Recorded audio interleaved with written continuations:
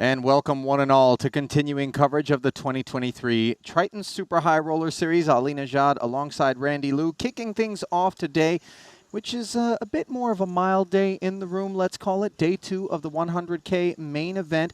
The focal point, but of course yesterday, Randy, we were bursting at the seams. Action-packed day. Let's get straight to it. It was, of course, the Luxon Pay Invitational, which is now in the books, that half VIP, half pro field, which attracted an astonishing 86 entries, the largest buy-in of the event, 62 pairings, a bit of a discrepancy there. After a couple of days, of course, the final table was set. Started a bit cagey, but with the blinds catching up, it became an all-action affair, and let's flash back to it. 1 million. 1 million. Britain's Ben Heath would be the first casualty of war, as he would take an ace-jack suited. Up against Punat Punsri, the reigning main event champ from here in North Cyprus. A couple of stops ago. Ace-king was always in a good way on a queen-deuce-deuce board. That's right. Ace on the turn. At first glance, looked like it might have been useful, but of course, the king kicker would still play, as Heath would bust 481,000. Going his way for that 9th place finish, and then it was the turn of Waikin Yong, a multiple Triton title winner. Ace. Seven. His pocket sevens would run into pocket aces. Sean Winter found himself involved with ace queen, and somehow the case ace would come off on the flop. A couple of diamonds. Ace, queen of diamonds. Looked like they might have been an issue for a moment, GG. but as of the turn, Waikin Yong would bust. In 8th, 636,000 going his way, and then Sosia Jang.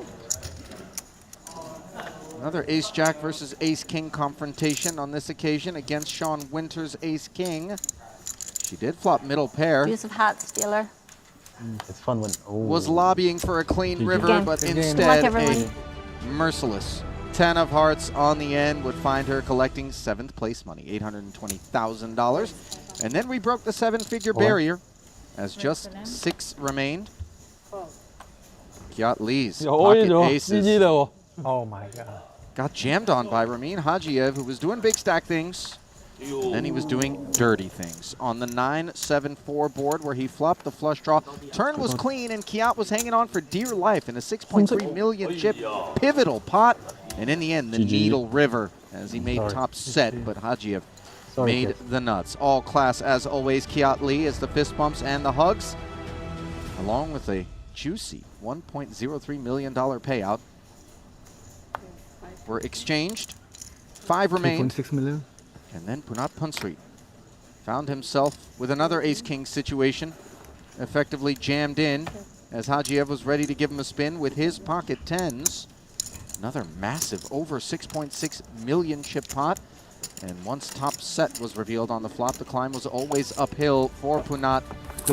And it would be an unsuccessful expedition as of the turn. Punsri collecting 1.325 million. 4 would remain. And the always animated Sean Winter 2 million. would open for half of his remaining stack with an ace-8. Tobias Duttweiler, the Triton first-timer, would then put the rest on request. Ace-jack in a great way.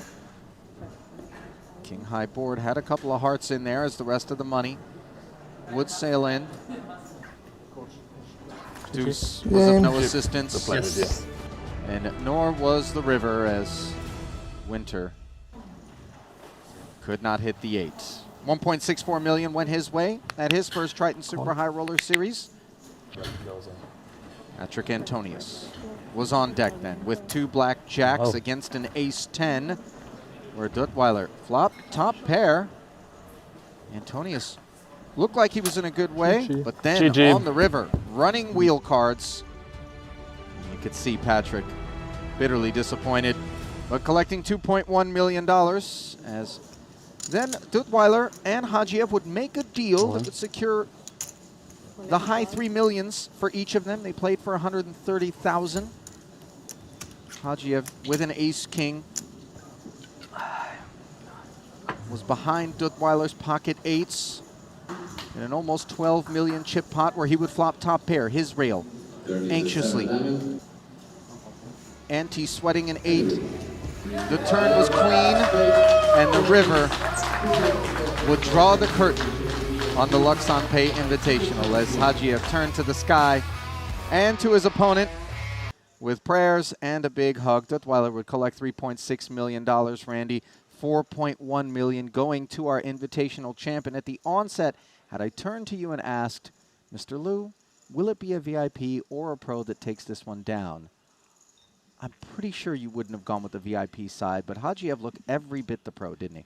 Yeah, I agree with you that I probably would have picked the pro, being able to maneuver their way to a victory. But the thing is, the VIPs have just incredibly increased their talent from series to series. We've seen them just improve. We've talked about many different players, and Hajiev really hasn't made a mistake. He was applying pressure on these pros, understanding the ICM Masterclass they need to perform in order to perform well, and he was able to get additional chips that other players wouldn't. And really, I think the gap has narrowed quite a bit. There's only so much more a pro can improve, right? Like just small edges, as we always discuss, right? Yep. But for the VIPs, I think it's closing the gap. You touched on ICM Masterclass, and I think on that note, it is important for us to acknowledge Patrick Antonius in particular. Randy worked his way into third. I mean, a couple of spin-ups, as I recall, but a lot of folding involved. Yeah, a lot of folding. At this final table, we saw him make some tighter folds, just open folding like king queen, some ace tens, and he understands that at big final tables like this with like multiple hundreds, $1,000, $1 million pay jumps, you really just need to fold if you're in the middle and just allow the chip leader to do his thing, and you just collect money just by folding. Yeah, a lot of money collected, of course, by Tobias Duttweiler as well. He came in the shortest stack in the room, managed to get himself up to second. There was that key king-jack off that Ramin gave him a spin with up against the ace-jack, though.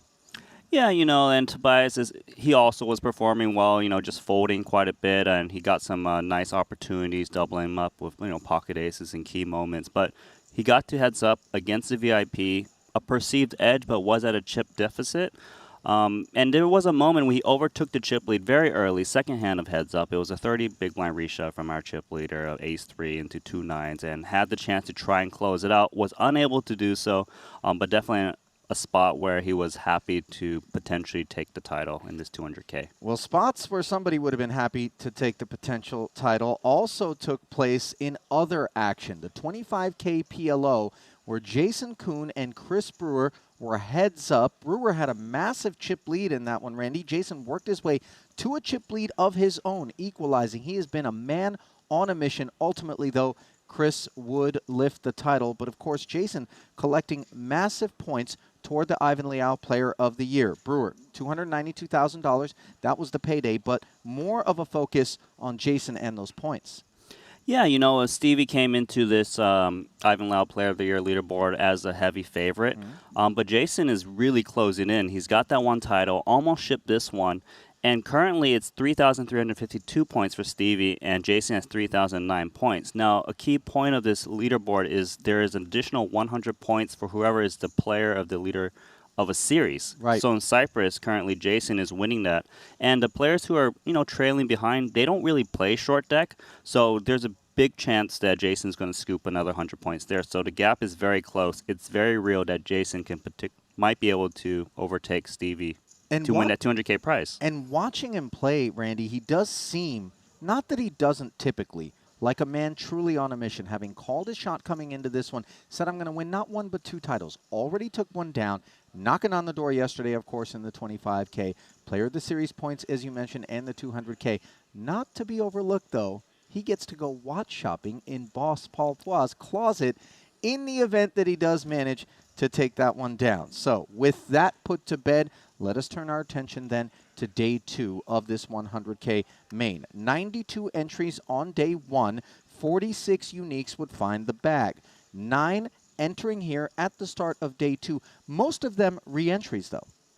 Yeah, we got most of them are going to be re-entries, and this is a type of tournament where there's such a prestigious event. You want your opportunity to ship one of the Triton main events. One of them of those 9 players you mentioned, is Hajiev, our 200K Invitational champion. Take the night off, He celebrate took the a little milli. break, and yeah, he's ready for another big win. Registration, of course, now closed, as we will play down to the final table, ideally here tonight. And on day 3, of course, we will play that final table. 15 places will be paid. 175K will be your min cash. First prize is going to be a staggering $2.6 million. Lots of cheddar up at the top. Jason, of course, big chip lead. Finding them there once more, Randy, as you look out at that 1.6 million, good for 162 bigs with the blinds at 5 and 10K. Yeah, you know, Jason does Jason things, man. Yeah. It's just really been the series for him, and we still got a lot of short deck events to follow. Going to come out with a bang here in No Limit Hold'em. Current chip leader. You know, if he happens to win this tournament, he's going to get over 500 points, and Stevie will just be sweating very hard going into the final events of the series. Listen, Chidwick, not a man that is known for sweating, but obviously the concerns are very real for him. As we take a look at the Triton Poker Plus app, where we do find our 2 feature tables to start the day. Looking up there, you do see Jason Kuhn at the blue table. Walk me through some of the company that he's got. Well, I can tell you this is an extremely tough table. Just taking a look at this. We've got the Spaniard right next to him in a Dominator, obviously one of the most aggressive players in No Limit Hold'em history. Sosia Zheng, one of the VIPs, but really just plays phenomenal. Was very impressed of her play at the final table the other day. Just didn't happen to hold with the Ace-King there. Yeah, I was as well, by the way. Yeah, and it's just a star-studded cast here. We got Christoph Ogle saying Justin Bonomo. Bonomo, winningest player of all time. 2 Kuhns left. That might be a touch pesky, though Bonomo with 608K, obviously, well out-chipped. Let's turn our attention then to that red feature table briefly, if you would, Randy, where we find boss Paul Pua and company. Yeah, we got a couple Americans, as you see, Seth Davies and Lindy, and Soiza. Paul Pua, Malaysian contingent, obviously is 2 of the best players. And, Soiza did take down a title earlier this week, and followed by Hong Kong's Ding Biao, who's been playing phenomenal ever since we saw him in Vietnam, multiple final tables, and, of course, rounding out the end with Old Dwyer. Rounding out the chip counts, we look down toward the bottom of the list, and with Reg closed, these guys don't really have options other than to spin it up. The name that I wasn't sure we were going to see register an event, who apparently, I'm told, just decided I feel lucky today, the Frenchman Bertrand Grospellier, better known as Elky, just 10 bigs. Look, it's No Limit Hold'em. It's a tournament. There's always a chance. You never know. He might be able to spin it up, but you it's think good he to was see him still in the feeling mix. lucky after landing on 10 bigs? Yeah, maybe not so much, but it's not like you can unregister and get some of it back now. Yeah, imagine if you could trade in your last 10 bigs and just get like a credit toward a future event. You're like, listen, I don't think it's going to happen for me here today. Ben Heath also finds himself down toward the bottom alongside Igor Yaroshevsky. Mateos, of course, who you mentioned at that Jason Kuhn table. He is probably going to have some decent opportunities. 20 bigs, lots of work gets done at that stack depth, obviously, but spins aplenty will be available, I'm sure, courtesy of Jason's presumed aggressive approach with that massive chip lead at that table. Jason's always a very aggressive player, and, you can see from his play at previous final tables and just in general, he's been shooting for that title. You don't make a statement that I'm going to win 2 titles in this trip if you're not trying to find ways to apply pressure throughout the tournament. Patrick Antonius, who finished 3rd yesterday, finds himself 49th in chips down toward the leaderboard. Kareem Rebay, by the way, who we saw on that first bullet, really just openly had declared, I'm just trying to spin it up here, guys. This isn't Group A top tier stuff I'm jamming with. Come and get it. If you want to gamble, let's go. Said he was going to rebuy. Didn't rebuy, to my knowledge, yesterday, but now starting off the day, maybe taking a little bit of a break or maybe hopping in to some of those cash games that have been going. Any whispers or rumors that you've been hearing from the cash games as to who's winning all the money or not doing so well? I mean, I heard the game is really nice. We've got a lot of, VIPs in there just battling and swinging away, and they're having a good time and laughing. I've been hearing 10K pots. All of a sudden, there's a 100K bet and raises. It's just madness, and Listen, I can't wait to see that. I heard that we had ourselves a $1.6 million pot in that cash game. Don't want to necessarily give much more than that away, but obviously there have been some big swings for players in those. And we're not far from getting it back down. I do, you know, one of the things I wanted to do, since we've got a little bit of extra time, you and I are always talking about what keeps us fueled. Here we have the detox green juice. Players know all about it. Cheers, my friend, as we get to the action on the day. Coverage coming your way momentarily.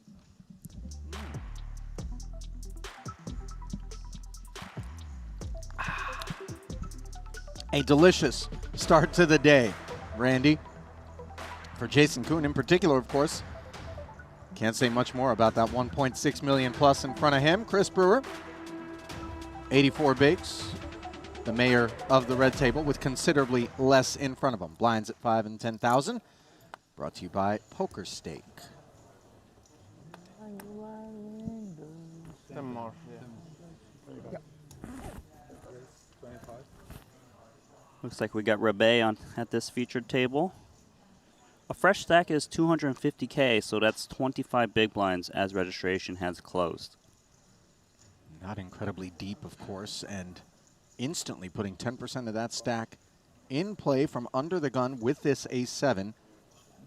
His friskiness not lost on Justin Bonomo, but he's content to just flat with these 8s. 1-8 finds the muck in Adamo's hand.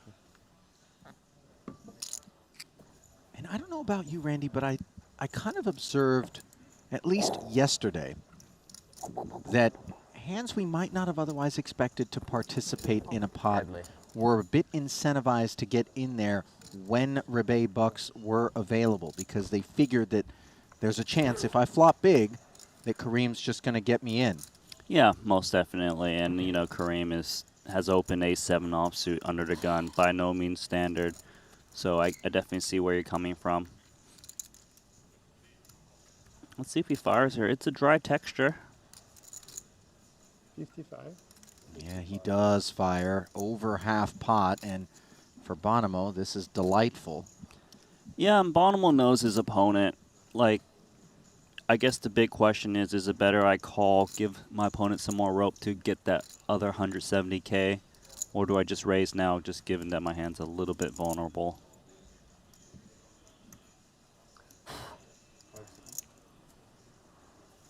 I 110.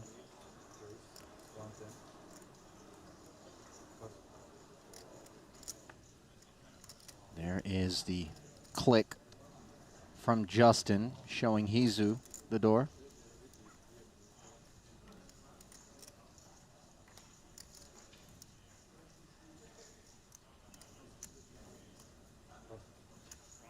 Yeah, good discipline there, not getting sticky against the min raise.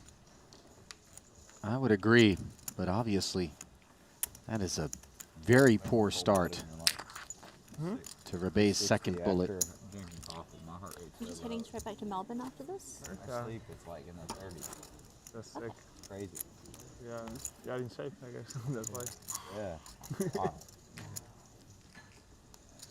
Yeah, pretty short trip for you, huh? Yeah, I like the shorts. Rock up for the ones that count. It increased when you play poker or not? Yeah, like, yeah, all day, just kind of in the 60s.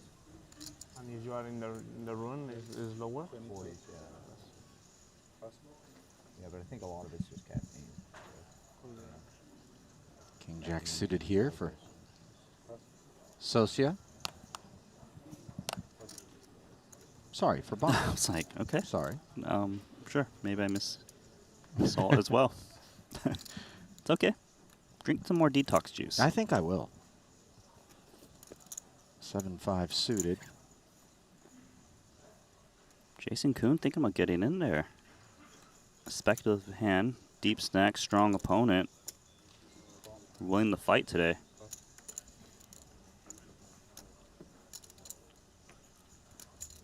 Well, if you want to talk about a man who's willing to fight, count Kareem Rebay among them, as he is called with 4-5 off from the big.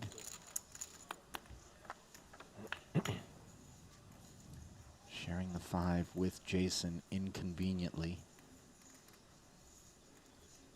but not sharing any interaction with an ace-9-8 board. Yeah, let's see if Justin comes in with a continuation bet here, King Jack. Professionals got backdoor diamonds, of course. I believe Rebay checked.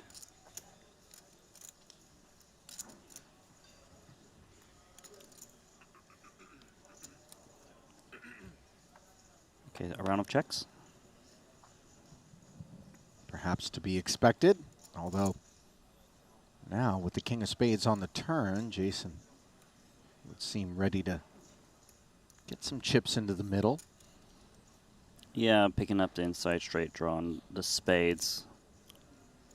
Bottom here of King Jack, though, probably not really looking to put more chips in right now. It's a vulnerable, I mean, not vulnerable, but it's just the type of hand where hard to extract value. Once upon a time, you would always assume that if it got checked around, nobody's holding an ace, especially if they didn't lead into you. Correct. That's on the not turn. the case anymore. The plays from the professionals have been quite more balanced. And even here, 7-5 suited, you might think would bet in position, but understanding that people are showing down hands a bit more. And look how under-rep this flush is going to be for Jason were anybody to get after this pot. Rebay showing some discipline.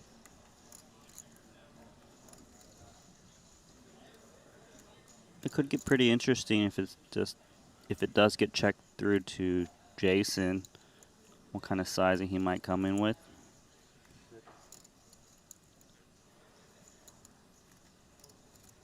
He might be thinking the ace X is a bit unlikely, just given his check through all around from his two opponents. Maybe he sized down target the king X. Doesn't feel like a size down. No. 3/4 pot. Just trying to make it look like he's trying to bully his opponents. Is this just an automatic call for Bonomo, Randy? Gonna Seems have to look like you it. up, buddy. Watch. Yeah. No good.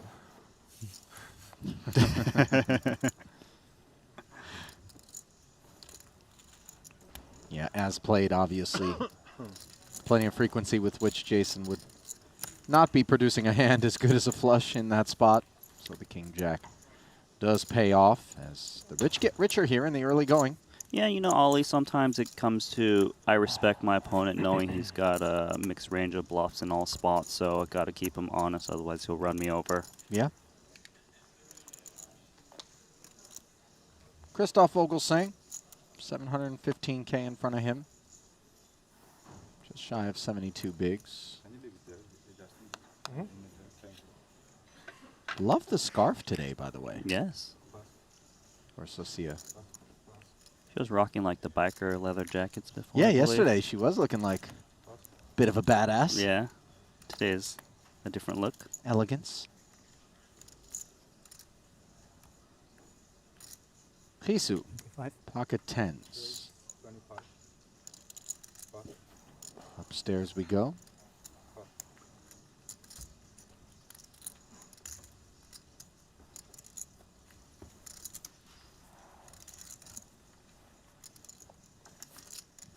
No takers.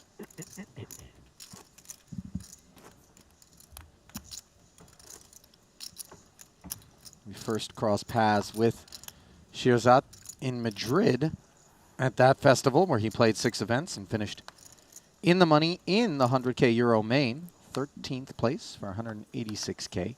You told me about a lucky shirt, right? That's right. Did you ever figure if that was confirmed or not? You mean with respect to yesterday's kit? 20? Yeah. It wasn't the same, No. I think, right? No, no.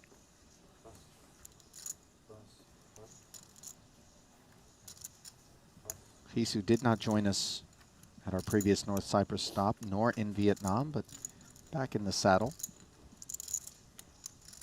As Mateos takes one. How warm do you think we have to make it in the room, Randy, before Christoph refuses to go with the hoodie? He's going to get like a windbreaker for a hoodie if he gets that hot, right? Like just something lighter. Oh, I see. You want to make it a sauna in here just to get everyone just t-shirts, tank tops. It would be a little weird. Endurance poker. The Scandinavians would love it. Mm-hmm. They're big fans of the dry sauna.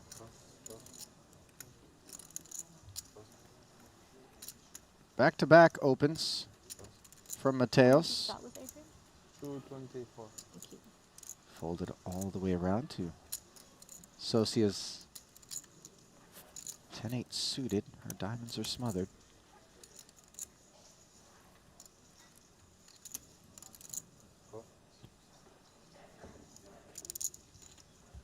She will defend. Extra 10K investment.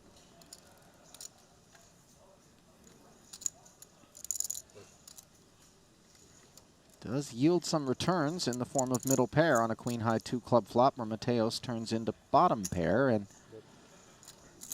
barrels through for 13. Yeah, small continuation bet here, and for Socia, seems like a clear-cut call, middle pair. Not really looking to bloat the pot on this kind of texture. Yeah, rates to be fairly straightforward for the time being.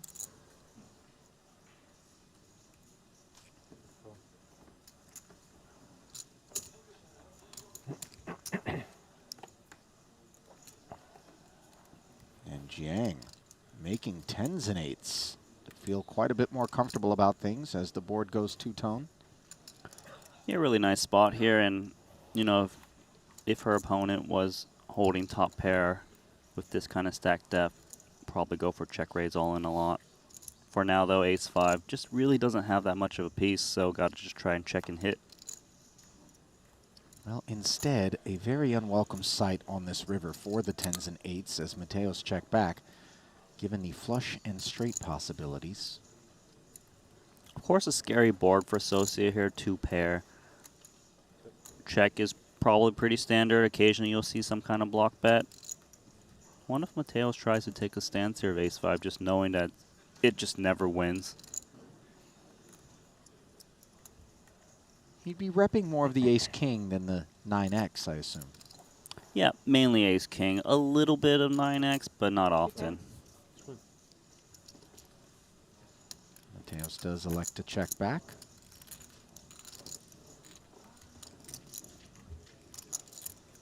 And a nice pickup there for New Zealand's Socia Jiang.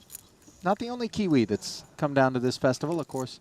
David Yan impressed us during his stints. Did we see his name as a registrant here in the main, Randy? I know he played it, and is he still in? I guess is the big question. No, well, it seems like he got eliminated in 54th place. 20. Yeah, He's done. the most recent of the eliminations, in fact.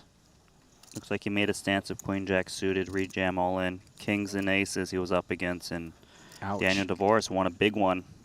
Won 625,000 chips in that pot with 2 aces. GG. See you next time. Stone Cold Randy Lou. It's true. It's a good game, and I'll see you next time. There was no negativity in there. Just true statement. Fair. There is a 50K turbo, I believe, running later today, so I'm sure he'll jump into that. For now, Jack 7 out flopping Ace Jack. Unlikely result, but good for him.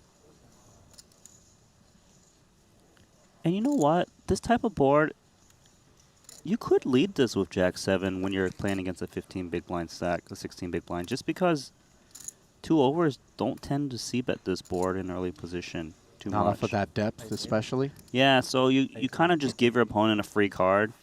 You're willing to commit anyways. I really like this play from Adamo.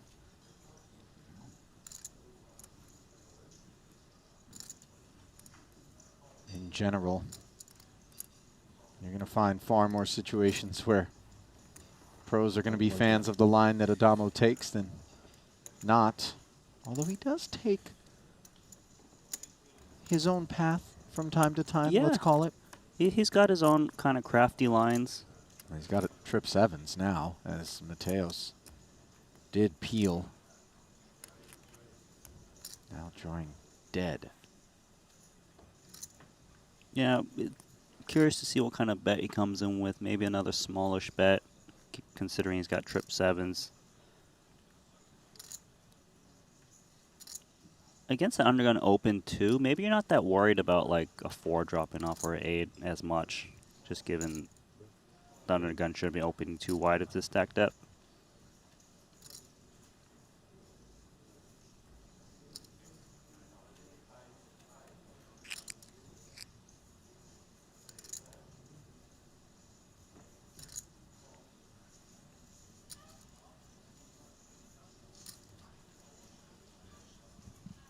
I see a white chip and a green chip, so 30K? 30% pot, and Mateos is just a Wow. non-believer drawing dead. And I'll tell you what, I think this is somewhat player dependent, Randy, because he knows that Adamo is crafty and might be just leveraging the fact that he was the big blind defender on this board texture against an early opener. Yeah, 100%. You know Adamo has been building this image for years now. And cultivating it well. Yeah. Since having done so. And now just look at that SPR. Might Adamo comfortably be putting all 118 on request? We've got our answer. You see Adrian instantly looking over to see if he can pick up anything whatsoever, unimproved with this ace high.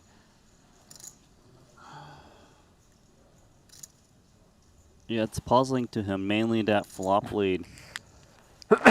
Yes, he's also thinking that normally when I call a turn, you're just going to give up your bluffs, but you're Adamo. You always want to put people to the test. You can see he's just pained. It's puzzling for him. He's also thinking I've got the Jack of Diamonds blocker, block some flushes.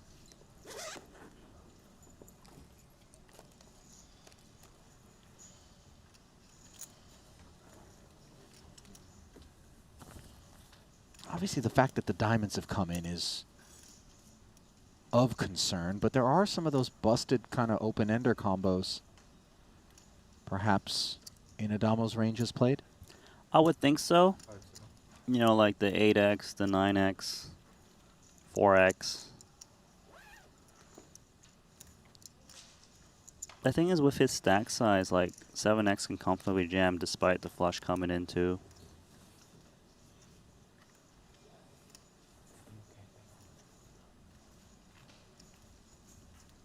Mateos' stack peering over the cliff's edge here.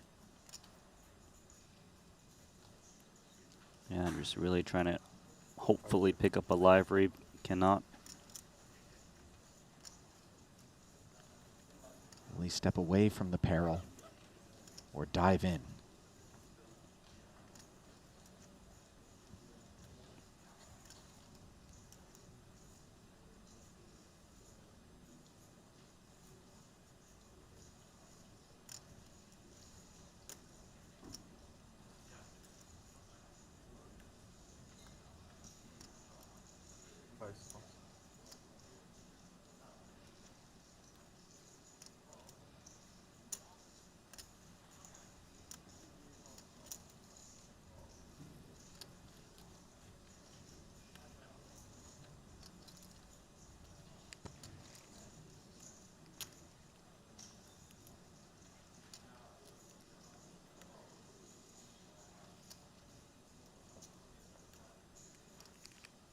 Struggle is so real.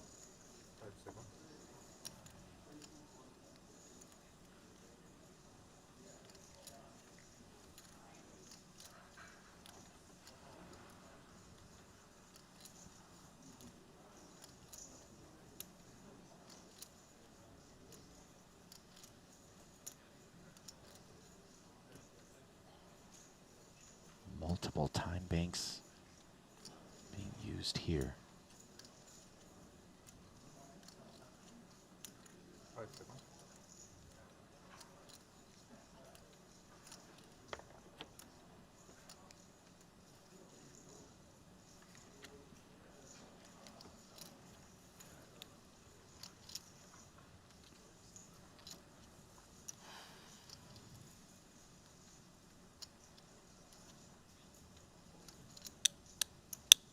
This might be the top 2 or 3 tanks we've seen so far in this festival.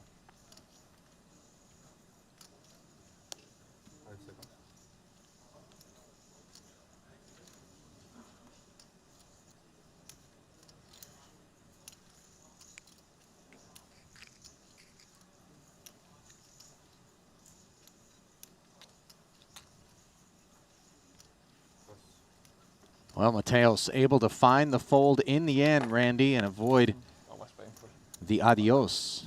Yeah, time bank worth spent. Found the exit. Mikey.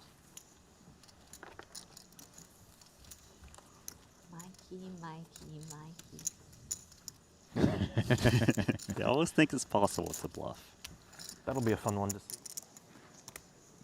And now we slip it over to our other feature table. Davies, Lindy, Soiza, Ding Biao, Boss, Dwyer, Brewer, and Fedor Holes. Around the rail. Another guy who established a bit of a reputation for being on the more creative left-brained side of things from time to time. Tremendous depth of knowledge. Of course. Long-time super high roller veteran, Fedor Suited Holes. and connected is his type of hand, so he's going to shoot it up even in undergun +2.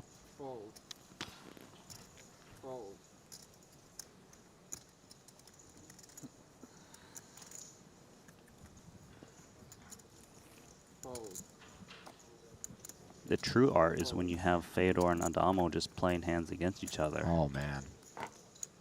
Picasso. Well, no added paint will be applied to this canvas as Fedor collects the blinds in ante.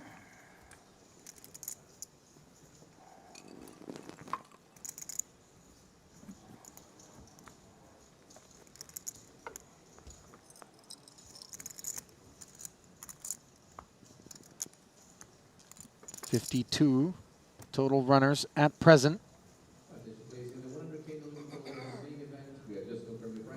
Here in day 2 of the $100,000 main at this North Cyprus Triton Super High Roller Series Festival. How many sets? You gotta get 1, 2. Miura, Otobori. Miura is the great company, right? Yeah, Otobori is another one that's like custom. It looks very, very sick. Yeah. Otobori, yeah. I haven't heard of that one. I've just heard of Miura. I watched a video of them like manufacturing the Miura club. Sick, right? yeah. I think the one that, if I were to get one, it would be like LM570 or something like this. The more forgiving one, the most forgiving one. I guess. Yeah, I have the PXGs. They have like tours, which are like basically scratch sculpt. Yeah, the blades. Then there's like the players, which are supposed to be up to 12 handicap. Then they have like one more for hire. Up to 12. Brewer got through all but Steve O'Dwyer in the big, who defends with 6-2 suited. As They're pretty easy to hit. Soiza and Davies talk golf. Not easy to hit, but like it's.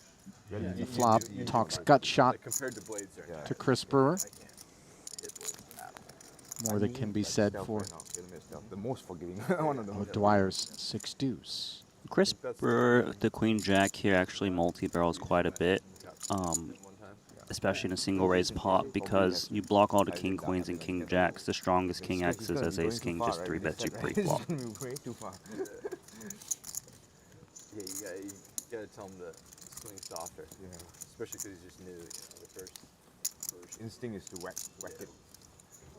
Chris among the probably giving it like late joiners singing to the moon. to this main, but he had a great excuse. Shipping a title. Yeah, the 25K PLO, of course. He had his kid. We both picked up hobbies right before we had our kids. Kind of haven't been able to do them. Feels long due for him as, you know, he comes to our Triton stops, plays all the events. Roland? It's Aces. Helps to shake off any sense that But yeah, nothing like high quality. North Cyprus was maybe a jinxed stop for him after I mean, sounds fucking cool. last year's But it's real Luxon-Pay Invitational bubble moment. If I ever get a real set, I'll definitely ask you about. One that stayed with him for a while. I haven't got to play much since. And on the occasions in which we bring it up, it isn't in the interest of not letting Chris live it down, but rather to draw some perspective, create some context with regards to just how meaningful winning, even for a Triton Super High Roller Series, one of the smaller buy-ins in that 25K Can't hear anything. PLO. But Yeah, we've seen that kind of snowball effect when a player catches heat. I'm gonna build like a music. 1 FT, 2 FTs, suddenly a title. True. Purpose studio. And he's got a very comfy stack here of 65 big He has like blinds. 6 to stall also.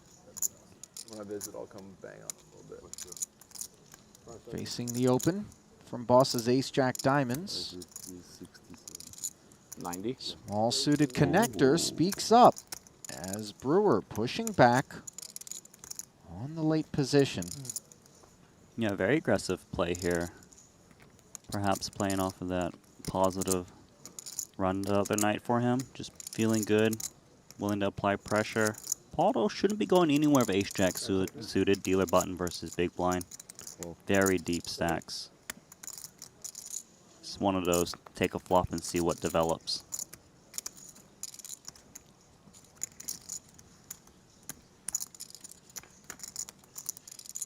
So 195 in the middle as we take the 10-7-3 board. Brewers, second pair and the lead, and a texture that I think, Randy, he might assume, based on Paul's willingness to call the 3-bet, isn't going to interact all that well with Boss's range. Yes, I would think so. And you see Chris actually checking here with this kind of showdown value. He doesn't really want to get blown off this hand and bloat the pot, but knows that he can continue, and a very disguised 2-pair potential trips if it comes on the turn. Backdoor diamonds, backdoor straight draw. And Paul actually in a spot where maybe he can take a stance here. Lots of cards he can just kind of bet on the turn. Folds on the flops. Check is fine too. And the ace of clubs promptly appears on the turn on the back end of that Paul check, despite having 60% of the royal flush, as many call it, on the flop. Now Brewer in a bit of a pickle because it's a card that also he might look to represent. Yeah, Randy? it's tricky because it is the card that he should be trying to represent, right? Ace, king, ace, queen. However, he has showdown value. Betting now is kind of like trying to take control to just fold out the broadways, fold out the pocket pairs under 10. Even 10x would have a lot of trouble continue if he sized reasonably, and 125 is a sizable bet. And one that leaves Boss wondering whether or not his ace-jack is actually good. Of course, he could be up against the ace-kings and ace-queens, a large part of the big blind 3-bet range against a button. Then again, you can't really call 3-bets just to fold whenever you flop, you know, top pair, of course. You take one off, see what develops on the turn, on the river. Hopefully you can just check it down if it checks through. Ouch. 2-pair on the river as Boss is flat with the best hand. Leads him to a 445K pot. That is no longer the case. Yeah, of course, it's a nice river card for Chris. He knows that when he gets called on the turn, he's very likely to be up against ace-queen, ace-jack. The hands he was trying to fold out that turn bet should be gone by now, you know, the 8s, 9s. So he can size in a way that he thinks ace-x will call.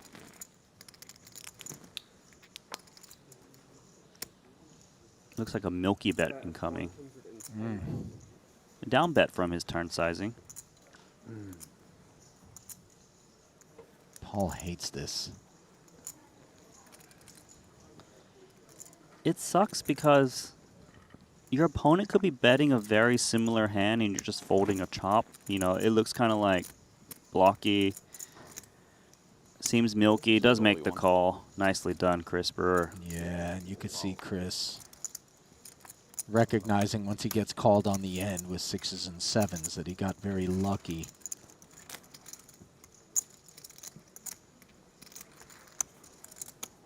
Telling you, it's the start of a good run for him. Could be. To me, based on what I've seen, is like the Versace. As the man considered among the unluckiest in the game starts to turn his luck around. One start.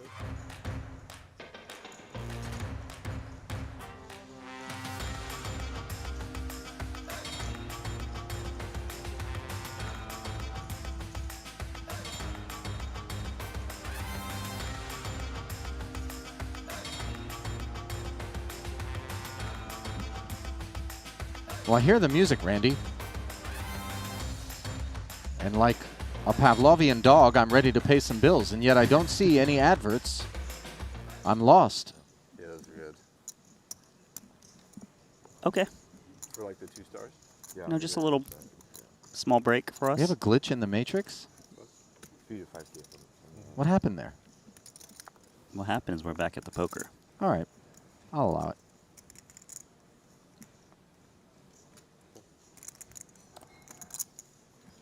I think Ding Biao a fair candidate for Sunglasses of the Festival award winner. I think so.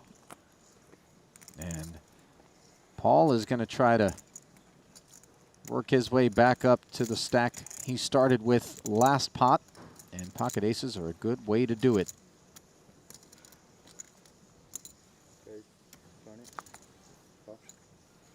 Not to speak prematurely, but obviously these spots do look a touch steamy from time to time. That's why you're so dangerous when you actually do pick up a hand. So we see Fedor in the big with pocket eights. A bit of mixed strategy here of 2-8s. He's contemplating just ripping it in. Calling, of course, is the norm. Just under 30 big blind effective. He is going to ship it in. Yep. Aces, nicely done. A snapper. You got all the pink ones. Oh, yeah, those are great. I love it. Fedor stepping in it. Yes. He does have poor covered. Unlikely to have made this play if it were the other way around. But now we play for over 600 and a gut shot for Fedor, creating some danger. And immediately, the 9 of spades on the turn. A disgusting 1-2 punch. Sometimes it's just not your day. Ace, jack, ace, ace. Arrivederci. That's it. Aces? Oh, is this one? Oh, ace 1. I was like, yeah. Try that. I was like, wow, I really did run good that hand.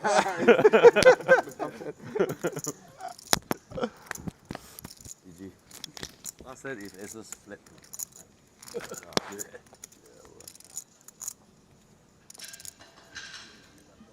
One of my goals in life, Randy, is to get showered in 100K in back-to-back pots like Paul did, and then still wear the smile. Mm-hmm. It doesn't hurt him. Nah. Flesh wound. He's already healed. I think there's one version without the gold as well, just black. A mutant. I'm not sure, but yeah. The gold looks good. The gold looks pretty good, right? Black and gold. Super good. Yeah.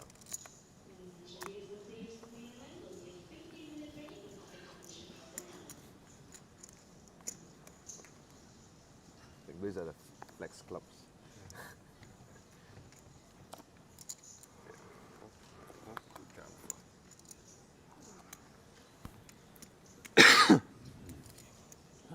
Nice cough into the mic. I'm sure they love that.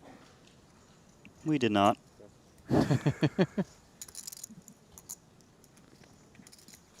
Well, we just saw Boss get showered, but it looks like Triton co-founder Richard Yong also among those showered already here in the early going today. A 53rd place finish for him. Ike Haxton and Ben Heath also out of there.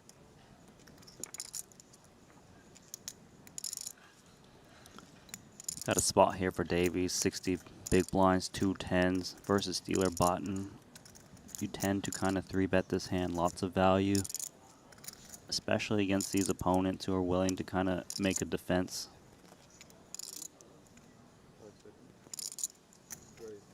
He comes a really big 3-bet, 105K. Yeah, 105.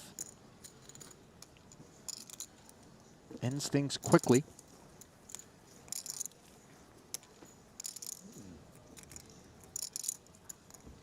Randy, stop nursing your green juice. Get involved. Okay. I just want like an auto swirler or something of sorts, because you know how like it just separates half the time? You know how Vogel's got the auto hoodie incoming? Auto swirl. Like those things people put their watches on? They keep them moving so that they don't run out of batteries? Yeah. Detox juice auto swirl. Listen, I'm no entrepreneurial success, but I feel compelled, given that you are my friend, to suggest that you not pursue that business plan. Okay. As Mr. Wonderful would say in Shark Tank, take it behind the shed and shoot it. That idea is not going to be good for your bankroll. What about like the saying, believe in anything you can do or whatever? No? Yeah, sounds like it's one you got a firm finger on the pulse of there, Randy. Live your life by it. Maybe you can put it on Kickstarter, and that'll let you, since you don't believe me, just test the market. Okay. See where the Detox Juice Auto Swirler Raise ranks. $50. Nice. Of the 40 that you were seeking. So, I mean, you know, outperforming. Yes, sir.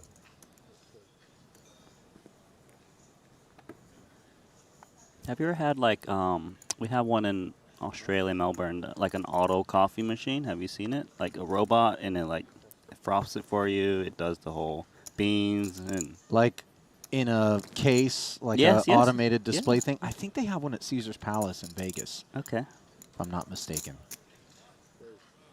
So like Beginning of the end, by the way. Machines rendering us obsolete. so they're going to have AI commentary coming soon. Is that what you're suggesting? If ChatGPT were here right now, I would put a bullet in it. For the record, I think it's a net negative. Polarizing subject matter, I'm sure. Chat will be on fire. 110. ChatGPT won't on fire. Is any other people in the chat real, or is it all AI? Who knows? A very real Pocket Kings here for Soiza as he 3-bets up to 110,000, has Brewer in a disastrous way. It's a very big 3-bet. King 6 suited is actually one of those kind of hands that kind of does call 3-bets. You know, of course, you get some coverage when it comes wheelie on the board against ace-x. He's out.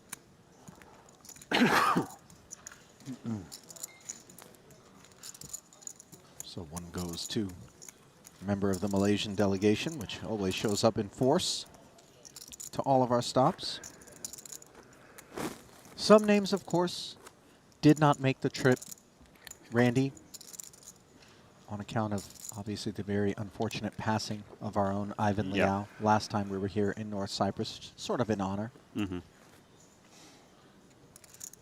Webster Lim. I think it's Comes to a notable one.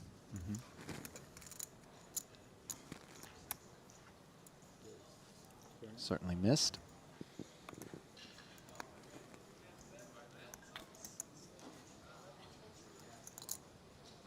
Ace-9 now for Fedor. Off of that very fortuitous 863K that came courtesy of pocket eights, downing pocket aces. Davies, the flat caller with the suited connector. Now Dylan Lindy on the button. Yeah, I might have the idea of coming in for squeeze here in position, ace-10. Flat call is okay too. Well, looks like he's just going to lay it down. Stay out of the way. Going to let Soiza maybe come in with a play in the small blind.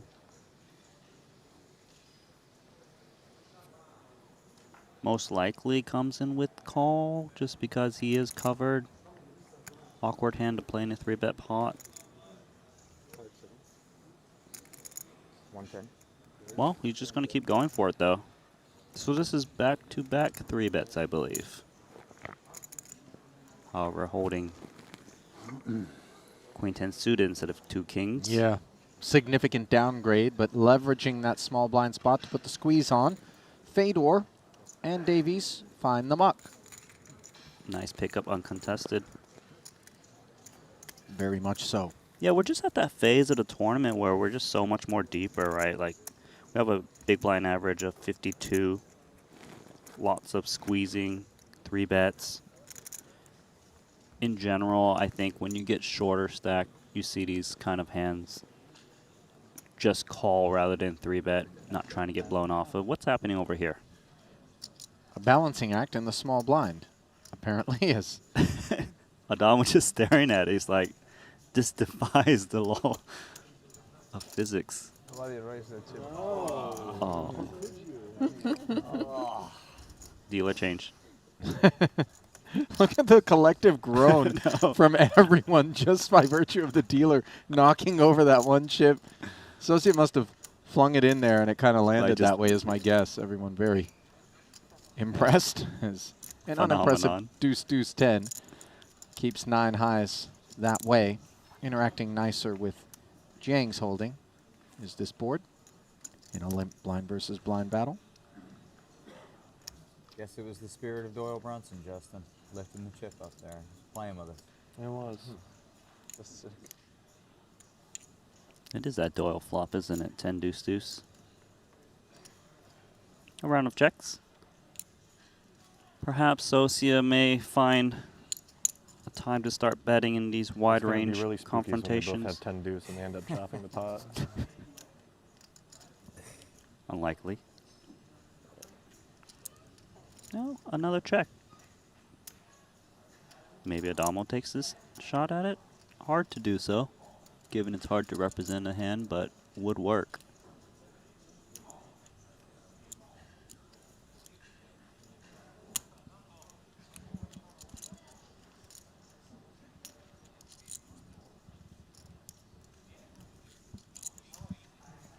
It feels near impossible to get anything off of that guy.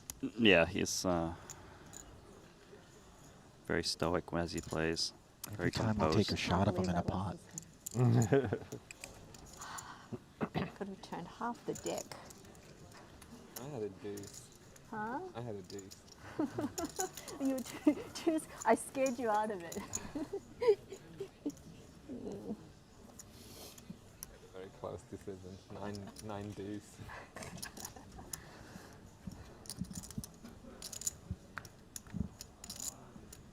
Did you get a bunch of runners for football today? I showed up late, but we were 8 people, I think, right? Yeah. Pretty good.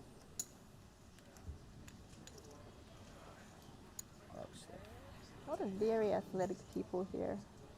It is funny how many athletic people there are here. It's quite an athletic lineup. Not the WSOP.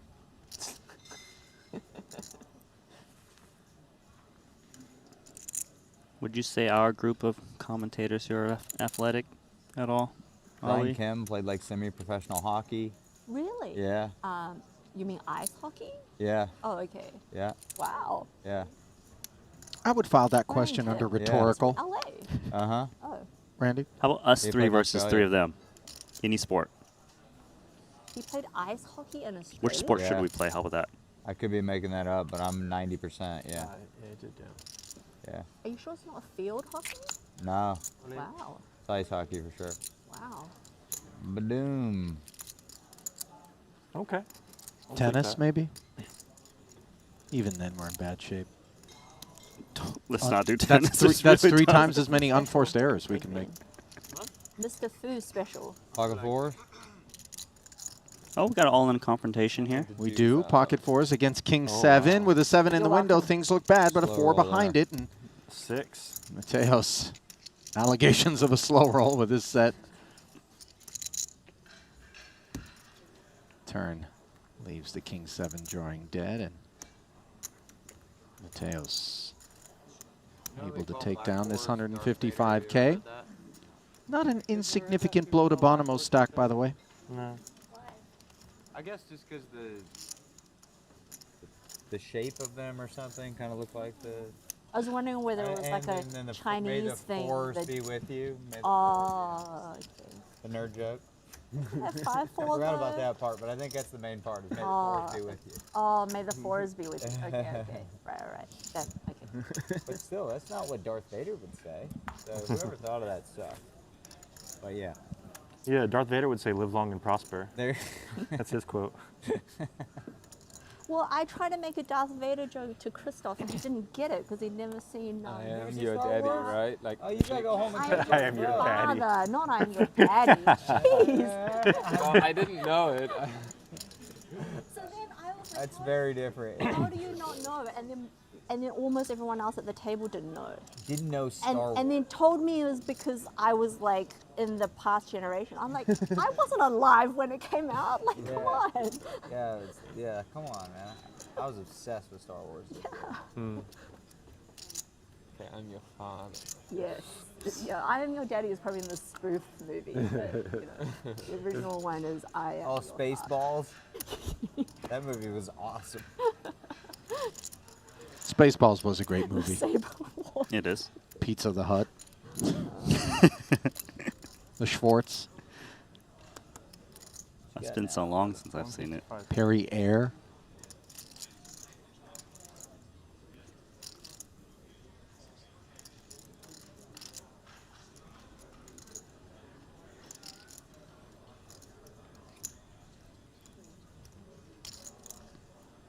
Mateos limping the small, and Jason with the pocket eights. Quick limp 3Xing call. They would have keep getting better. it. Adrian going to hang in there.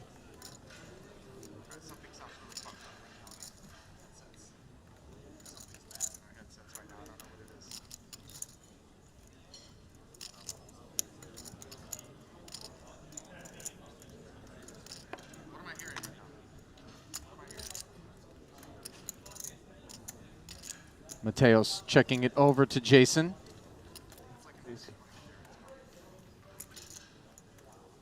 15K. 8-3 off, baby. I wasn't really about to My say. lucky hand. You're in Free bad look. shape, huh?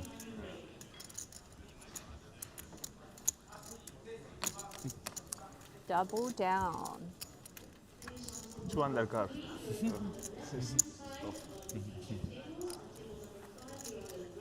5-7-6. Plus. Hello.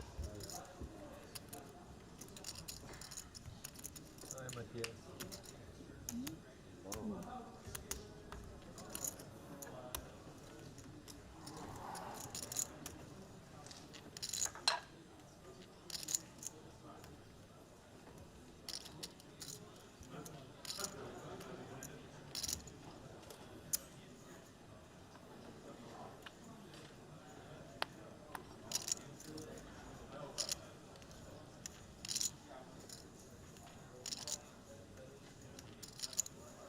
Matthias Eibinger folding over to Justin Bonomo's pocket jacks.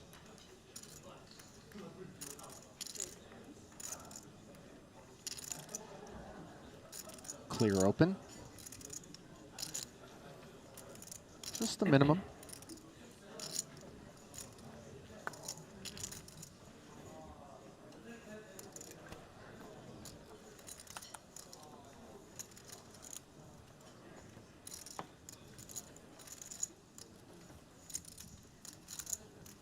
A simple one. Yeah. It happens. Straightforward. Almost. Kisu not defending. Not every hand's Doing the a opposite. big You know clash. how, like, most people show when they're It's a bad strategy. 'Cause then if Meanwhile, clash of you the don't fives start here winning as after you start complaining, then you're just complaining. And everybody. Fedor defended his big. Comes up empty. Soiza flops the nut flush draw on a king high texture. It's only okay if it works, and then it's probably going to work anyway. You didn't have to complain.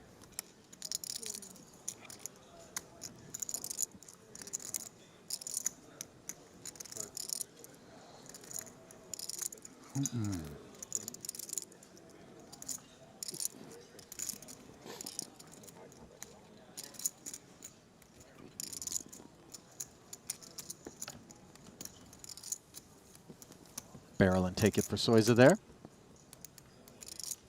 Did you go play football? Yeah, how was it? Like, there's not much time like that. Soiza, 2 Triton titles, $8.7 million plus in career earnings across 14 caches. Won the 75K 8 max. His other For title is the 1.7. very first event he played, I'm pretty sure. Take a look. Where was it? Resident Montenegro? Triton archivist. It's Montenegro. Jeju. Oh, it's Jeju. 500K Hong Kong. 6 max. 6 max, no limit.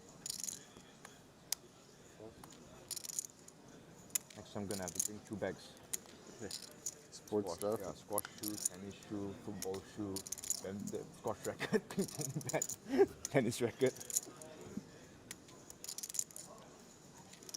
A variety of sports for Soiza. Basketball shoe. Yeah, we Lindy's pocket sixes. Going to run into Ding Biao's pocket kings here. Haven't seen any involvement from Biao. Note the sneakiness here. Deception with 2 kings, 20 blinds. Oh, no. And you feel like you've trapped your opponent. All he's done is trap himself, unless Tim Adams, for some godforsaken reason, decides he doesn't want to raise, which I just don't see. No, especially with his stack size, he can get so much action. Gonna slide it all in there. Make it count. Oh, Brewer's got 2 Wow. jacks. Obviously, with a min raise and a flat in front of him, Tim Adams doesn't have to be top of range. Does not. To jam. Especially with that stack size of 15 blinds or some odd, right? 2 jacks is a slam dunk all in this spot. There's no stack that really damages you that's still involved. Makes the He's call. going to flat, and obviously that hand's going to look pretty darn strong, but 2 kings are the second nuts pre, so Ding Biao is going to be ready to go. As you see that jam gets called, Brewer Man, so when he puts chips in, I'm dead. groaned and understood exactly the situation. As an absolute setup hand here. The only good news for Ding Biao is he has Tim Adams covered. I'll give him the queen ten. So that 74K side against Brewer, he's in good shape on, but the more meaningful 500 plus in the middle, he is not, as the 10 high board is set free.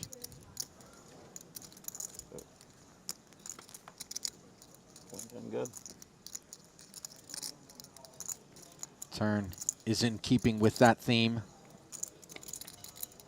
And no 2-outer anywhere on the river, as Adams will scoop the main and Ding Biao will scoop the side.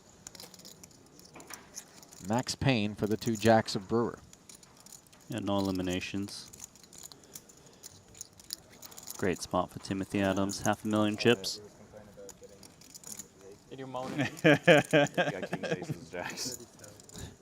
irritating that it worked.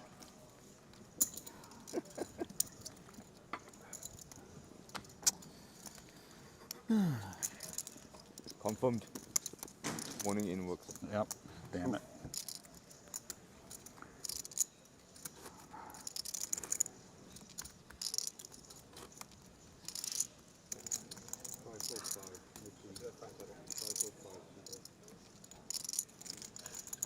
Oh.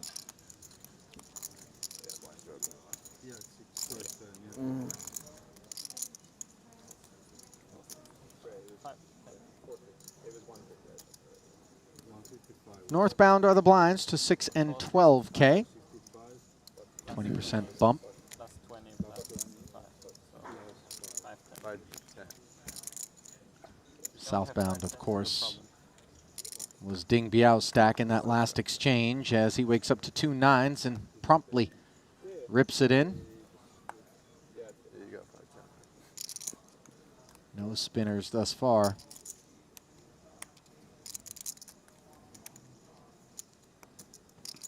So this is like a 6 big blind jam. Davies has put in a small blind so far. It could be close. Ideally, if he wishes his hand was suited.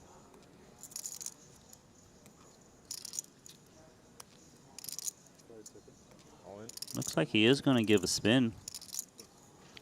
Flip. Jamming to ensure that Dylan Lindy doesn't join the party. 2 overs against the 9s in 172K pot.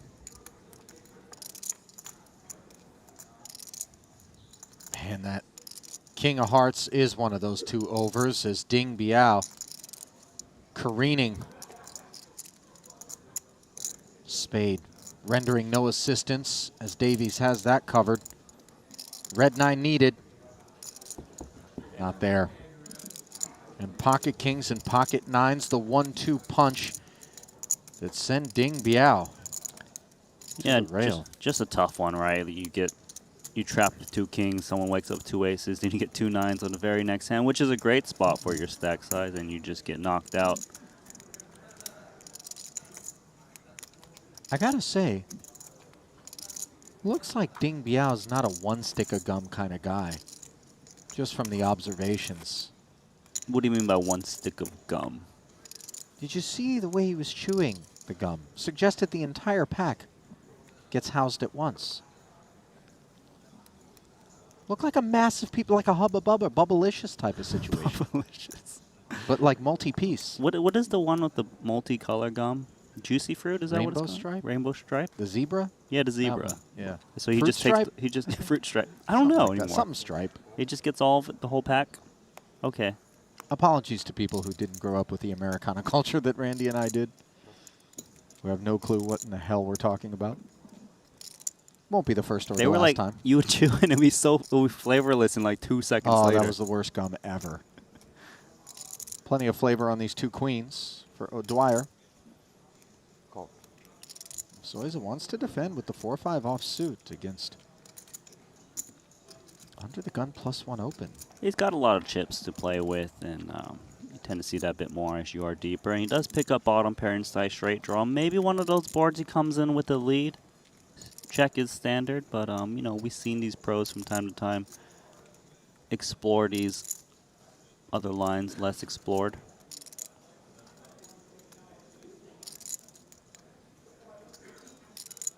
I do think you tend to see these leads more against the early position raises too, as those ranges are more defined to broadways or, you know, pocket pairs. Will come out swinging. And the thing is, you actually don't get raised on the flop a lot, even by an overpair, because an overpair doesn't want to commit 600,000 chips with the big blind just at 12,000 on these board textures, as usually they'll be in bad shape if they get all of it in on the flop. So you kind of just freeze the action and get the benefit of certainly seeing the turn card. Ouch. And that turn card is top set for O'Dwyer, who has Soiza in a world of hurt, but Michael still able to find a 7. 4 or the 5 will no longer work. If he was to continue betting here, definitely would be signs of turning his hand into a bluff, trying to just fold out some. Looks like he is going to reach for a lot of chips. 100 into 152. 2/3 pot. And while there might have been questions on O'Dwyer's mind as to whether or not queens were good on the flop 100% of the time, here it is only 5-7 that beats him, and I don't know how often Soiza is going to come out swinging with a hand that good. Yeah, I don't think he's at all concerned. It's just more of a question is, do I raise now, given that there are scary cards to come, or do I just call? He is going to come with a call. Feels that Soiza's got a lot of bluffs. Doesn't want to let him get away. That is a great river card. 4 to 2 queens, as none of those 7s or 5s or spades come in.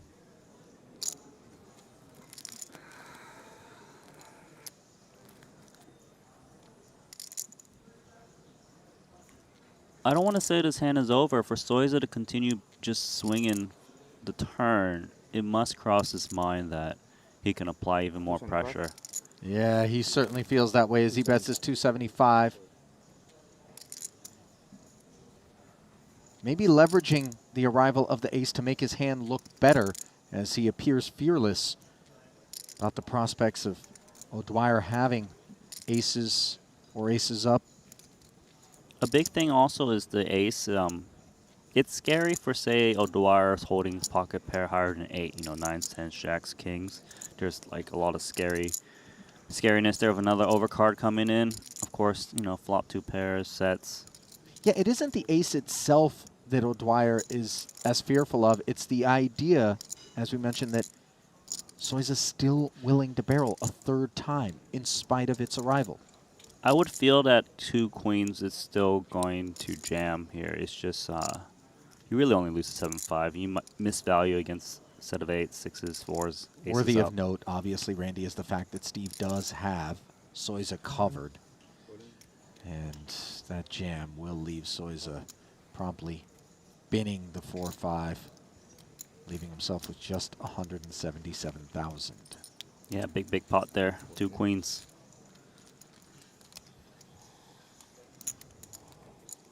So the steely Steve O'Dwyer dealing a blow to Michael Soiza there. As we take a moment to remind you that the Triton Play app is a whole new world, and your chance to get in on the action is right now. Our social poker game that's looking to revolutionize the way the world plays poker is open for registrations right now. Scan the QR code and start your journey. Triton Play's got exciting things coming your way, a stealth demo, a London giveaway, and oh so much more. Don't miss out. Scan the QR code and join us in the Triton Play world today. You're gonna be sick, baby. You're gonna be sick. Flop 2-pay on you. And like Jason's looking at eliminated. It's like, at least I made that good fold and looks up on stream, and he just has complete nothing. They even have a draw. You're gonna be sick, baby. Well, 2-pay. he was sick. Just for the wrong reason. So good. So after that last exchange, O'Dwyer up to 790,000. So he's down to this 171 after putting the small blind in there, and Tim Adams is ready for him if he tries to get out of line again. Playing Not about the Queen 9 14 big blinds. offsuit is out of line, Randy, sorry. No. He's going to definitely try and see a flop here. If he was a little bit shorter, he'd be big trouble. He probably would jam, but with this stack def, he can limp in, hopefully get a free flop, and may even call raise, depending on what size comes in. Given Soiza's pretty short, Adams might size to like 3x or so. Normally you kind of go like 3.5x or 4x against the small blind limp, but that's when you play much deeper stack than this. And obviously, Adams is not fearful of a jam from Soiza. He's be ready to go. And Queen 9's a good one to take a flop out of position still, because people play polarized. Queen 9 is not dominated. It even dominates some of the polarized raising ranges from the big line, but obviously a board that just no connection. Well, he's got the Broadway gut shot. Things could be worse, but top 2 for Adams. He's got this one up to 82K. And absolutely smashed it. And the thing is, Soiza will limp jam like almost all of his ace X's. So him holding top 2 means that usually the best hand Soiza can be holding here is like a Jack X. So he's sizing down to give those hands some rope to continue. And maybe he gets Queen High to take a flop, take a turn card from time to time. It looks like he does. Nicely done so far.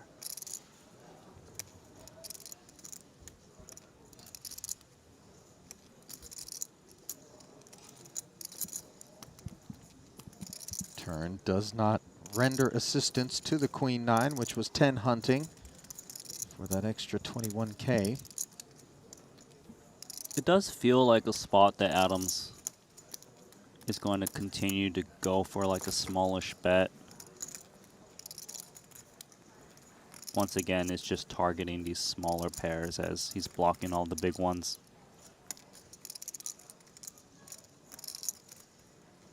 It's also hard for his opponent to have like 2 pairs, say King Jack, because these hands tend to just limp jam with 15, 16 big blinds. We're so effective. Small bet it is. So is this all done with it as he continues to hemorrhage? Yeah, after making that big play, looks like, and losing this one, he's down to around 10 blinds or so.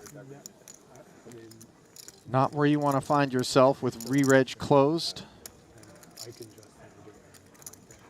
Here on day 2 of this 100K Triton Super High Roller Series main event. Ali Najad, Randy Liu, pleased to have you with us, whether you're streaming on the Triton Poker Plus app, Twitch, or of course Our YouTube channel is one of our 160K plus subscribers. Shout out Guaranteed on, like, wherever in the Poker Go, world you might be. Ike and ZJ. playing Go ahead and Space, click that like it's, or subscribe button They're just funny seeing them. and help us continue to deliver the finest in streaming poker entertainment free of One of my favorite charge lines ever. Donnie, directly to you. This is the time of the tournament when big blind becomes a starting stack. Good time of the tournament. Yeah. I'd be happy to make it to the 250K level.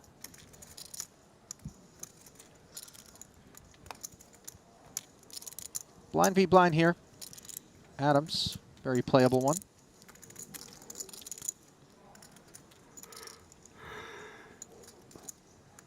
Now, ace-x are usually the best hand, but you kind of want to leave some ace-x in your check-through range.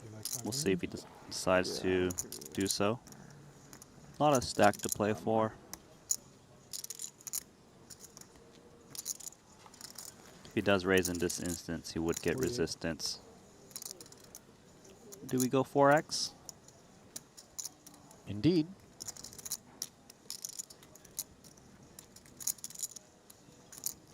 $36K more to continue for Adams, who can well afford to do so. And obviously faces that massive stack of O'Dwyer that can afford to get them all in potentially. Yeah, great hand. A lot of playability here. 10-8 suited. Oh.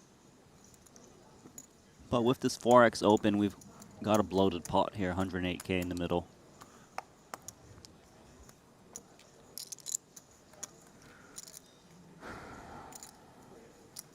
Ace Queen 3. Looks like it could leave Adams avoiding trouble.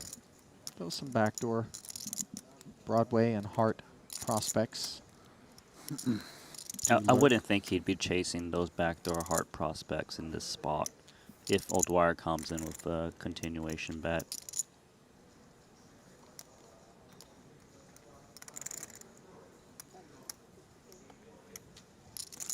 Which he does. To Yeah, the they're tune very of 54K. classy. Yeah, it's like a nice scotch. Might just sneak a couple in the thing. Right. Just show up at home with a new set.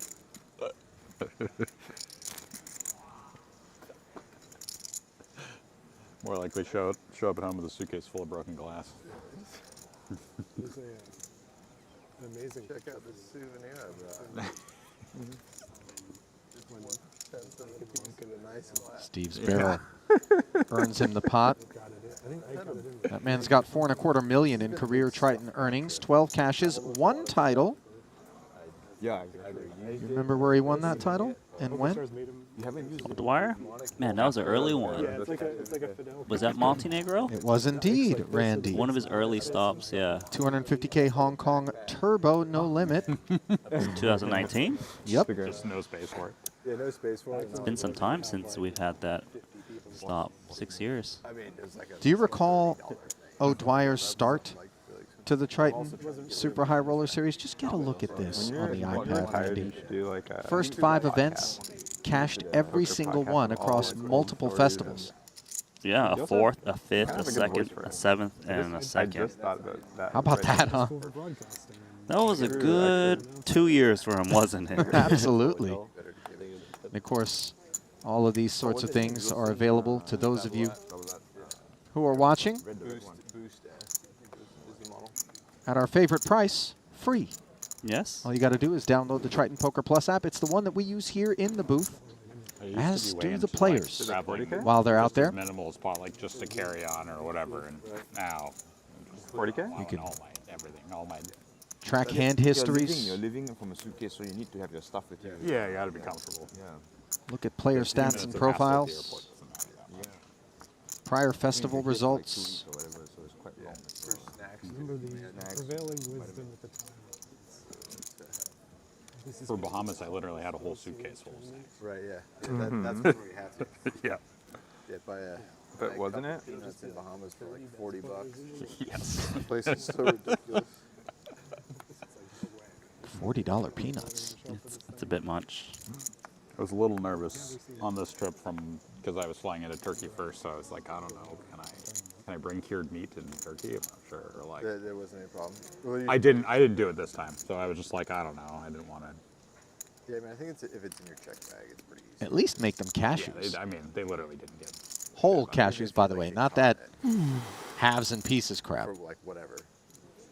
It's a lot less. Okay. Scary. That's for, You have like, cured meat. You have Can you bring cured meat into Non-super Turkey? high Do you know the answer to this question? I mean, Or cured they meat just, the where? worst thing is they take it The away. turkey Yeah, exactly. from the USA. Yeah, yeah. That's the question. I was afraid the tennis balls would get taken away or they open the cans because it's Do I look like... Oh yeah. Did you bring it in your? Well, I shouldn't Charcuterie? ask this. I was going to say, do I look like an immigration officer at the Istanbul airport? And the truth is, I do. So I can't say that. King Queen 8 here as O'Dwyer from the button. Yeah, I was afraid they'll say that. Got after Fedor, defending with the ace 4. Yeah, nice run for O'Dwyer so far, up to 1.3 million chips. Good for third place currently. 44 remaining. Yeah. It's not in the pressure. They're like dead balls. Yeah. Yeah, we'll definitely. Some baby cards come from check. Yeah, this next trip. I don't think we have to. Broadway Gutty buy them in London, right? for Fedor on the turn. This is in the middle of Here, nowhere. Vietnam. Is there tennis courts in Vietnam? There was. It was nice tennis court. Not As ace anymore. high. Different. You can never know what's going through Fedor's mind. Always trying to find some spots to They should build take one a that's stance. They should. Yeah. Little Gutty. It sucked that the golf course was so busy. Oh, It was small. I think it's like one of the top golf courses in Vietnam. Yeah. And it was high season, so it was just non-stop busy. Next to the sea, right? Super sick. Yeah. It was a links course, so like sandy, kind of harder ground. Yeah, like 9 holes. I saw some videos of it. Looks super nice. It's great,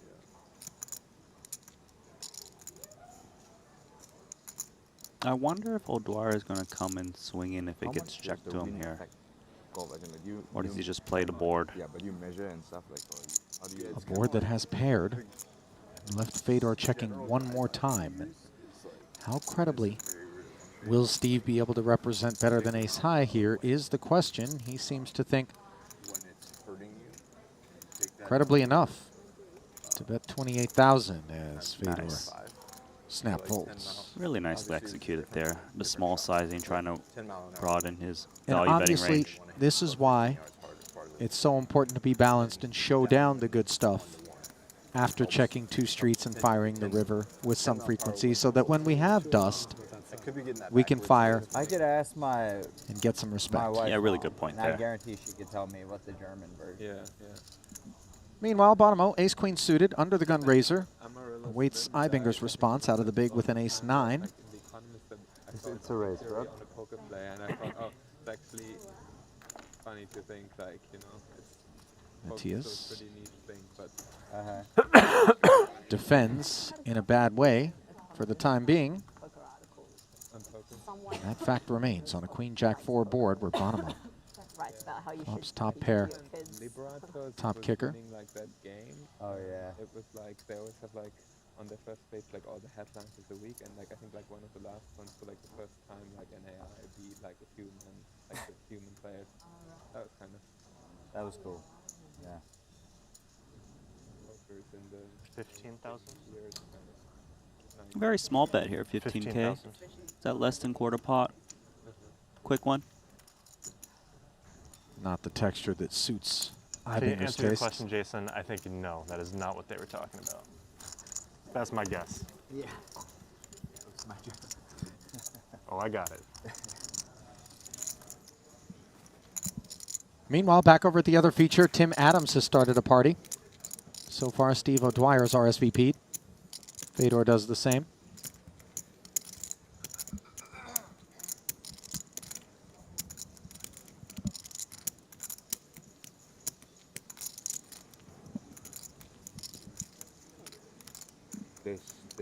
My friends and all that speak in yards and meters, so I'm confused. I don't know when do you use it. These are 3 of the bigger stacks involved in this pot. 102 in the middle.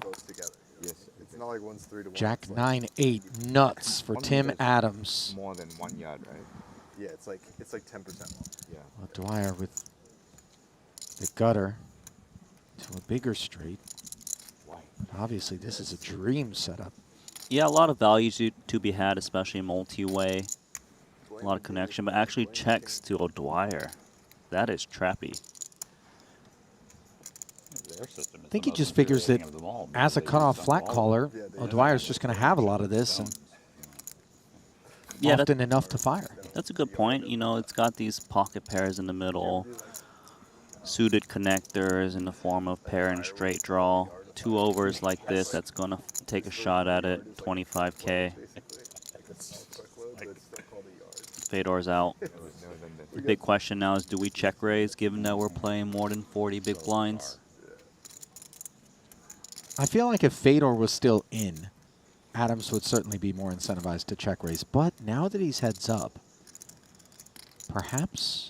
I feel like he will check raise, though. There's still a lot of value that can bet call here for O'Dwyer. You know, ace 10s, king 10s, spades. There's so many hands you can think of. 40,000 square feet, roughly. By check raising, you allow your opponent to potentially splash a huge pot right now with a big advantage. Adams does agree. But is 106 going to be just a bit too rich for O'Dwyer? Yeah, I was going to say if it was like a 3x check raise, O'Dwyer might just come along, given he's got a draw to a nuts and can make a huge pot if he's up against a queen. Say the 10 drops. Queen of spades working, but right now it's a bit pricey given what he's got. Yeah. Still going to take one off.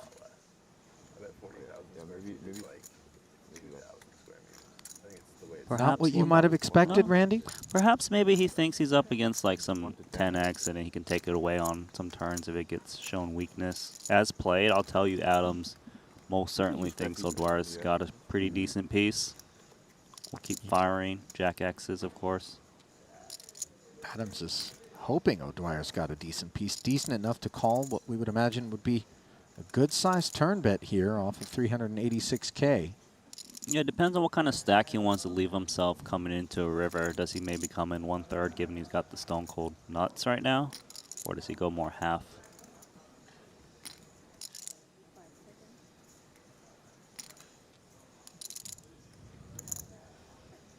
Check raise check. Talk about deception. Scrambler.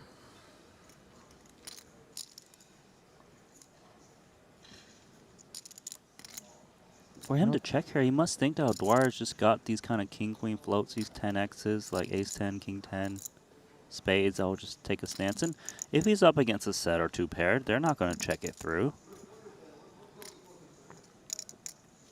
Very, very interesting check here on the turn. And of course the check back from O'Dwyer, who hunts a 10, and instead the spade rolls off. Not the card Adams wants to see as played, given he unblocks that kit.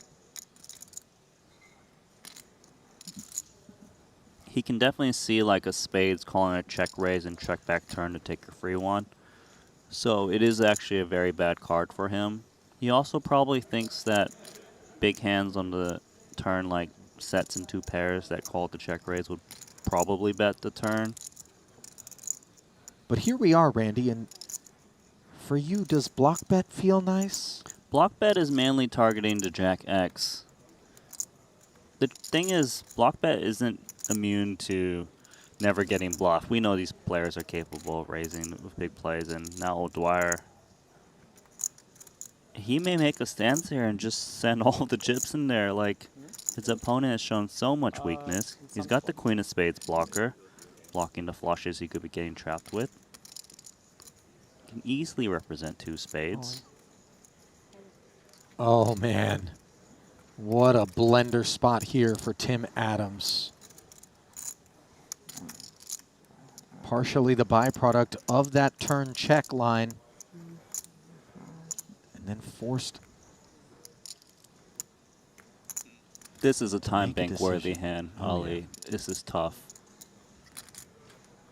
You want a spade in your hand too with this queen 10 blocking the flushes. It feels super credible, doesn't it? Because remember, the sizing on the check raise on the flop after O'Dwyer was a flat caller with a decent number of suited combos in the cutoff. against the Adams Open was such that anyone that would continue would have to have decent kit. And some of that is going to include the big spade draws, which maybe have some straight gutters or open enders associated with them as well. Now Dwyer willing to ask us for all of it. For me, it's very credible, especially with turn check through, right? So you kind of distribute some hands to value that's on the turn and the draws. Given the check through on the turn, it's the draws mainly, and the draws got there with this spade. You know, you got 10x in your hand. You're blocking the straight draws you might want to pick up, like the king 10s, the ace 10. So it's heavily weighted to 2 spades that he could be up against. Great point.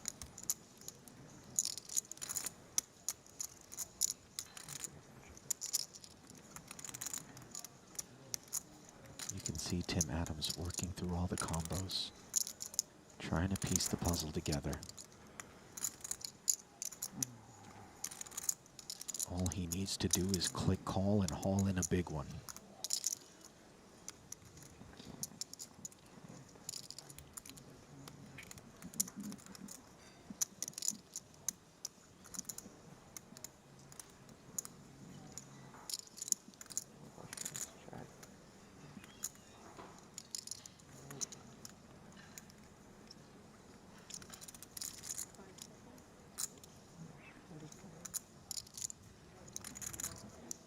How many have I used?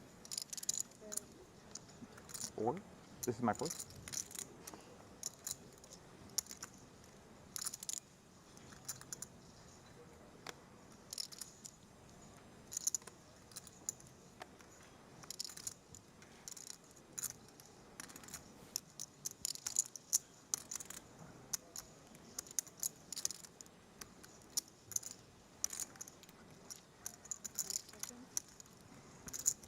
High pressure spot here in the 100K main as Tim Adams rises to the occasion and catches Steve O'Dwyer.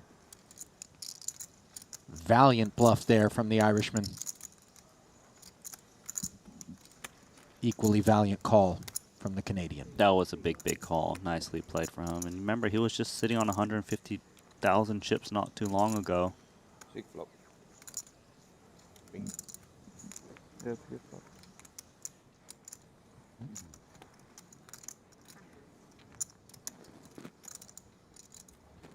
While there can only be one winner, both men earning respect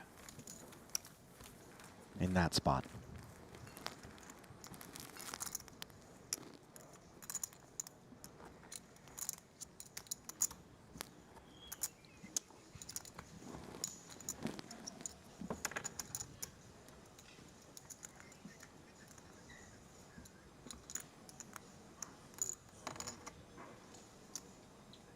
Spots like that, Randy, make it a little easier for us to understand exactly how it is that Tim Adams landed on 7.3 million plus in career Triton earnings across 9 cashes and 1 title. So far, just 1 cash in 8 efforts here in North Cyprus.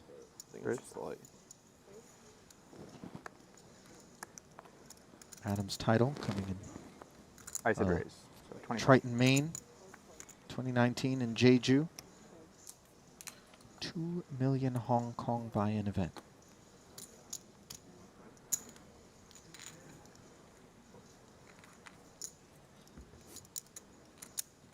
Ace 10, raise and take it, the follow-up act.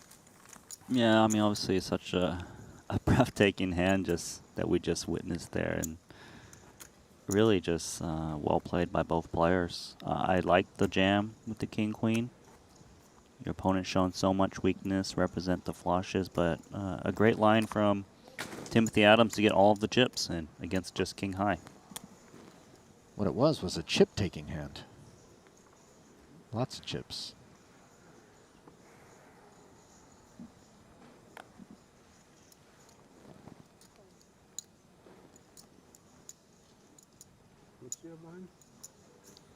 You know, Dwyer still sitting on 822,000 chips, plenty to play with. Oh, the lug nuts are not loose on this man. No. 97. The wheels are still aligned. And steering toward a 28K open with ace-deuce suited as Brewer awakens to pocket nines. Yeah, with 2 nines, certainly a hand you could re-raise, but you tend to see a lot of calls with this stack depth. About 50 blinds, closer to 60.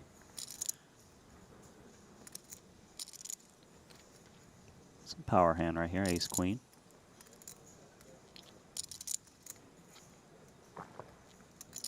These are pretty early positions. It's underground +1 hijack. He's just in cutoff. Many players to act behind him. Very squeezy type hand, but calling is pretty good too. And squeeze we go.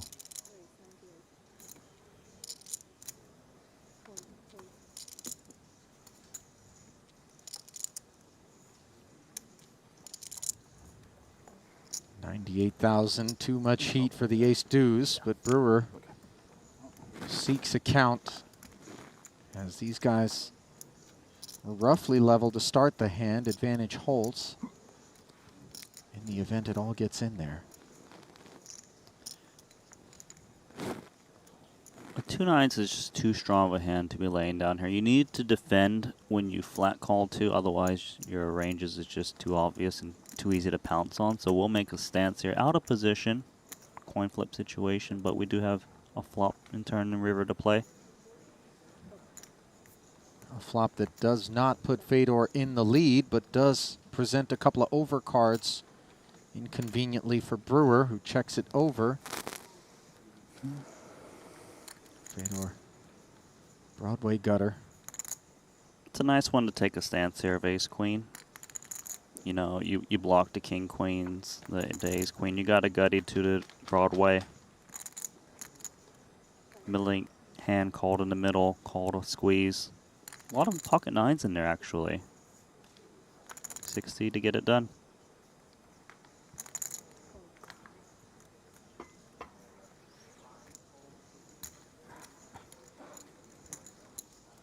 Nice follow through from Fedor there.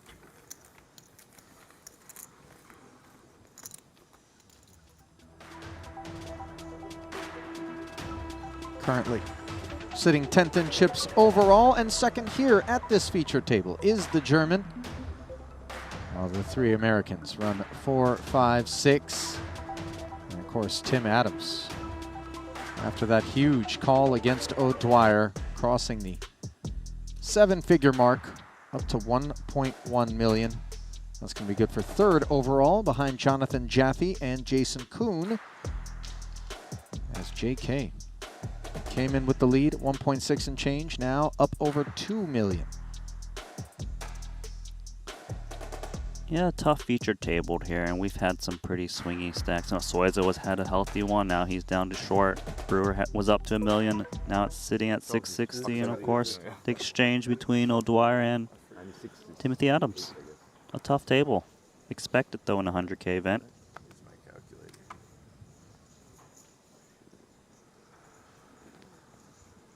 You have 8 there? I have 97, so... Hello, aces.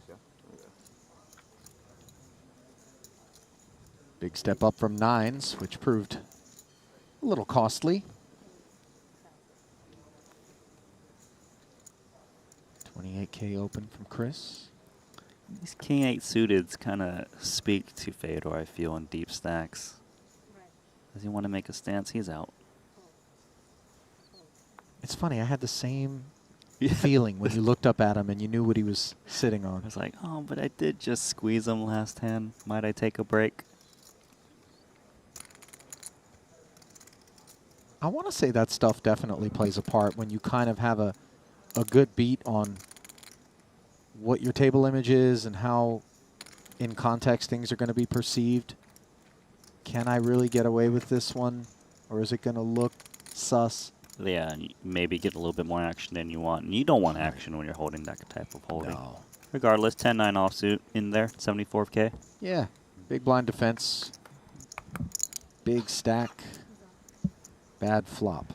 Queen 4-3. Could call it a good flop given he's up against aces. It's a good flop, of course, yeah. We'll get some chips back here for Chris Brewer after losing with those 2 nines. Can't imagine many more than Adams is already deposited.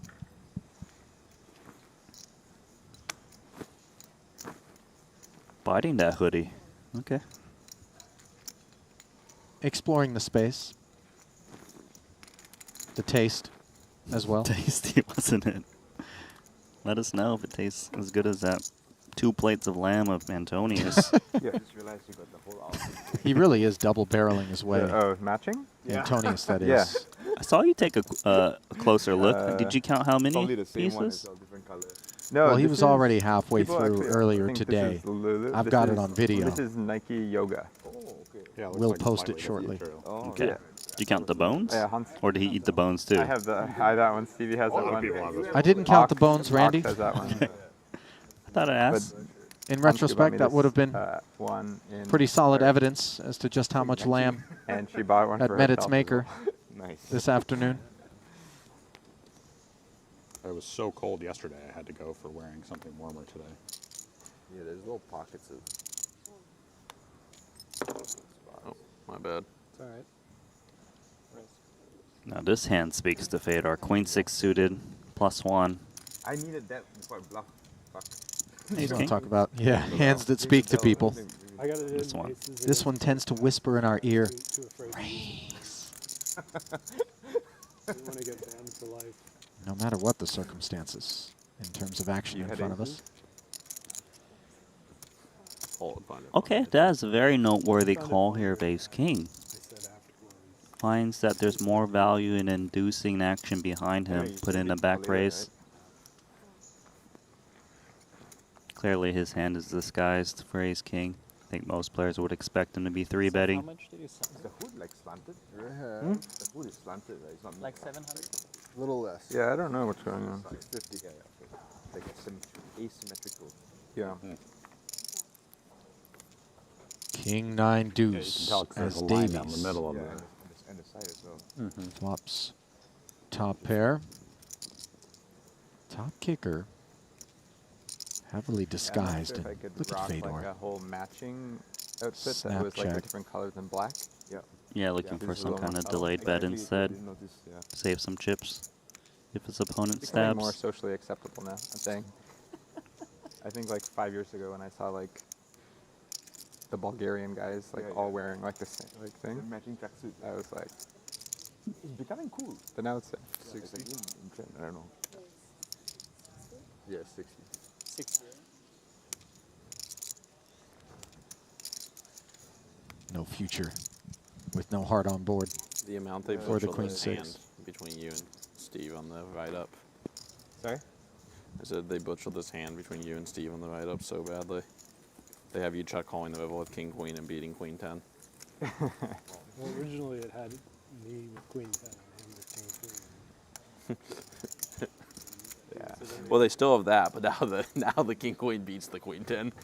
Yeah, I've noticed a lot of the hands have been butchered pretty bad in the recording. Well, like ones I have played, where I just don't have what they say I have or whatever. Yeah. Yeah, they had me cold calling a 3-bet with Queen 3 suited. No, and then Peel When won. a gigantic pot. Yeah. Against Like, Ensign. wow, No, this hand, yeah. no, that was, I really had Queen 3 suited that hand. Oh, you mean it was a different hand? That was totally different. Now, the funniest one, it wasn't even wrong, but I raised in PLO, everyone folded, and I lifted my calls up and just looked at them and threw them in the muck, and they reported my calls. They're like, yeah, they said what I opened in the thing. 4,000. But it was not correct. No, it was. It was the calls I picked up On the, in the PLO. in the normal table, not the... Yeah, it was just in the PLO. I just raised, and I had like a pretty double suited ace king hand. And I was like, pretty hand. So they saw your cut. Yeah, but I didn't like show them to the table. I just like lifted them up and looked at them and like told people I had a pretty hand. And the guy was behind me. I was just like, put that in. It didn't really matter. It was just funny. Yeah. 25, right? Dylan Lindy, the opener I here. just wanted to make sure it wasn't a limp. They had in the 75K, we like went to break and they came back and it looked like Dan had opened deuce 3 suited under the gun. But it was Makita Yeah. because that was his hand in Monaco. Yeah. It was deuce 3 off in Monaco. And suited. He won a huge pot versus not a huge. But on Oh the no, still he looked he lost the one to kings. There's 4-3 off. Yeah, but then Sorry, I got it mixed up. on the stone bubble of the Yeah. Monaco 25K, he opened 3-2 suited and busted Ike. And then his winner's photo against Ben in the 25K, they went all in blind or whatever, and he had 3 deuce off, and he won it with 3 deuce off. Oh, that's awesome. There's the one three instances that trip where he had 3-2, and like now it's the Nikita, the 3-2. Yeah, I was thinking about the one versus Kulev. Isn't it the Is that the dirty diaper? Dirty diapers 3. Totally diaper, yeah. Well, yeah. now the guy? Nikita must be watching some old He was like, WSOP coverage. that guy went pretty deep in the main. I got stuck. Yeah, this is working. It's so sick that he didn't stop at some point. Like I know. he had like Like- 10-minute chips or whatever, and just It's like like- blasted off. Yeah, maybe it's like Yeah, that was pretty. not gonna change what not gonna change what got him there. Oh, look, dude.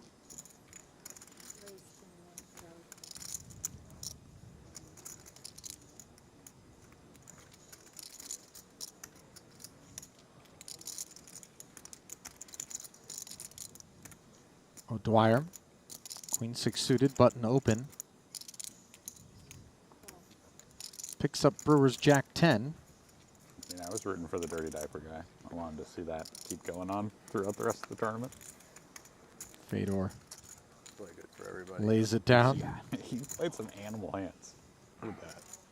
Reflections upon the World Series of Poker main event, where Nick Rigby coined the term the dirty diaper with the deuce 3 offsuit. Okay, I did not know. Played it any time he was dealt it.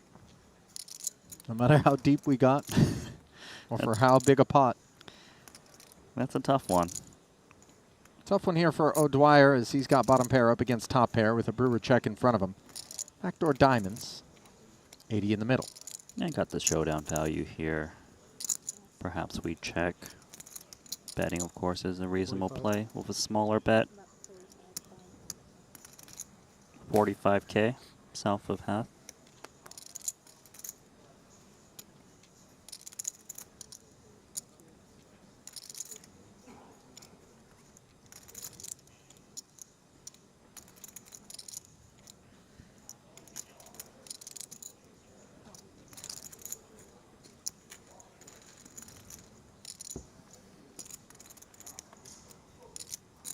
Interesting. Ace of diamonds is a great card for O'Dwyer. Flush draw acquired and options available to rep top pair. Yeah, perhaps he comes in with a large bet, apply max pressure on Jack X, pocket pairs lowered in Jack like 9s, 7s, 10s. A lot of added equity, of course. I'm actually going to check. They're really well balanced these days. Very much so. And that check back delivers him the flush. Brewer, no diamond in hand.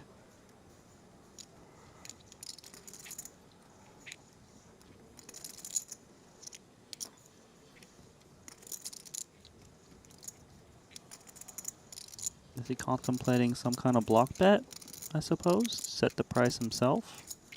I wouldn't Looked really like it for a second, Yeah, I wouldn't expect it, though, with this hand. but breaks get pumped. Keep in mind that we just saw the whole table that O'Dwyer just kind of blasted right with the miss king queen earlier, so it may come to play here on how he approaches bet sizing. Good point. Usually people expected to bet the turn with some diamonds, so it's pretty disguised right now. Queen 10 would bet a lot of turn as well, so 144. it looks suspicious. It could potentially get looked up here by Jack 10. For now, though, no diamond in hand, not ideal for Brewer. 10x does block the Queen 10s.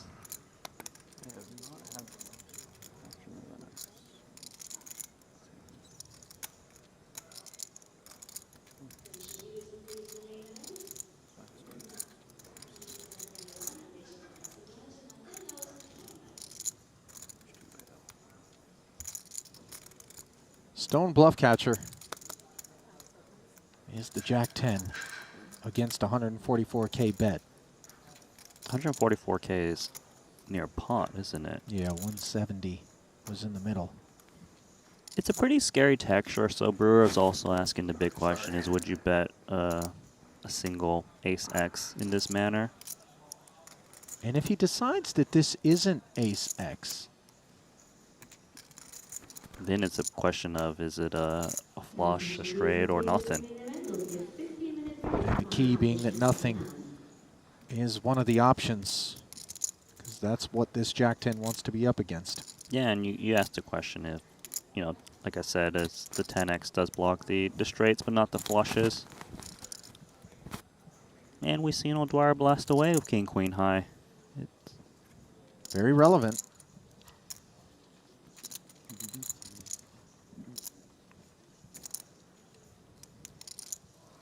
Brewer chewing on this one. a lot of blender spots so far.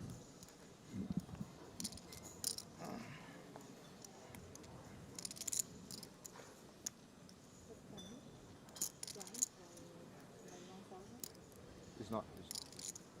Oh, sorry, if I want to about It's 125, right? 144. Okay. Oh, I didn't see the white on the bottom. Yeah, yeah.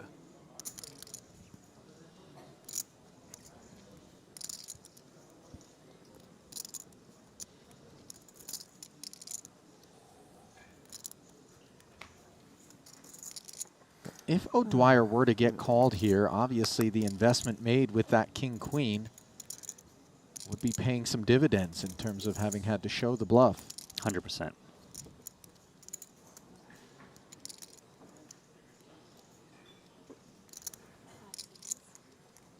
How many have I used?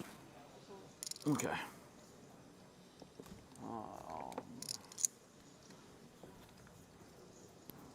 4 banks burned. But not 144K.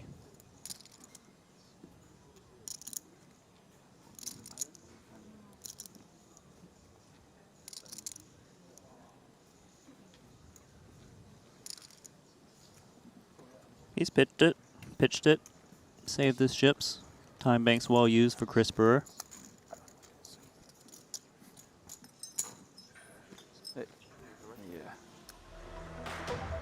Well, 'tis better to burn time banks than it is to burn chips, as Brewers fold leaves them with 50 big blinds and just south of 600K.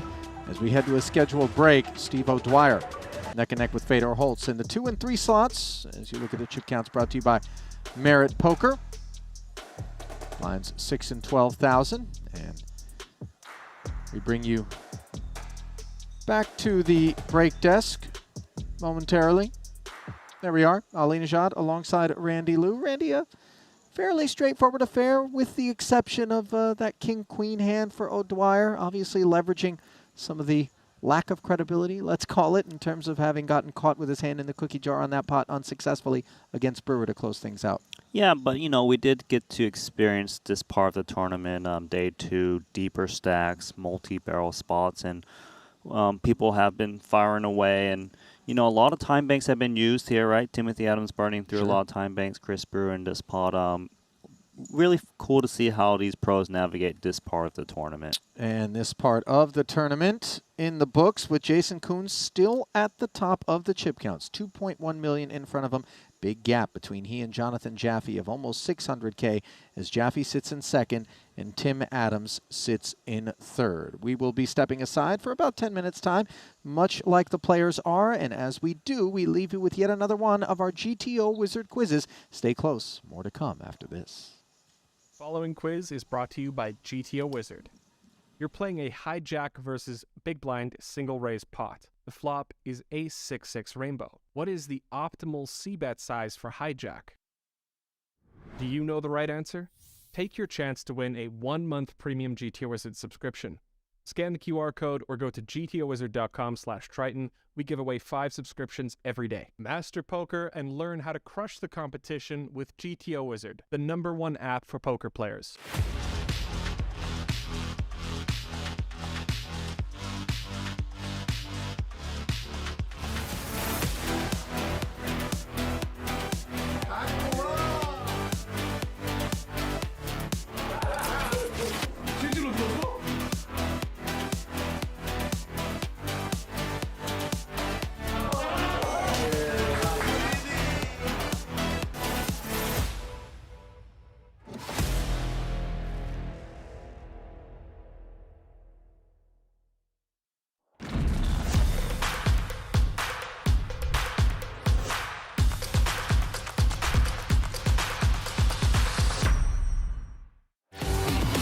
GG Poker. It's the best poker The biggest software. poker site. This is crazy.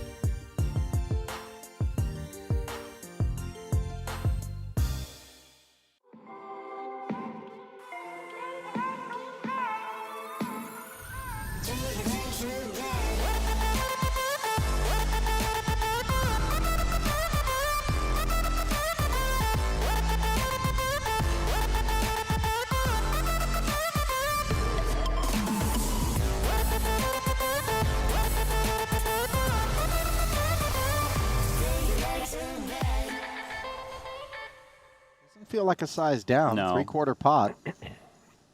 Just trying to make it look like he's trying to bully his opponents. Is this just an automatic call for Bonomo, Randy? Gonna have Seems to look like you it. up, buddy. Yeah. No good.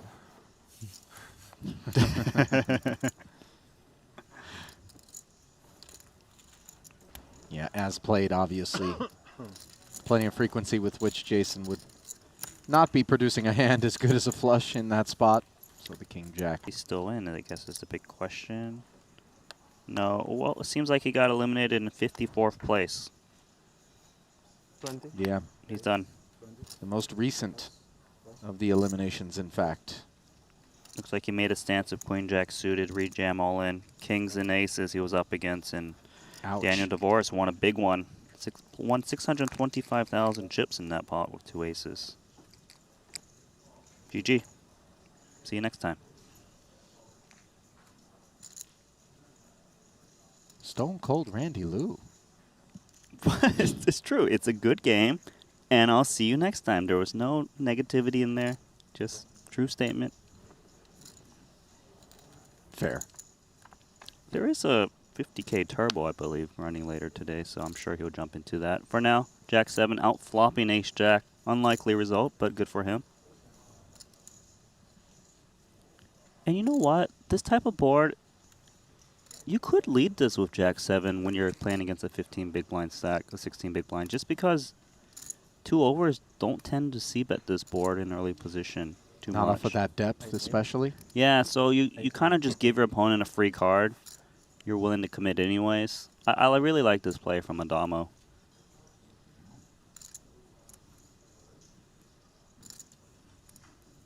In general, you're going to find far more situations where pros are going to be fans of the line that Adamo takes than not. Although he does take his own path from time to time, Yeah. let's call it. He's got his own kind of crafty lines. He's got a trip 7s now, as Mateos did peel. Now drawing dead. Yeah, curious to see what kind of bet he comes in with. Maybe another smallish bet, considering he's got trip 7s. Against an undergun open 2, maybe you're not that worried about like a 4 dropping off or an 8 as much, just given the undergun should be opening too wide at this stack depth.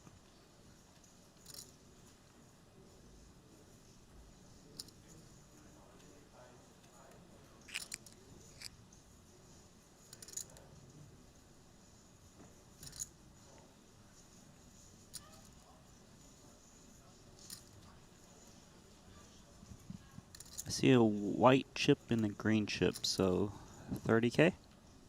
30% pot, and Mateos is just a Wow. non-believer drawing dead. And I'll tell you what, I think this is somewhat player dependent, Randy, because he knows that Adamo is crafty and might be just leveraging the fact that he was the big blind defender on this board texture against an early opener.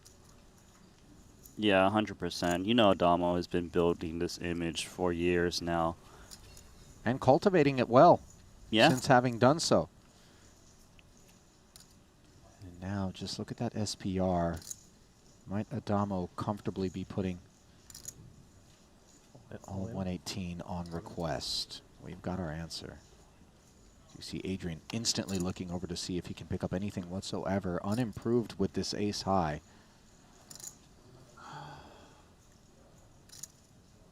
Yeah, it's puzzling to him, mainly that flop lead.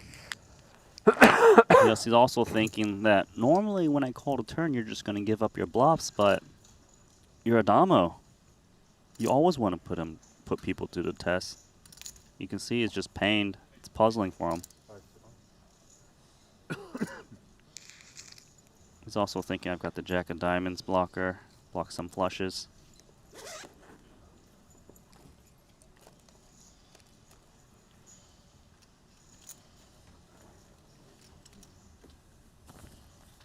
Obviously, the fact that the diamonds have come in is of concern, but there are some of those busted kind of open-ender combos perhaps in Adamo's ranges played?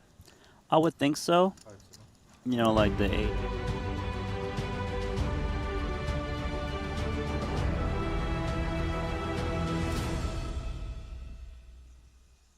Well, a warm welcome back to the Marriott Royal Diamond Hotel Spa and Casino here in North Cyprus. It is day 2 of event number 11, the 100K main event, Randy. And late last night, I was speculating with Ali Najad as to whether or not we would cross that 100-player mark, and looking at the re-entries first thing this morning as late reg finished at the start of day 2. We do have 101 runners, which means we've got over a 10 million prize pool to battle out for here in this card room, and it's being led by none other than Jason Kuhn, who is a man on a mission right now, Randy, looking to add some additional Ivan Liao Player of the Year leaderboard points to overtake Stephen Chidwick right at the final lap.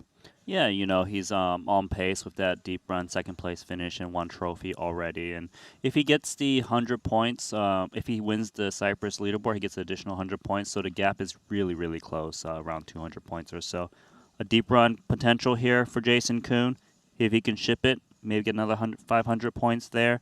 On pace right now, but, you know, we round out the top is strong. He's got a big lead, actually, if you look at it. Jonathan Jaffe, he's got 500K chip lead on him and then a 1 million chip lead on Timothy Adams. But, which is pretty huge at this stage of the tournament, right? Coming back to 10K, 15K, 500K, chip lead over second in chips. A quick look at the new feature tables that we do have. Some recognizable faces, of course, as well as some, you know, newcomers. But we got Ponakov, Smith, Martirosyan, Jaffe, Barbero, and Kim on the blue feature table.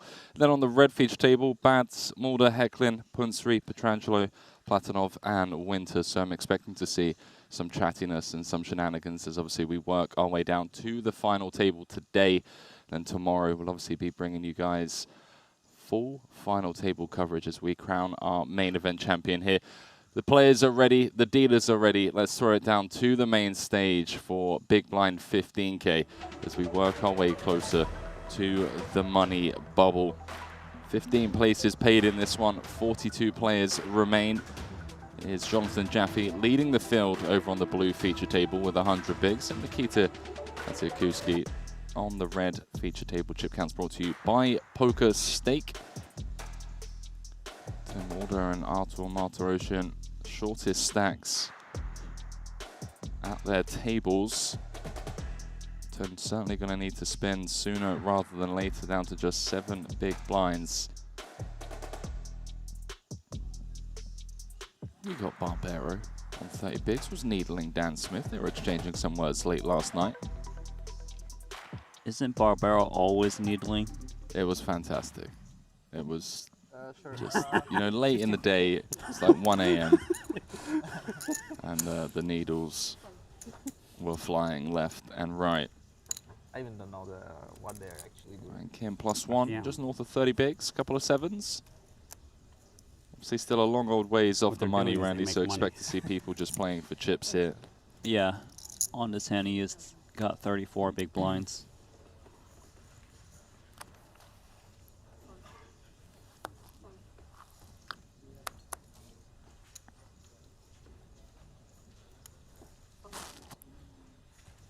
Those points that you mentioned for the Ivan Liao Player of the Year leaderboard, as well as the North Cyprus Player of the Series. All right, I've got an angle. Jason would receive a 100-point bonus. He's currently 3 points ahead. You just of blast Savannah. some song on your phone, and they won't have the rights to it. The thing is, most of the players who are trailing Jason in the Cyprus leaderboard don't really play short deck. That's a great point. So he's got Why very high chance of collecting the additional 100 points. Yeah, I mean, looking at this all the way down to 14th, which is Stevie Chidwick, none of the players in between play short deck. And obviously, 200K prize is nice, as well as Makes the the world prestigious. interesting. Yeah, I was just putting his Winning that. Yeah, man. His I hand is mean, dead? he's done exactly what he needed to do at the start of the series. No, 1 second. It's okay. It's okay, sis. Don't worry. 343 okay, point sorry, difference guys. as things No, I was stand. Barbero with the showing open, the Dan world Smith that on the I'm playing bottom, with these King 10 superstars. of diamonds. You were checking with the solver? Yeah, I was Why are you texting me? You're a fan. Why is Alexei buzzing? 41 players remain.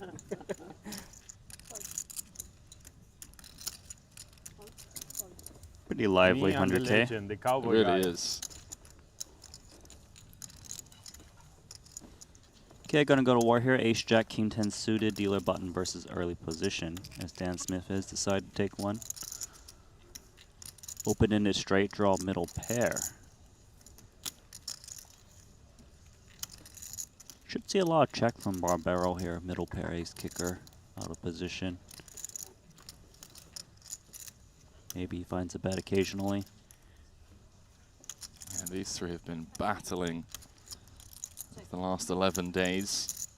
Barbero precisely on cue. Check this one over to Smith. 2 Broadway card flop. Dan certainly perceived to have suited Broadways. His range on the button. See if he wants to start setting something up here.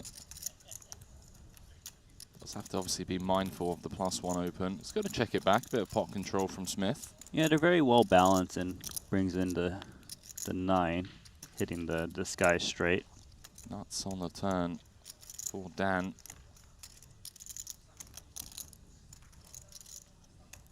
Smith, of course, bubbled the 200k, came fourth in the 75k. Couple of deep runs that kind of came up short in the 50k and the 30k. Barbero knuckling it on over for a second time. Now Smith, of course, going to look to extract some value from this nut straight. In terms of sizing, Randy, you've kind of discussed throughout the series these delayed stabs. Often want to maybe size up a little bit, given that there's only one more street to come. Yeah, you will tend to see that and apply more pressure on one pair holdings. There you go, right on cue, 65% pot. Weird one for Nacho, nut middle pair. Rainbow board. He's shown a lot of weakness, so he may feel compelled to continue here with ace-jack. Might feel that, you know, king 10 would bet the flop at a reasonable frequency as well as the queen x. Trying to pick off, like, the ace 10s. 230 in the middle, 1.5 SPR going to the river. Does pair the board, given the way this hand's played out. It's safe to say we can remove a lot of boats from Nacho, other than, you know, slow-played queens. No, yeah, Dan Smith definitely going to go for value, and I think he might try to extract a lot of it. You know, it's reasonable for, like, queen x, kings and aces to slow down on a flop just to kind of have balanced ranges. He may not feel he can get a lot of value out of the jack x. Is aware that queen x is a large part of Barbero's range still to extract from. Some overpairs as well that would never fold to a big bet. Yeah, occasionally, I would say. See what Smith comes with. Would love to see the 1.5x on the river. He could just put him in for all of it. It's crossing his mind, as you always want to try to see if you can extract that much with a hand this big. No flush draw present, so reduce perceived bluffs. 280. I love this from Dan. Overbet on the river. Just really putting all of these types of holding of Nacho in the absolute blender.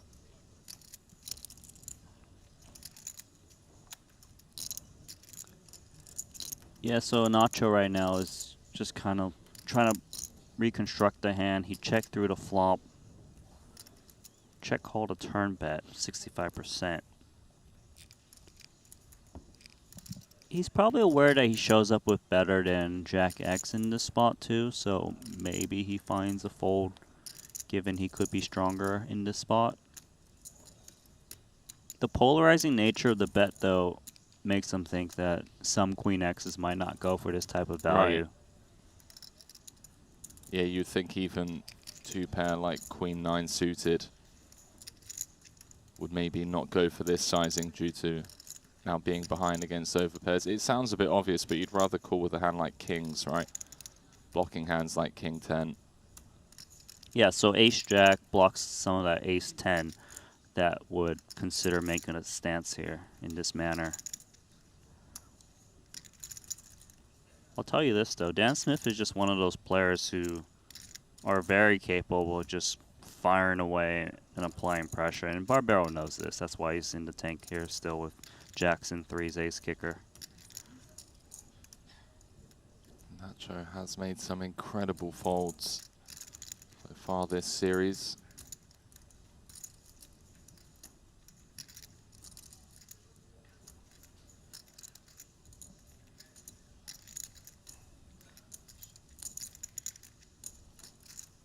Going to use up a decent amount of his time extensions with this one. Makes sense as it is such a uniquely tough spot.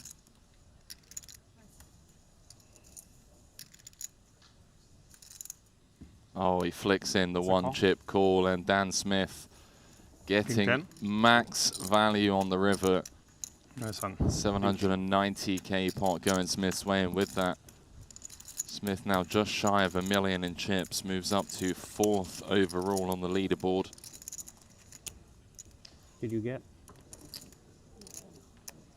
Fantastic start after returning from break. You can see Nacho really playing that one through his head.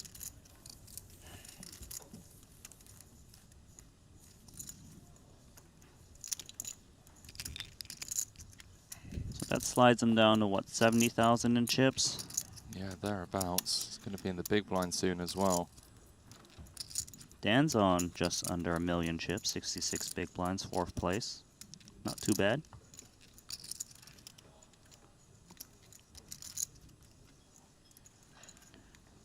Currently North America in the top 4. Kuhn, Jaffe, Adams, Smith.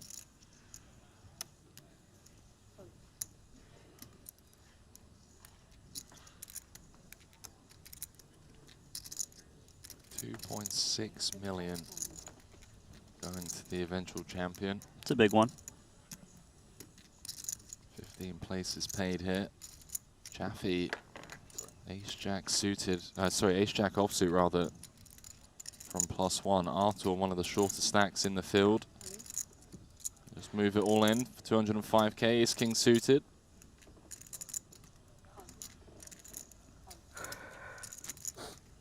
Bonakov's also with a top 10 stack. 405. Action back on Jaffe. Does flick in the 1-chip call. He knows that he has to call for this price. Going to be flipping against some pocket pairs. Artur can also have hands like, yeah, some king, queen, maybe even some ace-x that we have dominated. 5 cards to come. That is a solid flop for Artur. 8, 7, 4, 2 hearts. Jaffe drawing to 3 outs twice. It's a jack and a jack only to eliminate Martirosyan. Oh my word, the jack of clubs. That's a hard one to win, Henry. What a disgusting run out. A tease with the nut flush on the flop for Artur. Got 1 outed. 2 off the money in the 200k. Queens against aces on the final table of the 75k. How do you keep showing up after taking such brutal beats? Yeah, he's been getting some absolutely brutal beats in the biggest buy-ins of this series, the 100k and the 200k. And just stunned. Wow. Jack of clubs, corner pocket. I felt that one. That one was rough. The 1 outer, of course. Queens against the 5s of Sean Winter. The bubble of the 200Ks, it looks like a damo. So we replace one strong player with another strong player? Okay, fair. Do you expect anything less? GG Artur, well played. Yeah, I mean, it's what we all sign up for as people that play tournaments professionally, but still so brutal. Dan Smith, ace king of diamonds for him now. Yeah, but don't forget, we do have a 50k turbo on the side. We know where Artur's going. Registration desk. I would personally be going for a bit of a walk. Maybe down to the pier, blow off some steam after that one. Barbero in the big with just 50k back.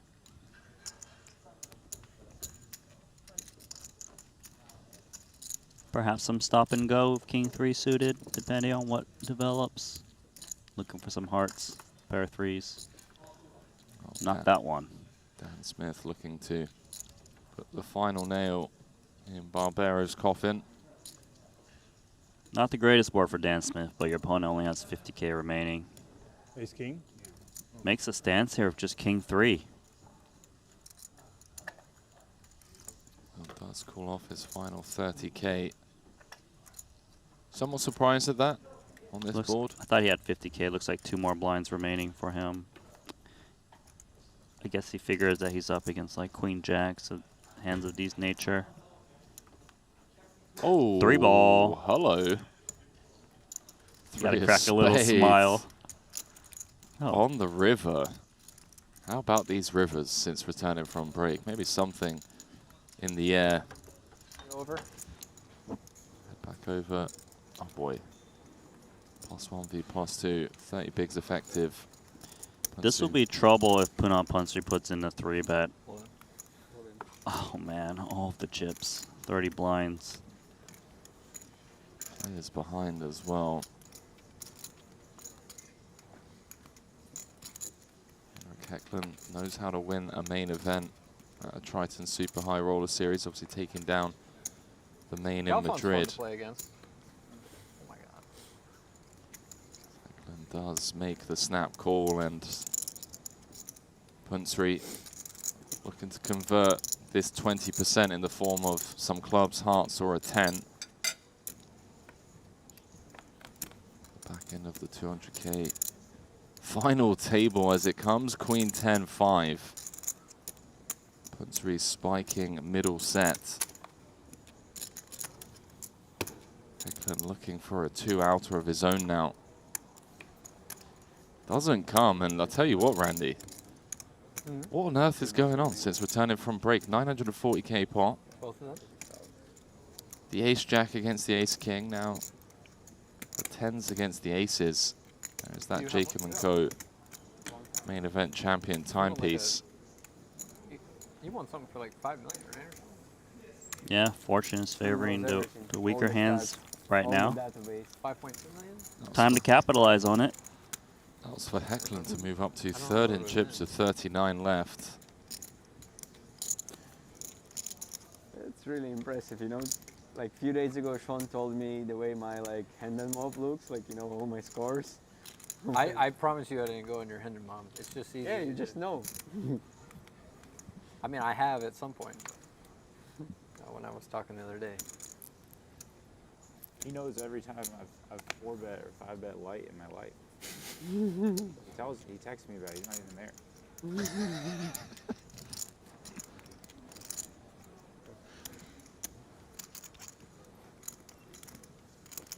Sean Winter just knows, eh?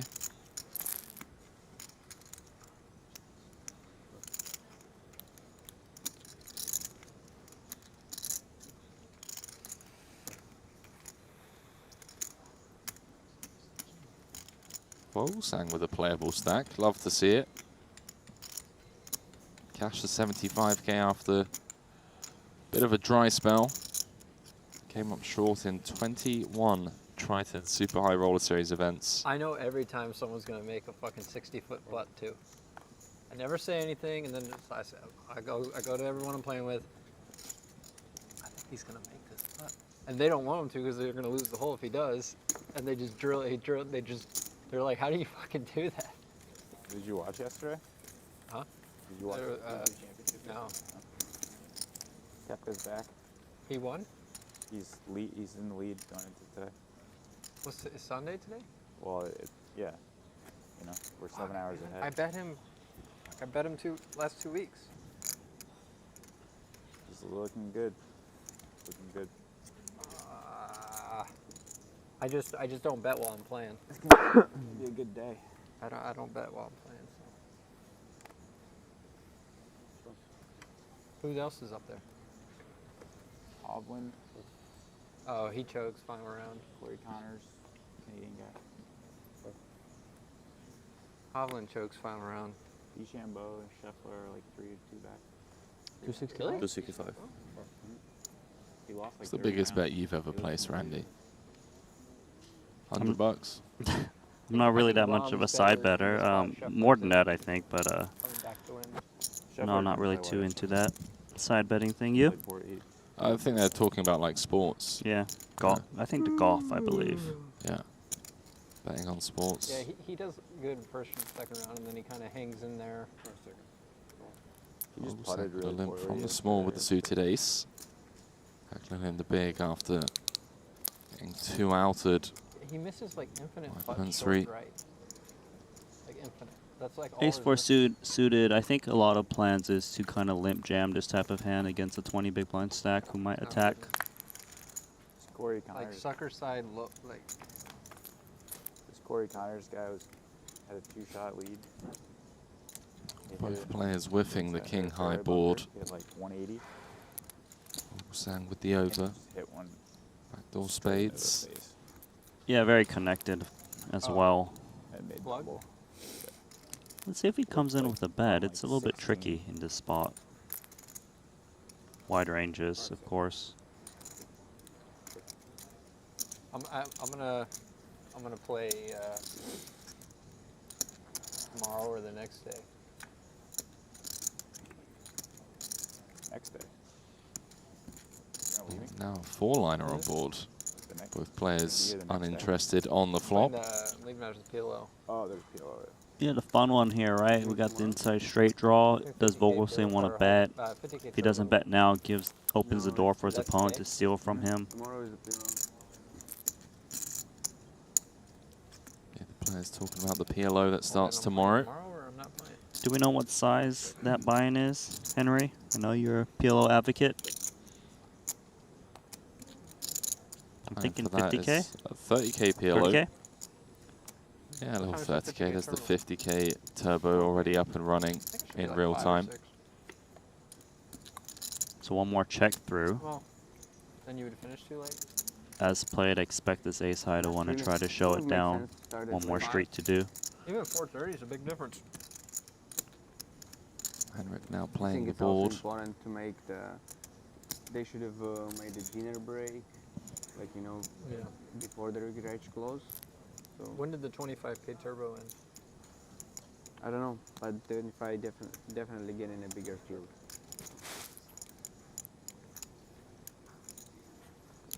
But Keith is saying they're definitely getting a bigger field in this 50K turbo, perhaps. Stakes are higher. Fair enough. We know if things don't work out in this 100K where all these players will go. A little. So a lot of the entries You crack me up. that would play the 50K are currently still in the main. As Oh, we're for sure. Sitting on Every 39 game of Kristoff 101. plays. Yeah, that's obviously the Ace reason high, why ace high, ace high, ace high, king high. it starts a bit later, just to allow people that do bust throughout the day to Jason jump never into gets that nothing? 50K. He's always trying to find a way to trap ace 10 high. That's like one of his best hands.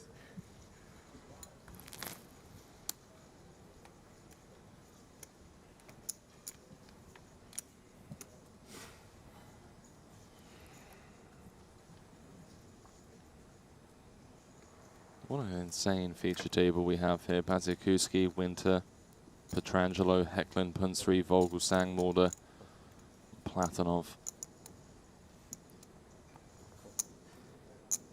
I say it as if it's not to be expected, but still, every time we just have a star-studded lineup in these high roller events. I would say it's expected in these 100Ks. Toon's going to go ahead and jam A7 suited. Yeah, 18 bigs. Just going to pick up the blinds and antes. Back up to north of 20 now. Got some breathing room. Do we know what hole card is that behind Punsri? Aces? Okay, that's his favorite hand. Very original. Original, yeah. With those jerseys, they were allowed to choose whatever hole cards they wanted on their back. Yeah, I remember the conversation at the 200K final table. I think it was Sean asking Kiat Lee and Wykin what their favorite hand was, and they were both just like, well, aces? Yeah, I think Wykin said the biggest pot I've won is with his aces. No surprise. Expected.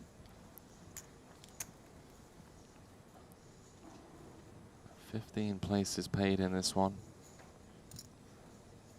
$175,000 main cash. Jason Kuhn leading the final 39 players.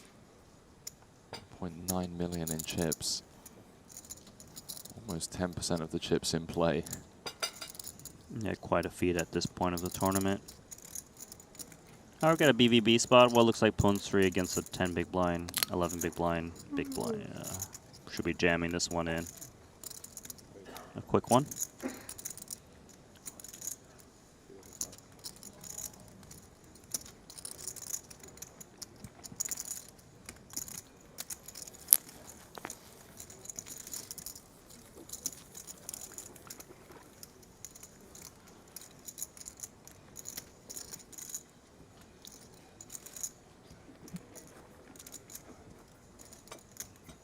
Barbero getting a triple up on the outer table. Open jammed for 145k from the cutoff with King 8-0. Jaffe called on the button. Then Ponokov's jammed over the top, pushing Jaffe out of the flop. Sorry, out of the pot rather. 8 on the flop, and Barbero back up to 460k now. Was down to just 2 bigs, of course, after defending with the King 3 against Dan Smith's Ace King. Now back up to 31 bigs. The year of Nacho.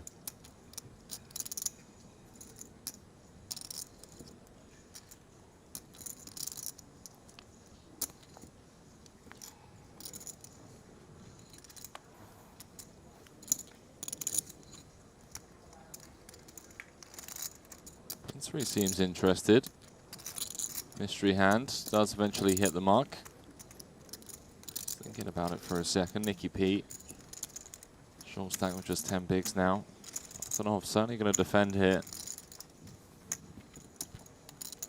Against the under the gun open. Defend we go.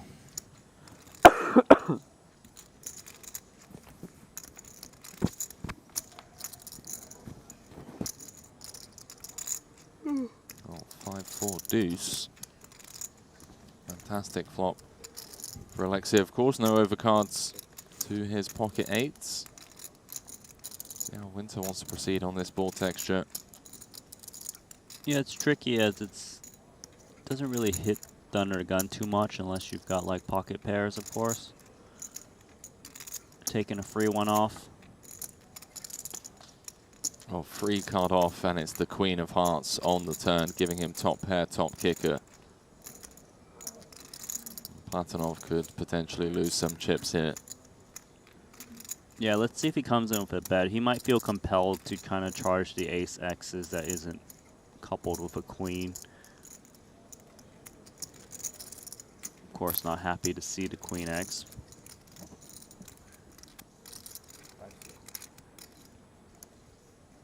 Yeah, and you can see that he is going to fire something, and you know, ace 10s, ace kings, ace jacks. You don't really want to give them a free one. 20k is the price, quarter pot. And we got a spot here for Winter. Do we start raising now?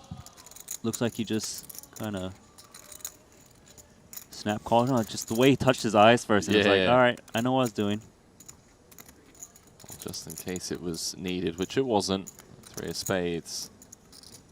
Now giving Sean the will, and potentially going to lose him some value here, given that he does still retain all of the ace high floats, as Randy mentioned, hands like ace king, ace jack, ace 10. Yeah, this is the type of, these were the hands he was trying to, you know, get value from, but now that it does come in, no reason to continue to put in chips with 2 8s and ace queen now. Wheel on board. Maybe a little block bet. Or not really block, but type of just try to extract some crying calls. Hard to get value. Probably feels like 6x. It's just so unlikely.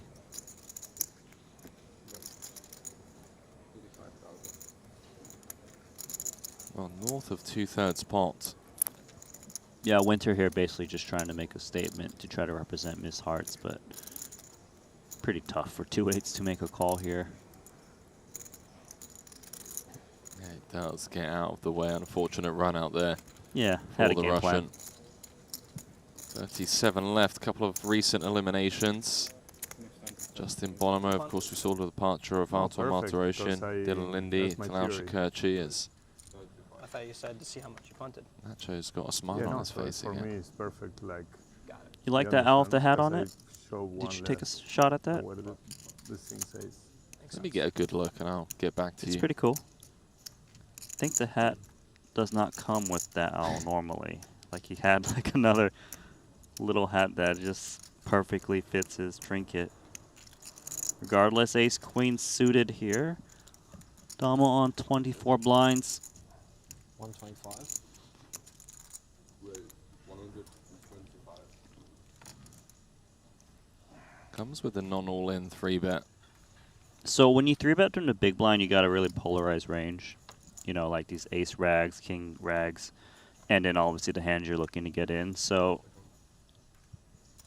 Jonathan Jaffe might read into it and make a stance here of king jack, just understanding that this is one of those opponents who definitely will pounce from time to time and with those types of holdings, and he's just going to rip it in there. That guy's. Damo with the snap call, 785 in the middle, 64% for Adamo. Came third in that 75k. Good to see him back at a Triton Super High Roller Series, of course, after Who shoved? not seeing him for some time. So comes Queen, Jack 6, 2 clubs. It's going to be a tough one for Jaffe to win, but he did do the impossible against Arthur's Ace King earlier on. Ten of hearts now. Give Jaffe a few more outs. An ace, jack, or a 9 needed to eliminate Michael. So the 5 of clubs rolls off.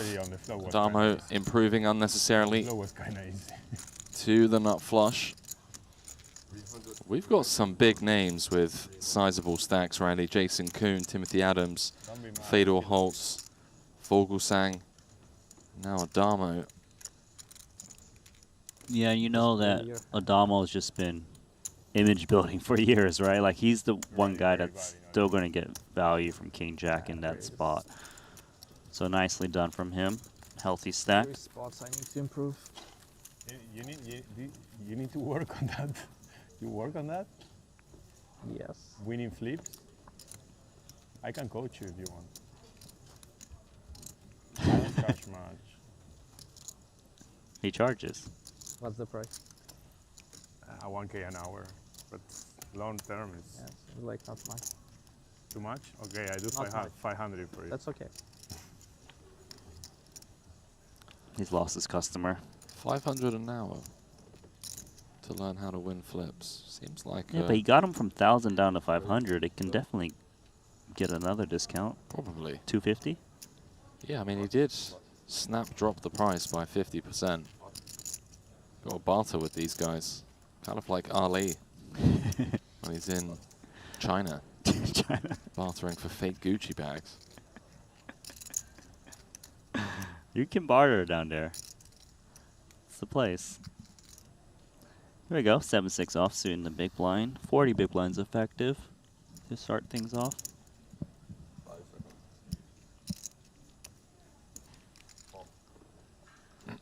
Well, it does come with the defend.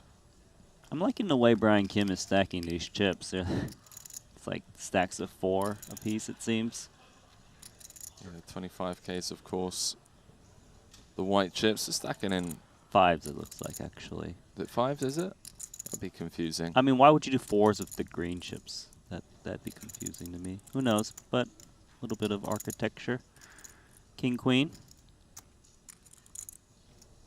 Black board, he's got red in hand. It will still fire. 50k C-bet met with a snap fold from Kim. Nacho able to take this one down with a C-bet. What a swingy return from break it's been for him. Get down to 70,000, was it? Yeah, then defended. Had just 30k back on the 10-8-4 all clubs board against Ace King with the King 3 of hearts. 3 of spades on the river. Doubled up, then tripled up. We've slid to how many chips now with this pot?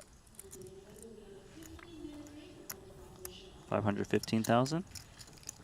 He's in the mix, 25th in chips.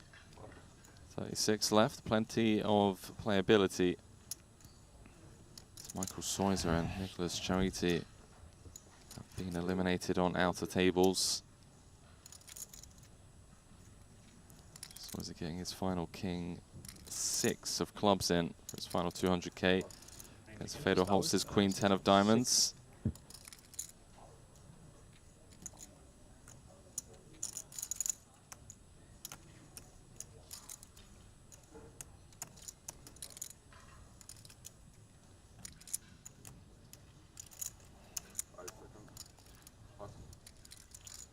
Whenever I see a Damo with these like suited kings, It's like suited kings. yeah, like, you you're know like, what I mean. I might activate this one. You just never know with a Damo. 650,000 in chips now. Actually, for Barbaro. That was for Ponikov's, mate. I mean, I saw his stack. It said, "Oh, Ponikov says." Never mind. Moving on. Sorry, what did you see? Need to get my eyes checked. That's what I'll tell you. Listen, pal, it's 12 days in. Can I get the coffee too? Okay, we'll let you off. But it does feel like every day. It was a shot of Barbaro, I believe, when I saw the stack. But it was Ponikov's graphic. Regardless, look at take a look at the left. Do you see it? Dan Smith? It's like here's a little owl. Every day, Randy, we're having to let you off of something. Where do we draw the line? When does it become too much to forgive? Well, as long as I'm making less mistakes as other people in the booth. Okay. Yeah. Is that okay? Just wait for Ali to come, okay, before we start berating him. Little King 10. 650. Yeah, I'm a fan of the owl, the cowboy hat. Yeah, so I'm wondering, do you think it's the hat came with the owl, or did he find something else that perfectly fitted it? I will eat my socks if the hat came with that owl. We should find out, because I'm sure a lot of people want to see you eat your socks. Okay. I'd be very surprised. Actually, now I've said that, I'm immediately regretting saying that, because I know if anyone's going to find an owl with a cowboy hat, it's going to be Cowboy Dan. Yeah, okay, clip that. Regardless, we got top pair here, King 10, King 542 clubs. Ponikov's on a bit of a dry spell at Triton's as of late. So it's 60, right? Yeah. So he said 57,000. Given that they don't have the 1,000 chips, we're going to have to round up. 55. This fly is confusing me. 57,250. Only cashed in one event in Vietnam. 15k for 178k. 32. Has not cashed here in North Cyprus. Bit of dry run from. Yeah, I mean, came fourth in the main event in Madrid for 888k. Came sixth It was a lot. in the 200k Coin River Invitational September of last year for 1.3 million. But yeah, it really has been a bit of a dry spell. Trying to pretend I have a gut shot. Right? I did think 870 was possible, but I was just like, fuck, let him have the 870. It's bricked 15 events now.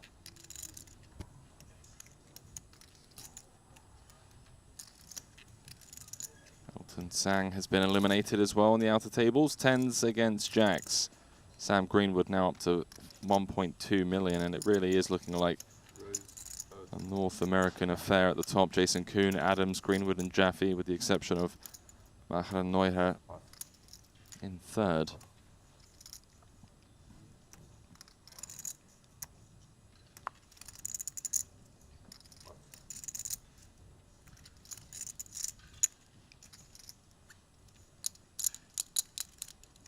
What do you think about the hat?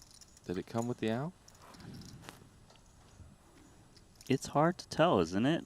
Because how can you find a hat that small that doesn't come with the owl? Like, what hat shop? Is there a hat shop for, like, rodents or something? He just bought one? The Toy Story store? Last summer It's was the wrong hot. color. Wrong color, buddy. It's not cold like the Rio.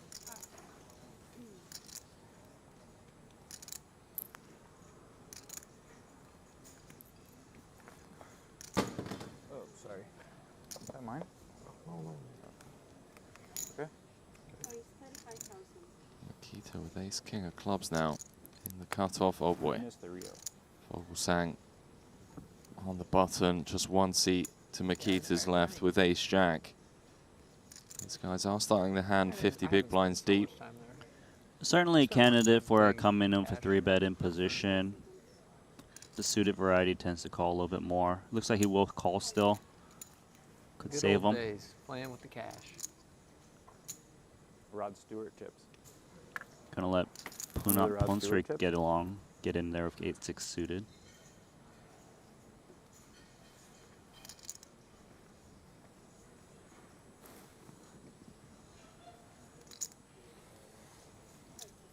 Your time card coming in, so must be contemplating putting in a squeeze. Be very aggressive to squeeze a hand like this.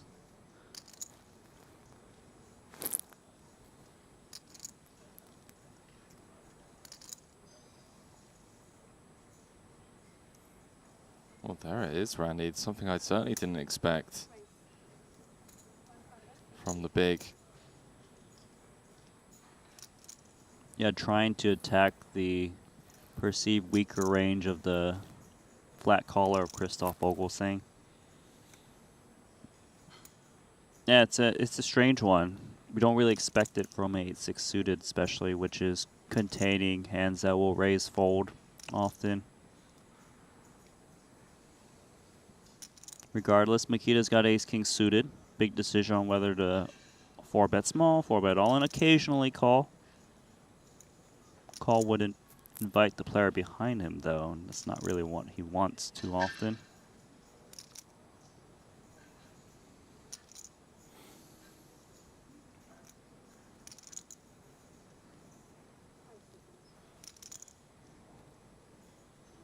$240. Does click it back to 240, and that's going to remove Vogelsang from the conversation. Action back on Punsri now. Yeah, you feel a bit disgusted as you could have just threw in one more big blind. Now you're playing potentially a 4-bet pot. I mean, are we ever 3-betting to fold to a 4-bet with a hand like 8-6, which is hardly ever dominated? And yeah, well, I would say so, yeah. Probably like the 8-7 suited, 8-9 suited, you'd be coming along. You can't.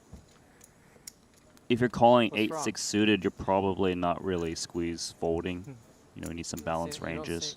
Why are you acting unhappy? I don't get it. I'm acting like what? Yeah, You're acting like you had aces and you wish you just called, or what? Why are you acting unhappy? It's a good way to find out what I had. Yeah, I'm interested. I say. Right. Far. Pocket king. So Lord. far away. Are we the next table No. to break or not? I'll say no pocket kings for 5K. So there's no table 4, right?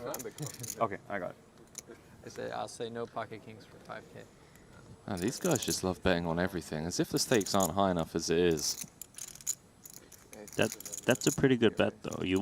I would take no pocket kings for 5K too. I think you're a favorite. Yeah, I mean, you do that 20 times, like even if you have to pay up every, what, 1 in 20 hands or whatever.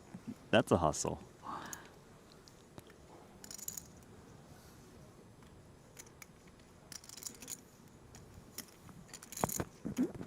Down to 34. I Tim saw a Mulder pink card. You must, yeah. has been eliminated by Stephen Chidwick. Jack 10 suited coming up short against Stevie's ace 9. What's the difference? Stevie on the climb, now 3rd in chips. A sloppy fold there from Winter as the queen is now exposed.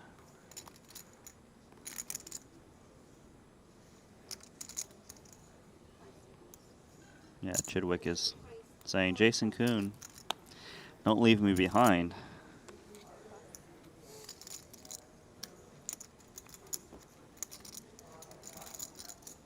A little bit bigger pre-flop raise size here with King 10. You notice he did Ace King 30K, but mainly it's because Petrangelo is sitting on a short stack in the big blind. All right. In it goes, all you can eat. Makita priced in to make the call. Okay. Nicky P, 6-4 favorite either to I'm double all in back versus up to you, 20 or- bigs. Or he's all in versus. I'd like to see the Nicky P hold here. That's a great point. You found the one to beat. Great flop for him, right? I had a queen. Got diamonds. You should have folded a jack. Queen jack. Queen jack. I mean, if there's anyone I believe, it's him.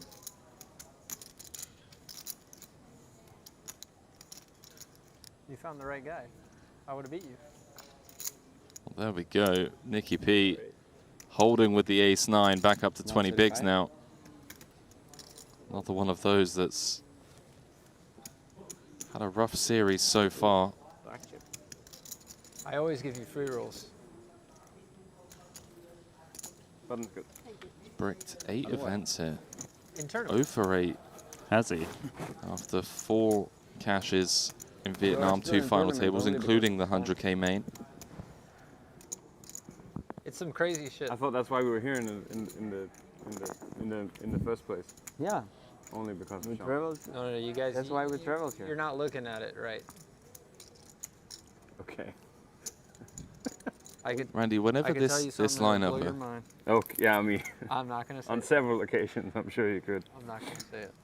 He knows. are at a feature table, our job in the booth Well, clearly he made doesn't. a lot easier. Jack, then he has no clue what the flops are.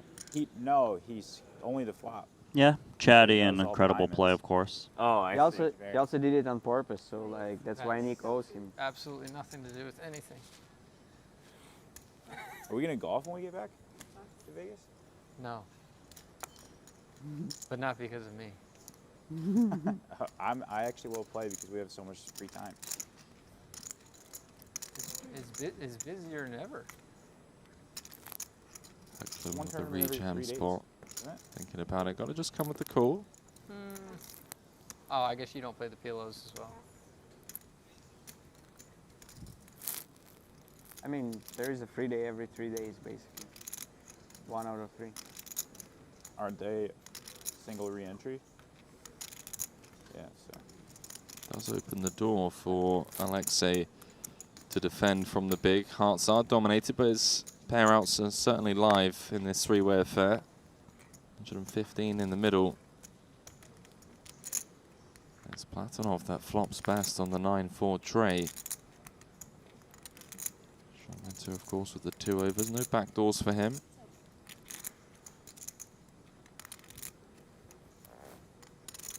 Hecklin rocking that Jacob & Co. main event champion timepiece. One of those will be awarded here to the eventual champion. Could get 2. Sit there and play the heads up. I should See have Henrik considered idea coming later. firing here Like in it position. probably was a good idea to actually come like a week later and skip 225K. Yeah, I mean that's what like you're there like for 8 days more for like 325Ks or something, right? Or is it even 2 only? Platonov just going to get out of the way. Action back on Sean. Too late. Queen Highway. Especially because one of them's heads up. Very important pick up there for Hecklin. You don't want to defend your title? Did you win or Dan Smith? I'm not needling. I can't remember. Dan. Dan. Oh, Dan I won? think Dan won, yeah. Oh, sorry, I wasn't. I mean, you still could go and defend the 2nd place. Exactly. No, I do think like the heads-up tournament is really fun, right? I think the 6 max, the 25K 6 max will be like probably the most fun. I was having fun until I played you. For me, would be the most fun. Christoph, I was having fun until I played you. It's just so slow and you wait around for so long. Christoph, man, he check called. The guys that show I up to raised. play that thing are hilarious. I raised. Christoph check called. Check called.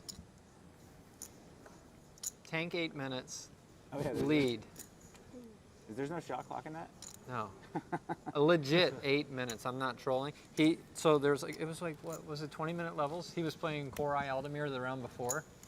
So I was playing MJ. We played like 17 hands, whatever. And then the blinds had raised, and then I look over, there's 6 minutes left on the clock, and the dealer says, blinds are up, guys, this hand. But there was only 6 minutes left on the next level. They played a 14-minute hand. Heads up. You know how high of a win rate you have to have to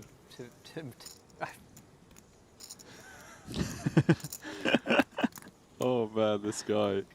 Well, maybe they're gonna introduce a shot clock this year. The heads up. Everything has shot clock, right? Or 25K plus? I assume so.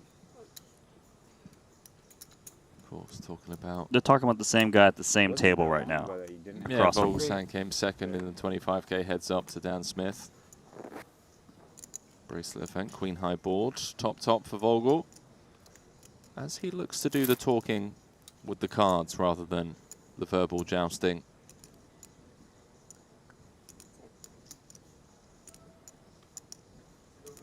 Oh, he's got top. 20 big blinds effective in this hand. Good spot to look for some bet jam.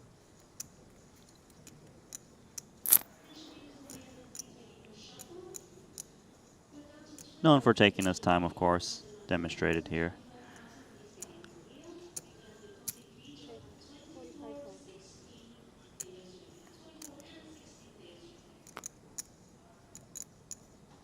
Does continue for half pot. Sean with just king high and 300k back.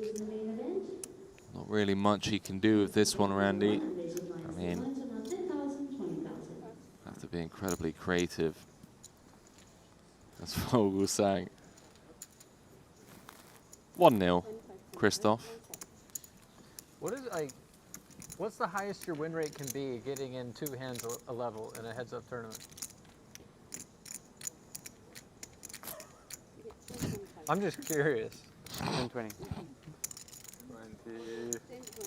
20%. Oh, I'll book you. I'll book you. You fly out to WSOP. I'll book you at 20% for the heads up. Never mind. I'm not doing that. Never mind. I'm not doing that. I'm not doing that. I forgot. Like, no, I forget it. Never mind. Blinds going up to 10,000, 20,000. 20,000 big blind ante. This all started, Randy. Can't. It's closed for 6 months. It closed earlier this month. Seriously? So where are you gonna play? They renovate. It's gonna be nice, maybe. Christoph Vogelsang, of course, coming second to play, Dan Smith in the super high roller bowl.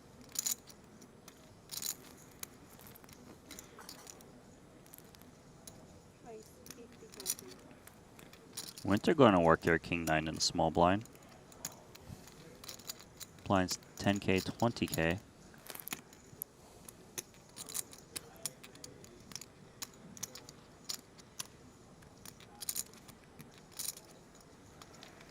Nikita's got position here, 2.5x open.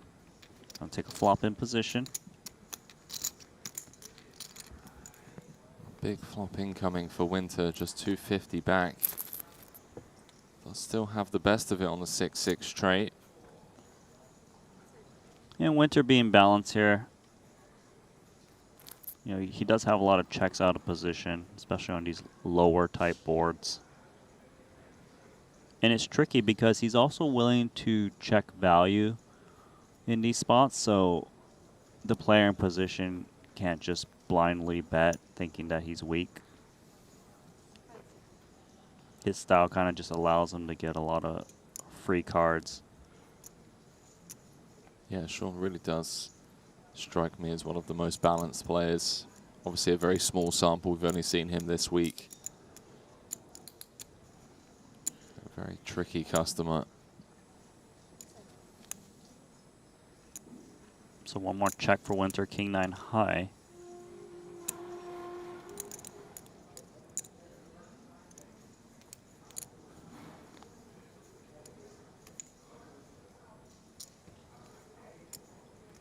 Yeah, hard to figure out what kind of hands Winter's got here though, or check folding. Does Queen High have enough showdown value? Does it ever get through for a turn bet? That's the big question for Makita.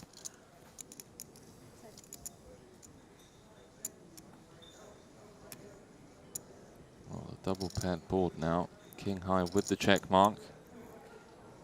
Feels like two hands that maybe want to try and get the showdown, Randy. If you got the showdown here with no bets coming in, double paired board, King High is certainly going to try and do so. And even the Queen High occasionally chops it up, not often, but you could be up against some Queen 10s. You check? You check? They are going to check this one through. King High is good. 120k pot for Sean. Another elimination on an outer table. Zirzat Hesu out in 34th, getting his final 400k chips in against Fedor Holtz, like who the is win on the climb up to 1.1 million now. Masaru is in really good shape. And I have a good connection with a caddy who's very good. I usually don't like caddies, but he's very good. Isn't it impossible to get to play at the win? No, that's Shadow Creek. Oh, it's Shadow Creek. You just in touch with head, chest. I've seen that with like a ping pong table. That's popular now. This is really shaping up to be some main event, Randy. I mean, Jason Kuhn in first, Stephen Chidwick in second, Adams in third, Greenwood in fifth, Holtz in sixth, Jonathan Jaffe in seventh, Volksang in eighth, Wai Kin Yong in ninth, Michael Damo in 10th. I think first game was for fun for sure. Yeah, sure there. I can't believe that turned 33 into players remain, 15 paid, playing all the way down to the final table today. They say that's how short deck was created. Right. We just get a row of killers at the final table. I want to see a Jason Kuhn, Stephen Chidwick heads-up match. You know, the Ivan Liao Player of the Year leaderboard points. Just determined by one heads-up match. Literally, man, just like 40 big blinds each. May the best man win. That would be a fight. Yeah. In Vegas outdoors, it's supposed to be like transparent and all the sand all the time.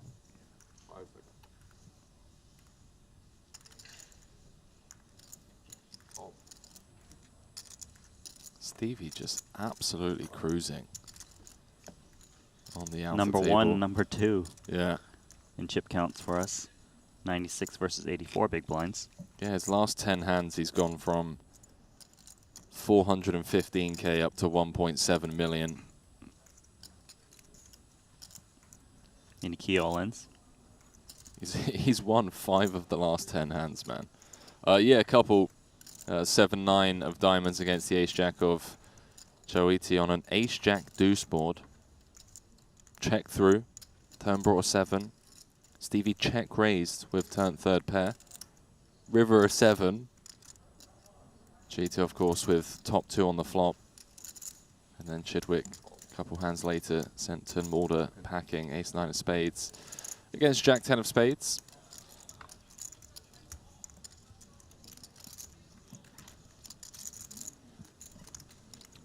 So, okay, three-way affair here. Pocket 4s, 9-8, and King X. King X is looking good. Does not matter what that side card is. Mystery card, Randy. It's good. Opening from the hijack.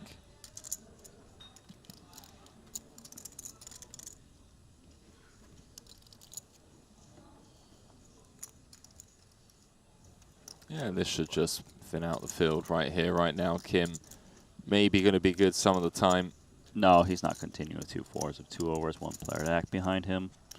Yeah, especially at this stack depth, right? 25 bigs, really wants to preserve that healthy middling stack. Nice to see that Ferdinand Putras soaring in chips, one of our Indonesian VIPs. Balancing, or Gets in was it there. just like natural thing? Up to 900k. Yeah. As I get, you even play the hand, right?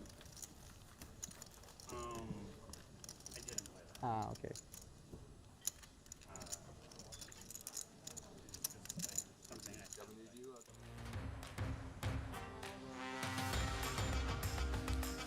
Maybe not 900k up for grabs, but today's event is brought to you by PokerStake, the official staking partner of Triton. It's the ultimate platform for staking professional poker players around the globe with no fees on any purchases. PokerStake is the go-to platform for anyone looking to support their favorite player's journey and celebrate the rewards of big victories. Check out PokerStake.com now and stake your champion. So get in on the journey of your favorite player. All poker tournaments worldwide, all purchases are free, no rake or transaction fees, and all winnings are guaranteed by PokerStake. So you had a couple of stories in Vietnam with viewers managing to get some of Soizer and Zhang's action, and of course the 75k here that Michael Soiser took down for over 1.7 million. 40. You have 500 stop? 515. It's always dangerous when Adam will ask you what your stack size is and he's holding at least one ace. Doesn't necessarily need to be a good one to couple that ace for him to put pressure on you.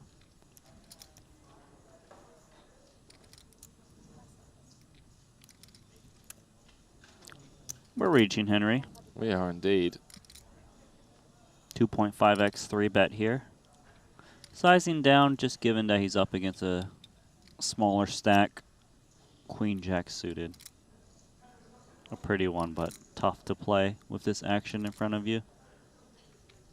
Yeah, hijack 3-bet against an under the gun open.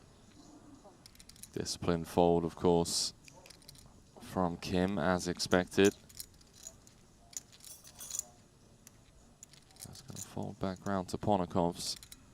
Start the hand with 25 bigs.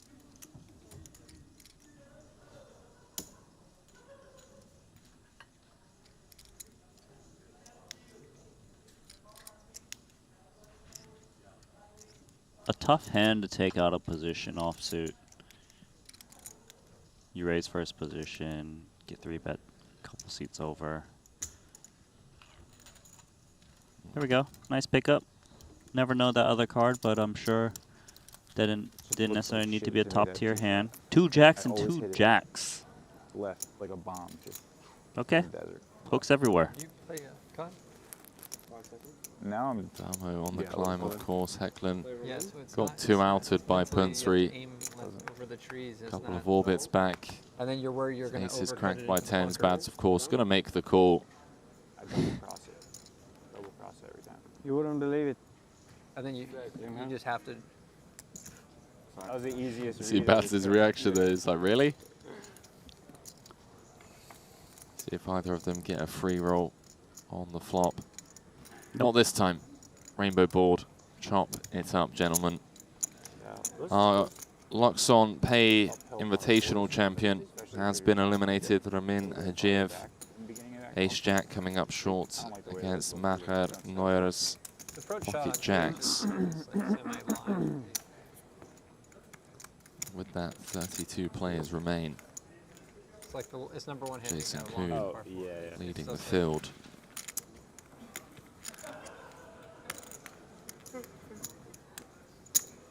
You wouldn't believe it. Yeah, the moment I'm saying it, it's very easy to guess, huh? Yeah. You wouldn't It's say really that bad for with- me You when you wouldn't say say that. that with like tens or anything. You would just be like, It's really bad because normally when he calls and doesn't snap table his hand, it's really good. And then when He you was say you never won't gonna believe do it, that it's with- really bad. Like He's now. never going to do it with aces, though. Exactly, yeah. So it was really, really bad for me when you said that.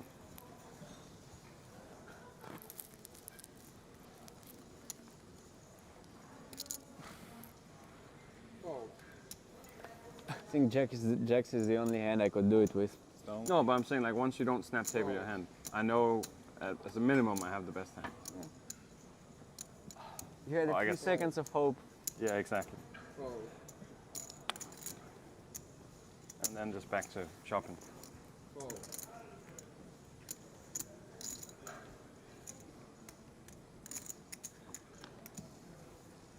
You know I'm snapping you.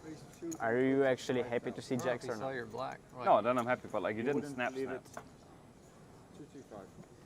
Like it was It just was- it was a snap. I was a little bit Saw more his Aggressive queen 4 offsuit, mind you. You saw his black chip? He's got. Everyone has the app. Yeah, he always is looking at that.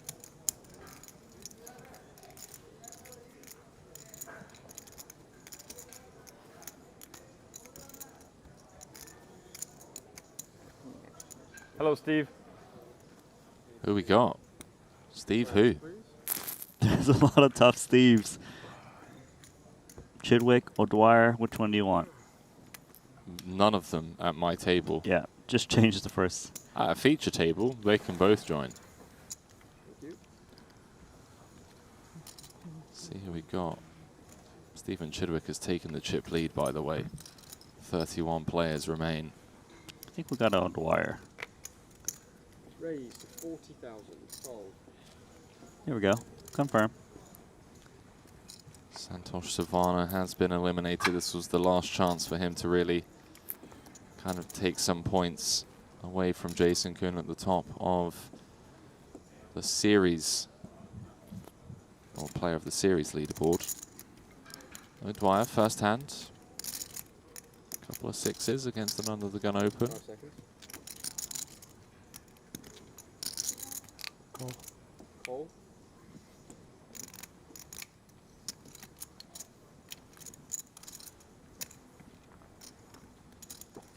The hood is up by Vogel and O'Dwyer. 5 seconds. See what Christoph comes with, suited ace-9. 120. 150. Yes. Looks like I heard the word timing somewhere, but regardless, 2 10s now for Henrik Hecklin. Sean Winter just said that he owes a time bank. Trying to punish Christoph. I think it was just a needle. Regardless, though, 2 10s here is a tricky spot. It's actually like the first several positions. Raise, call, squeeze, and it's just one of those. I've got too strong of a hand given I'm only playing 17 big blinds. Well, we've seen one ace busy in the small blinder, 9 of clubs in Winter's hand. Christoph, of course, priced in and has to call off. Yeah, 10 more blinds. He's put in 7.5. We've got an overlay from the original raise and the caller, big blind ante, and big blind. There's a lot of dead chips in there. 200 to win to 625. Hecklin would almost double up without even being called. So 820 in the middle. Was he have ace 8? Ace 9? Hecklin with a lot of equity, more equity than it's currently showing, of course, due to an ace being folded as well as a 9. See if the Madrid champion can get his way back into this one. So far so good on the Queen Jack deuce board. I told you, he always has ace high. There's one card to come, needs to fade the 2 out and out. He does precisely that, and with that, Hecklin, after a couple of swingy levels, byproduct of his aces getting cracked by Punsri, now back up to 820k. Winter would have turned the second nut flush, and Punsri would have turned the nut flush. Well, Vogel saying, got them out of the pot. Regardless, here we go. King 8. What is happening here? Wow, look at that jam.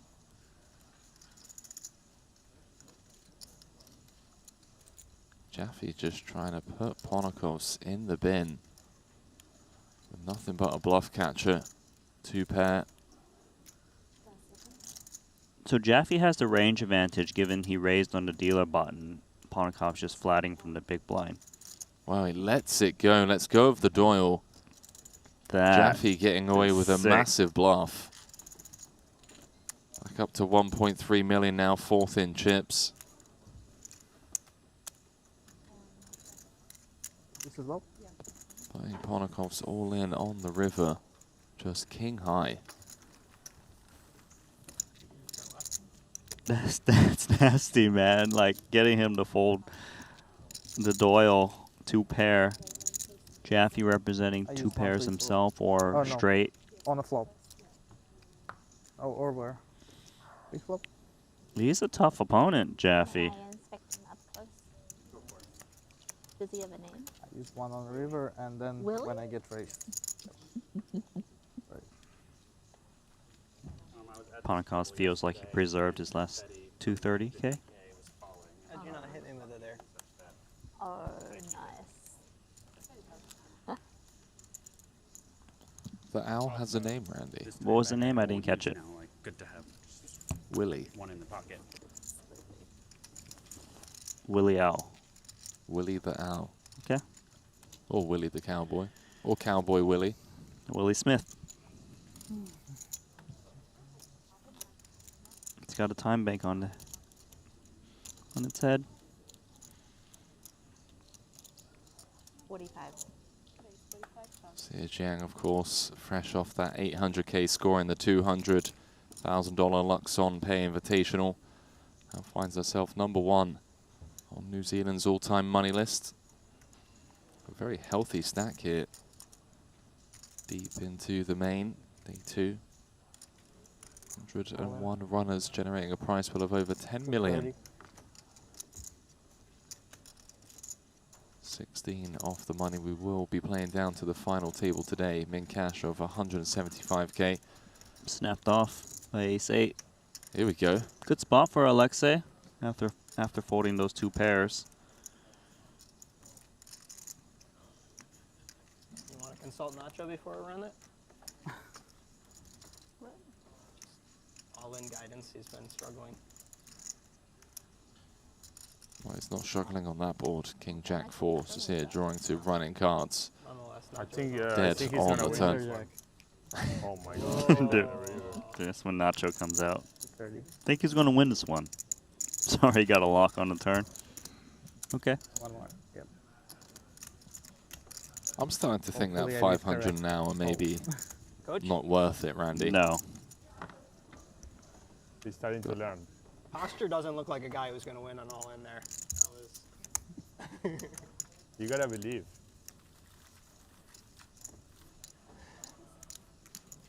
That was for free, right? You're very high yeah. percentile belief in this field. I believe. I know. You still had 3 on the river? How is that? Some hijack the big blind action. Punts 3 flopping top 2. 70k in the middle. Bad's defending with the King 6-0. Bet 25,000. Where do you like to play other than Cascada? Randy just pushing over the tablet to me, I used to like showing playing me LVCC from time to time. a hand history from I used to like going It's to like it doesn't feel like Vegas. It's the like a big park. 50k. There's a lot of- Gao a lot of Minfu on greenery. his second bullet. I mean, the homes are really outdated and stuff like that, but All in blind with his first bullet, apparently. it's just too long. Has especially in the just summer, it's too cracked long. Artur's aces And it gets windy. with ace queen of hearts. I I mean, mean, I don't mind the wind that much, but it just I know it's something we sign up for, Randy. You know, you play high stakes, you play these turbos or these small runner fields. Bad beats are to be expected, but bad shape last couple times I played it. Archer's on a downswing. Yeah. take a couple of weeks off, you know? Call some friends up, family, or vacation. Read a book. Just stay off socials. Stay off of online poker. Give me a little reset.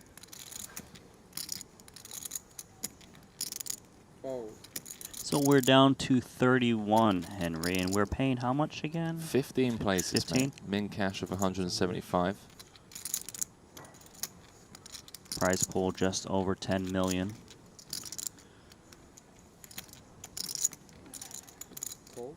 This could be a fun one, blind v blind. Makita limping with the ace-9. O'Dwyer with king-jack offsuit.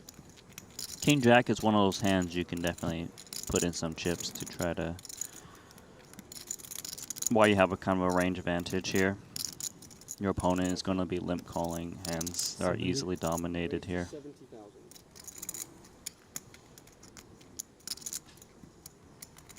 And for bats, feels like a mix. I would say it's a comfortable limp call normally with ace-9. They're a bit deep to just kind of limp jam, and limp re-raise fold doesn't really seem too good with this type of holding. I think if you were going to come for limp re-raise, it would be like ace rag, lower to 9. 9 has good playability. Well, how about an ace-high monotone board? Steve O'Dwyer with the nut flush draw and Broadway Gutty. Bats with top pair. Jason Kuhn and Stephen Chidwick are really duking it out at the top. Yeah, neck to neck. Separates 5,000 chip difference. But here we go. We got the nut flush draw. Definitely could apply pressure. Gutty can help. Jack might even be good. Does check through. King now changes things. There's still 36% equity as we come in. Any king, queen, jack, or heart would give O'Dwyer the best hand. See how Patsiakuski wants to proceed here. 160 in the middle. Obviously a very wet board. A very vulnerable hand. Is trying to deduce what ace-x that's better. Would check back the flop. Probably not too many is crossing his mind. 100,000. So it feels okay betting here. Especially on the monotone boards, right? Like ace-x for O'Dwyer who want to kind of just charge those random heart hands. And there's more offsuit hands in a BVB spot than other situations, just given the wider ranges. Of course, king, jack going nowhere. Sizable pot brewing going to the river as Steve-O rivers the nut flush. Unfortunately for O'Dwyer, Nikita with no heart in hand, but could potentially still lose some chips here. The flop did go check, check. Bats that came out firing on the king of spades turn. His king of hearts is pretty disguised on his 4 flush too, because king X unpaired has a lot of incentive to kind of just bet the flop. Looks like a blocky bet's coming out, and that might change things. 25k into 360. Just north of a min bet. For now, though, O'Dwyer just trying to find the right sizing to extract most value against a worse heart. Would the stronger heart come in with a 25k bet like Queen of Hearts? Probably not. Coming for big raise, though, will be very polarizing. May not matter what heart Makita may be able to call off with.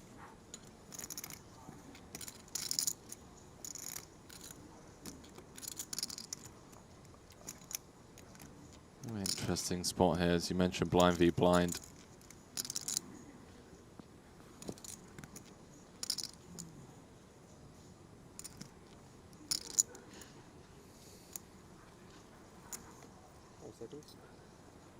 All but one. It's an overbet. Wow. What a sick spot. Did not expect all you can eat from O'Dwyer. I mean, almost, but yeah, just quite a huge amount of chips that's gone in there. And this polarizes things where it's kind of like king X of hearts. You don't expect like a jack of hearts to do this, or like even a queen of hearts. So let's just say Makita was just holding some kind of heart holding. Wouldn't be as worried about like whatever heart above all the way through before king. The fact that Makita is in the tank with ace-9, just top pair, no heart, giving O'Dwyer credit for bluffs without a heart just seems insane. Does hit the mark. Stephen Chidwick is on the climb. Aces against Daniel Dvoris's ace-king. Quite literally, you can head over to the Triton Poker Plus app and see over the last 15 hands, Chidwick has gone from 415k to 2.36 million. 45-degree angle from the bottom. Pretty good. What a start to this day 2. Well, Chidwick, after a couple of rough beats here, deep into some events, the 200k of course, the Stone Bubble, came 3rd in the 20k that Jason went on to win, 11th in the Mystery Bounty. Hasn't cashed an event since. Just shy of 16 million in Triton earnings, 1 title, 21 cashes. First title coming back in Madrid of last year in the short deck main.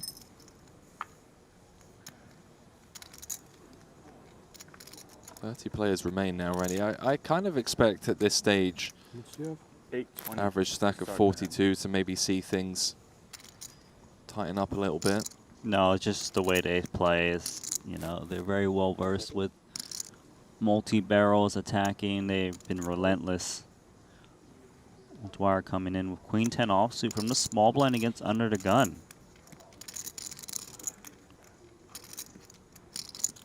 Quite a statement there. We'll give Vogelsang option to close the action. Jack 8 suited. 5 seconds. Oh, here we go. Multi-way affair. Thank you, Hecklin. Throwing in Vogelsang's chips.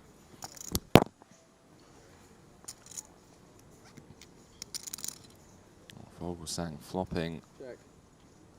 the goods on the ace-7-3. Has 100% lock on the hand. Unfortunately for him, nobody with a piece. Both Hecklin and O'Dwyer whiffing this ace-high monotone board.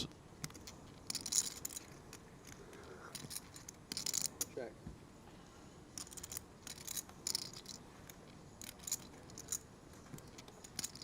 Now fourth diamond rolling off. That's bad for Vogelsang. It really is, man. You flop the flush, ace-high board against an under-the-gun open and a small blind flat. You're already thinking about the double up, and then it checks through and a fourth diamond rolls off. Come on. You just roll your eyes. No one would see under that hoodie, though. As played for now, Jack 8. I suppose you just checked the pre-flop raiser and just hope he maybe takes a stance. Extract a little bit of value. It's not one of those spots where you're trying to get 2 streets, but maybe 1. River probably easier to extract, though. Can't get value out of ace-x anymore. Maybe you've been overtaken. Check.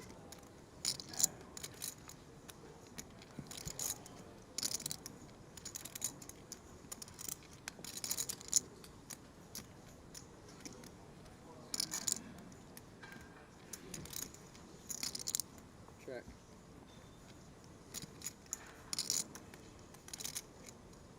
I thought that was the 6 of diamonds for a second. I was like, really, dealer? Vogelsang, of course, had both of his opponents dead on the flop. If anyone wants to take a stab at this. It's tough to represent 5x here I'm not represent, sorry, just 4 diamonds. Looks like O'Dwyer is just taking a stance here and just thinking, look, nobody wanted it on the flop or turn. I flat it from the small blind. I could have some offsuit broadways like king, queen. Maybe like ace, queen from time to time. 100% if he's got queen 10-0, he has all of those hands that you mentioned, of course.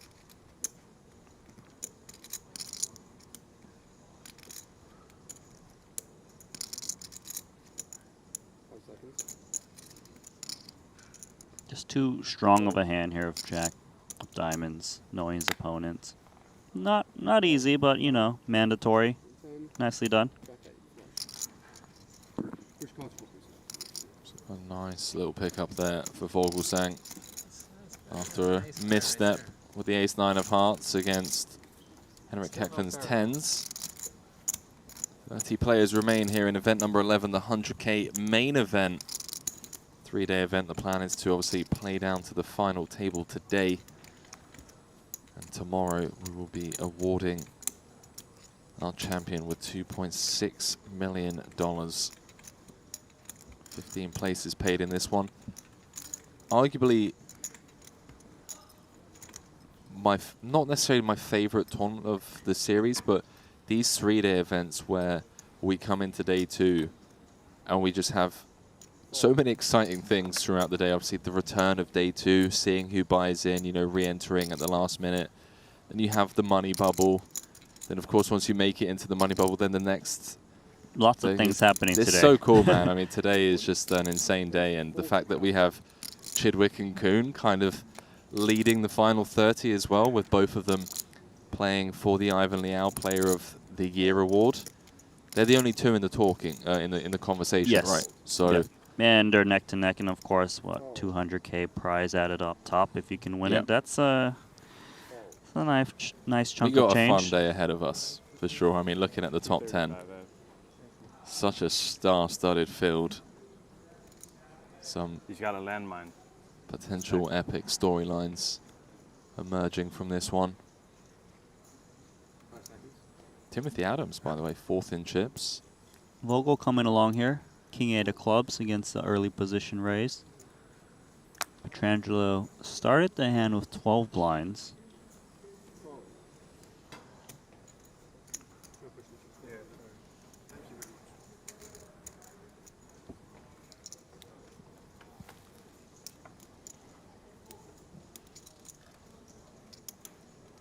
A couple of overcards to Nicky P's 9s. Volksang with a whiff.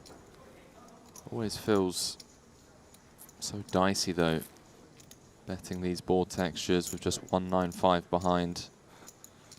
Right. You kind of have that stack where you get checked jammed on by, like, say, open and straight draws and flush draws may fold the best hand. Oftentimes you kind of just peel one off and see what develops. Does precisely that, Randy. 5 of clubs on the turn, changing nothing. Nicky P still with the best of it, 1 card to come.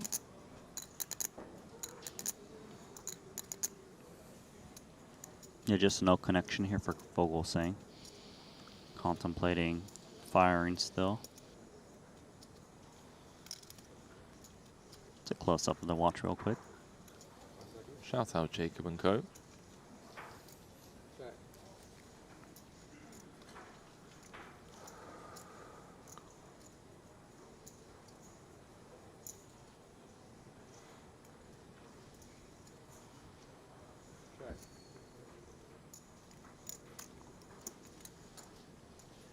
Another overcard to Petrangelo's 9s now. Yeah, not nice, of course, to see 3 overs. But it's also very hard for Vogelsang to fire out on this ace on the river. It's perceived to hit the early position raise more, checking down. I'd imagine this one is just done with a check through. Christoph with just king high. Does check through. Nicky P probably doesn't expect to win with that run out the 3 overcards, but he is back up to 315,000 now. Still one of the shorter stacks in the field, but 16 bigs. Never. One more double up and On that board, you would think he has back a pair. in the mix. Still, no pair. Shut up, Sean. It's serious. What did Sean say? You would think on that board he'd have a pair, but no pair. Oh, about Vogelsang. Yeah. Just got told to shut Nick up. almost mucked his hand. Who told him to shut up? I think it was Hecklin. Trapping. Is that or Petrangelo? That doesn't surprise me. Hecklin certainly not one afraid to speak his mind. You got a chuckle out of Vogelsang, though. Oh, of course, Vogelsang always takes it in his stride. Oh. You got like 700-800? Oh, I can just imagine Hecklin telling Sean to shut up. Yeah, you have one. It's really been a spicy series for needling and all sorts of shenanigans at the table. I mean, they've Fine, obviously Jason had is so much keen history competing before for this stop, leaderboard, but and they're here, like first and second in played chips. mini events. Is Every this single the last element. event that counts? No, there's 50k turbo and the short deck. No, I mean for the leaderboard. Yeah, 3 tournaments for a short deck. I know. And then what, like Omaha as well. a new season starts or something? In London? That is the case. I told Steve he had like 200 and something K. Check. I told him he wasn't on his phone. I was like, Kuhn has 1.6 million now. And then Steve Nice to started note playing that Poon crazy. Punstri actually checking back get King some 10 chips. suited BVB. Definitely a hand that's pretty strong in this spot. I mean, it's worth a lot, right? Oh, turns the Broadway straight. Hecklin turning 3rd pair. Does have that deuce of diamonds as an out. Check. I'm going to check over to Punstri. How much do they have? Jason Kuhn has regained the chip lead by half a big blind. It's over Stephen neck to neck. Chidwick. It's absolutely insane. Both of them 2 million. You hear Makita talking about that with Winter. Bet 30,000. Half pot on the turn from Punsri after turning the straight. Henrik might feel compelled to take a river here. He's got a pair of jacks. The 2 of diamonds has got the added value. Might be the best hand. Maybe the diamond helps him. Well, Got the it. diamond does help him. The deuce of diamonds checks through on the river.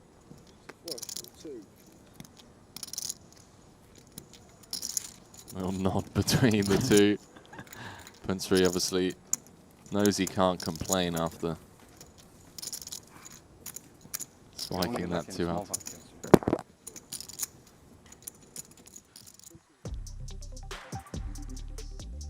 So here's Punat Punsri leading the field over on this feature table. Only just heckling on 41 bigs, just 1 big blind behind. This chip count's brought to you by Bookmaker. About 10 minutes level left on this level. 4 players head into a scheduled break. 30 players remain, 15 places paid. Jason Kuhn leading the final 30 after coming into the day as chip leader. He is just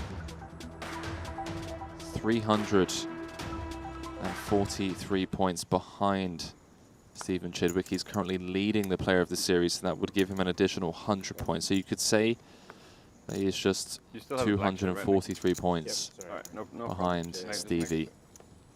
And Stevie really giving him a run for his money.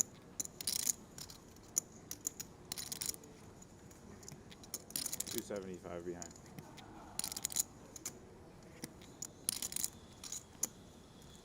Rose 40.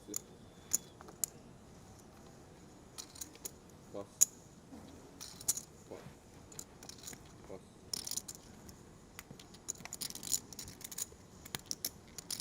Big Slick, hello.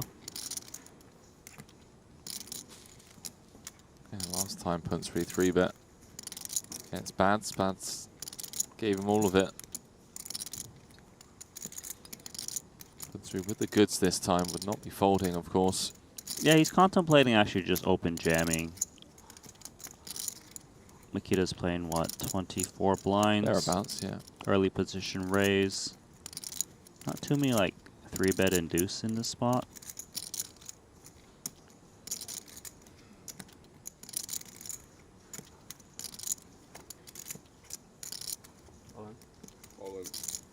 There is all of it. Of course, Bads can't do anything but fold. Oh, Stevie finally lost the pot. One against Kiat Lee. And then another one against Waikin Yong. Yeah, looking at the leaderboard, you do see Adamo creeping up. He's in 5th place now, 1.2 million chips. Right behind Timothy Adams, 1.3. It's going to be a tough final table that we're going to play down to today. Just taking a look, browsing the field. Yeah, I mean, this is really shaping up to be a classic. Fedor Holtz, Timothy Adams, main event champion. Jonathan Jaffe, Adamo, Chidwick, Kuhn, Waikin Yong, Punsri, just to name a few. Yeah, truly just the best no-limit hold'em players. A phenomenal championship event here. 100K buy-in, event number 11. Yeah, I mean, the VIPs coming out on top in the 200K. The pros certainly looking like favorites here in the main event. You know, some of the pros that didn't get to play the 200K didn't get an invite. That is true. What do we got here? Nicky P taking his spot, making a stand. 13 bigs out of the small. Plotanov in the big with ace-queen suited. Does obviously have Stevie behind. He's just sitting on 23 blinds or so. Should feel Nick Petrangelo's range is crushed by this ace-queen, so he's going to make the stance. Good to kick out Steve O'Dwyer's ace-10. A key pot for both players as they don't have too much of a stack to play for. Pietrangelo looking to just hold to more than double. Courtesy of the dead money in the middle. Flipping for his tournament life. Get back up to 30 bigs as a 5 rolls off the window card. Bottom set for Nicky P. Not drawing to running cards as the King of Diamonds seals this one for Pietrangelo. He's been nursing a short stack all of today. Now up to 30 big blinds. 275. Sometimes the hands just play themselves. Unfortunately for Platonov, won't be winning this pot. Down to 10 blinds.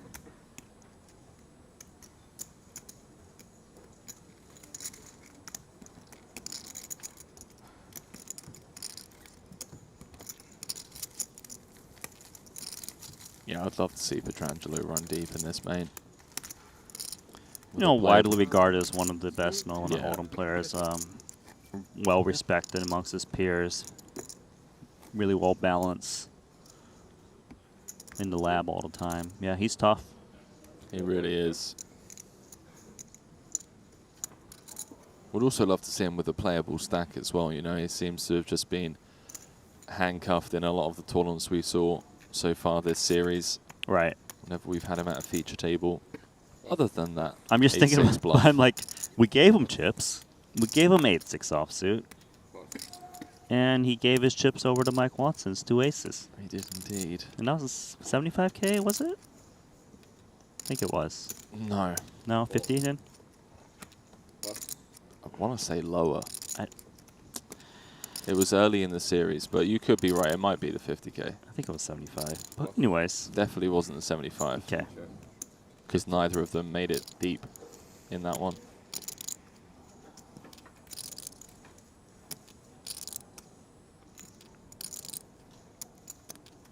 It was the 50K. Yeah, Michael Watson made the final table.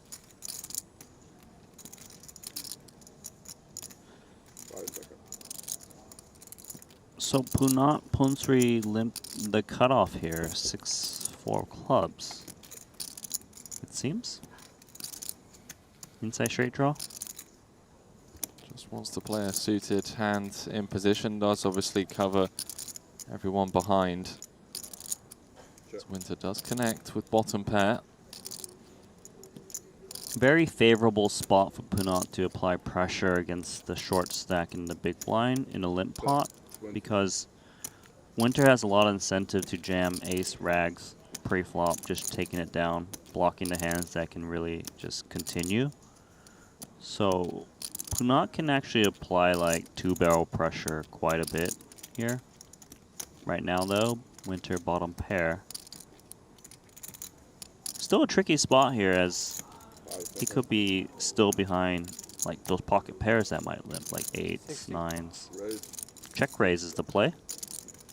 Interesting. Yeah, I was about to say at this stack depth it just feels like such an awkward spot to check raise, but he has found it. He must be thinking that Punsri would pre-flop raise in the cutoff with ace-x against his stack size a lot.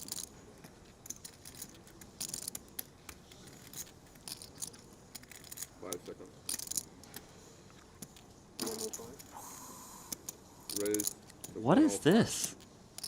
The clickback. They are playing some gangster poker with these stack sizes. The flop 3-bet. Check raise from Winter. Bottom pair. Punsri having none of it, just clicking it back with that equity rather than bet calling. Yeah, a very interesting hand. Intriguing. The action back on Winter. Oh. It's got to make the call, Randy. Here we go. 280 in the middle, limped pot. 3-bet on the flop. What is going on, Henry? 280. Key card. King of Hearts on the turn. Punsri not even picking up a backdoor flush, drawing to just a 6 or a 5 now. So Punsri right now is thinking, Winter, you're slow playing me. Say like 2 pairs. Well, Winter's got like some kind of gut shot, backdoor draw of that nature. But given that he's got 6-4, he kind of blocks a lot of those gut shots. So a very tricky hand. 5 seconds. Check.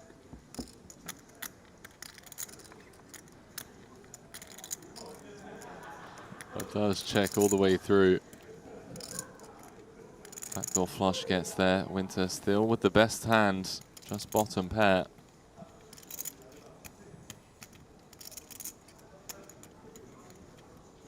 See what he decides to do. SPR 0.5. Puts Well, with what feels like a mandatory bluff. Wow, threes. Still good. So he check raise called 3-bet. Still feels the threes is good. This is a wild hand, Henry. Yeah, not something we get to see all too often. Limp from the cutoff. Check raise from Winter, 3-bet from Punsri, call. Check, check, turn. Winter now checking on over to Punsri, who does give up, and Winter got a scoop, a 280k pot. With just the pair of threes, you can see chuckle from Punsri. You gonna call? Wow, Winter saying he was going to call. I believe him. I feel like he knew exactly where he was. Adamo against Jiang, king, queen suited for Socia. Adamo with the aggression on the gun open. Adamo with the button 3-bet. Jiang calling, both players flopping top pair. Yeah, great flop for both players, and I guess it's more of a matter, is the king-queen suited potentially going to get there, running spades? We've seen crazy things just like the previous hand. You're a sick human being, man. Just let them chop the pot, okay? There's, of course, a way where Adamo could just win the hand outright through aggression, but seems unlikely. Unlikely. Because say like the scare card, the ace drops off, he's going to want to show down the king-queen rather than turn it into a bluff. It's possible, but not really something you see too often. Big question here for Socia is, do I check call, do I check raise? Is undergun versus dealer button.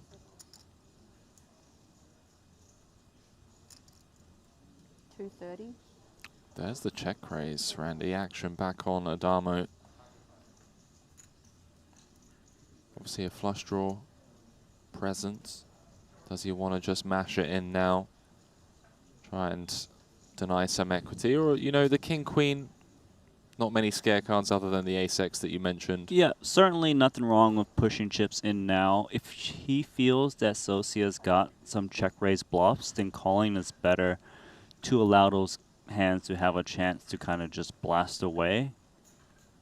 And as you said, only one scared card, the ace. But although the ace doesn't really check raise this flop too often unless it's coupled with a couple of diamonds.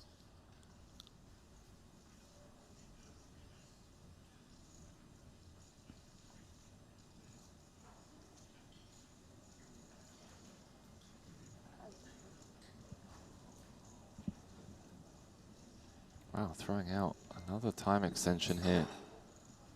Yeah, he's trying to figure out if it's better to just call. What if he's up against two diamonds? Would two diamonds jam the turn unimproved and still pick those hands off?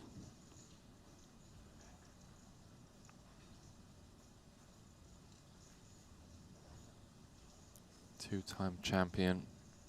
Came third in the 75k earlier on this series.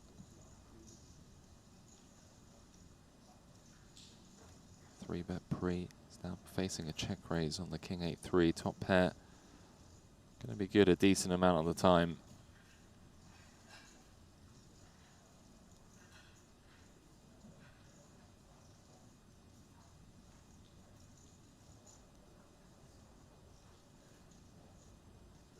All in? Yeah, it does just come back over the top for all of it. And a snap call from Jiang, who's going to get shown the good news. She is free rolling with the backdoor spades. 95% of the time, of course, they will chop, but Jiang looking for a spade. Wastes me time, Max. To at least sweat the full double as the four diamonds comes on the turn. Adamo may be frustrated for wasting 3 time banks there to just chop the pot. She won 2 time banks Chop off the of him. blinds is not the worst result, especially for There me, I we go. guess. She seems happy. Got some chips. Yeah, when you use 2 time banks, I'm like, So oh, thank 29 God. players remain with the elimination of Matthias Eibinger in 30th. It is Jason Kuhn leading the final 29. Stephen Chidwick in second. After losing some back, this table obviously be switched out. Adamo leading the pack here.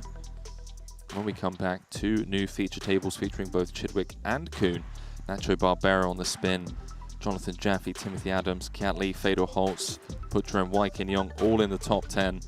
This main event, Randy, really shaping up to be a potential classic just in terms of who we have left in the field. And of course, Chidwick and Jason fighting for that Player of the Year leaderboard, the Ivan Liao Player of the Series, and obviously the 200K that comes with that top prize. Going to throw it to a scheduled break. Randy going to be switching out for Ali Najad as we're going to be working our way down to that money bubble. 15 places paid with a min cash of 175,000.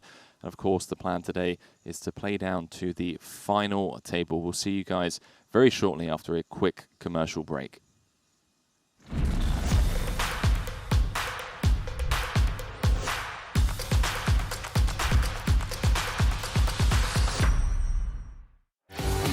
GG Poker. It's the best poker the biggest poker site. This is a crazy. No way!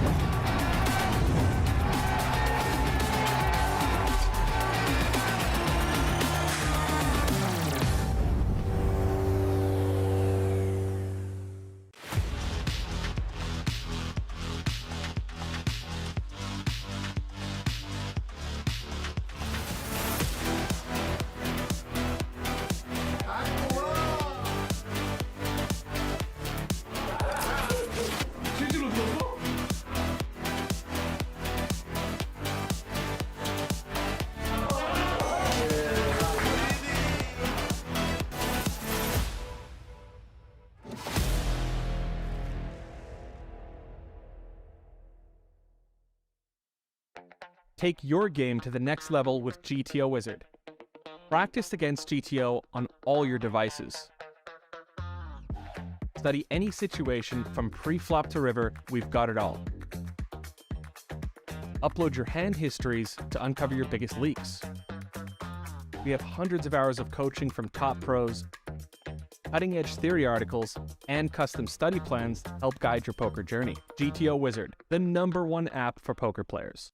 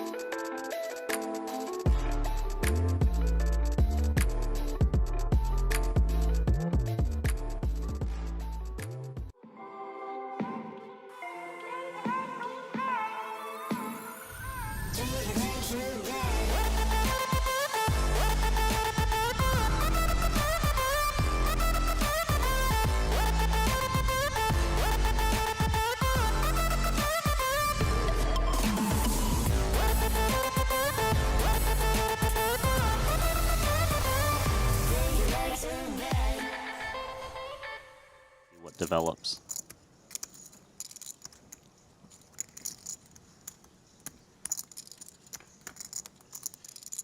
So 195 in the middle as we take the 10-7-3 board. Brewers, second pair and the lead, and a texture that I think, Randy, he might assume, based on Paul's willingness to call the 3-bet, isn't going to interact all that well with Boss's range. Yes, I would think so. And you see Chris actually checking here with this kind of showdown value. He doesn't really want to get blown off this hand and bloat the pot, but knows that he can continue, and a very disguised 2-pair potential trips if it comes on the turn. Backdoor diamonds, backdoor straight draw. And Paul actually in a spot where maybe he can take a stance here. Lots of cards he can just kind of bet on the turn. Folds on the flops. Check is fine too. And the ace of clubs promptly appears on the turn, on the back end of that Paul check, despite having 60% of the royal flush, as many call it, on the flop. Now Brewer in a bit of a pickle because it's a card that also he might look to represent. Yeah, it's tricky because it is the card that he should be trying to represent, right? Ace, king, ace, queen. However, he has showdown value. Betting now is kind of like trying to take control to just fold out the broadways, fold out the pocket pairs under 10. Even 10x would have a lot of trouble continue if he sized reasonably, and 125 is a sizable bet. And one that leaves Boss wondering whether or not his ace-jack is actually good. Of course, he could be up against the ace-kings and ace-queens, a large part of the big blind 3-bet range against a button. Then again, you can't really call 3-bets just to fold whenever you flop, you know, top pair, of course. You take one off, see what develops on the turn, on the river. Hopefully you can just check it down if it checks through. Ouch. 2-pair on the river as Boss is flat with the best hand. Leads him to a 445K pot. That is no longer the case. Yeah, of course, it's a nice river card for Chris. He knows that when he gets called on the turn, he's very likely to be up against ace-queen, ace-jack. The hands he was trying to fold out that turn bet should be gone by now, you know, the 8s, 9s. So he can size in a way that he thinks ace-x will call.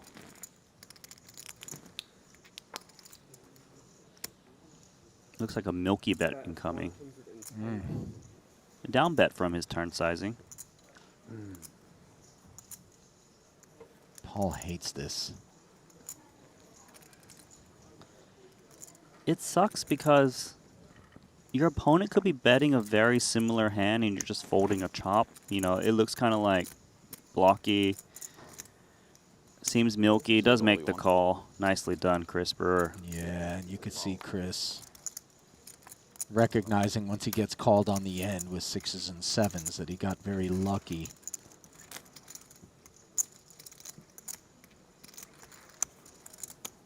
Telling you, it's the start of a good run for him. Could be. To me, based on what I've seen, is like the Versace. As the man considered among... A lot of very athletic people here. It is funny how many athletic people there are here. It's quite an athletic lineup. Not the WSOP.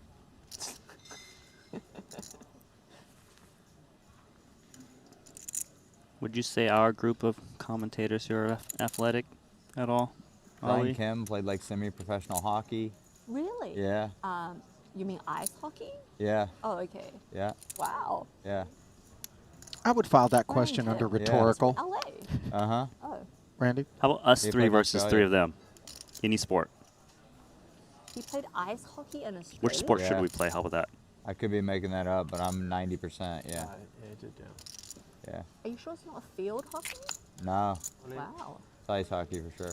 Wow. Badoom. Okay. I'll take Tennis, that. maybe? Even then, we're in bad shape. Let's not do tennis. That's three, It's that's really three tough. times as many unforced errors we can make. Mr. Fu special. Pocket four. Oh, we got an all-in confrontation here. We do. Pocket fours against King 7. With a 7 in the window, things look bad, but a 4 behind it. And 6. Mateos, allegations of a slow roll with his set.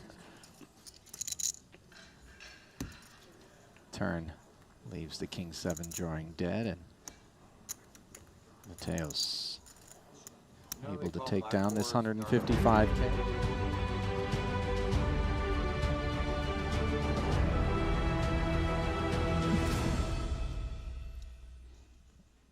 And welcome back to continuing coverage of the 2023 Triton Super High Roller Series. It is day 2 of the $100,000 main event, which of course kicked off in the shadow of the $200,000 Luxon Pay Invitational, but now all eyes focused upon the matter at hand. And of course, as you and Randy touched on during that last frame, Henry, very much a storyline developing with the likes of Jason Kuhn and Steven Chidwick 1-2 in chips. Yeah, an incredible frame for Chidwick. Was down to like, 405, 415K, which at the time was good for the better part of 25 bigs, but then in the space of 10 hands went from 400K to over 2 million. Lost a lot back at the end there to Kiat Lee and Wai Kin Yong, but certainly one of the storylines is the pros coming out in force in this one compared to the VIPs obviously taking down the 200K. Obviously not VIP Pro sort of format like we had in the Invitational, but since we're talking about VIPs, how about zooming out just a step from 1-2 to 3, where we find the likes of Mahar Noida making an appearance. Top 3 stack of 1.63 million, awfully impressive. Yeah, very impressive, and also just his play style. He's avoided some spots that we've seen at the feature table that would potentially have costed other players chips, and it just seems to be very aware of when he's ahead and when he's behind. And I mean, look, not to state the obvious, but that's just a great strategy, is putting chips in the middle when you have the best of it. And yeah, 65 big blinds for him. No question. 2.6 million is going to be awaiting the eventual champion here, a staggering sum. And then, of course, 15 places paid, 175K down at the bottom. Currently, we have 29 runners of 101 total entries. Registration, of course, closed, so every chip oh so precious as we move forward. A couple of new feature tables on our hands, and let's send it down to get a glimpse at them in just moments. There it is. Blinds of 10 and 25,000, brought to you by Poker Stake. Mayor Chidwick, Mayor Kuhn, presiding over their respective boroughs. Vyacheslav Buldigin and Florencio Campomanes IV at the bottom of the counts on both of those grids. 16, 13 big blinds respectively. Obviously, at some point, spins perhaps will be on tap, but not yet. This is actually shaping up to be like one of these classic main events. Adamo, Timothy Adams, Kiat Lee, Fedor Holtz, Wai Kin Yong, all in the top 10 chip counts. And there is Chidwick, that massive stack of his. Deliberating with the King 6 suited. We'll take it upstairs.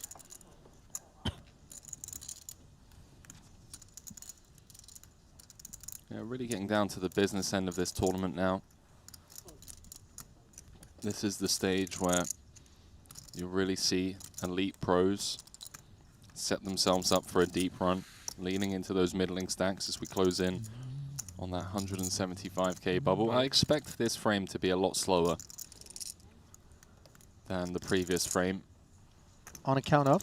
Well, we had 12 eliminations. I would be very surprised if we have more than 7 eliminations in this frame, just given that we are closing in on the money, so maybe not as keen to take rejam spots as liberally.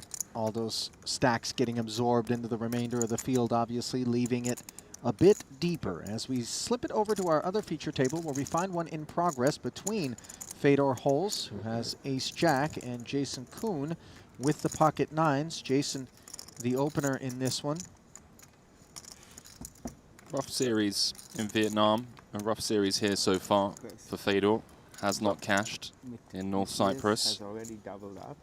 2 titles, 9 cashes, over 10 million in earnings. He's at a table. Has not improved either on flop, turn, or river, as ace high stays that way. He did call it. Big call. He doubled up, I assume, to Mr. Fu. And I threw Anson. That's funny. Sure. Gonna try and get this one to showdown. Jason now with a decision. Feels like a value bet spot after flop and turn went check, check. Note the 9s, not eager to barrel until this street. 75. And as a result, might there be value to be extracted at this sizing from this ace high? As you see Fedor mulling it over. Would not fault Fedor for making the call here. Very suspicious line from Jason. Opening from the hijack. Some king jack, king 10s. 5 seconds. Some weaker ace x maybe. Discipline fold. From number 1 on Germany's all-time money list. That is a very impressive all-time money list as well. There's just so much talent spewed over the German borders onto the worldwide super high roller circuits. And you know what would be a lot more comfortable than having to square off against that German all-time money list? Parking your bones in just some of what Secret Lab has on offer. The official chair partner of the Triton Poker Series. Over 2 million users today have one in their homes, but the latest Titan Evo 2023 offering is the official preferred choice of many leading brands around the world. Our champs go all in on comfort with the good folks from Secret Lab. Head over to their site, pick yours up today. Huh? Did we come back from break with 29? Yeah, we can. It was 29. Yeah.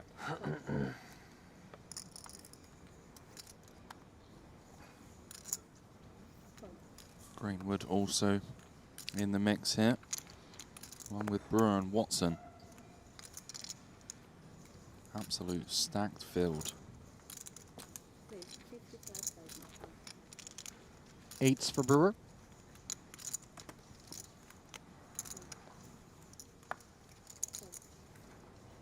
King Queen suited, awaiting Noida's big blind. Busted to SJ. Just heard Greenwood saying that Brian Kim busted to SJ. Ace-8 into SJ's ace-queen. Sosia Jiang. Oh boy. Problems Big for Maher problems. Noida. Top pair up against bottom set here.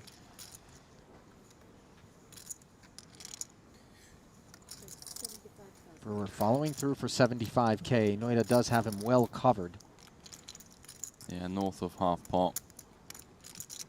You did touch on that propensity by Noida to kind of avoid bad spots, though. Get away from situations that we suspect others might not have. It definitely has a couple of streets to do it on. There's some situational run good in terms of the run out, but that 3 of diamonds, I think Noida going to lose at least one more street. And then maybe being put to the test for a lot more on the river. 75K, check call, bringing that dry 3 of diamonds. Now some salesmanship by CB.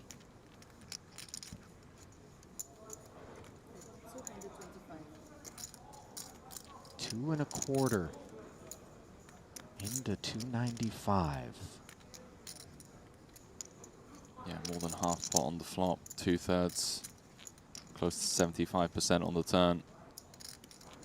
Wants to set it up for a river jam.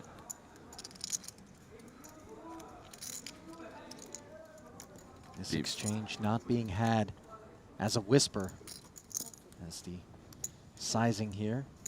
Loud and clear or perhaps just loud and not so clear as Mahad check calls. Now 7 on the river, 7:45 in the middle. I think this might be showers here for Noida. Given that everything bricked, Brewer's going to have a ton of hands that want to triple King Jack, King 10. Some busted clubs like Ace 10. Well, he will avoid the locker room even if he pays off because he's got Chris covered, but obviously the King Queen could very well end up showered at a showdown, as you mentioned, Henry. Fresh off that second title here, beating Jason Kuhn heads up in the 25K. Joking to us that seems to be a mixed game guy, coming up short in the Hold'em events, but looking good here. Especially if Noida calls this off. Would move up to second in chips. See if Maha can get away from this. No club in hand. Unblocking some of the bluffs like the Jack X, 10X holdings.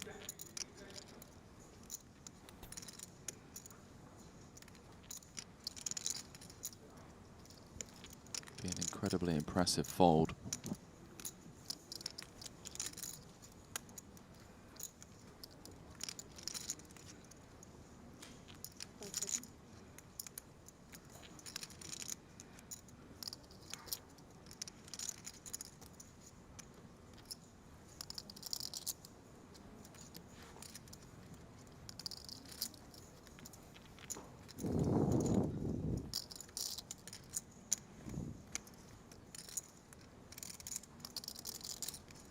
As played, this King Queen is turned into a bluff catcher, Henry. Yeah, nothing. I mean, 100%. Even with top pair, it's nothing but a bluff catcher. Having a king is kind of bad, blocking some King Jack, King 10 hands. No clubs in hand, as I mentioned. We know Noida can find big folds. Will he find one here? Single raise pot, late position open.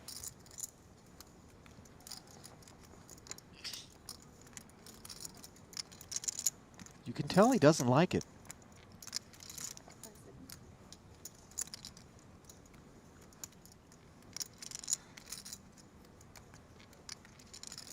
Very impressed. I mean, there's some future stack considerations in play, of course. 13 off the money, preserving that very healthy 1.3 million stack.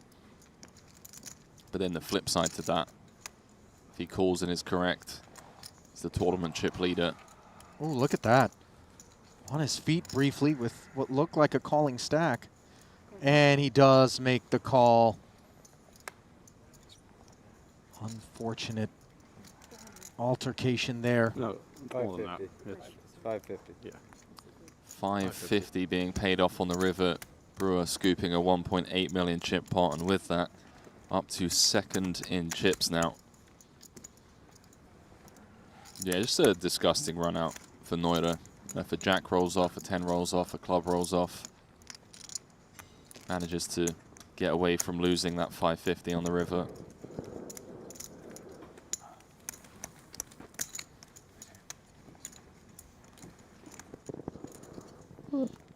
That one didn't have a smooth finish.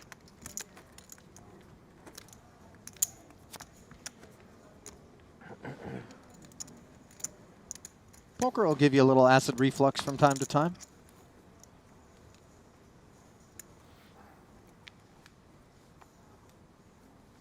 Maybe a healthy therapist bill as well. A lot of emotional damage. And swings.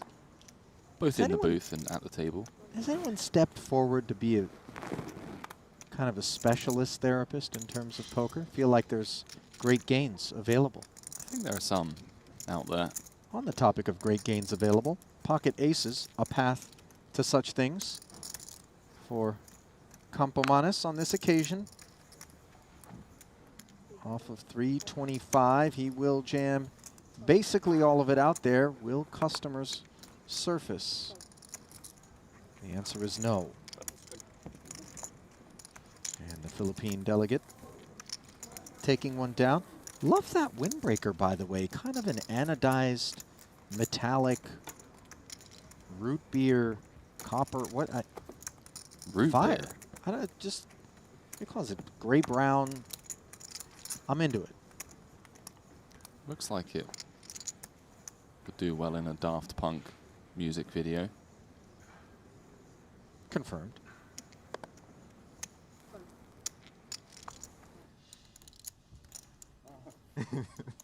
Meanwhile, the Yid of the Nacho and Co.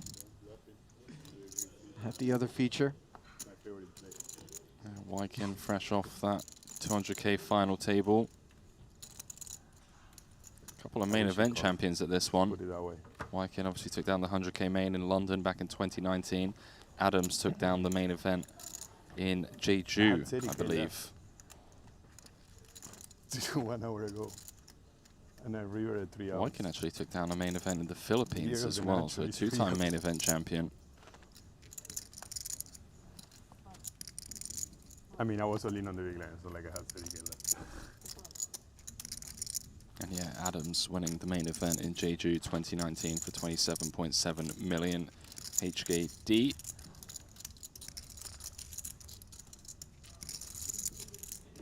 Few main event champions left in the field, Henrik Hecklund being one of them.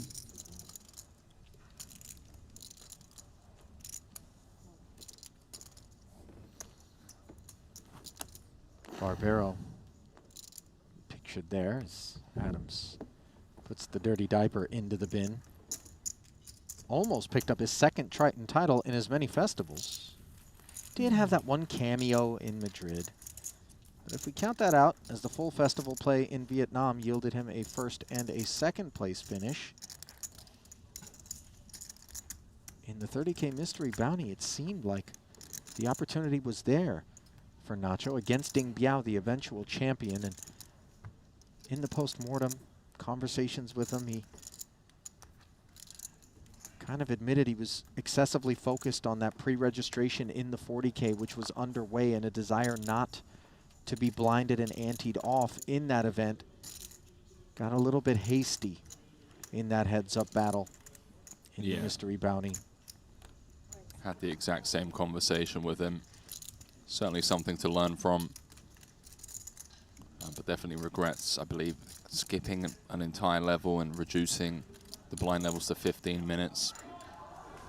There was no deal made. There was hundreds of thousands, I believe, in pay jump between first and second in that Mystery Bounty. And yet he was worried about that 40K. I mean, you get it, but economically speaking, just didn't make a lot of sense. As bulled against Ace-9. Will pick up Wykin's Ace-Deuce here. Vyacheslav also picking up a title so far here. Well, beautiful flop for Vyacheslav. Not only is he flopped top, but his opponent's got a piece as well on the 9-3 deuce. And yeah, Boldajin, such a fun guy, though he does seem a bit tired today. Understandable. 12 days in. There's something exhausting about having to navigate these waters. It's like trying to paddle back to shore against the riptide. 35K follow through. That's what Wykin is facing. You have like 150 behind, right? Got a black. Oh, it's 300. Sorry. 350. Asking the Russian for a count. 4 cashes in total already in 6 efforts. For Vyacheslav? VB.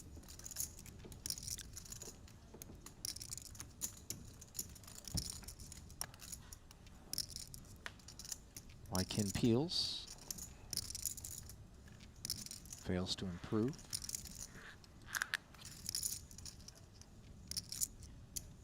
We saw Wykin inquiring about Vyacheslav's stack depth on the flop. It's one of those ones, I mean, a deuce is going to be good a decent amount of the time on this board. All of the broadways, bricking, of course, as well as the ace highs. It's up against top pair, top kicker with just 2 outs going to the river should he decide to continue.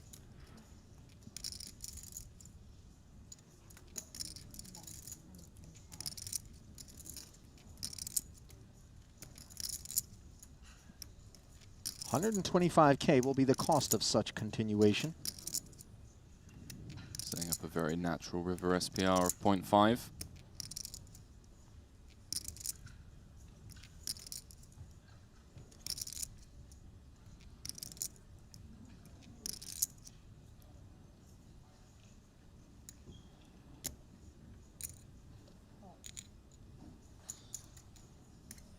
Wykin's made the call once more here, Henry. It's now an 8 on the end, and obviously Young giving Vyacheslav credit for a 2-barrel bluff in this spot effectively with this ace-deuce. Yeah, undeterred on flop and turn. It's a relatively safe river as well. I mean, Vyacheslav shouldn't have many 8x. That barrel, especially from +1. Left with a bluff catcher, facing the triple barrel. Will it be enough to make a believer out of Wykin? The 8 really doesn't change much. Ace-4, Ace-5 bricking. Would Vyacheslav really follow through at this SPR with a bluff?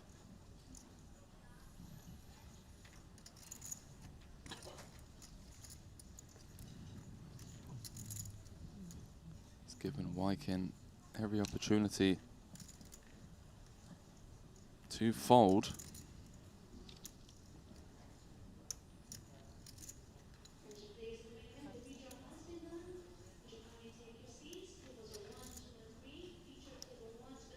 It is interesting in these situations, Henry, where we don't think that the river is of any consequence. And if we thought ace-deuce was good flop and turn, there's no reason to change our mind now, but every now and again, we do see that third barrel carry enough weight. Not just in terms of sizing, but messaging. Well, I think it's precisely the messaging, right? The SPR going to the river was 0.5. How many times do you see someone empty the clip when the stack depth is so shallow going to the river, especially on a run out like this? Well, it's going to pay him off. Max profit for an ace-9 offsuit headed Vyacheslav Buldegin's way. Hopefully that means we're going to see him slightly more animated. Not that that's a prerequisite to have Vyacheslav at the feature table, of course. I wouldn't mind putting it in his contract. Selfish reasons, of course.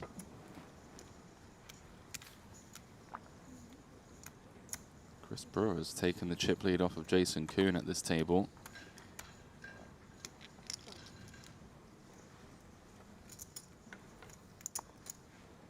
Obviously, we saw him with the set of 8s against the king-queen. And looks like he made trip 3s. Trip aces. Trip aces, I'm sorry, with the ace-3.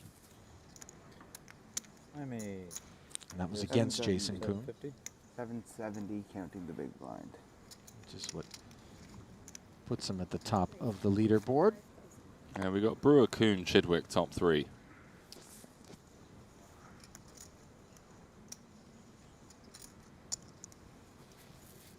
Just want to check out the player of the series because Brewer is really the only person out of the top 16 other than Chidwick that will play short deck. They're both around 450 points behind Jason, who of course will be in the short deck streets.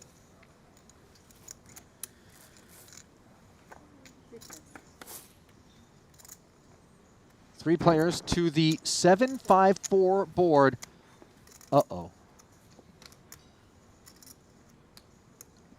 Not straight v middle set, first v second in chips, with 28 players remaining. Brace for impact.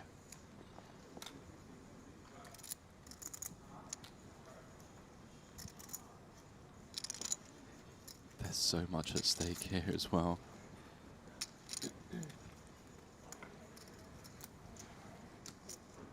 The Ivan Liao Player of the Year points needed for Jason. 45K fuse lighting.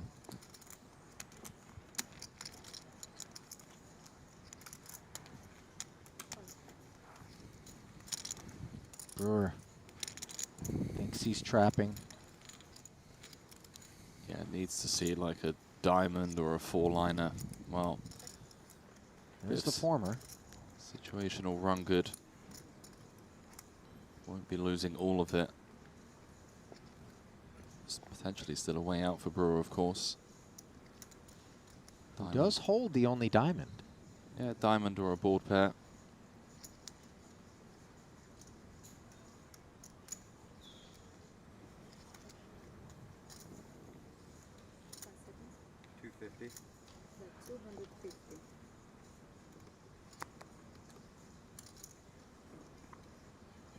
Near pot sizing.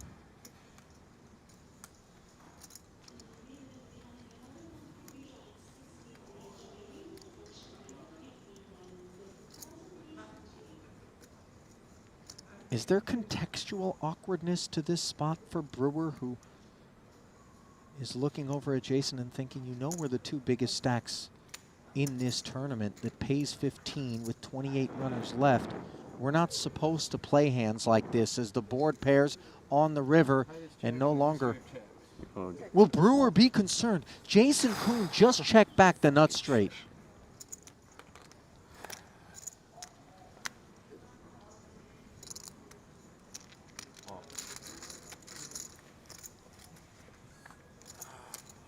Such a fucking setup every fucking time.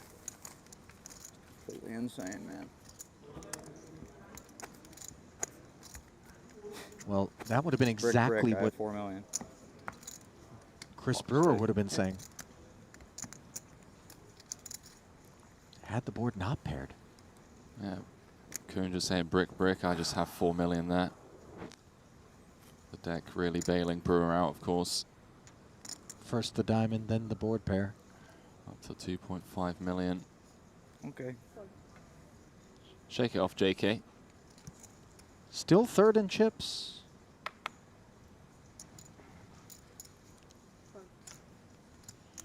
Now, Watson, Queens.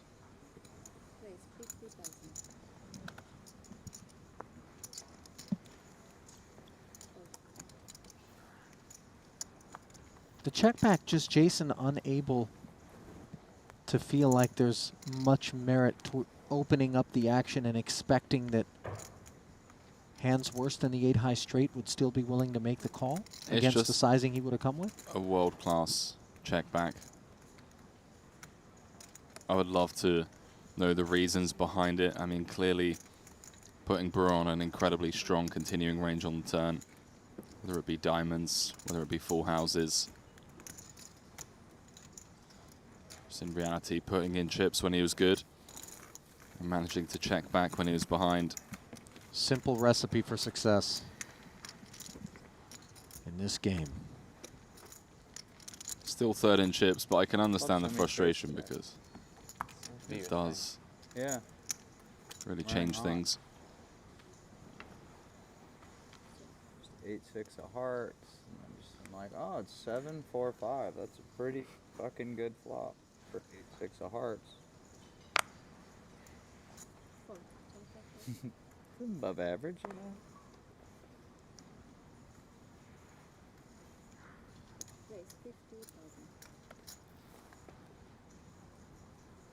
Or like the other day when it was king, king, 7, 7, 10, and I had a king against you, I was like, I have a really good hand, right? There's a king and a 7 and a 7. I have a pretty good hand. And then you were like, see you at the rebuy cage, buddy.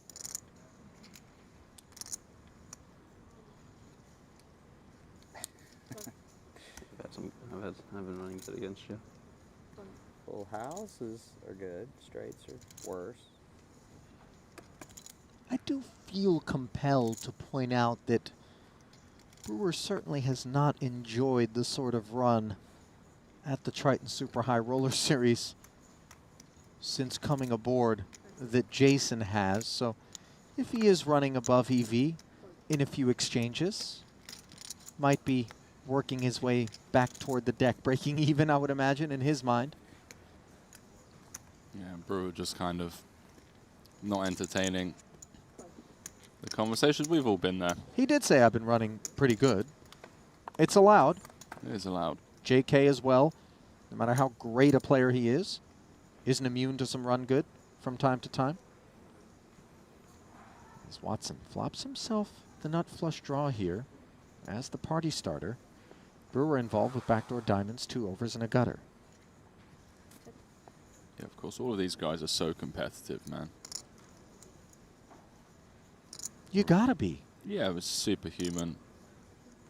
I mean, we're human beings, like, natural to see emotions being displayed every now and then, especially in such big spots. Like Board that flop pairs straight. on the turn here. After a round of checks.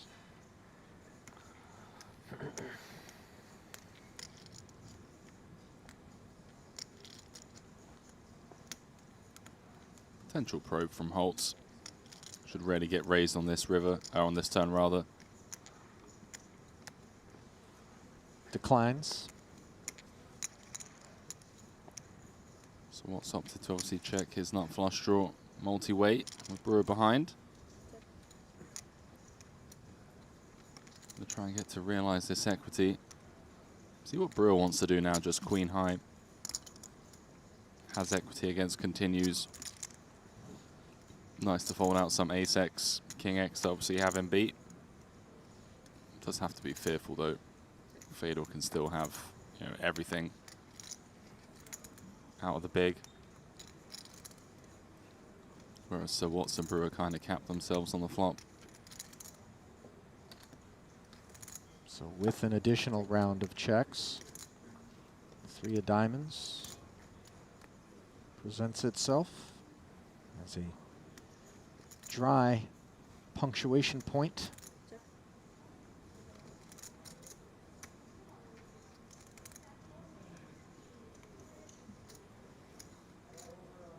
Yeah, look at Brewer. He's like, listen, if you boys don't want this one, I will happily take it. Personally feels like a story that doesn't make much sense. Might have some 6s, 7s, 9s that play this way. Full pot. The polarity not lost on the opposition, which includes Fedor. Would love to see Fedor sniff this one out. One of the best at reverse engineering spots like this. Would Brewer go full pot with 6s through 9s, maybe a slow play 10x gets the deuces to fold. Now action on the ace high. There we go. Not one, but 2 better hands. Find the muck as the big stack flexes its might. Overwhelming chip lead now for Brewer. A million more chips than Stephen Chidwick, who's second. Just look at that gap between CB and Jason. 104 bigs to 59. Florencio still on the just north of 10 big blind stack. Noida well off of his high water mark. After that exchange he had with Wai-Kin Yong. No, it wasn't with Wai-Kin. That was a different pot. That was the double, forgive me. He had the king-queen against Chris Brewer. Set of 8s. Yeah. Wai-Kin and Vyacheslav tangled.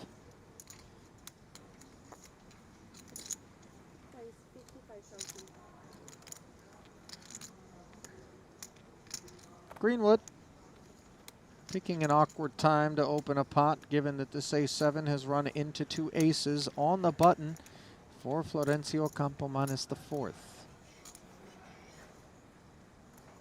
Like, didn't Florencio have aces like less than an orbit ago at this stack depth? At like 300 and. Don't remember him getting action with it if he did. No, he didn't. He just open jammed, I think, from the cutoff. Picks up the blinds and the dead money of Greenwood. Shout out Greenwood, by the way. Jumping in the booth for a couple of hours the other day. Day 2 of the 200K. Alongside Ali. As did Sir Watts and Justin Bonomo. All of whom I thought did splendidly, Henry. And in fact, we did have our legal team down here attempting to sign them up for long-term deals. And then I believe your legal team came in and said, well, actually, that might interfere with Ali's deliverables and contracts. So saved by the bell. Taking the piss, my friend.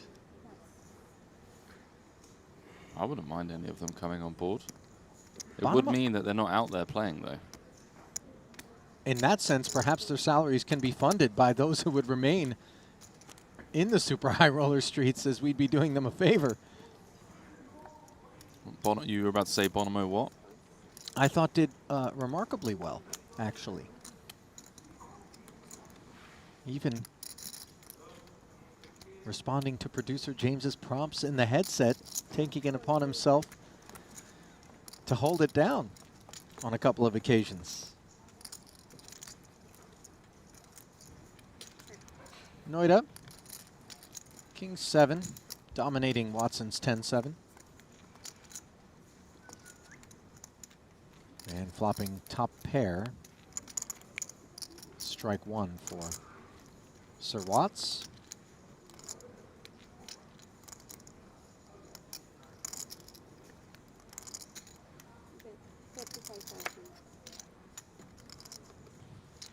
Noida making contact,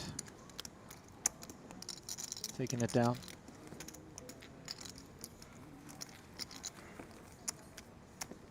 So, of course, 1 title, 17 cashes, 4.7 million in Triton earnings. Again, another one of those guys that, you know, has 17 cashes, has so many compared to other Triton regulars, but just always running bad the final hurdle. So many like 11th places, 17th places. Waiting for somebody. He's reached a few final tables where he just hasn't been able to convert. A few 4th places, a 2nd place back in Madrid.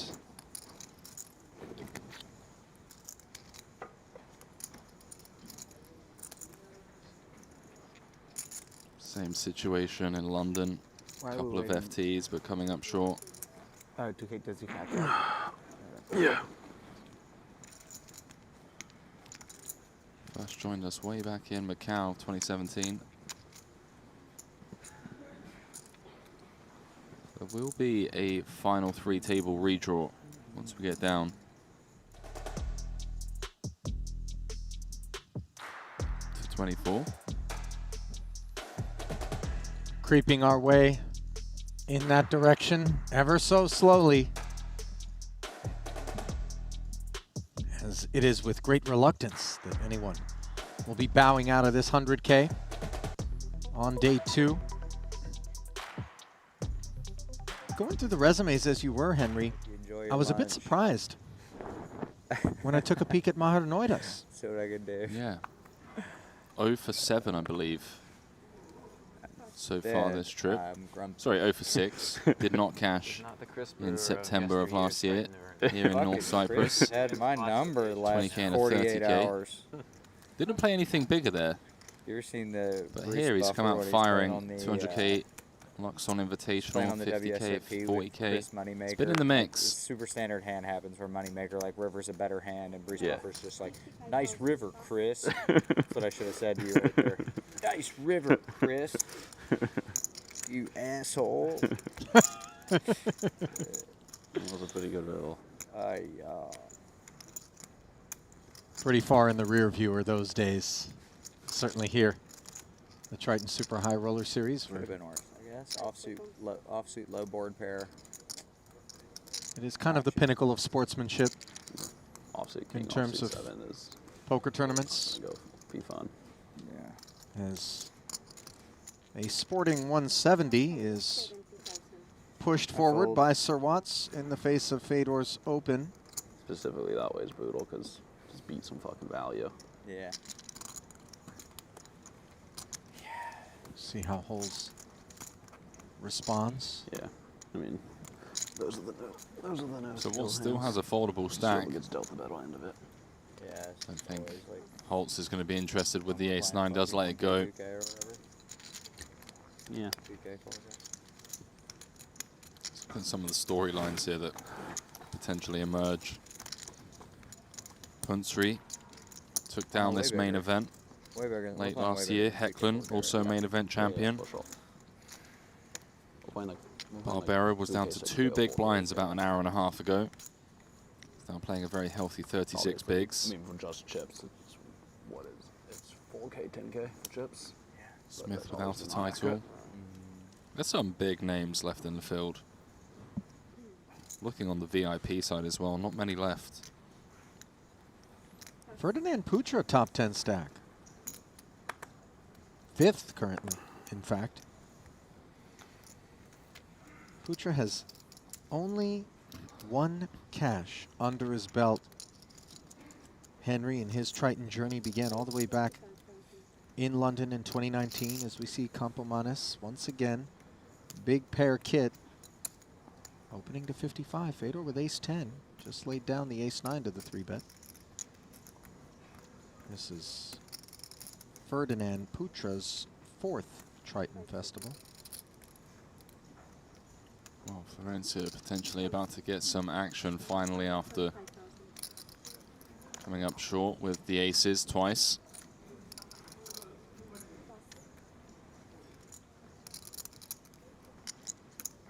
Fedor with the small 3-bet, just ISOing, getting the stacks behind out of the way. See whether he opts to call off should Florencio come back over the top. Why are you doing that? Just set them up right, man. So we can count the fucking thing.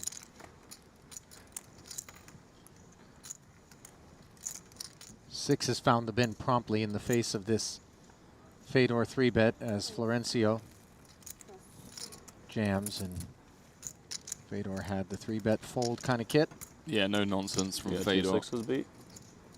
Come again? So you got 2 6s beat. I don't know, you might be flipping with them. Bro, you're the chip We would have lead, found man. out if you could beat them. Jason looks like he might Depends who sticks it. What? Depends who sticks it. I had 6s. Against your 6s, no good. Small His blind hand, no and good. fade one off goddamn ball. We're flipping if you Probably. You look like you would have hand that might have tossed in a call on the small blind at fade or not. Might take a look at it. I guess if Jason calls, I just call. But Flopping a lot of straights. I mean, pretty wide range of hands you can play there. Straight ball. Straight. Bro. Before. Diplomatic response there from play, but still flop the straight. Florencio to Chris, who said, do you have 6s beat? Probably. I liked it. Future in politics, perhaps. Manny Pacquiao, famous boxer. He's involved in politics out in the Philippines. Lord knows. What has that got to do with poker? Athletes, if we call poker a sport, retire, hang up the cleats, and then there you are. All right. Mayor of an island. or Florencio governor. I don't for know. Prime Minister. He's got my vote. He's got mine as well. Maher on the Pocket Jacks platform votes 55,000. Ooh, hello. About to see if, sorry, Maya can finally cash one of these. Yeah, I was going to say pocket 4s for Brewer. Heel flat, and now Greenwood stage set for a 3-bet. 160 in the middle, 24 bigs behind. I think we just send this in. Looking sharp, by the way. He's had the cut. Oh, you're right. He must Clean have for a main event. paid a visit to level B2, the salon here. All in announced. Back on Mayo, couldn't get away from that top pair 625. V-set situation earlier on.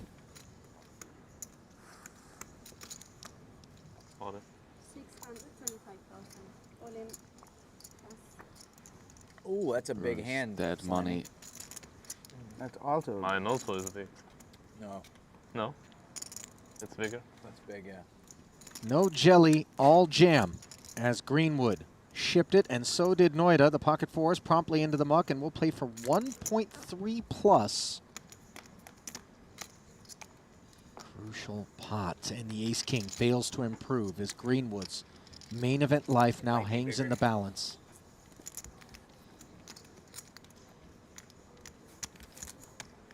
Six outs once.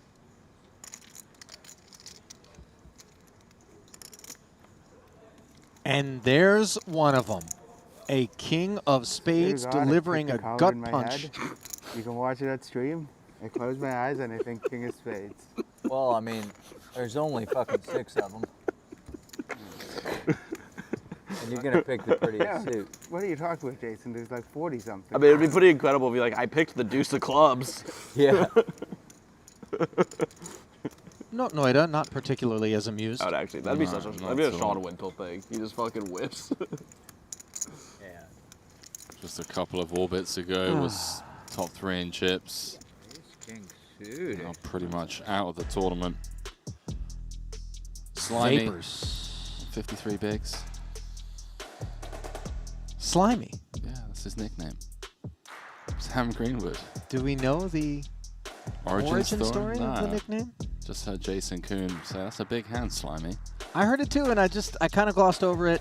But now if he's gone to the well twice, seems like Kuhn is making a concerted effort to anoint Greenwood with a new moniker, as Maher Noida's pocket jacks have anointed him with a 3rd place stack here at this featured table, one that is good for 6th overall in chips, with 28 runners remaining, and the blinds at 10 and 25K. That chip count brought to you by GG Poker.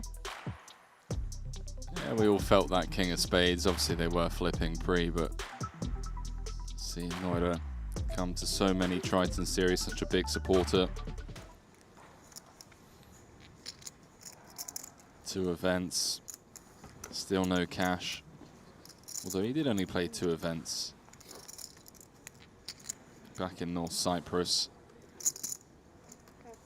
0 for 6 here.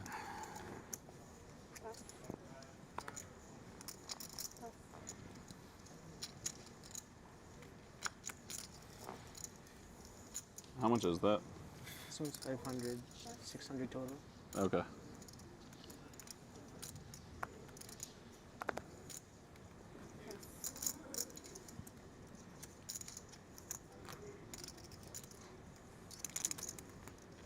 Slimy with the ace deuce. I like it. Should we make it a thing? Yes. Maybe he doesn't like it, though. He seemed to have a big beaming smile. That's because a big king of spades rolled off like Sure. a game show card on the river. We can definitely ask him. It is a cool name, though. It's funny. My brother calls me Slime Dog. My youngest brother. Don't know why I put that out there into the ether, but there we go. Huge mistake, Henry, as obviously I am now keen to ask on behalf of the fans how it is that you earned the nickname Slime Dog. Slime Dog and what's up my slime? That's what my younger... I don't know. Ask my younger brother. Oh, I think you know. I honestly don't.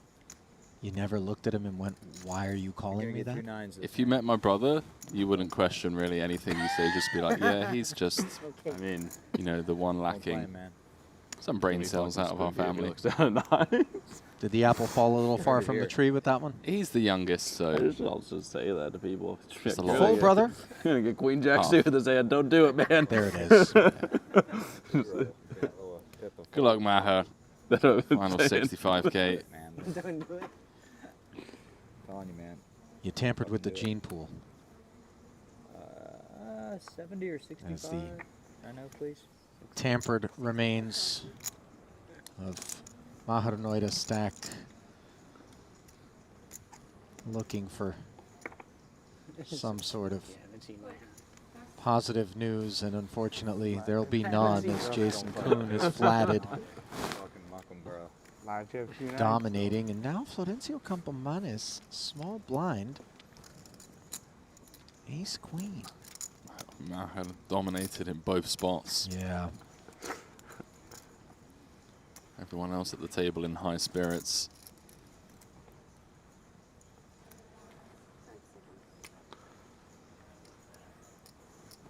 In we go. I told you not to play him, man. I'm folding. He's got 9s. Good luck. I have fold. But yeah, That ain't ideal. I got the winner. Yeah? Fucking knew you were gonna have. You're alive? Something. I don't want to ruin your sweat, bro. Even though by saying that, I have effectively It done might so. be. I don't want to ruin a sweat. Yeah. Tell me I'm not a For your sorcerer, final bro. 2.5 bigs. 10, 7, 6. I told you not to play him. God damn it. 7 of clubs. Yeah. Ace 9. It's a hard Would one have to been get in out of. front. Ace 8 is what he had, though. My fault. Right. GG, bro. Jack on the Such end. a needle runner, Yeah. man. Maher makes the straight. Of course, it's no good as Broadway 2 9s would have done okay. for Campomanes. Yeah. I got scooped. Should just flicked it Maher, in. please just go down to the pier. Tough one for you, though. Order a shisha and If you get 9s and stuff. beer. Oh, I would have played him. And just take the rest of I the would day have off. called it all. From Sometimes third I get the hands wrong. of I knew 30 to I knew out he in had one he had to 28th. go all in with. And I knew I had As to play the brutal hands, as it so I was hoping gets. you'd fold. I thought That was the maybe weirdest order the shisha, reach for the hot Oh, you're trying to coals, build that image up, huh? close your eyes, All the bluffs you've been doing to Ace it. Jack Place suited them went into the muck. on top of your eyelids and try to Fuck that burn hand. any King memory queen suited. of 2 You could have jacks called it. against Yeah, Ace King right out of your corneas. Crap fatal, you know.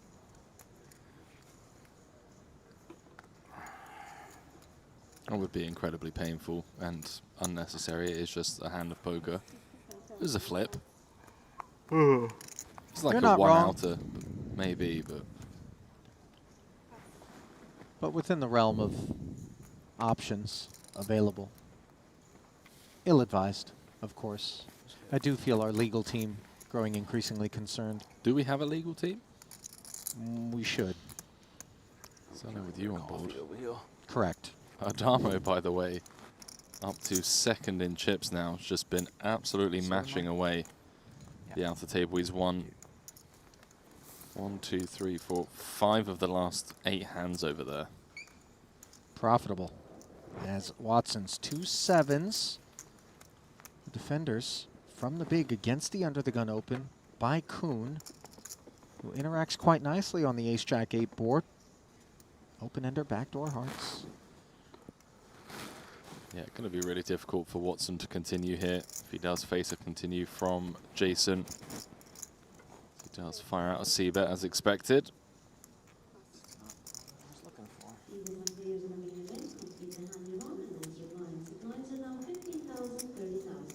Oh, blinds going up. Average stack now just 31 big blinds. Bless you, Arlene Najard. True pro, managed to mute the mic Oh, yeah. seconds before disaster. Got me to fold the winner. Just make sure you How about that wipe later? that desk down before Randy returns. I was thinking more about the actual microphone than the desk, which, of course, Move it in. microbe phone might be a better way to describe it after what I've just done. We don't sanitize these things, do we? I don't think these have been sanitized since Jeju of 2019. So. One swab and you'll know everyone who's ever worn this headset. We are a little bit too close for comfort at times. Shout out the toilet breaks.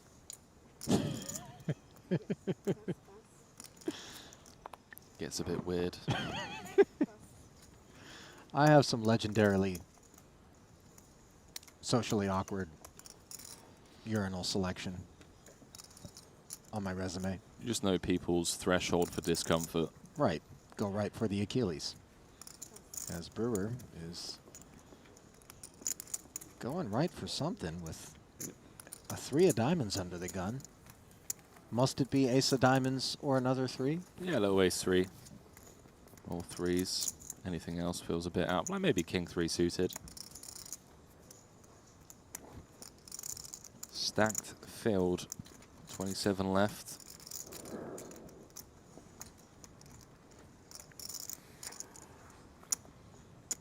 As one might expect in 100K here on the Triton Super High Roller Series. Nick Petrangelo, current shortest stack in the room with just 5 big blinds.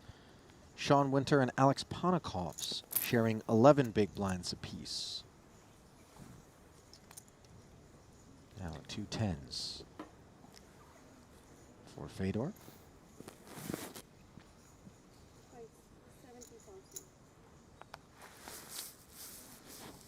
God, I just remember Fedor drilling that one outer. Was it $1 million buy-in? With Rick Solomon? You remember that? Oh, the one good drop? Me. Yeah? Got him. Rings a bell. Wait, It's you been did? so long. I Went on to win threw it, my of chips course. over, and it bounced up as he was tossing, like going to toss his college would have flipped it. I think the aces versus aces, Kerry Katz, Connor Drennan. That one was Maybe the ace 3, yeah. You guys look weak. the most memorable for me in terms of just I raw was too. injustice. Yeah. I had a 7 and a 3. So he's the best. Injustice.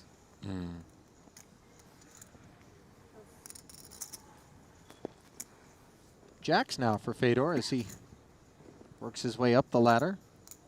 A click ahead of the 10s. And again, he will open, this time to 70. Queen 10-0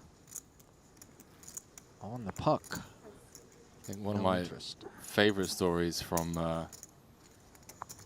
that Aces v Aces, that $1 million buy-in was the bubble, where Mike Sexton went up to Sam. Oh, how have I forgotten Sam's surname? Producer James, help me out. The Panzica? No. Sam's surname? Sam Sabro? Trickett. Sam Trickett, sorry. Who calls off on the bubble with like King 8 for 16 bigs. Everyone obviously makes it into the money. And then Sam Trickett just becomes Mike Sexton's best mate. So, thank you, Sam. Getting us into the money. Right. It was like 16 bigs or something. 14 bigs. Trickett just didn't care, mate. ICM's for poor people. I call. Was Sexton super short at the time? I think so. It's obviously the one that Svendiari went on to win. Rest in peace, by the way, Mike Sexton. One of the Booth brethren that have the privilege of calling this great game, as Henry and I and Randy have had here on the Triton Super High Roller Series. Yeah, certainly paved the road for a lot of us. 10-6 tray, paving middle pair for Adams. Insane that Nacho was down to 2 bigs just a level and a half ago. Managed to spike the 3 outer against Nicky P. All deserving of a bit of run good every now and then.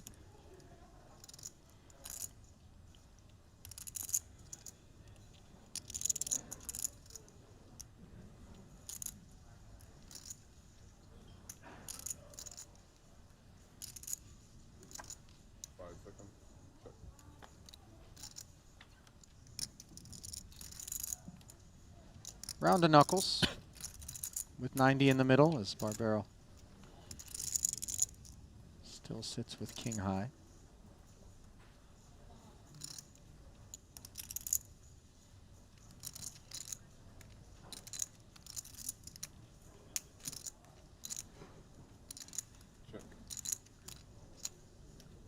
And Nacho seems very happy to try and get this one to showdown.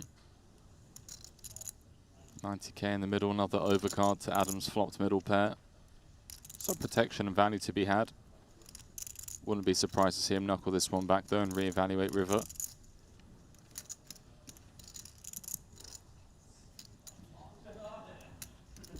Knuckle he does. Knows what it takes to win a main event. That King of Hearts on the river though. Essentially going to cost Adams some chips now. Takes better runouts than that, although this is a relatively small one.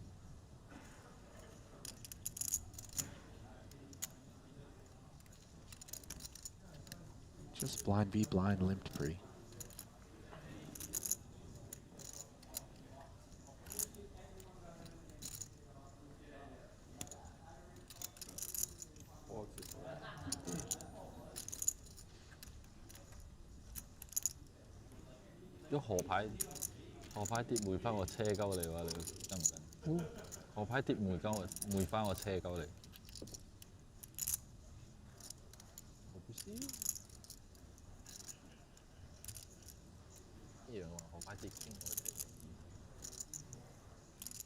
$45K under consideration, and that half pot sizing does get paid.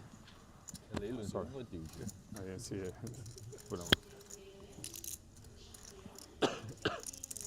Barbero hauls it in.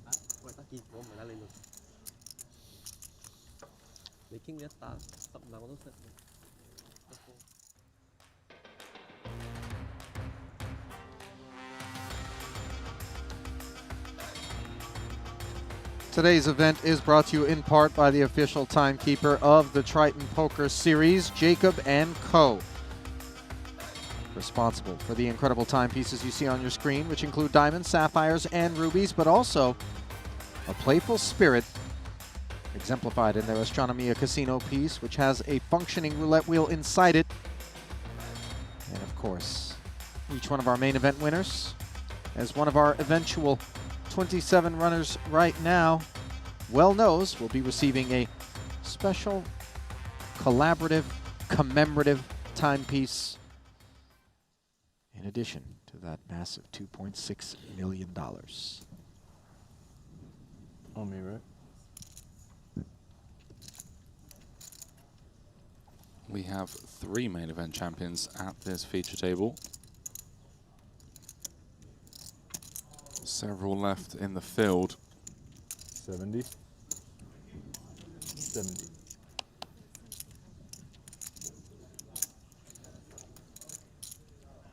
Ace-Jack suited here for Seth Davies. Oh boy. Queens for Lee. This stack depth with the blinds going up. Might be a bit of big pair PTSD for Kyat Lee, as yesterday aces got showered on 2 separate occasions for him. Yeah, that 200K final table, that was for the chip lead as well. Going to be one of the roughest beats of Lee's career. Hoping for a different outcome with the queens.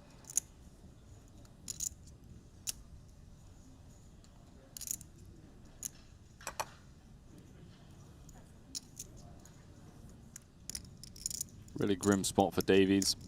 555 back. If he calls, he's out of position. SPR would be less than 1. This gets so awkward.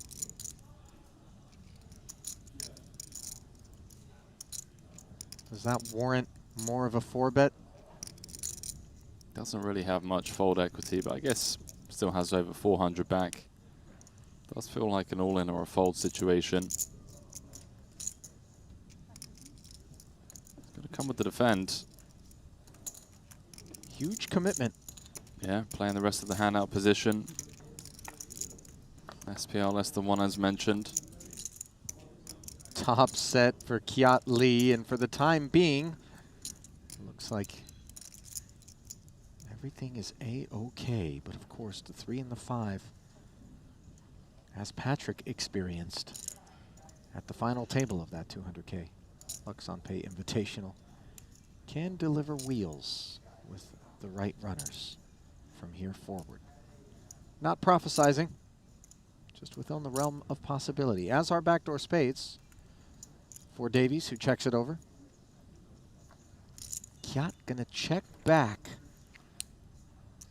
Doesn't need to worry about any of the aforementioned disasters as Davies now draws dead.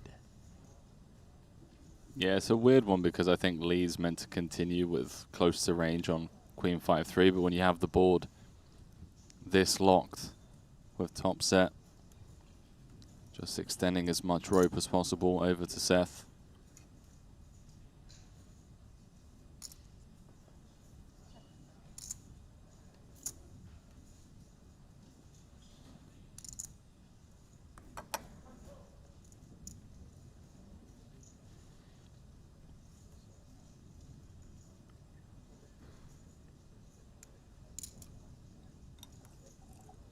Goes to.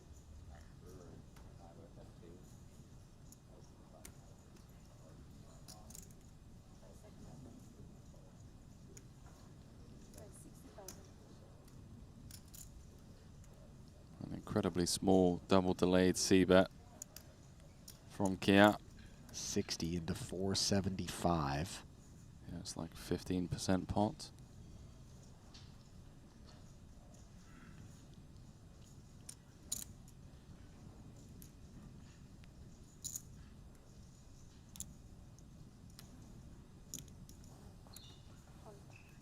Still no future for the ace-jack, deems Davies understandably, as Kiat Lee with a nice pickup. Got another one of those held the chip lead at one point and potentially out. Jonathan Jaffe, I believe, was second in chips for most of the day behind Jason. Doubled up Ponakov's ace-queen into Ponakov's ace-king, and now doubled up O'Dwyer jacks into kings. Now down to just 2 big blinds. Tournament poker is really brutal at times. Adamo and Brewer, the only 2 players with north of 2 million.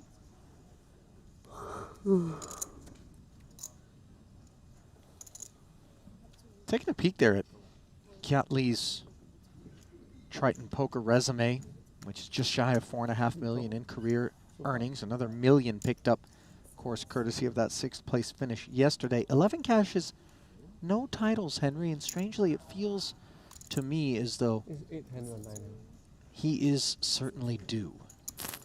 Well, Vietnam, he had 4 final tables, 2 4th place finishes, a 3rd place finish in the 100K short deck main, and then a runner-up in the 30K 8-max. Well, back it up a festival prior to that, right here in North Cyprus, where he played 3 events.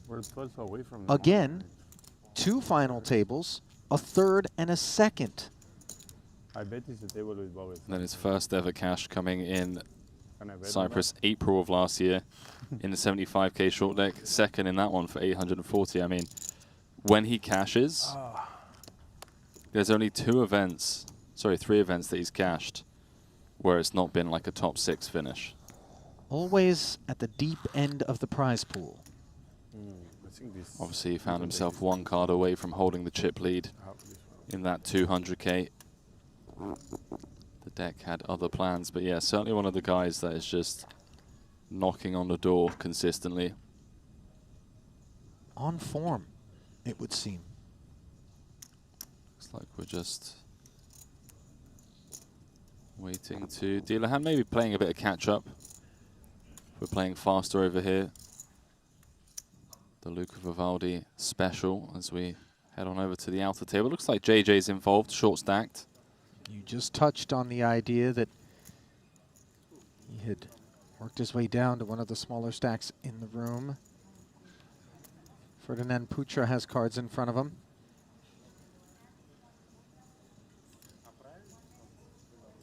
And Ponakov's on the button as well. Yeah. Alex was one of the shorter stacks in the room as well. As we don't have any sort of all-in spot, but we do have a flop and a 3-way altercation where I presume Jaffe was the opener. Jay's left himself a 5K chip. There's paint on board. Looks like a Queen 10 6, Queen 10 7. My bad. King 10 8. In the region. I mean, you try reading that board from that distance. Got a third of it right. You can make a Major League Baseball career out of it. Getting it right a third of the time. That's for sure. Story of my life. Well, this is going to be the story of Jonathan Jaffe deciding what to do here. Believe that's a bet that is putting the rest of his stack, albeit a paltry figure, on request out of Ponikov's as Putra has folded and turned to the Triton Poker Plus app. Yeah, it's a weird one if you have like 2 undercards. Say he has like a hand like 6-5 of diamonds.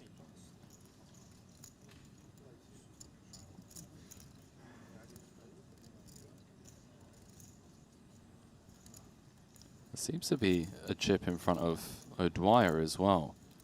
I believe this was a 4-way affair. Have we overlooked an additional participant? We have. Apologies, by the way, we don't have RFID or hand tracking of any sort at these outer tables. And yes, indeed, O'Dwyer has called. And that means that Jaffe would be overcalling for his tournament life. Clearly doesn't have any meaningful interaction with the board, one would imagine, Henry, to be tanking like this. No, I mean, even with like an ace, I think he would like snap call. Yeah, he's leaving himself 10K back. Wow, that is such a difficult thing to march forward with just 10K, but deemed the spot bad enough that it was a better option to do so, as O'Dwyer heads up now against Ponikov's, looks up at that jack on the turn, appears to have checked.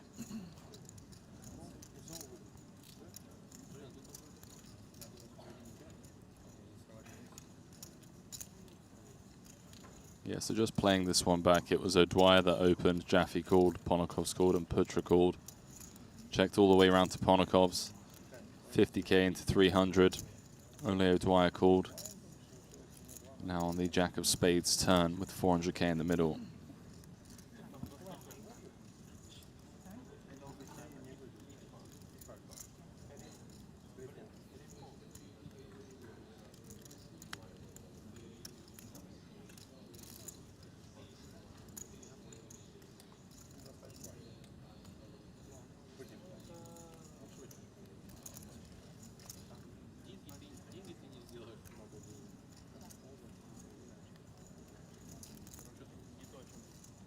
River card has been delivered here after the check back from Ponikov's. And it is the 7 of hearts, so the board reads 10-8, King, Jack 7. Flush draw has come in, 4-liner on board.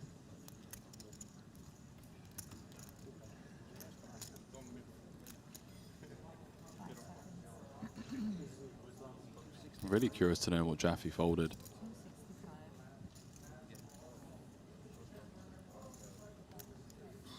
$265K river barrel in position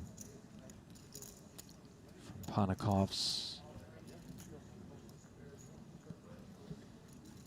Saying he's got a flush or a 9. After turn 1 check check. Feels very value heavy. There's also a heavy quotient of his remaining 470 on the river here against O'Dwyer, who has him covered, but will put it in the bin. So a nice pickup there for the Latvian, Ponikov's.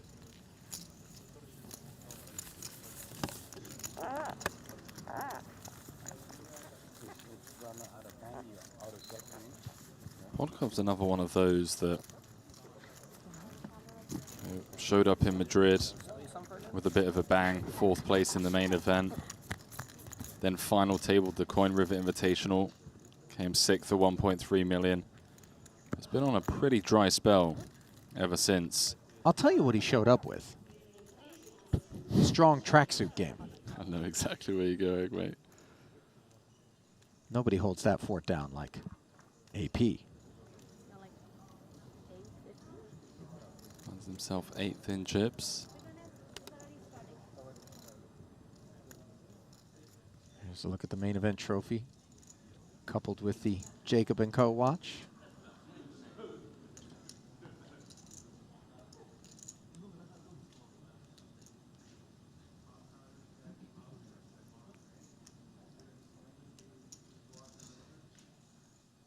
Is that a different piece now, or is it the same? Maybe just a bit tinted Didn't by make the it lights. out, yeah. Looks a bit like it had some gold on it or something. Really getting down to the business end of this tournament. Business end of the deck here for Kiat Lee, Ace King.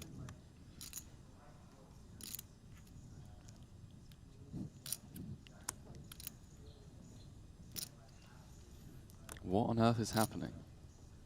It's a simple raise to 80,000, Henry. 2.5x. Unless, of course, you're alluding to the Flight of the Conchords reference that producer James has just made in our earphones in reference to it being business time.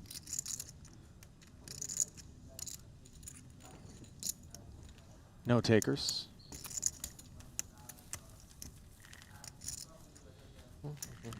Hopefully that never happens again. I'm rooting in favor. Fan of chaos, as you know. You both do go hand in hand.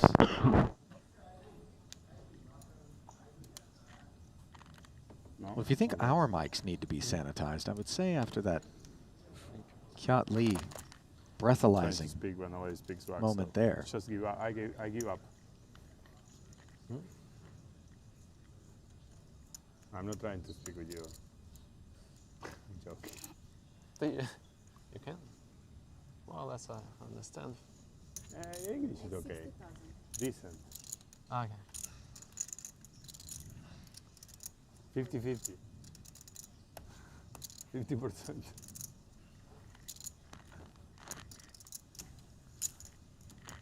Nacho testing the waters with Vyacheslav there.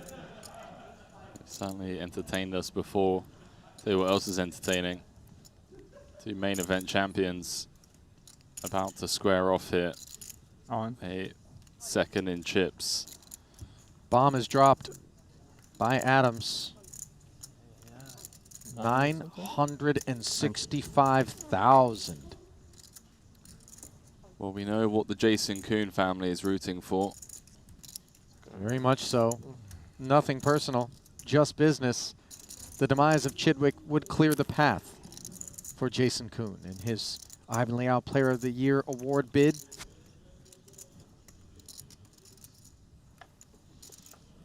Of course, the Chidwick family has different ideas, as does this 9-high flop.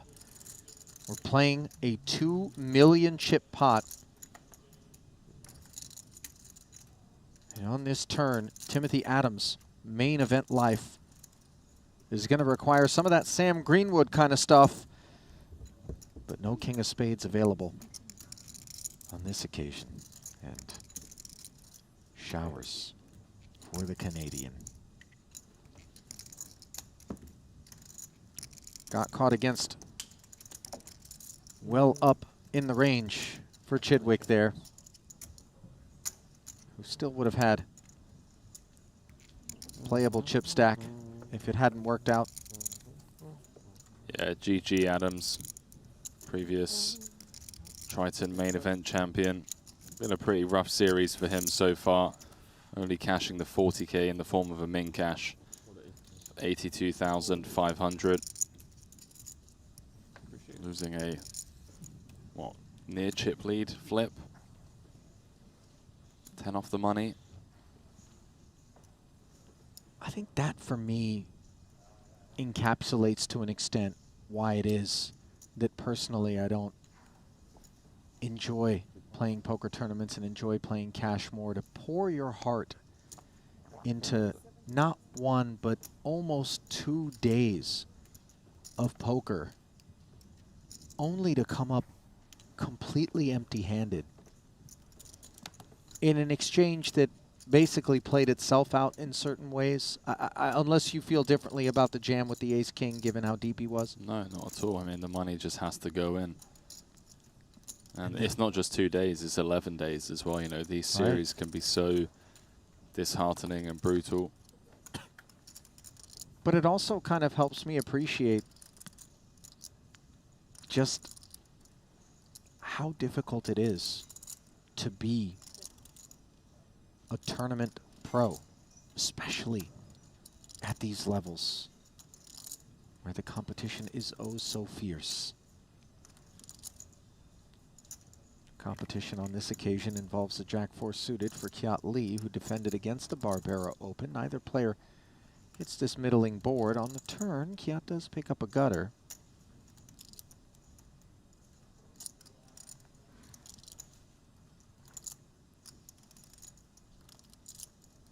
Minimal showdown for Kiat. Unlikely to fold out many ace highs like ace king, ace jack, but could certainly find a double barrel.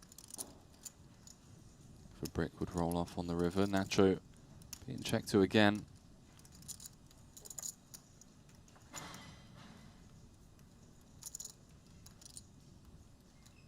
Feels like a mandatory bluff spot for Kiat, having the jack and the 4.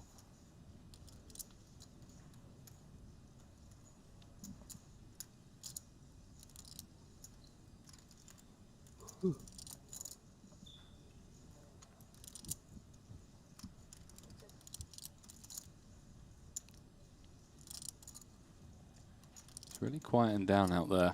Nacho happy to take his showdown. It's 10 off the money. The energy's not quite the same, man. Like, you know these guys are tired. It's been a long grind, 12 days. It's not over yet. We're going to be playing into the wee hours tonight, is my guess, in an effort to get down to the FT. And then, of course, those fortunate enough to be in the hunt for that 2.6 million up top will have even more energy required. Any guesses, Henry, as you look at the structure? Yeah, that's as what to I'm where trying we to- might get down to 9 players? When, rather? Trying to crunch some numbers now. 25 in play. Typically look at a final table average of 40 bigs. Yeah, that's where I was about to go. Producer James saying 40k, 80k. Sounds about right. We're still a ways away from that level. No, it's the same. Waking young. Oh, yeah. One of the people that I will never question when it comes to bubbles and structures. I remember back in the day, James just saying, Henry, mate, we've got 3 more hours to go. Get to big blind 200k and the tournament's going to be over. Rarely missed. But when he did, I made sure to let him know, obviously.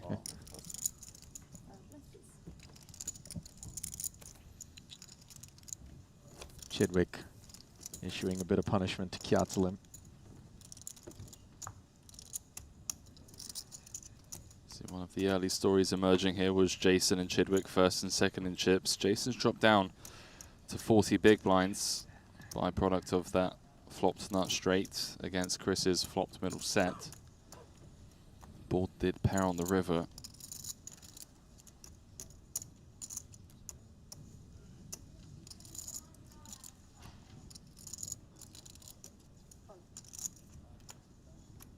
Is it redraw at 24? Yes. Full redraw, so it's now. Yeah.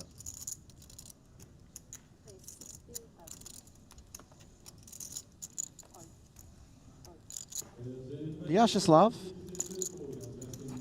reminding everyone that he is also a participant. Picking up Barbero's 7-3 suited. Ambitious defense and disappointing board. Right color, wrong suit. Not even the right color for Buldigan.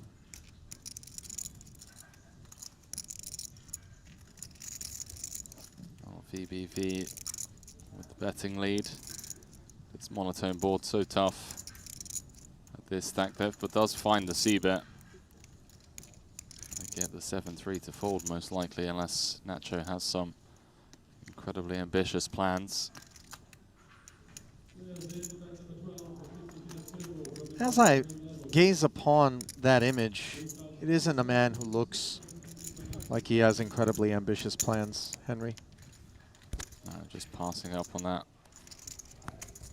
Looks like we've had a pretty sick elimination. Christoph Vogelsang has been eliminated by Hecklin. 3-bet the aces out of the big.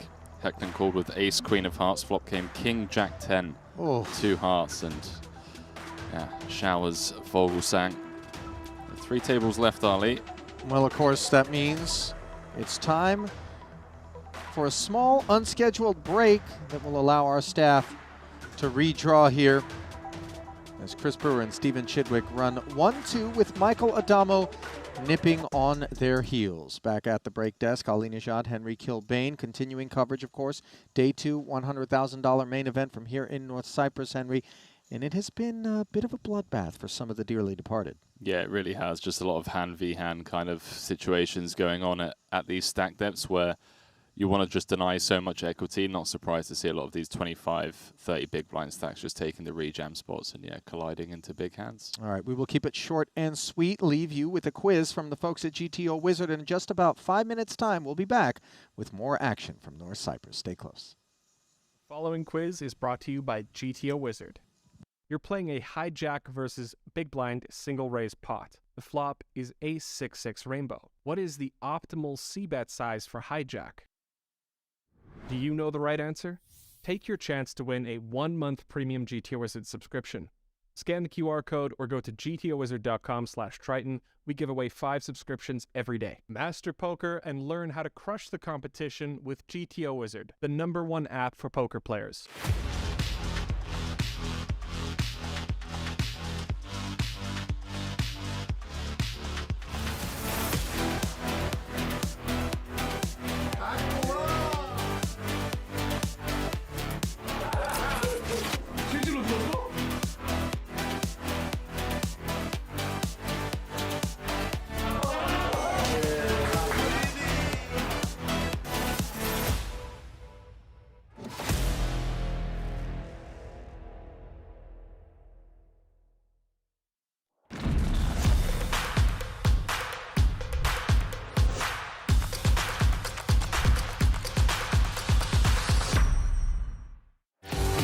GG Poker. It's the best poker, the biggest poker site. This is a crazy.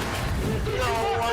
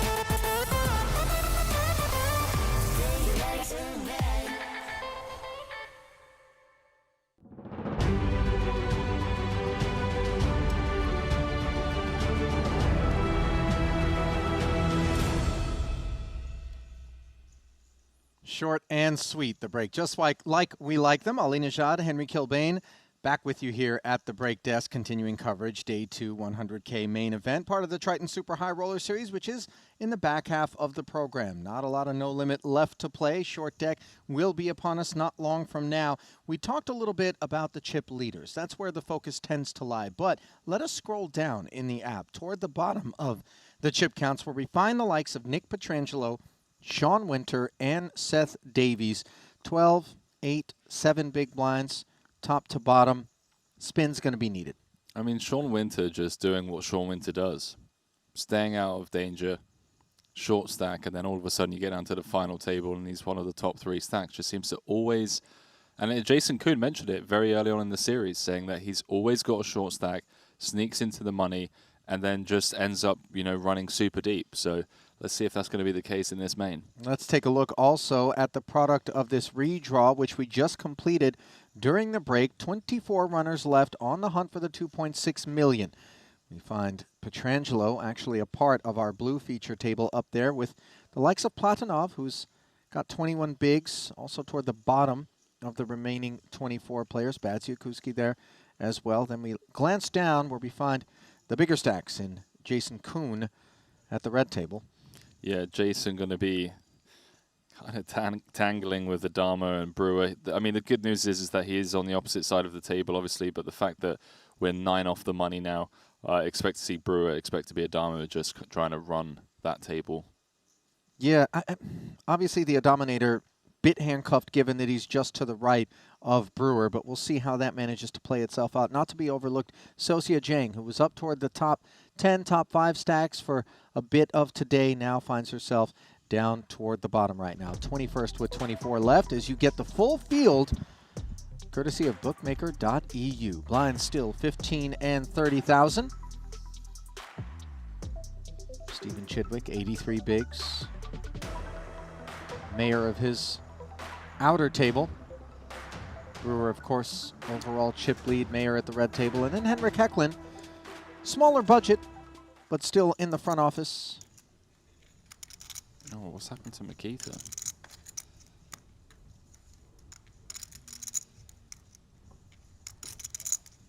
$675K in front of him. 8-4 suited. What an insane seat draw for Adamo. Not low seat draw. Yep. Out of the entire field. Chip leader on his left. I got a funny feeling Adamo doesn't really care, but... Well, whether or not he cares, we know he can handle it. And yeah, that is, of course, more Brewer important. with the chip lead. More chips for me to win. That's one way to look at it. Perhaps a bit optimistic, but a reality, nevertheless. What a fantastic table we have here. Hecklin took down the main in Madrid.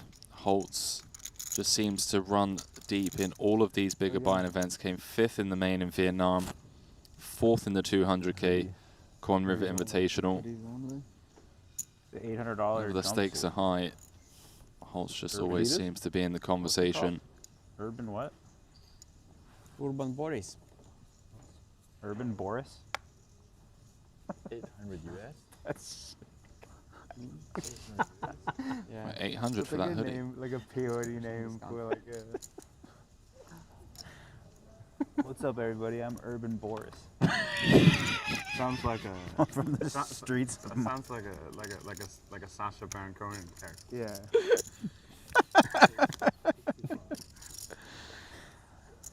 I could see if they make it in yellow, it looking very much like an Ali G sort of kit. 100%. Just the name alone, though. Urban Boris. That's terrific. $800. There better be $500 bills tucked in the pocket or something. I'll tell you what. That kind of money for a hoodie. If he sits at the right table in this field and tells them I spent $800 on this hoodie, they'll be like, what are you, running bad? Yeah, that's true. Raw minute. I don't think hoodies are much more expensive. Than a lot of minutes. I mean, there are a couple of that we've seen like 1,500, 2K, but some 2K hoodies out there. If you had to guess Ponokov's is Neon Lights one. Don't have a good beat on that particular one. That could be Miami Thrift Store, for all we know.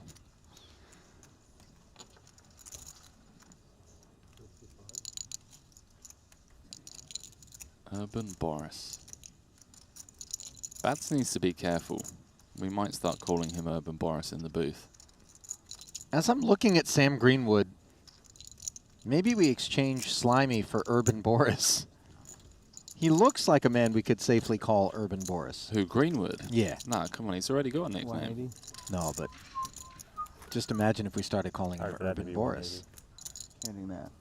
I think it's unfair. It's through no fault of his own. It's Bads' hoodie. If there's a Rounders 2, I would like to submit Sam Greenwood as the part of Teddy KGB. Not sure that he has enough, like, evil in him. Such a nice guy. But you never know. It's the quiet ones. He's not even one of the quiet ones. I'm trying to think who I would put forward out of the field. I feel like Hecklin should be one of the main characters. Yeah, but Hecklin's like maybe Worm. No, I was thinking more so the guy that Worm owes money to. Let's get Grandma? Hecklin get Hecklin like a bowl hat. Oh, yeah. Bottle of whiskey, Seth Davies, a couple of cowboys. Well, it's not going to take any whiskey to like the look of that hand. Nicky P. With Jackson the Big. This guy, man. It's so grim, this series. Nicholas.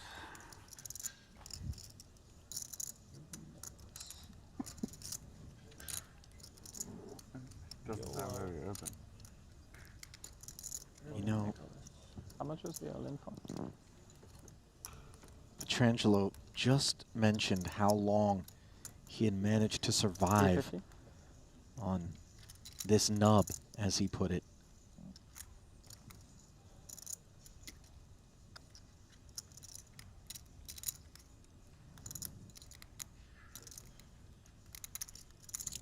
But the prospects are grim for the two hooks, which will be Petrangelo's last stand against Davies alone as Urban Fedor Jacks. folds the ace-5 suited, and Those are a couple of Urban King. good to see he's got a sense of humor about it. Oh, when doesn't he? Nicky P is one of the funniest guys. The beer Great sense of reviews humor. that he did on Twitter were so delightful. Not nearly as delightful These things flops that better be worth contain 600,000 kings. Believe he just pocketed some wet wipes. Saying that they better be worth 100,000 each. In for 2 bullets. Out just 10 off the money. Pocketed some wet wipes. Yeah. You Nice see? parting gifts. Hopefully worth 100k a pop. Well, I don't know how to break it to you, but Don't break it to me. Yeah, man. I think Nick might be severely overvaluing wet wipes, even in this market. Thank you. Didn't overvalue the jacks, though. Completely understandable. Is all in there. Just ran into the kings. This is not latte, right? No, it's just espresso. Americano. There'll be 23 left then. Upon the departure of the mighty Nicky P. Urban Nicholas, as he coined himself there. Ace Jack suited here for Fedor, the opener. Big step up from the ace-5. A pot ago. 10 years from now, if we're still here, which would be a miracle in of itself, but if we are still here. You mean Earth or Triton? Triton. Okay. Still sharing the booth. You in your wheelchair. Rascal Scooter. You have so many stories to look back on and nicknames that people are just not going to have a clue what we're talking about. It's not going to require 10 years on the fast forward button for people to not have a clue what I'm talking about. I deliver us to that place daily with alarming frequency. I wish we could, like, we had a separate Twitch stream that just had a camera on you 12 hours a day from start to finish so people could actually, you know, sweat along on the breaks. Bad break here for the ace-jack on a 7-6 deuce board where Hecklin defended the suited Brunson. He's got himself bottom pair facing a 1/3 pot follow-through. Comes along.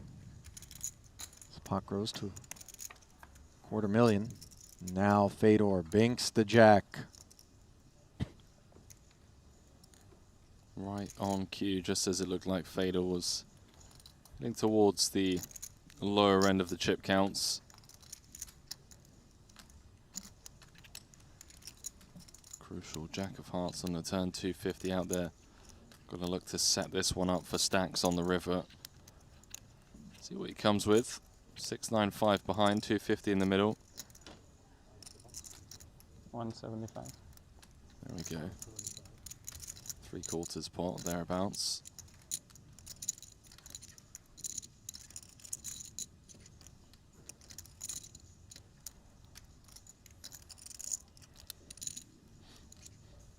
And despite Hecklin knowing that on occasion Fedor will be up to no good in that spot, just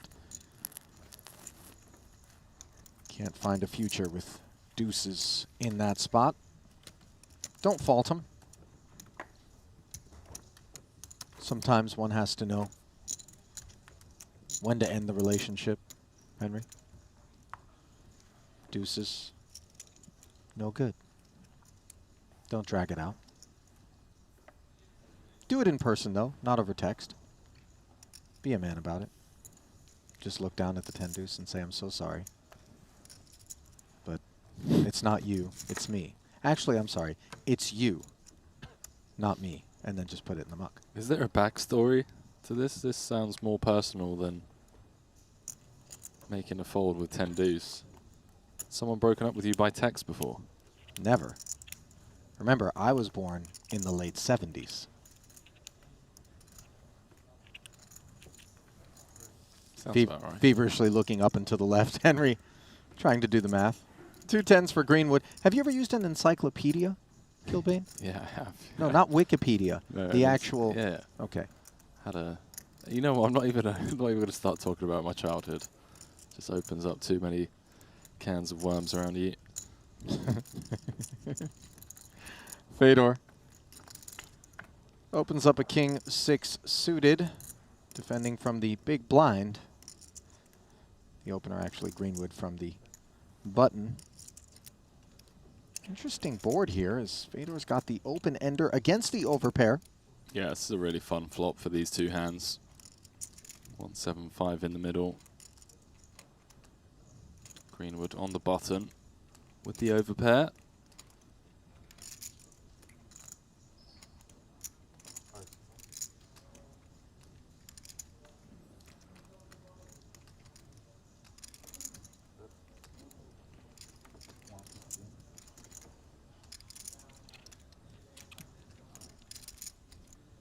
Go 115 into 175. 2/3 pot. Fedor with all the options. I guess without a backdoor.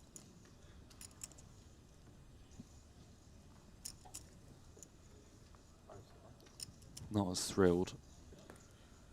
Obviously never going anywhere with the open ender 1 over.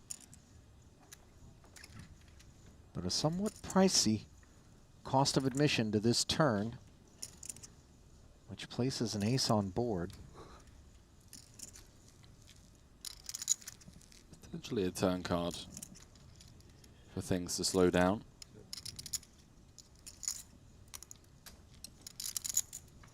Fedor can certainly have some ace-X that don't jam pre.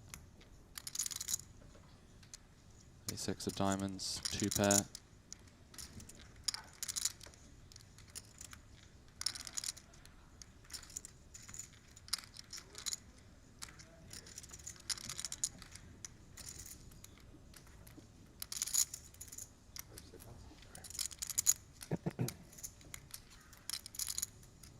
200.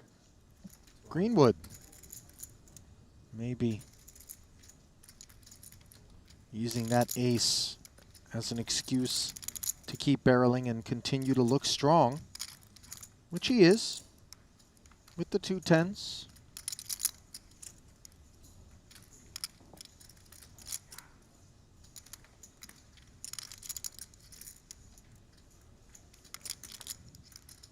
I mean, Fedor's getting the correct price, given that he does have the overcard.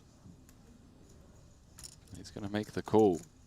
Big river incoming for both these players. 805 in the middle.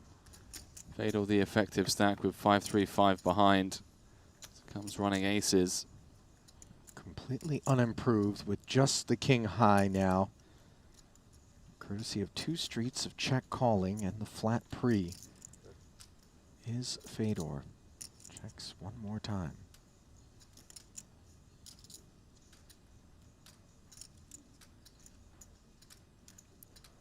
Feels like a clear value spot here. See the running aces reducing the amount of ace-x that Fedor can have. We get value from 8x, 7x, bluff catchers. Maybe if there's ever a time to exert some pot control, now would be the time. 8 off the money. Especially if he feels like it's impossible to get called by worse. But given that everything bricked, diamonds, straights, it's got to check behind. Yeah, the shutdown there. All I could think during that shot, though, was he would make a legitimate Teddy KGB, Henry. I really don't see it. Chat seems to think Daniel Smilkovic after Yes. that red jumpsuit in Yes. Vietnam. Bravo, chat. Would be a front runner. Don't disagree. Canadians may be just too nice to play the part. Yeah, he would apologize before breaking some knuckles for debts unpaid. Or just entertainment.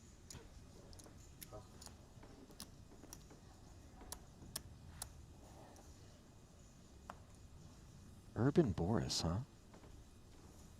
I'm going to look it up. Henry, hold the fort. Let me know what you find. I'm going to order you something from Urban Boris. Listen, if they're 800 a pop, I won't say no to that. I was just thinking, your 50th round the corner might be a... It's a long corner, Henry. Might be a early birthday present. Fedor with a rejam spot from the small. Good news is my retirement will be voluntary. Urban Boris, here we go. Okay. Tell us what you found. I'm on their Instagram. Well, this is clearly just... Let me see. Some sort of thirst trap guy. It's not what I was after. Instant regrets. Hopefully the algo didn't pick that up. They did. They're listening at all times. Backed out of it pretty quick. I'm going to need some Google Translate here. Translate, there we go. 101 entries in this one. 15 places paid in cash of 175,000. Top prize of 2,605,000. We're down to the final 23 players.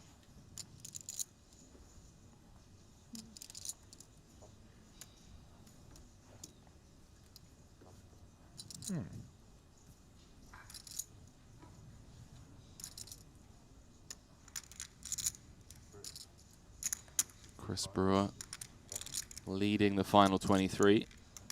Fresh off that second title.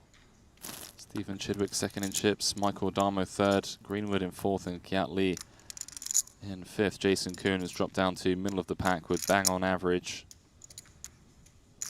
Still a few main event champions in the field. Wai Kin Yong, Punat Punsri, Henrik Hecklin. Top pair against middle pair here in this Holtz-Lee confrontation. Fedor. Action checked over to him. Button v big blind. This is a modern day cooler for Lee. 175 out there already. Unblocking Broadway, straight draws, unblocking spades. 55.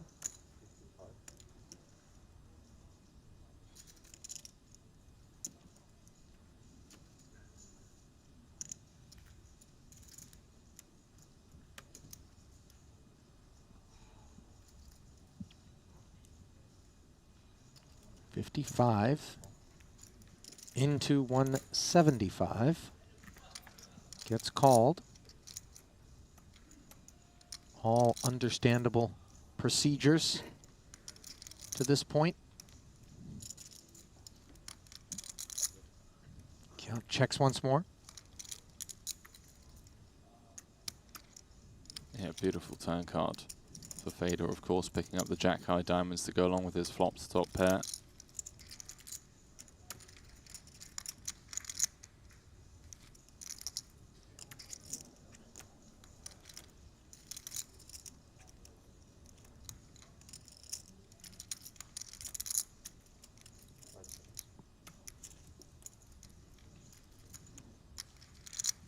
I know we mentioned Kiat before, but really has been knocking on the door of a title over the last couple of trips. Player of the series in Vietnam. He's tied this hand 5th in chips overall. Well, it is his door that is the one being knocked on at present by Fedor. Fedor with a really beautiful sizing on this turn. Really keeping hands like this in the conversation. Conversation that is getting more and more expensive with each subsequent street unimproved. On the end here are both hands. Might be a river. Fedor slows down on. Started the hand around 25 effective, so you'd think that maybe a king-queen would just jam pre from the big. Some queen 8, 8-7 suited. Certainly part of Kiat's range.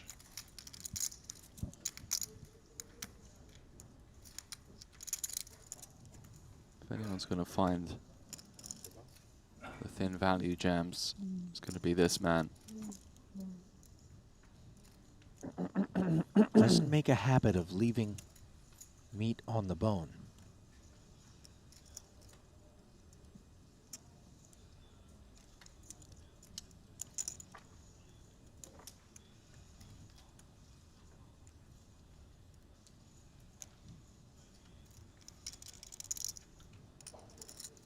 Fedor really thinking this one through here.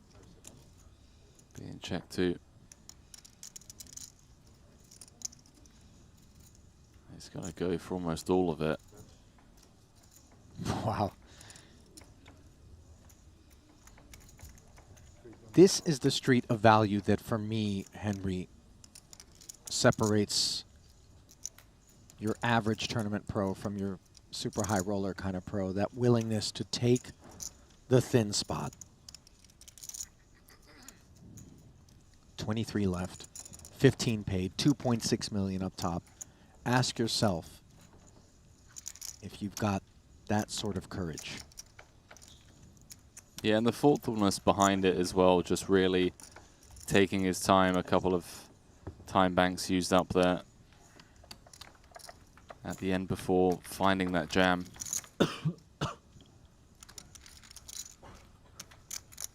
It's so tempting as a viewer or a commentator when you're able to see that Kiat has the 10s to just say to yourself, oh, well, you know, obviously you just bet. You've got top pair. Jack 6. No kicker. Coordinated 9 on the end. And an opponent that's crafty enough to check and allow you to hang yourself in that spot. Not as easy as it looks. No, certainly not. Fedor up to 12th in chips now. Middle of the pack, just shy of average. What happened to our good friend Boris? What did you find? You mean Greenwood? Slimy. Right. Greenwood is slimy. No, that's his nickname. Right. Urban Boris, per their website,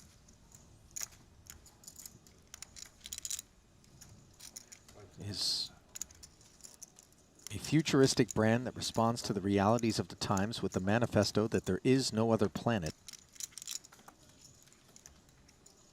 No other planet than planet Earth? Yeah, for us to live on.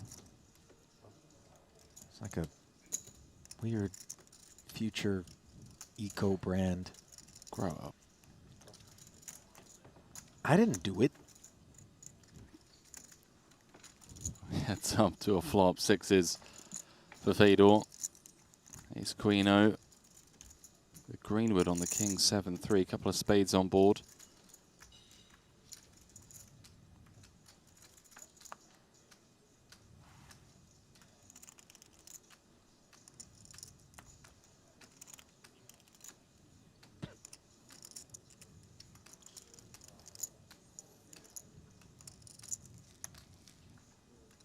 Sam not keen to follow through. Defers to Fedor.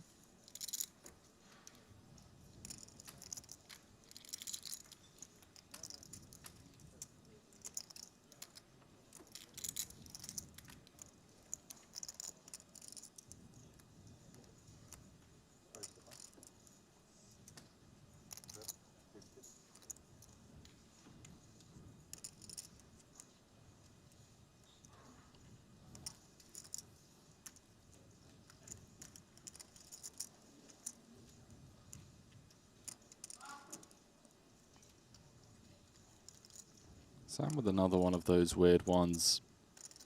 Ace of spades could certainly do some raising here. Just going to come with check call. Keep in some of the bluffs, some of the dominated spades.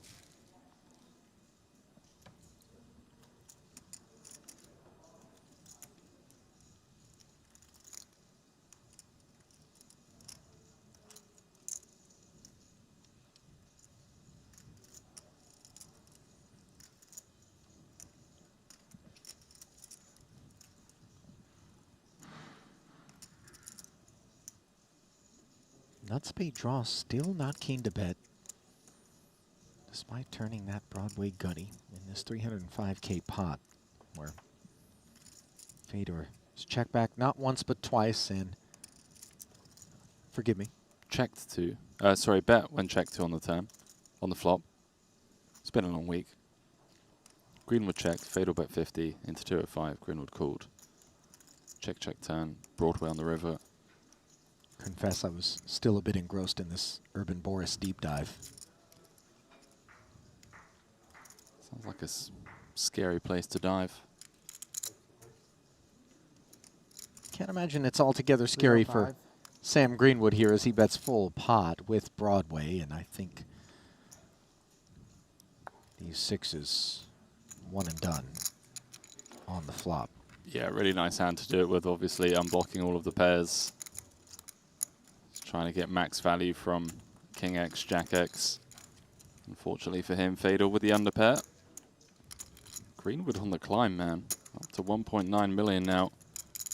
Third in chips. I found the sentence, Henry, that I believe is intended to encapsulate the concept of Urban Boris, which for those that may have missed it, is the brand responsible for Mikita's hoodie. Urban Boris is the clothes that are created today for the city dwellers of the future. Hopefully it will be. Did that help at all? Sounds like a wrestler. I feel like there was a poker player who was nicknamed the main event. Does it protect against like 70 degrees Celsius basically heat waves and stuff like that? Given as that's where we're headed. But You know, that's tables an are done interesting read, There's only one table Henry, playing, because past the clock.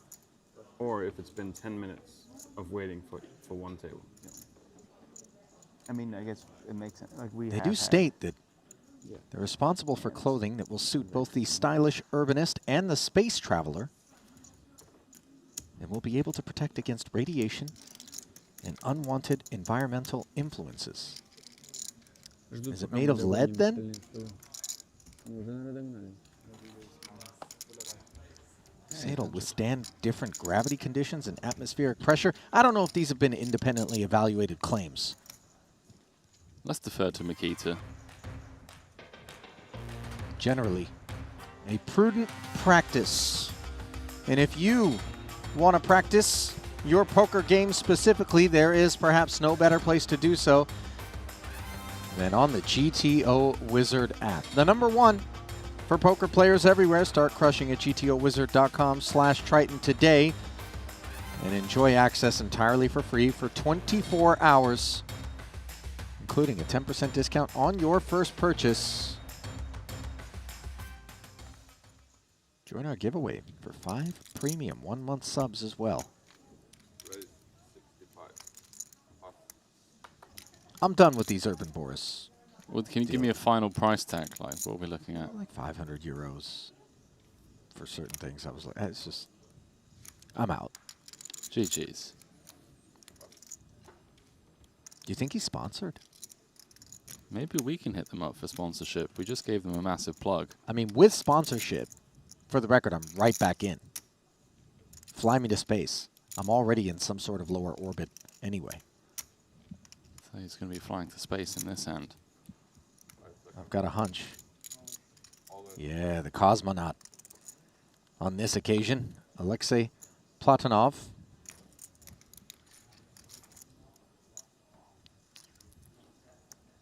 Sends it into hyperspace. Takes it down.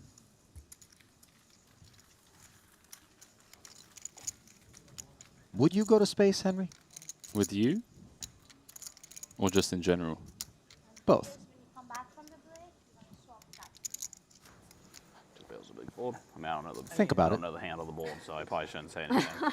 It could just be- it You could want just me be a out there fucking in case full something straight goes full wrong. flush. But at the same time, You're like, yeah, I pulled a 2 bail. I'm like, tough one. with me there, Okay. things are more likely to go wrong. Do international laws hold space in space? For example, Space governed by international law? if you didn't stop talking for 70 days straight and I ended up, you know, maybe suffocating you. Could you go to space jail? Not space jail. Would I be arrested upon my return? By who? I don't know. Oh, upon your return. I don't know. It'd be tough to send a CSI crew into space to investigate. I could just be like, he fell. He just slipped. I don't think you can fall in space, No, Henry. you can. He slipped over. There's no gravity. Brewer This is mine. has had a gravitational pull of his own. That's indeed. Overwhelming chip leader. 3.1 in front of him. Just get a load of it. It's more King than 9. 10% of the chips in play. I do apologize. No, no worries. A7 for Jason Kuhn. Neither player able to connect on this paired flop. They ran 1-2 for a time. Set of fives versus the nut straight was the hand of note. And this is exactly what Jason was talking about at the time after that hand. It's not that he didn't win a 4 million chip pot because of the run out. It was more so that that pot gave Brewer the advantage to lean into this situation. And he's gone from 2.4 million up to 3.2 because he just gets to really abuse the ICM. Sorry, I hold king. That's why I was confused. Okay, yeah. Okay, that makes more sense. I was like, oh, that's kind of sick. Short stacks now. Guys, Sean like, oh, Winter, feels good. SJ, Florencio, Michael Watson. Betting.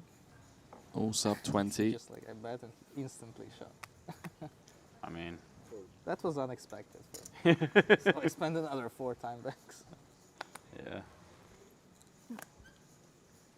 Ali has taken my phone hostage, so any tweets or Instagram stories that get released in the next couple of minutes. Taking it hostage.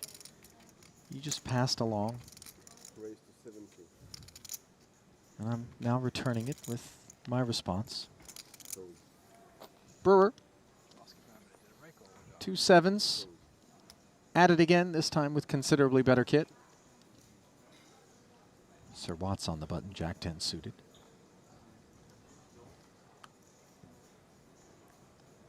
Rejammable stack against the chip leader.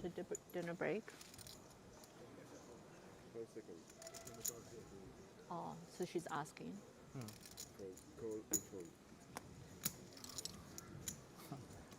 I would prefer no dinner break. But Oh, okay. I'm okay now. I mean, I guess Players it's discussing the upcoming dinner break. Mike, you had like 650 to salt to him? 5. Wait, what day? I don't even know what day it is. Yeah. Oh. SJ saying she doesn't even know what day it is. Neither do I, SJ. It's been a grind. Here we are. Oh, actually, I might have played this. Final You made it in a day? Might No have. Limit Hold'em event of the series. The 50k Turbo will obviously be finishing today. Tomorrow the PLO starts, and then there's the short deck after that. How about Time being, this? middle set here for Chris Brewer. Up against the backdoor clubs and gutter with 2 overs for Sir Watts, who certainly has something cooking.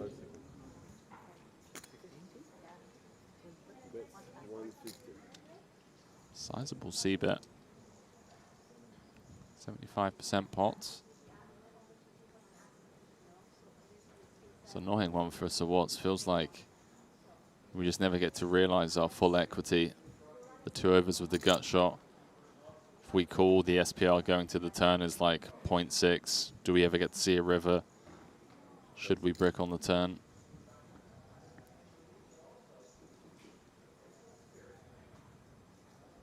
It's going to make the call. 515 in the middle, 320 back. Big investment off of 570 here. And the ambitions not rewarded. So 3 of spades. Just a dead-looking card. It's like 300. How disheartening is it when you've got 300 back and you've got just jack high and your opponent's asking you for a count? Yeah. Knowing that you're just going to have to concede the pot. Fall down to 10 bigs. Yeah. Not a great close to that level of play for Mike Watson as Chris Brewer continues to accumulate chips at a brisk clip. Incredible frame of play for him. 3.5 million now for 120 bigs roughly, with the blinds at 15 and 30. And northbound, brought to you by GG Poker. Michael Adamo, 61 bigs, 1.8. Usually that would be good enough to really be the focal point, but not when the Chris Brewer train is full steam ahead. Ali and Henry back with you at the desk now. Scheduled break upon us. Henry, thoughts as we go to it? I mean, it's not Chris Brewer's to lose, obviously, but he currently has 15% of the chips in play. Million chip advantage over second in chips Chidwick, so I expect to see him just come out, continue firing and mashing everyone until we get into the money. So he's in a great spot to just really extend that chip lead at the top. No question about it. As you mentioned, Chidwick second in chips, Adamo in third. Quick peek at the Triton Poker Plus app as we head to the break. Scrolling back down to those less fortunate, we find Sean Winter, 8 bigs, alongside Watson now, who was on the wrong end of that last exchange. So we will step aside for a handful of minutes. Day 2 coverage of the 100K main event from here in North Cyprus comes your way after just a few short messages. Stay close.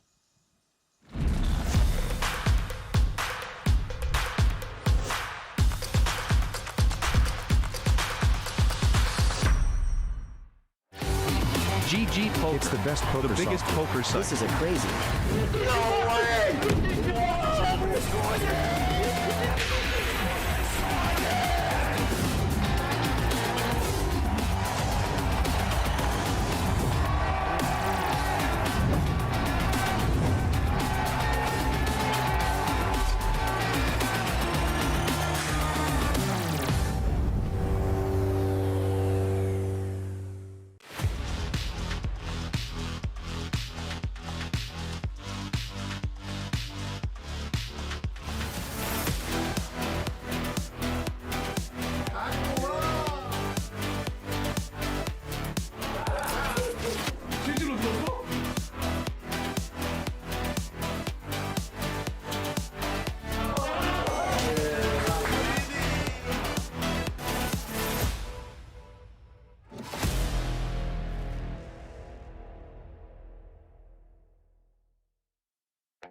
Take your game to the next level with GTO Wizard.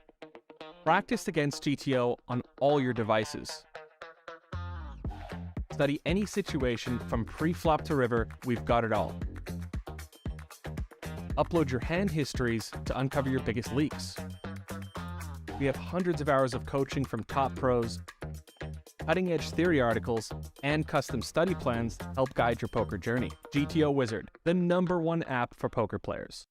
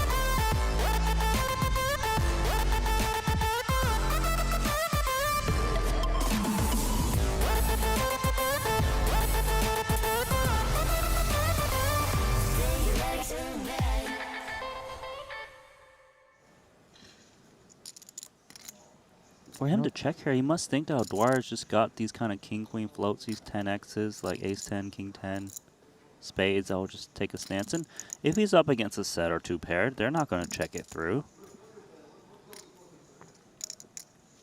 Very, very interesting check here on the turn. And of course the check back from O'Dwyer, who hunts a 10, and instead the spade rolls off. Not the card Adams wants to see as played, given he unblocks that kit. He can definitely see like a spades calling a check raise and check back turn to take your free one. So it is actually a very bad card for him. He also probably thinks that big hands on the turn, like sets and two pairs that call it the check raise, would probably bet the turn. But here we are, Randy, and for you, does block bet feel nice? Block bet is mainly targeting the Jack X. The thing is, block bet isn't immune to never getting bluffed. We know these players are capable of raising with big plays, and now O'Dwyer, he may make a stance here and just send all the chips in there. Like, his opponent has shown so much weakness. He's got the Queen of Spades blocker, blocking the flushes he could be getting trapped with. Can easily represent 2 spades. Oh, man. What a blender spot here for Tim Adams. Partially the byproduct of that turn check line. And then forced. This is a time Make a bank worthy decision. hand, Oh, Ali. yeah. This is tough. You want a spade in your hand too with this queen 10 blocking the flushes. It feels super credible, doesn't it? Because remember, the sizing on the check raise on the flop after O'Dwyer was a flat caller with a decent number of suited combos in the cutoff against the Adams Open was such that anyone that would continue would have to have decent kit. And some of that is going to include the big spade draws, which maybe have some straight gutters or open enders associated with them as well. Now O'Dwyer willing to ask us for all of it. For me, it's very credible, especially with turn check through, right? So you kind of distribute some hands to value that's on the turn and the draws. Given the check through on the turn, it's the draws mainly, and the draws got there with this spade. You know, you got 10x in your hand. You're blocking the straight draws you might want to pick up, like the king 10s, the ace 10. So it's heavily weighted to 2 spades that he could be up against. Great point.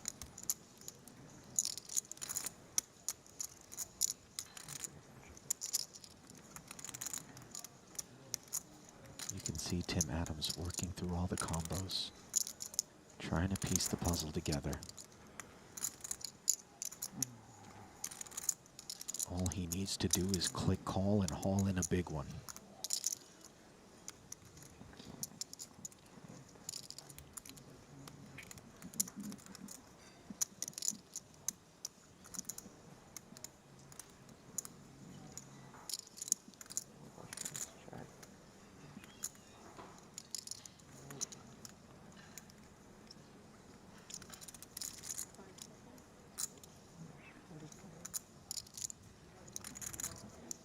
How many have I used? 4? This is my 4th?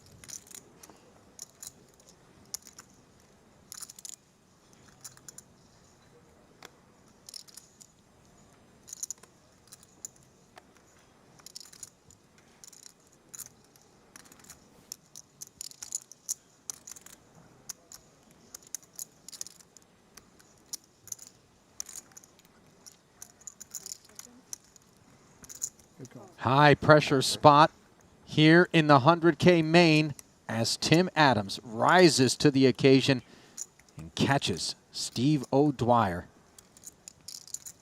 Valiant bluff there from the Irishman.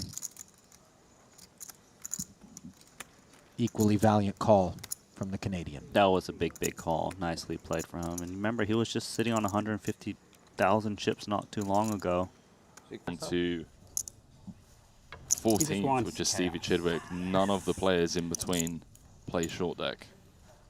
And obviously, a 200K prize is nice as well as Makes the the world prestigious. interesting. Yeah, I was just putting it. Winning that. Yeah, man. His I hand is mean, dead? he's done exactly what he needed to do at the start of the series. No, 1 second. It's okay. It's okay, sis. Don't worry. 343 Okay, point sorry, difference guys. as things No, I was stand. Barbero with the Doing open the Dan work Smith that on the I'm doing bottom. with these King 10 of superstars. diamonds. You were checking with the solver? Yeah, I was the. Why are you texting me, Jurgen? Why is Alexei buzzing? 41 players remain.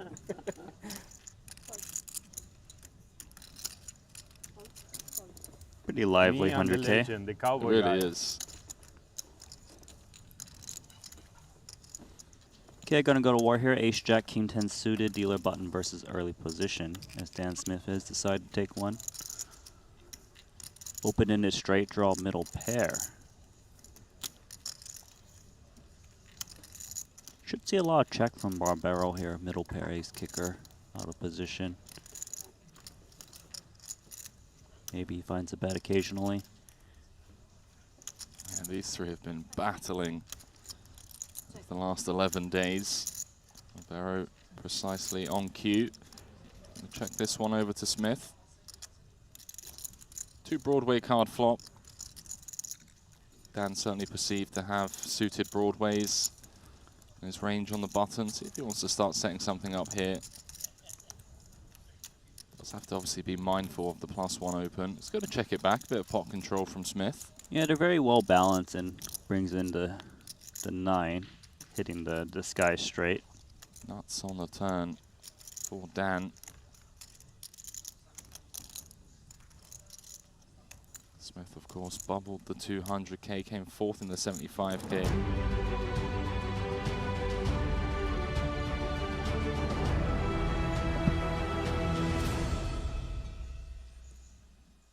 And welcome back to the desk here in North Cyprus, 2023 Triton Super High Roller Series, continuing coverage of Day 2, 100K main. Ali Najad joined now by Randy Liu. Not sure how much of the last frame that you caught, Randy, but seemed to be a bit of a grindy affair. Some bloodshed, obviously, some big collisions, and we are working our way closer and closer to the 15-player money bubble, where still 8 players are going to be on the outside looking in. With 23 runners remaining, blinds are going up to 20 and 40,000. Of course, the 2.6 million up top, the place upon which all eyes are currently feasting. But the real feast has belonged to one Chris Brewer. And here at this festival, already a title under his belt, that coming in the 25K PLO. One that he can hold his head up high about, given that he had to get through the likes of Jason Kuhn heads up.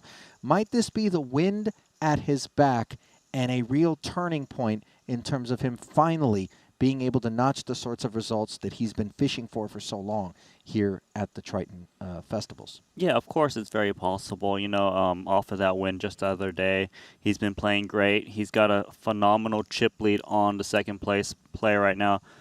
Top 23 remaining. He's a chip leader in the 100K main, a phenomenal tournament, star-studded cast, a lot of tough players he's going to have to get through.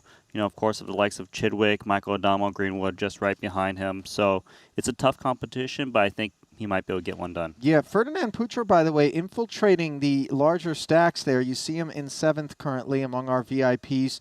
He stands as the man ahead of all others. Not a lot of them left. Punat Punsri, of course, in 10th right now. Average stack at 1.1, good for 27 bigs. And we will be sending it back down to the arena shortly, where action will be continuing. 3 total tables, 2 feature tables, and 1 on the outer. We'll keep an eye, of course, on that one as well. And there is a look at Sean Winter doing a little bit of stretching, it would appear. Something, get the blood flowing.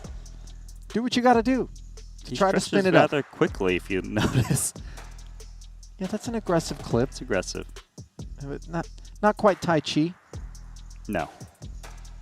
Okay, he's done. I'm not really sure how to describe. It wasn't really stretching. It was just moving. Strangely fast. Extremely fast. Whatever works for him. You know, he does them. He marches to the beat of his own drum. That much we know. And the beat of 2 aces, that which Michael Adamo is marching to right now. The opener under the gun to 80,000. Alex Ponikov's off of just north of 20 bigs with an ace-2 suited here.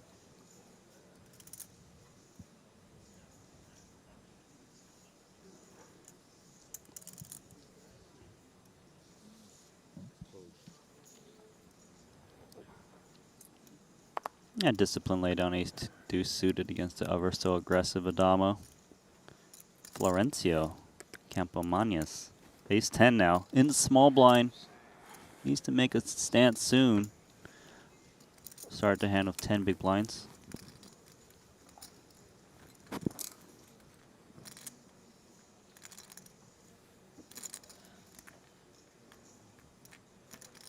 And notice the 2 jacks in the big blind. Yeah, not to be overlooked, but for the time being, we await Florencio's orders. Does he want to send that battalion forward to a battle that they are so unlikely to win? Gets away. Sure does. Well served to do so. Punsri, of course, not going to be able to do the same. Off of 1 million. We're just too far from the money still for him to kind of take a passive line and just call on the big blind against under the gun. More of a bubble type play? Yeah, maybe for a few more spots closer, but here he's just, in trouble. Yeah, jamming and running into it. Wow. Really glad I did not find a second king.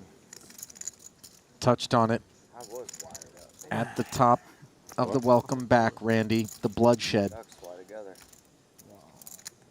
A real trail of tears for many of the dearly departed. And on this occasion, Pranat Punsri rates to be joining their ranks. Oh, how did I not get all in for 25 bigs with deuces? Kind of deuces. Never gonna win And a 3 deuce Never board. gonna win a Triton event playing like that, Jason. I know. Dimmed the light, and now it flickers on the turn. Unless a jack can save him, which it can't. And GG's are issued as Pranat Punsri, an early casualty on the back end of the break. You got ace queen. Meanwhile, back over at the other feature table, it is 2 9s for Nacho Barbero up against an ace-6, which looked dusty. But now, on this river, courtesy of the ace of hearts. Yeah, found a winner here. Good for top pair. Let's see if O'Dwyer tries to find a value bet. No kicker. Does check in. Barbero's going to be sick to see these ace-6 of clubs taking it down. Yeah, the way he kind of just threw his cards in the muck. Not happy, not pleased. Well, Barbero did check back 2 streets.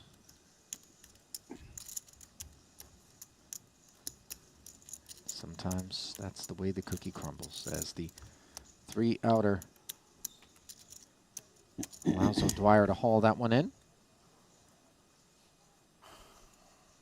We'll keep it here.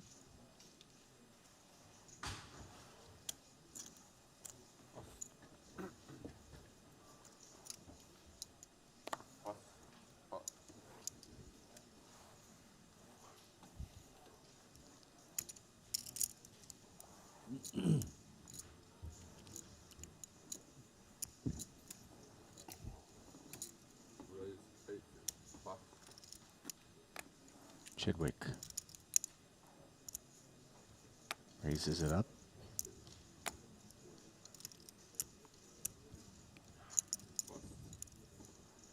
Pocket 3s. Now the suited connector for Dan Smith in the small. Yeah, it's playing 30 big blinds. Dan's pretty happy to play post flop. Always going to take it as a flat or some 3-bettiness here? Oh, actually, he's going to lay it down, and I think that's mainly due to the respect of where we're at in the tournament. Surely, if we were several tables before, wouldn't be folding that one. But if he was going to take one off, I think he was going to come in the form of a call. It hurts sometimes, you know. It's like, it's my type of hand, but I got to respect. I'll tell you what hurts a lot more is when you find yourself at the river or at Showdown on the wrong end of one, having played a much bigger pot than perhaps you had intended to, because you got involved at a certain stage of a tournament where it was unnecessary, let's say. Sure. Now, obviously, there are those who aren't encumbered by the idea of only doing what's necessary and, in fact, kind of stake their success on doing that which others don't. The likes of Michael Adamo certainly come to mind. Fedor Holes as well. Yes. It's a double-edged sword, right? Sometimes you do just start to crash and lose all your chips, of course. 2 4s here. Winter needs the spot. Perhaps now 7 blinds. Seems to agree. Yeah, just enough fold equity with this stack.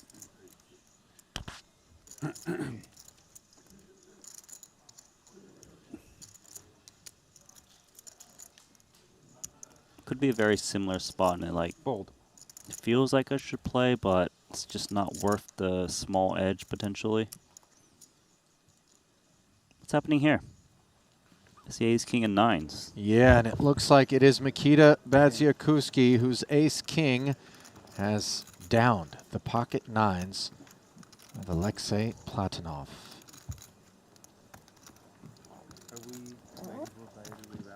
Platonov was among the shorter stacks in the room going into that one.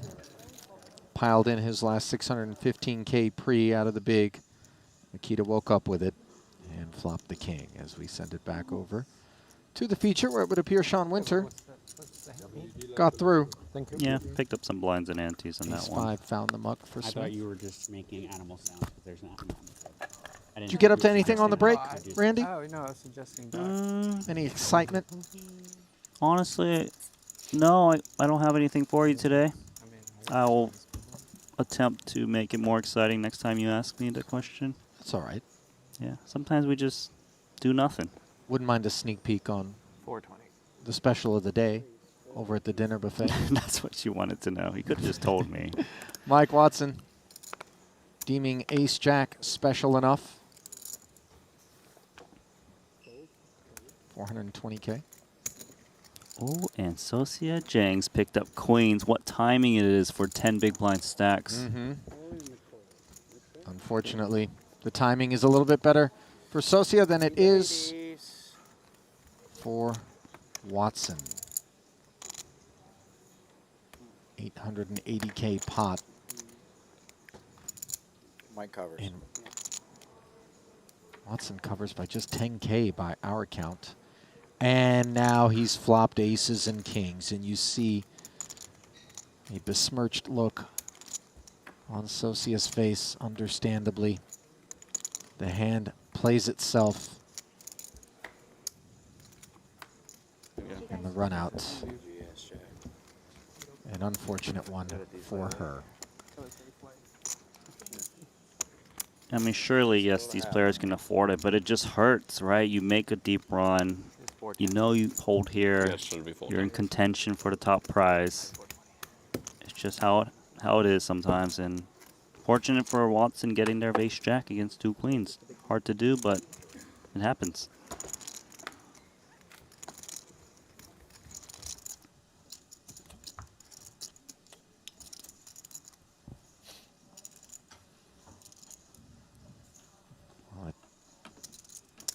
Just kind of a reality as we work our way toward the bubble is the cold world.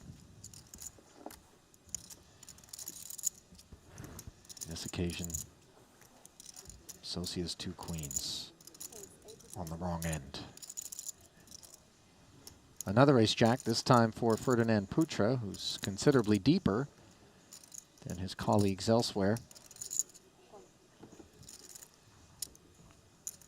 King-queen for Dan Smith, who's folded in a couple of spots here that it felt like he might have had some temptations. This one seems it'd be too tight to be laying this one down. Kind of I don't know. No, he does lay it down. He's playing very conservative right now, King-queen. Snug phase of the program for Smith. Yeah, just you can see how the dynamics just changed so much. Especially with those couple eliminations. Right now we're 5 from the money, so forgive me, it does make sense. As it's just around the corner, potentially a big payday.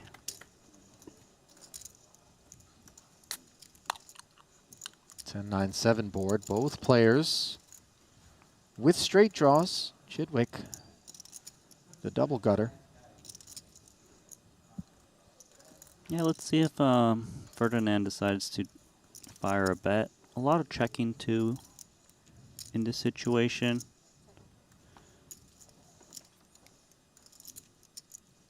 In fact, round of knuckles brings a dry enough looking 3 to the turn with 220 in the middle on the back end of the Chidwick defense. Stevie currently 3rd in chips coming into this one behind Brewer and Adamo. Given how many chips that just Stevie has in this tournament, he's more inclined to fire away against these middling stacks that might be trying to get free cards and not risk chips. So it is expected that he's firing out King Jack right now.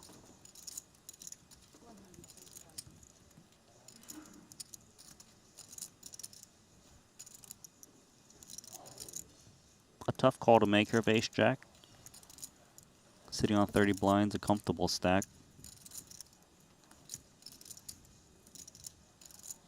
But a correct call incoming. Yeah. 10% of his stack invested in this turn, which puts 4 to a straight out there, but not in the form that these players both sought. It's a really good card for Chidwick if you want to follow through, as 8x is pretty much mandatory bet from the big blind after a flop check through. 8x might be harder for Putra to be holding, just given he's raising from undergun. You know, 2 8s come to mind. Does he open 8-9 suited right now in 30 big blinds? It would be very credible if he opts to bet one more time, this King Jack.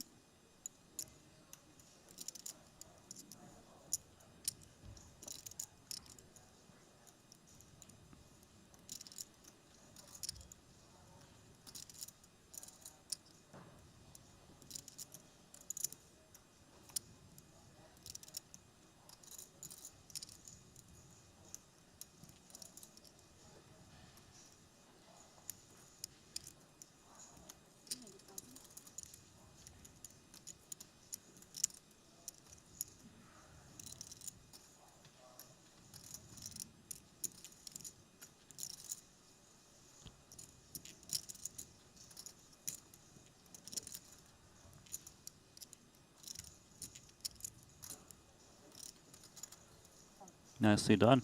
King high, Chidwick barreling the 300,000, and of course, the Ace Jack can't find a future. Maybe it's just my eyesight is not good at the moment. And you start to get a sense of what it's like to be up against one of the best in the business, in Stephen Chidwick. Just so calculating, measured, just consistently solid. Finds the spots, as he did there. Had the 8x range advantage. Yeah, you know, of course he's very well aware, and we know he's world class. It's just nice to see how he executes all the different stack sizes in this current situation. A big stack, 66 big blinds. Going to keep pressing. I wonder without the 6 on the river in that particular spot, given that we know Putra's got some sniff on him as well. Understands the reputation on Chidwick for not just being nutted at all times. Something dry like a deuce rolls off. I don't know. How often does the Ace Jack get curious? Yeah, it's curious, and we're not actually sure if Chidwick follows through. If you know, if it's a blank like a 2. Yeah, it's a good point. But obviously fun to watch to see how they navigate. Oh yeah, sorry. Very tense moment.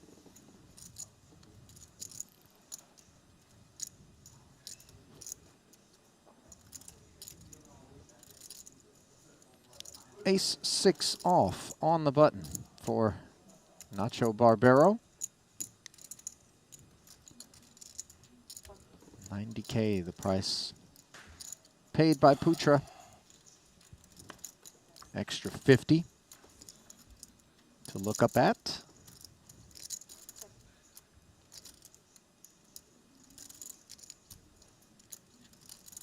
King, Queen 6. Top pair against bottom pair. Putra checking with the flow. You could see 6x bet here. It looks like it is. King 9.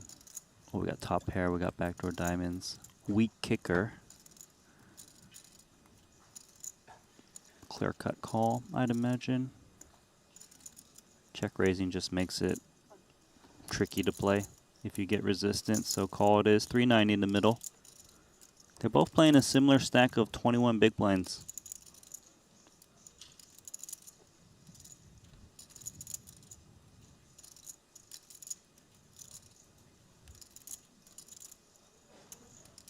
Not really a good card for Barbero to fire here. Sure, he picks up, you know, Jack high, I mean Ace high straight draw. if a jack drops off, but too many like 2 pairs or pair straight draws to continue. So the check back from Barbero after having barreled 75K at the flop. Now Pucher going to feel a little bit better about King 9, given the turn check back, but we'll see whether or not he feels compelled to bet into this 390,000, where he is effectively level in chips with Barbero.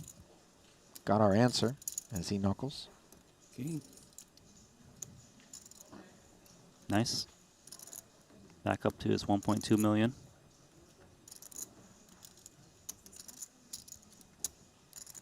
I didn't flush anything. Just the 6 of spades.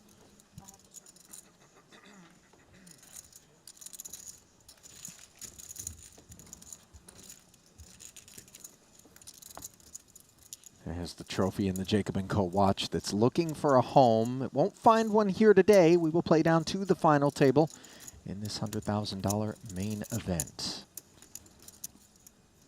Tomorrow, champion will be crowned. Yeah, it's a nice timepiece. You can only win it by playing the main events. Yeah, not available for purchase. Yep, has to be short deck or no limit main event. Well, not yet. But if one of our former main event winners blasts their bankroll in the pit, maybe one can negotiate to purchase the watch. Black market. Just for one more bet. Yeah. Okay. I need one more bet, guys. Come on. Is it looks like bright and not bright? Look. No? Look at my card first. I fold, but it's little. I'm just light. Yeah, that's little light. I think you're right. Yeah, it's like brighter a little bit and little whiter. Isn't it? Nothing gets by these guys. No. It's a light, yeah? Okay, But he seems very confused. Ah, yeah. Vyacheslav thinks he sees an anomaly on the card backs there in terms of So, yeah. the ink, but could very well just be the glare from the studio lights at the FTs. It's okay. Nothing wrong with checking. I went to here Jack 10 offsuit. Very, very short stacked.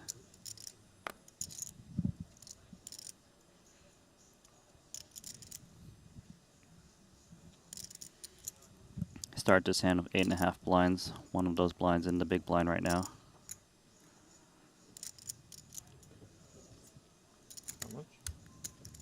Makes a stance here. Believes he's got fold equity, which he normally would. Is Queen Jack priced in? Effectively all of his stack being sent into the middle. Chidwick. He's in great shape. He doesn't know it, though. Yeah, in fact, it would be difficult for him to imagine a spot where the Queen Jack is in front, but not only is it in front, it is way out in front. So we left 25K back. Yeah, allowing Winter to take this flop without being all in. One in which he has flopped a 10 and is in front of Chidwick, who's got the Broadway Gutty.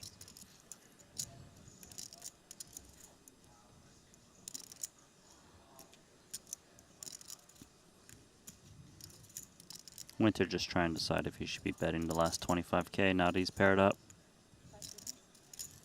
Thoughts, Randy? You know, these are very technical spots about preserving this last chip. It's not something I've deeply looked into. Sean decides to check. Now Chidwick obviously assumes that there's almost no hand that he would be willing to fold with 690 in the middle. Yeah, they to usually just 25K. They usually take one off right here and just kind of see what happens. What happens is a double gutter now for Chidwick. Winter still in the lead though. 3-1 favorite with one to come. But not yet all in.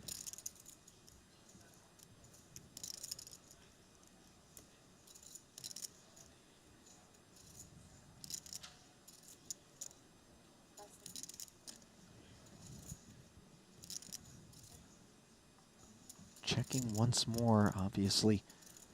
You do open the door to some random combo to maybe give you the bad beat on the end, although perhaps not that many random combos in Stevie's range as played. It has something to do with preserving your tournament life in case it just checks through your beat, I don't know, by like a king 10 and your opponent doesn't put you in. Now you got 25k chip. You can maybe spin up. That's just the main reason behind all this. Board pairs on the river, and that run out is not going to be of concern to Sean Winter.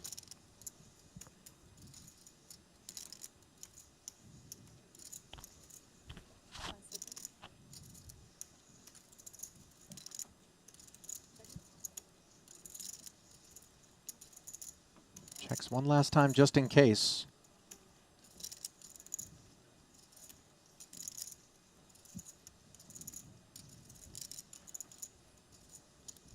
Could Stevie target a king-high combo, No. Broadway, like two-paint kind of hand? Well, I guess that's what he's doing, but can't imagine Winter folding here.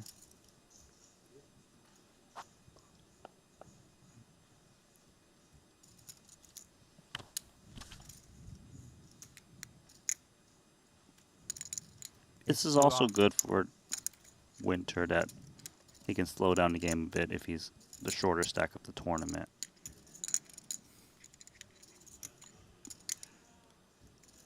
Please chop. Okay, good. Winter hated the Maybe bet, he's trying to win the title. but makes the call.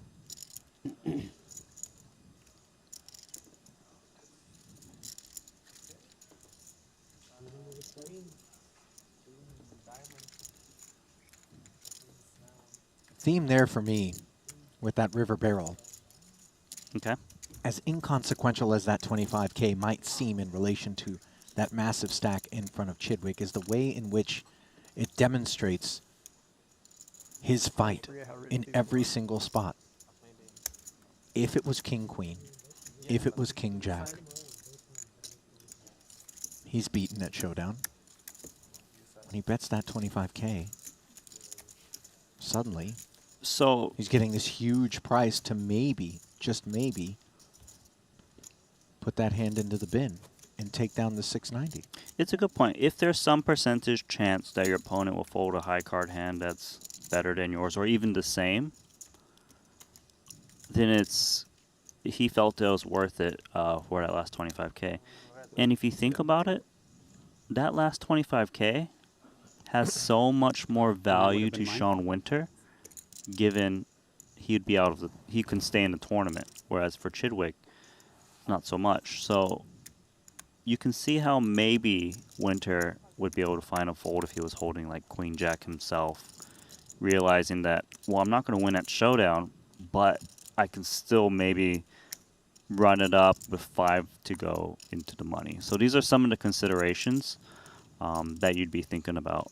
It's a very technical game. We've seen these plays just be commonplace now, at these stops these days. It's pretty remarkable when you stop to think about just how far into the fringes the study has gone by these super high roller regulars to encompass even that spot. Yeah. A spot that didn't even exist not that long ago because players never just kept that chip back. Correct. So you didn't really have to think about it. And Yeah, all of a they sudden would you just opened up a whole new dimension. For sure. I mean, they were just kind of throwing the chip in and flop whenever they did this. And yeah, there's like very perfect 3-bet sizes you can do when you're short to leave some remaining in case some craziness happened. I'm sure you've noticed at our final tables this week. Regardless, ace-jack in the big blind. Dan in an interesting spot as, he could just 3-bet jam. He probably isn't going to 3-bet to induce. It would be basically call or 3-bet jam in this spot. King 6 can't take this heat as Smith activates after taking passive lines in a few other spots.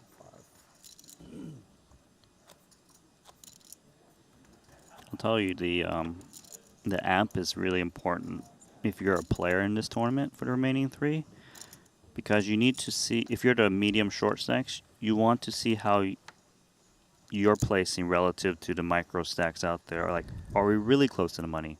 Is there a guy of less than 10 big blinds? How many are there? Therefore, my ranges will shift accordingly. And if we look at the app now, Florencio Campomanes is the only player with 10 and less big blinds.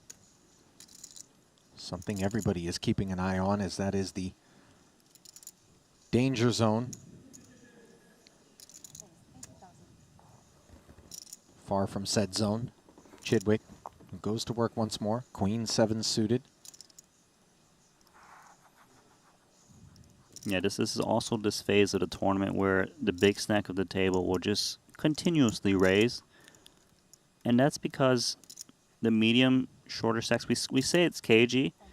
And what that basically means is they've tightened their ranges. Even defending the big blind, these hands start to go into muck when it's not like a huge chip EV situation. Fernando, 2 6s.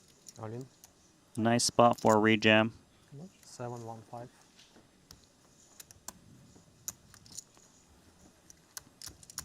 Boldikin agrees. As he rolls the dice, that Stevie is up to big stack things with decent enough frequency for the 6s to be able to take one down uncontested, and even if they do face resistance, to be up against 2 overs as opposed to bigger pairs. Yeah. Ace king, ace queen, you're slightly ahead. Interesting sight in the room right now, Randy, is a 50K one-day turbo has reached the final table. In the very first hand of that 50K, Dao Min Fu, who has really raised some eyebrows here at this particular festival with hyper-aggressive play, looked over at An Sun Yu upon parking his chips down in the very first hand. Before the cards were dealt, he said, if everybody folds over to me, I'll jam blind. An Sun Yu said, you got it, buddy. Gave him a call, and Dao ended up showering that first bullet in the very first hand as the whole table kind of complied with his desire to have that opportunity to either double or go back to the re-reg desk, which he did promptly. And now he sits during a break all by himself. At the table. At that final table. Not moving. It's because he's feeling good, my friend. Putra. He's the chip leader. Feeling good for the time being with King Queen suited.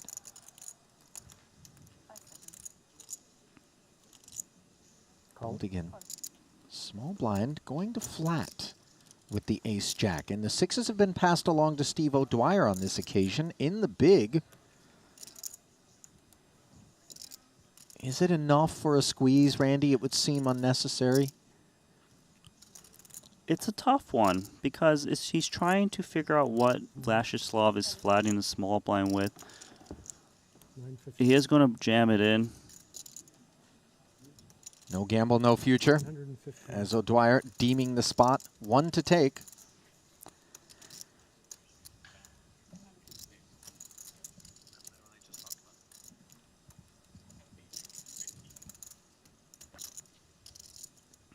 Might we gamble king queen suited? It would be a big gamble. He's going to lay it down. Ferdinand exercising discipline and a reluctant fold from Boldigan as well. Nice activation there from Steve O'Dwyer. Very nice. Big pickup. Honest post-mortem there. Not bluffing, but not wanting to get called. Complicated because That definitely safely describes the 6s. I think it's noteworthy there that Vladislav actually flatted the small blind with a hand like ace-jack.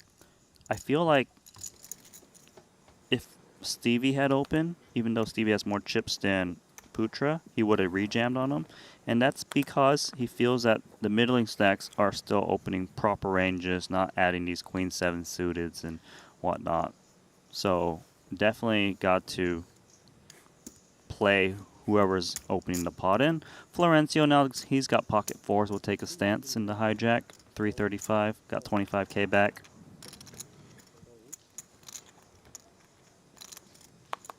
not pair. Here we go. Every one of those, oh, so important when you're on the nub. Can we maybe rechristen the nub the Lieutenant Dan? I'm not getting this reference. You remember Forrest Gump? Yeah. Gary Sinise's character. Go ahead and talk to the viewers. You can do it solo. I feel like it would have been a lot better if you knew what I was talking about, because now I'm tasked with actually the discomfort of describing why I'd like to rechristen it the Lieutenant Dan, and now I want to walk away, Randy, from this fire I've started. Shall we just walk away from it now? Not something I like to do, but feels prudent on this occasion. It's a narrow demographic that are going to take issue, but a demographic nevertheless.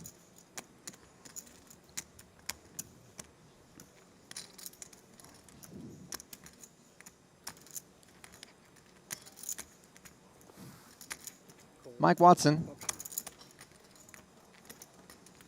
just about even with Jason Kuhn in chips to start this one. 890 and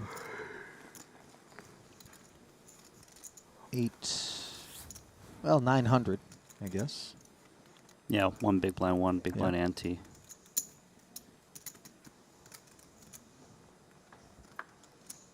Limp, blind versus blind. To the King 6 deuce board. Bottom pair for Watson.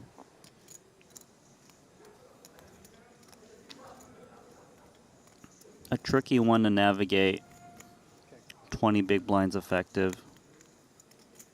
5 will not cash. Check is the play.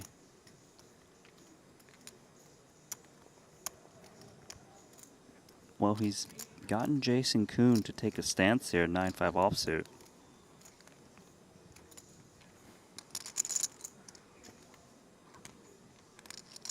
Jason known to fight for every chip.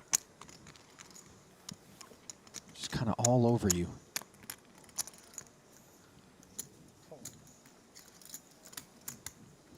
Watson will make the call.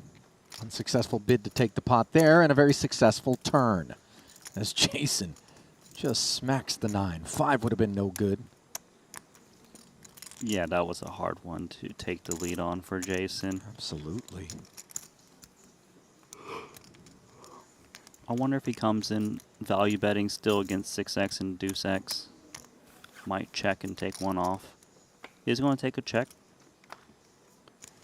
And look at that. A flippy flop, flippy flop.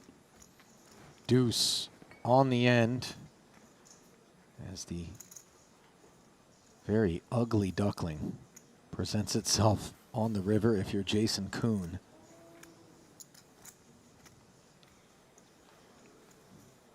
Backdoor hearts coming in as well, and Watson sensing that it's time to do my own betting. Together.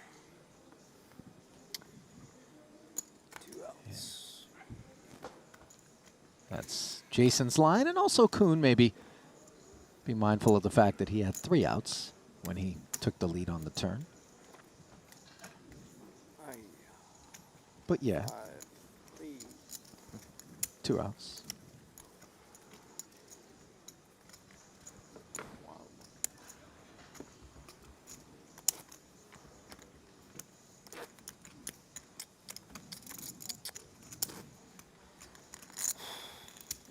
Been a tough go of things in this one.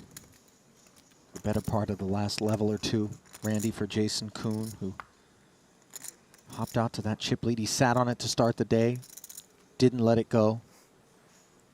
And things unraveled. Yeah, but you know Jason's just not one of those guys that... of course he's annoyed by it, but it's not going to change his way of play. Nice tournament so far for Adamo, currently sitting in second.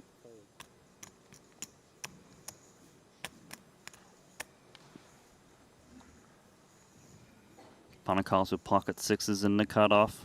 I think he'll make a stance here, especially against this opponent. It's Adamo, A lot of chips.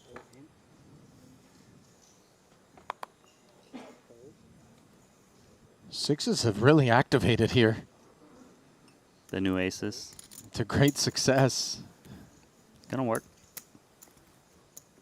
Yeah, Damo suited connector. Into the bin.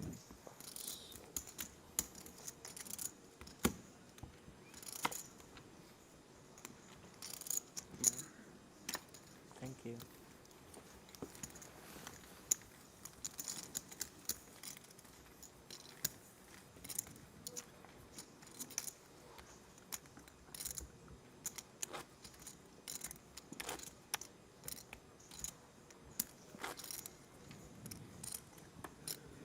Onwards we march in this $100,000 main event from here at the Marriott Royal Diamond Hotel and Casino. Ali Najad, Randy Liu, shepherding us toward the final table as we anticipate things won't get there until the wee hours of the night. 20 runners right now. Money bubble at 15 players.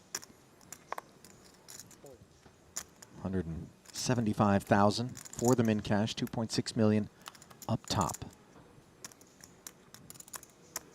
Now Jason, ace queen. Attractive hand here.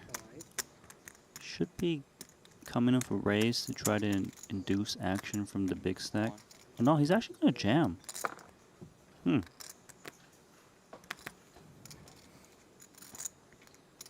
It just goes to show how much tournament preservation is important right now at this phase of the tournament. Inducing without like the top premium is just not what you want to do. 7 deuce in the muck. Deuces before it. Yeah. You know, by jamming, he forces that option of deuces from rejamming on him, forcing a flip. And in spite of the fact that Jason's hauling that one in, having second thoughts, saying maybe he should have just raised and called. Well, he is certainly hoping to add to his bracelet collection from the good folks over at Shambhala, who celebrate all of our winners with the finest in men's jewelry, crafted with diamonds, precious stones, and 18-karat gold, all by hand in Copenhagen, Denmark. Take a look at what they've got on offer over at ShambhalaJewels.com, official jewelry partner of the Triton Super High Roller Series.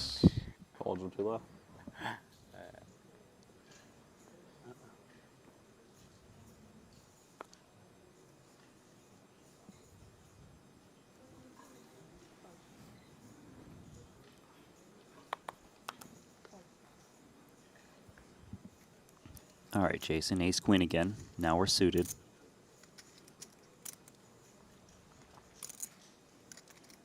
A chance to approach it in a different manner if he felt he does. The jam wasn't where he wanted to go with it, and immediately makes the adjustment, opening to 100K.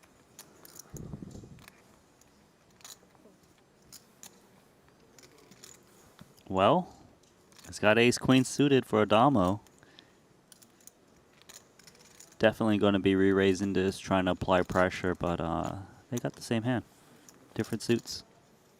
Don't think Jason would be going anywhere to Adamo's resistance. In comes the 3-bet. Adamo always going to be mindful of that covering stack of Brewer to his left.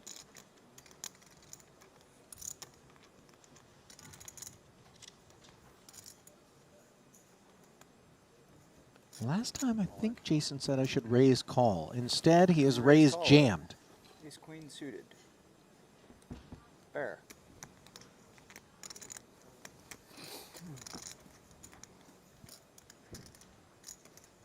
Both players can breathe a sigh of relief for the time being, as they will be chopping 86% of the time. To see that one.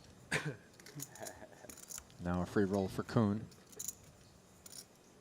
You gonna have a sweat? Maybe. maybe is not nearly confident enough. You don't. I'm okay. You don't deserve it. I'm okay without a sweat. I'll take blind, half the blind.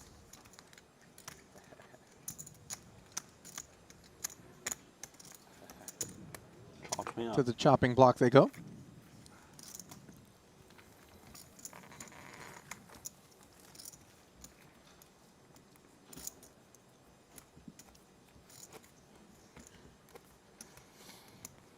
Well, Jason Kuhn's resume is one that we talk about often. Most decorated player, Triton Super High Roller Series history. But how about Michael Adamo, Randy? First 2 cashes Triton in stuff. 3 attempts here in North Cyprus. A 14th in the 40K, 3rd in the 75K. 7 cashes over his career, earning 3.3 million plus 2 titles. 2 titles in which stop was it? It was a dry North Cyprus and a 1 cash situation in Vietnam late last year and earlier this year. But both titles were picked up in Madrid prior to those 2 festivals. How much is that? 20K, 8 max, 75K, 8 max euro. You have 7. Yes. Florencio gives it the max. All in. Holding back 25K into Brewer. Big stack going to Jam. Look, bro. Protection from others, Yeah. but a threat from himself. That ain't so bad to see. As Kuhn You want me to telling tell you the line, or do you Florencio, want to sweat it? I'm gonna tell you ahead of time. not too bad to see. Deck reads. Don't worry. I'll spoil the turn. You get a sweat. You get a sweat. Just a gutter, but it's something. Not quite. Yeah. Yeah. Got to recalibrate the deck reads for Jason. It was You're gonna get a trying to sweat keep it against interesting literally the for only card that has a Florencio. drawing dad. You're not Nicely done. What? I was You're wanted opening him to have from a small sweat. blind if he's not opening. Yeah. Watson Really I get a. You might have to retire. immediately all over Jason there. Just, no, I thought you were saying. Sorry, I thought you were saying you thought it was Brewer. Yeah. Yeah, mine have been off today. Showers. No. Triton first timer. That's all. Florencio Campomanes was the shortest stack in the field. Oh, yeah. Are we waiting? Second cash here in his first festival. Still eludes him. Yeah, you wouldn't have gotten Yes. shoved on though. Florencio finished 8th in the 40K 8 Oh, max. yeah, sorry. 2, 3, 1, 3, 5, 3, 6, 3, 7. So 3, 8. that would mean we're now 19 Plus a little. remaining. Yep. 4 zeros incoming. Shouldn't we wait before then? Oh, because they'll not come in the big. How are we not ahead of the tables anyways? We are for sure. Yeah. I believe they're referencing the number of hands played per table. Some suspicions that this table is playing at a faster clip than the others. Dama gonna attack. Ace-3 offsuit and cut off. I couple.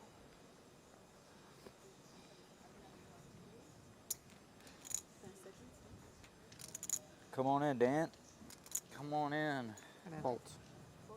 The buzzsaw.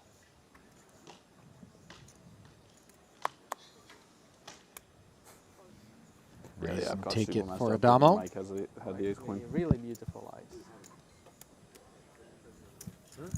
I mean, I'll have really beautiful eyes.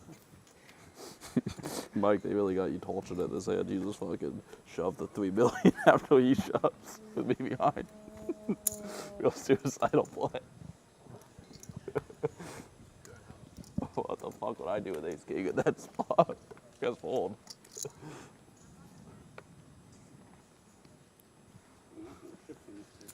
Looks like we'll get a Dan Smith at this table now. There's only one. We get the Dan Smith. Apparently, and his feathered friend. Henry was saying the feathered friend's name is Willie. I don't know. Is that a true statement, or was he just trolling me? I don't know. I don't know, but I like it. Yeah. Willie Owl, Willie Smith.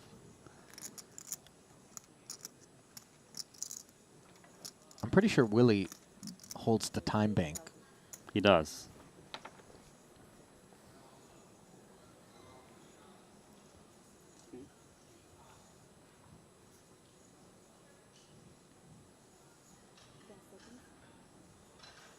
Ponikovs looks like he should be beside Joaquin Phoenix in a Roman Colosseum. Got that gladiator wrap.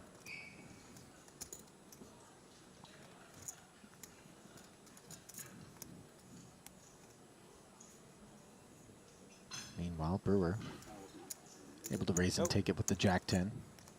Dope owl.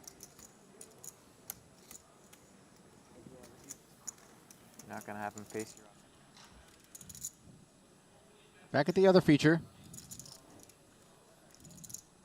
Chidwick presiding. 2.5 million, better than 2-1 overall, but Steve O'Dwyer's 1.3. I expect him to just maintain his foot on the gas pedal and just keep attacking here. King 9. It's just that phase of the tournament where even the big blind is just folding so wide. Hands that may seem defendable go in the muck. Winter's been nursing the short stack, but hanging in there around 10 big blinds. Well, it's just funny because Jason Kuhn and I think many others as well have kind of touched on the idea that this is how Sean operates. He just manages to find himself in these phases of a tournament with the short stacks, grinds and grinds, hangs around, makes the money, suddenly finds a double or two, and then spins his way into a nice cash. Yeah, I remember those conversations. I think it was Jason, and that's how he did in the 200K the other day, was short stack all day and just spun it up. It's a good strategy as long as you're on the right side of the bubble.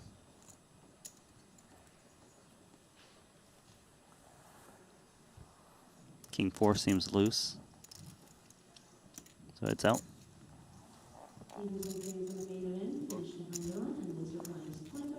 And with Chidwick out of the way, the path is cleared for someone else to get after this one.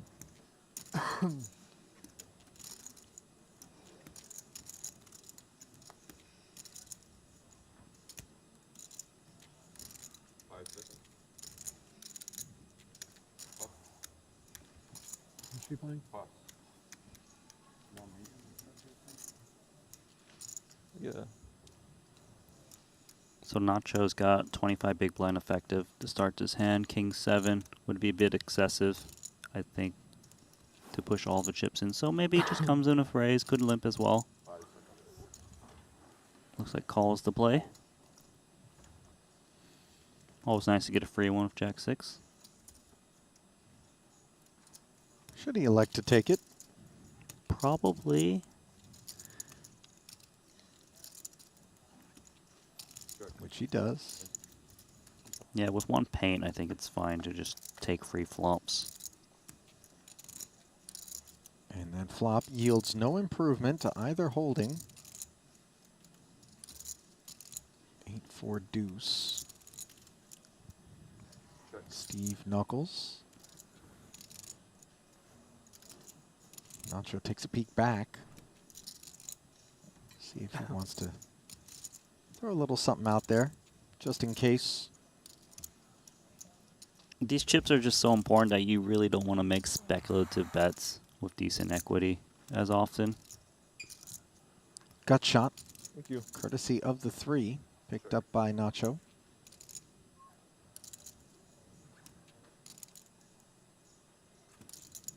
Does start to get a little bit tempting. But the thing is, blinds are playing so balanced in this spot right now, checking their pairs, ace highs, that I will continue. So, of course, some air. Looks like he will make a stance.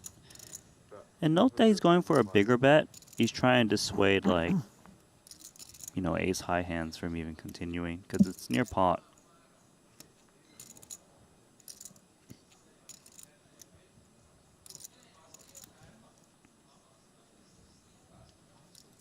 Nicely done, Jack 6. Yep. 105. Gets through as Nacho picks the right time to The leverage position. 25, right? Yeah. Dash of equity. We got to increase, Ollie, is that right? Sounds that way. Everybody with 20 blinds. The tournament. Except Stevie. 25 and 50,000. He's third. He's third? Wow. Chris Webber is massive, right? Mm-hmm. Yes, a lot, Chris Webber. Mm-hmm. Who's second? Jason? It's Chris Brewer, Nacho, not Chris Webber. Did he say Webber? He did. Conflating former NBA star. Sacramento Kings. You know how to Yeah, play he that played style. for the Sacramento Kings. You have Sacramento roots, right? That's right. That's the only reason I know. He's a very short stack game player in the whole world, confirmed. I know some There's nobody sports, better believe it than or not. by a mile. Only the ones that fell in your lap. Putra. Ace-9 suited in his lap. Right? You don't know which way to go with it.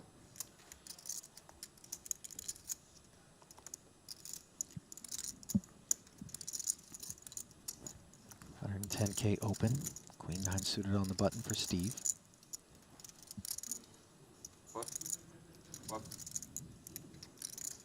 Folded around to Chidwick. Suited King-5. Yeah, we know he's willing to fight. He's got stack. Apply a lot of pressure. Let's start with a call. Mindful of the fact that from under the gun, given where we're at right now, Putra should have a legit holding. But not a very legitimate flop, as the two diamonds place Chidwick in a more favorable position. Yeah, let's see if Putra wants to stab at this flop. It is a board that the big blind will check fold at a very high frequency. So he is going to fire away, and yeah, we might see Chidwick apply pressure here. We might see a check call. He would get more folds than normal, just given the circumstances of where we are in the tournament. If he does opt for a check raise, but check call is definitely a fine play too.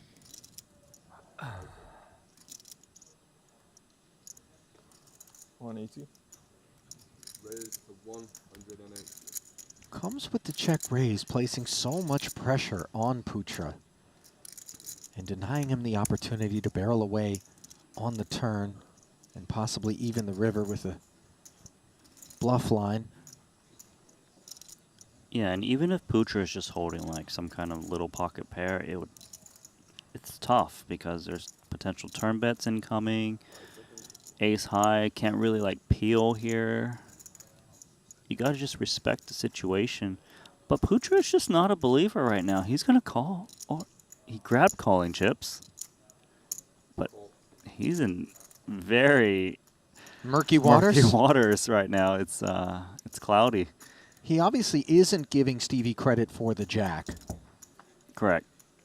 And by making this call, as we see Chidwick fail to improve, Putra is absolutely looking strong, Randy. To me, Putra looks like he's got either the Jack X himself or he's got a strong pocket pair higher than the 6. Yeah.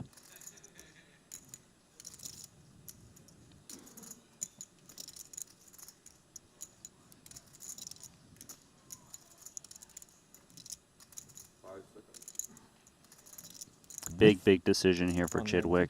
Yeah, he's got that in mind, and in spite of it, he is barreling again, 190, as the representation carries on. And gosh, can Putra really call again with just ace-9 high? He's measured out the calling chips. And while we await his decision, we head to an outer table where it looks like Waikin Yang has himself all in. Pocket 3s, it would appear, and either 2 paint. Yeah, Queen Jack suited, which turns into 2 overs on the 10-10 deuce board. 4 on the turn. Another one would be disaster for the 3s. And instead it's the deuce, so 10s and 3s. as Wykin will double through Sam Greenwood, and hopefully we can make our way back over to see what Putra is deciding upon with that ace-9 of clubs in a very interesting spot against Stephen Chidwick.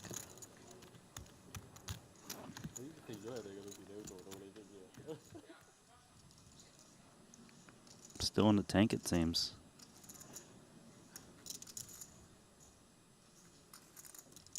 If he is in this tank, and we are on the turn, which I don't see chips in front of them, it looks like Putra did make the call on the turn, Randy. And that means we've gotten ourselves to a river. Queen of diamonds, I believe it is. TBD whether or not Chidwick improved to the flush. Still haven't gotten a look at this board. Oh my gosh. How did you know it was the Queen of Diamonds? Did we get a peek? Looking down at the app. Putra properly finds the fold. Chidwick very fortunate there, I think.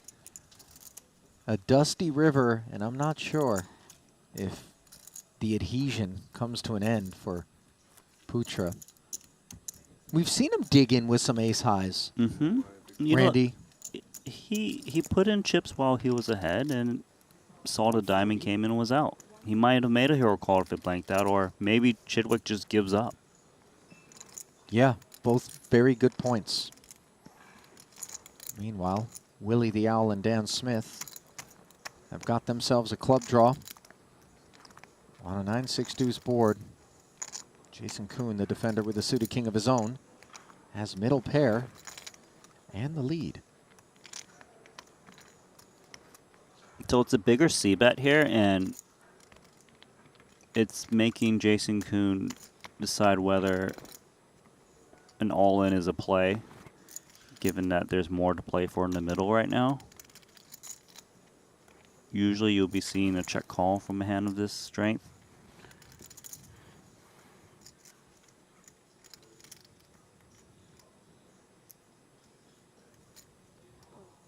So we do call. We got slightly above pot remaining here.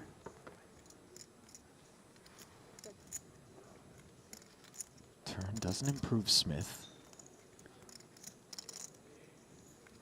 Man raise open pre just to defend from Kuhn, and you saw the check call of 120. Dan's asking a big question if he can apply enough pressure to get some kind of weak pair to fold on the turn, as he has just above pot size bet remaining. 5K more than Jason.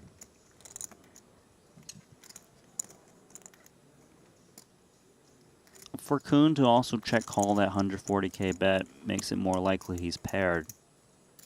But would some of these pair lay it down? That's the key question.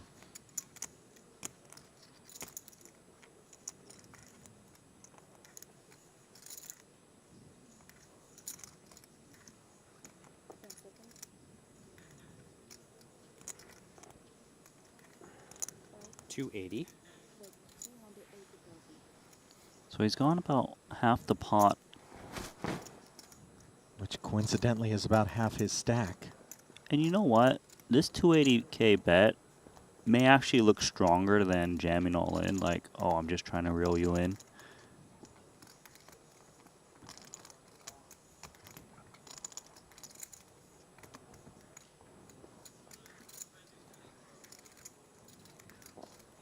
So this is about just under half of Jason's remaining stack right now with this bet.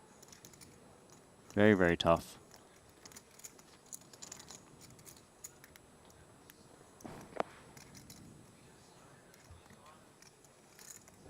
Gonna glance over at Dan.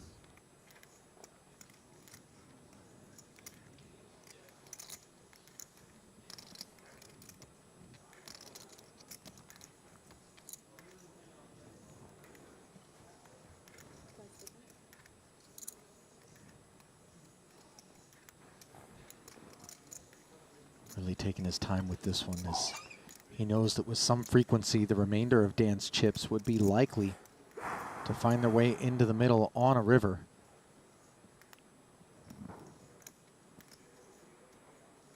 Big laydown.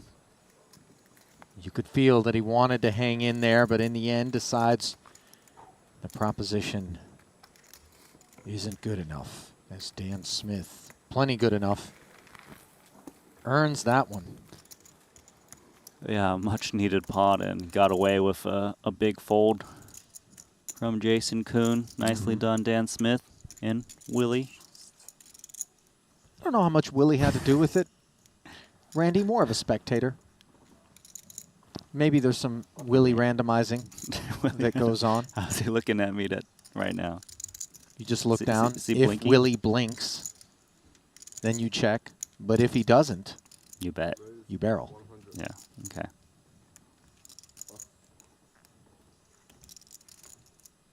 Not going to be a really balanced randomizer, is it? If people know that's how you randomize, you're in big, big trouble. Well, trouble is what most would find themselves in against Stephen Chidwick, regardless of what he's holding, but with 2 queens pre-flop in particular. As he opens to 100,000, and Sean Winter deciding 270. to rip in all but 5K here, ill-timed and potentially ill-fated as well. Yeah, Sean Winter here basically is just thinking, if I'm going to make a stance, it's against the guy who's raising every single hand. King 9 will fare well. Not this time, though. 2 queens. Risky proposition for Sean Winter here. Is he going to be able to find a spin? King high board and Winter, top pair against the clubless queens for Chidwick. Turn clean. Sean doesn't want the ladies to show up, as instead the 4th club, worry-free. Keep putting me to the test.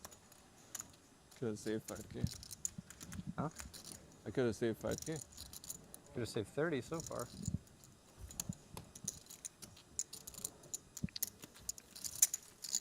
Do you get that? The 25K from the previous hand? In the 5K here? I mean, how quick is Sean Winter? I saved an extra 25 this time. I'm not going to talk to you anymore. You're the chip leader, and I need to stay friendly with the chip leader. I need the chip leader on my side. 55. The chip leader is not. You're not on my side. I keep trying to be on your side. And you're like, keep making a statement. I don't know that 3-betting that man pre is a way to demonstrate that you're on his side, Sean. Perhaps different perceptions for Chidwick. By the way, who's going to be completely unflapped by that one? Just, okay, Sean. You're not going to get to me. Let's move on. Go back to folding. Sean's more a Spartan in the presence of Xerxes, given the chip distribution right now. Probably another movie reference, Randy, that you're going to give me a blank stare about.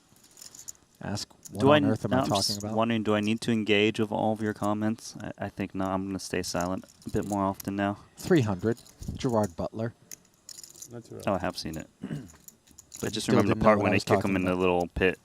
It's the only thing I know. That was in the previews, Randy. Glad they jumped.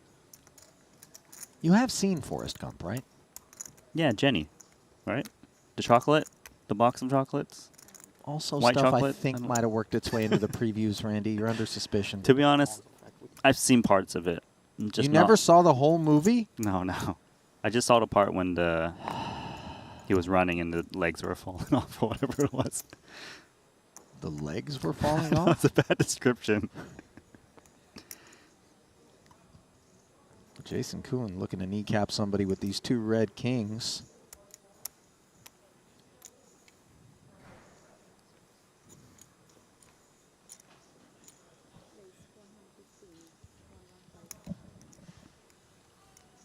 $115K.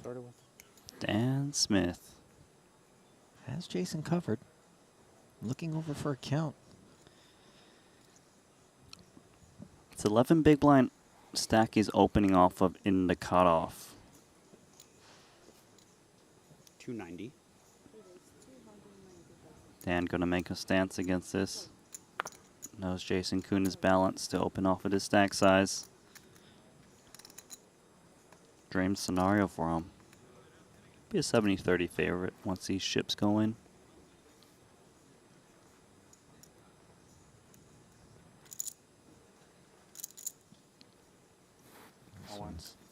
Not going to be just 290, but rather the full 560, as Dan knew exactly what he would do in the face of that spot and does have the ace of spades working hard.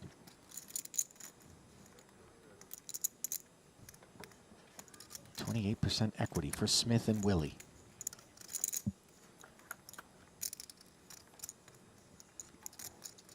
A lot less now. 3-5-7 board. Kuhn has the hearts covered.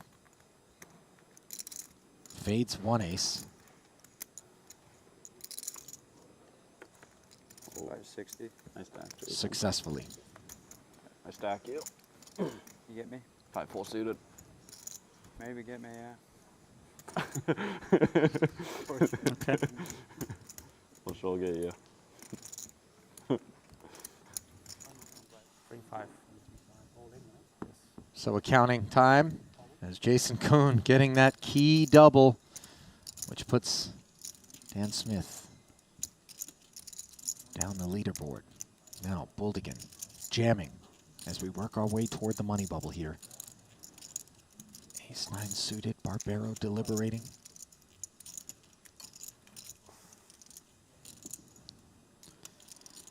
It's what, 12.5 blinds here and the hijack, dealer button, 2 people back behind you. Looks like, wow, he's gonna run ace 9 of clubs. Barbero really hasn't been shy of. ICM is for the poor.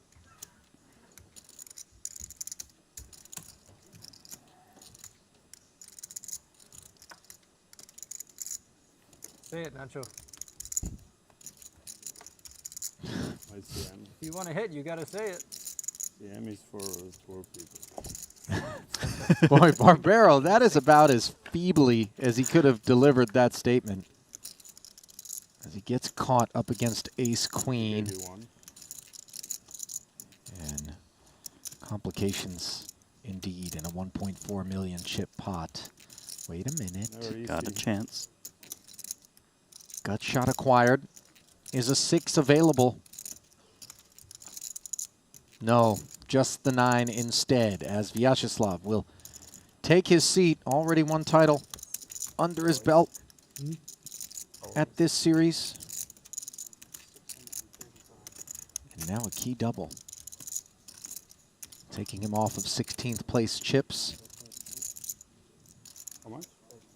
Oh, Yeah, that's gonna send him down to the bottom of the chip counts. Barbero, that is. Yes, 19th position right now.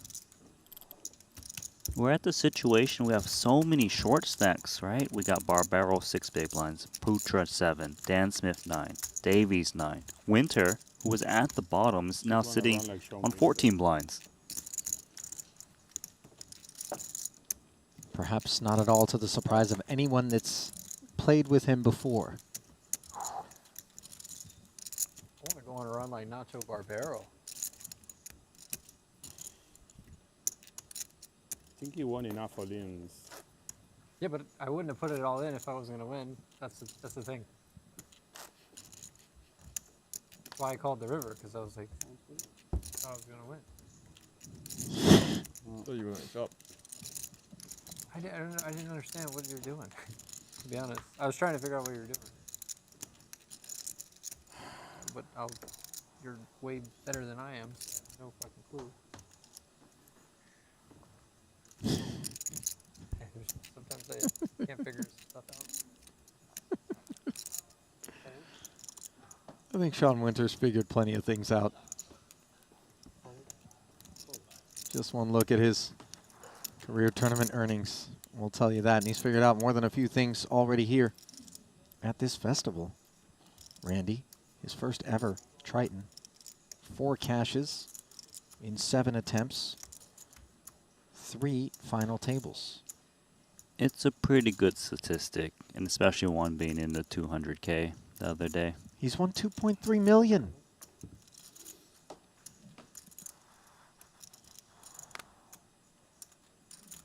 And it's noteworthy that Chidwick gave up the button Queen 8 offsuit just because of how short those blinds are. Let them clash. You're too nice of a guy to call you with this hand. Show him. Jack deuce would be a little cruel. He must have my deuce. I think if you push, I call. I think I can beat you there. No. I think it's gonna come. It's a flip. Not a flip. No way. It's good.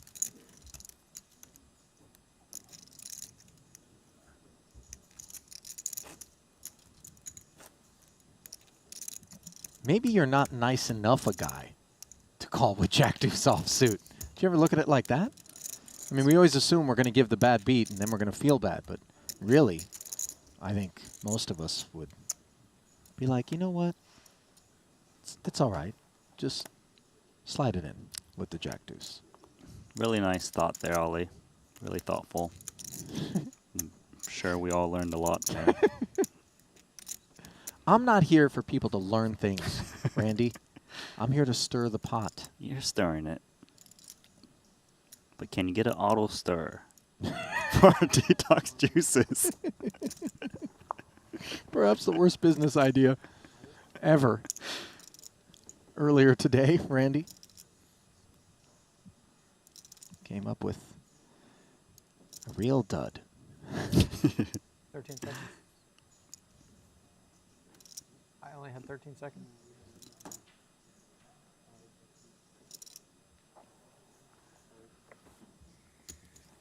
He knew what was going on. He was smiling as he slid those cards in. I mean, the readout doesn't lie. I don't think there's a way in which we can reset the clock to 13 seconds when the action gets on you, Sean.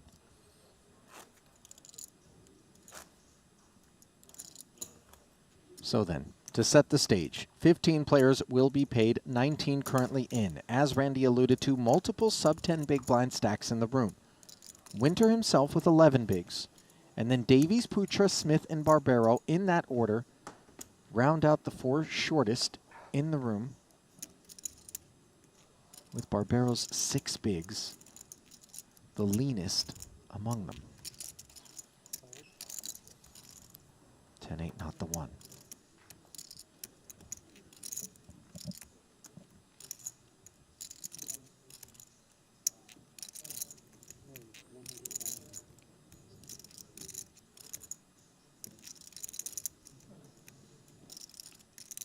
Putra's got King 10 offsuit, and he has not been shy of putting resistance on Chidwick, and he indeed does go with it.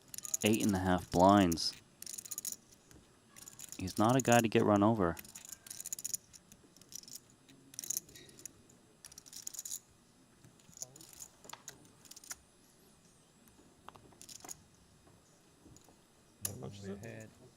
Chidwick not one to get run over either.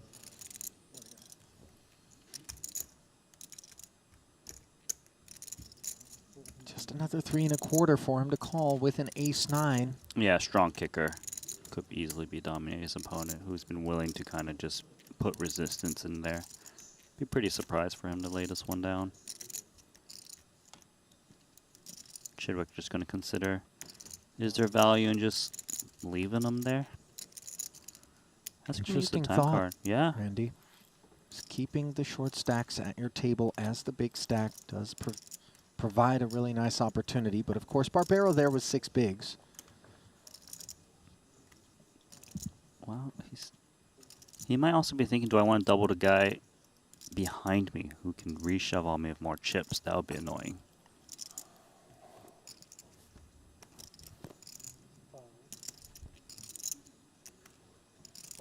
I thought you were gonna. Sure. Wow. I'm gonna open it just now. Yeah, Ferdinand was about to open his hand, thinking like, oh, it's an auto call stack. A better result, though. I'd say so. With king high, he was behind. That fold is definitely due to this trying to pounce on the table, not letting a guy behind him Give you credit. build a stack that can reshove. I should have. I misplayed a lot of hands so far.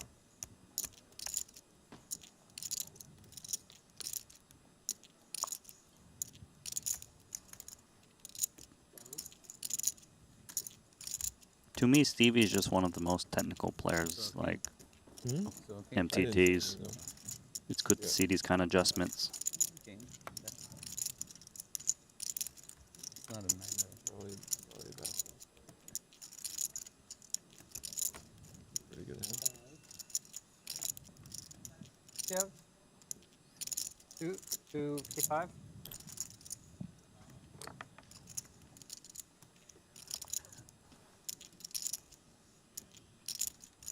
Winter's taking a look at the stack of the big blind, which is Nacho sitting on 305K.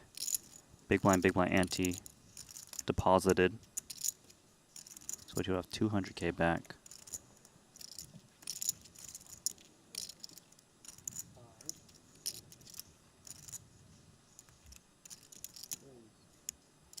Gonna open the pot with a raise to 175,000 here.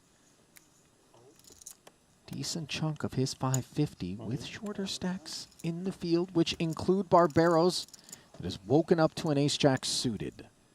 255, 80 more. No look call there from Sean. I think you got this one. Oh, I'm drawing dead. No, seriously. You know that this is just leveling, right? Yes. Unless I flop an open-ender. There we go.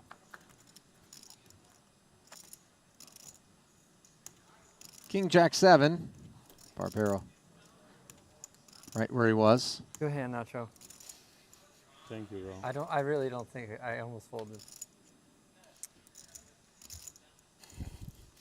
All the tricks. Sir, no, I'm not. It's not. There's no tricks. There's no tricks. You knew it, yeah. Yeah. I know you have those kind of feelings. I have the same thing. The other day I stood up when I had 10s against kings. I knew some was hitting was losing the hand. I was 100% sure. Obviously 10 on the river, but sometimes you got a bad gut feeling about hands. I had a bad feeling about kings to 10. All right, so other table. Jason Kuhn opening to 125,000. King Jack suited is going to run into Adamo's button ace king.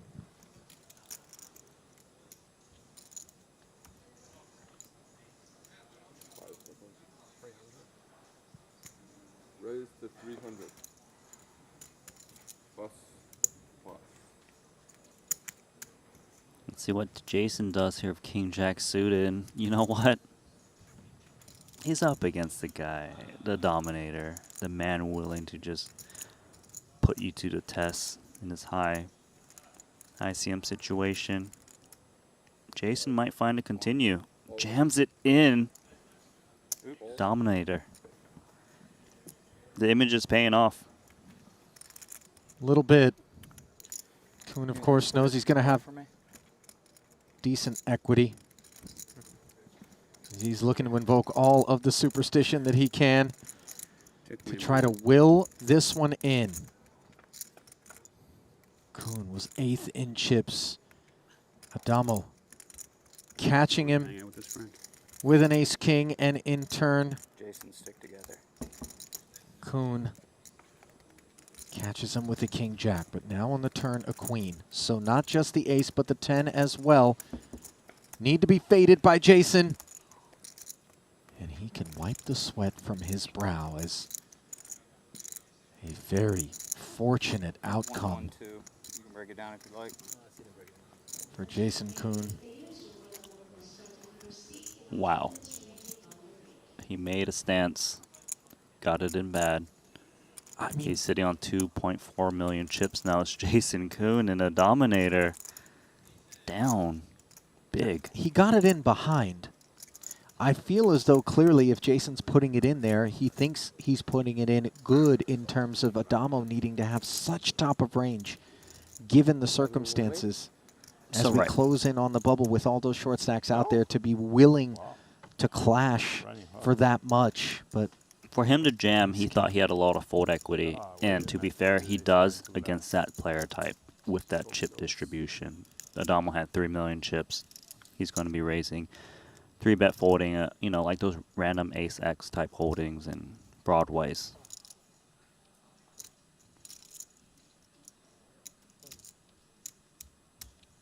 so Carnage at the other featured table with Jason Kuhn emerging on top 550. after the collision with Adamo. Now Barbero looking to collide, leaving himself 10K back with ace-queen suited, ace-4 suited for Chidwick out of the small. Will it be enough?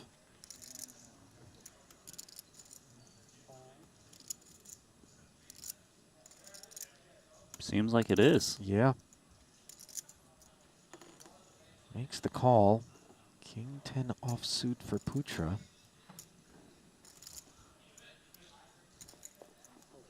No, thank you. He has 10 left. There's no worry. 1.2 million in the middle. Barbero in great shape with 67% equity.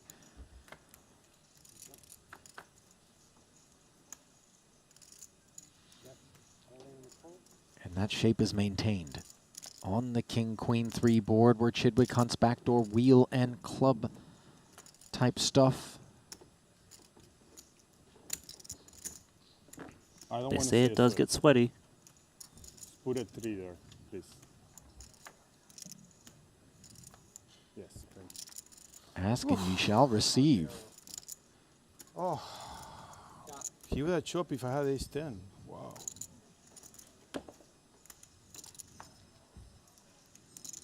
Ace queen suited of diamonds. What a beautiful life on the bottom. 11 blinds. It's a year of the Nacho. Yeah, it is.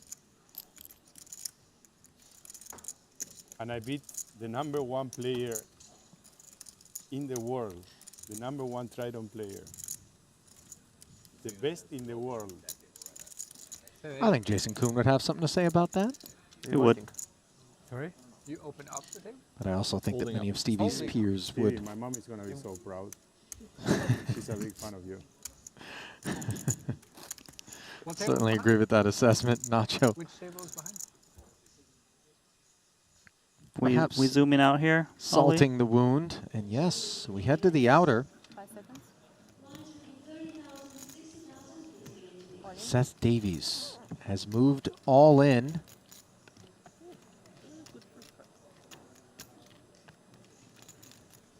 I have to show the card. Cross space. Nikita has made the call. Ace Jack against Jack 10. Davies looking to avoid being on the outside, looking in. Flops himself an open ender. The turn doesn't help. 7 or a queen available. Yes! Nut straight for Seth Davies as he can scoot right back in with a helping of Bad's Bucks. Yeah, those are good bucks to get. Nicely done. Tough ones to get. Sick beat there. Got 10 blinds on the cutoff. Against one guy who has 5. Yeah, but I mean, I've cashed 3 tournaments I shouldn't have this week. Yeah, I know what I'm saying. I showed today King 8 off on the cutoff, 10 blinds. That when Looks like 9. Stevie jammed a button here and Putra called all in 2 7s. Sometimes you have to do it. Safe. Trying to dodge that queen. Queen on the turn and Putra 1 foot out the door. Can he hit it? Was in such good shape, Randy. All right. Left, yeah.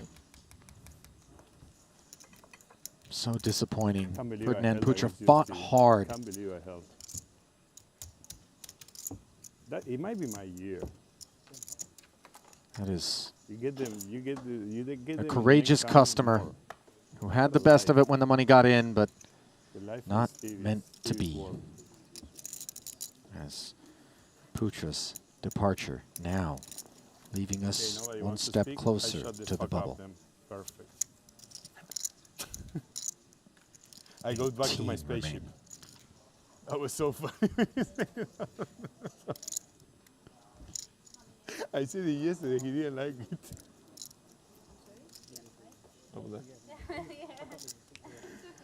Over there. That was such a funny line. So You with have that some pot, really, really Chidwick back serious, above 3 million. Funny things going on all the time. Huh? You.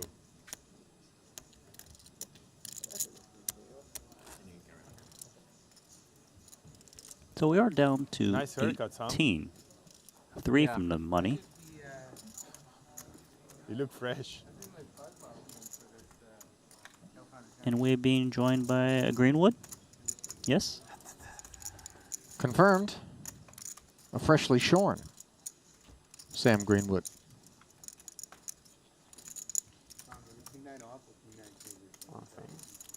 Dude, I almost folded better than that. Even more freshly shorn, of course, would be Putra's sevens. Why that queen 6 suited. Against Queens he was. Who won? There you go. 6-10. Dude, sometimes I fold king queen suited there. Oh way. I should have kept listening, man. He won also. I can't remember the last time I saw Steve O'Dwyer laugh that hard at the poker table in a spot like this. Tends to be so steely, but of course, Sean Winter there, Nacho Barbero as well, chances are. They can open you up. Break character.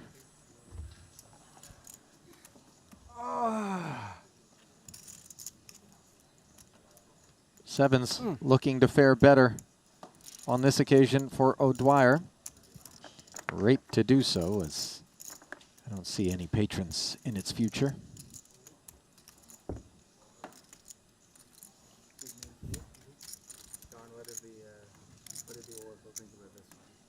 I don't know, dude. I should still have 255,000 more.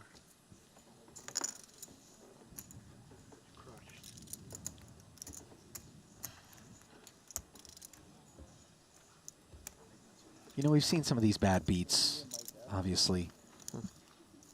It's painful, but one can probably presume that everyone en route to that spot where maybe they took that bad beat issued a few of their own to get this far deep into the second day of this 100K, especially if they were on those short stacks that were looking for the spins. Randy, it's just a part of tournament poker.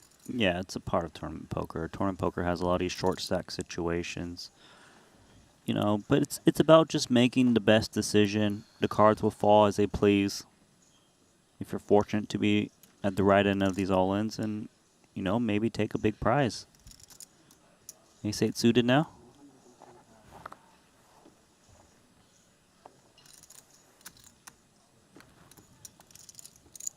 Another 110K open. Barbero knows that he's bought himself some time as he puts the queen 10 suited into the muck. And O'Dwyer's not exactly the stack depth that we would expect is going to be out there with just kind of an any two affair, especially when he's opening into Chidwick. Yes, of course. That factoring into the queen 10 suited's choices. Now bold again, king 8 suited. Too much kit, too little added expense. Yeah, just enough to continue being suited. Very close. Very close. 300 in the middle, both players with 20 blinds. Dry texture. Advantage, O'Dwyer. In terms of the wheel gut shot, always had Vyacheslav dominated. It's also the type of board where the big blind's just not defending that can hit this, unless it's like ace-4 or some little pocket pairs.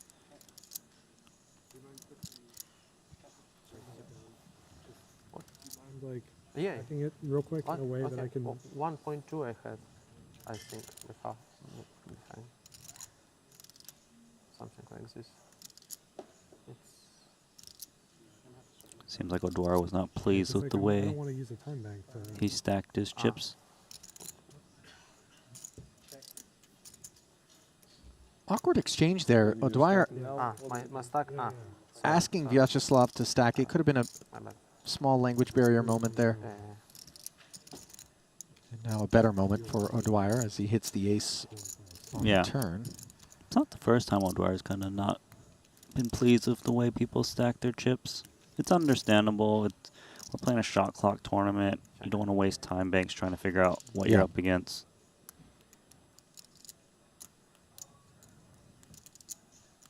This is not a function of just being OCD, but rather protocol. Tornado.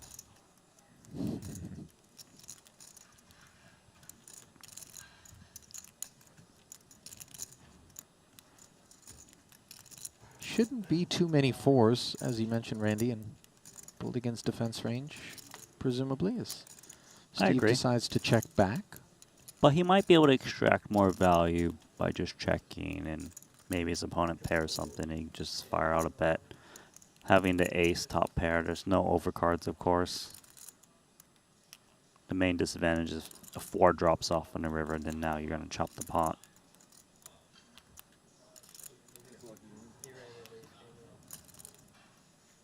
There is a chance he doesn't even value bet this ace-8, just given 3 from the money. It usually is the best hand. He's going to expect to show it down as a winner, but does he think he can get called by worse? 9x, I suppose? Would they call? 140. 140 is the play.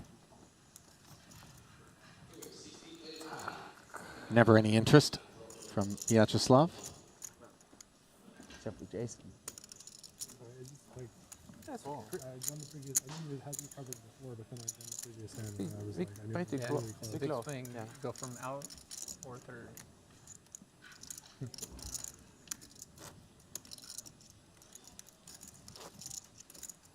Everybody keeping a keen eye on the app. Obviously one of the places that O'Dwyer could be seeking chip counts.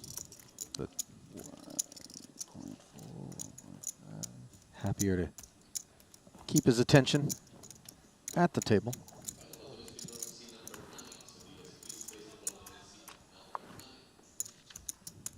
Did you buy? No, I have 1,315,000 total. So you 10 stacks with lava? Mm-hmm.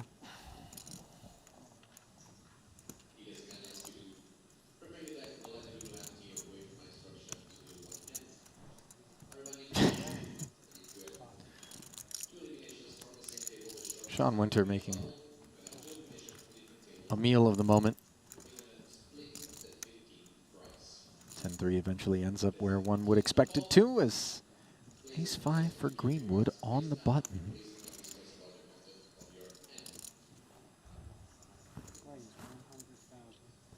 Sam, 6th in chips overall right now. Min-raise open. See O'Dwyer thinking about it. You have like 1.4, right? 1.55 this out.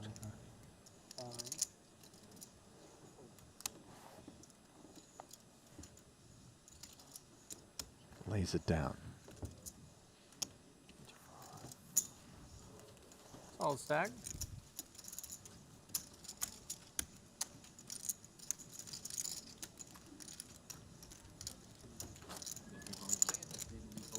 Thank you.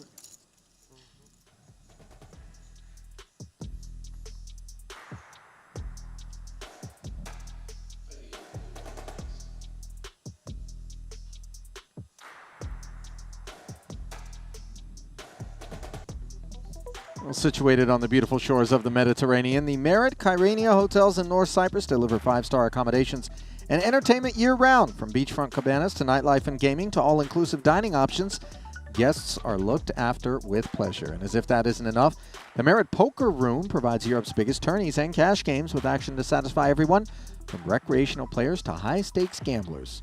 up to 8 festivals per year. Go to www.meritpoker.com and book your trip today to be a part of the Merit Poker experience. They really do keep those things running almost continuously, it would seem, throughout the course of the year, Randy, and got some geographic advantages in terms of drawing from the Middle East and the European continent alike. Sounds like a great place to get your poker fix. I went out there and played the staff 5-5 no limit game. Yeah. Got my fix earlier in the week. Results? I had left behind $1,000 last trip out. Promptly reclaimed it with interest. Happy about it. Image building the first time, huh? Nice. Unintentional. I think you got lucky. Ooh. Nice spot for Winter. 9s. There's Barbero.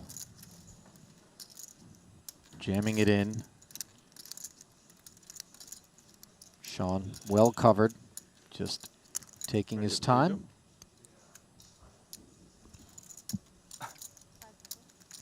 Should we?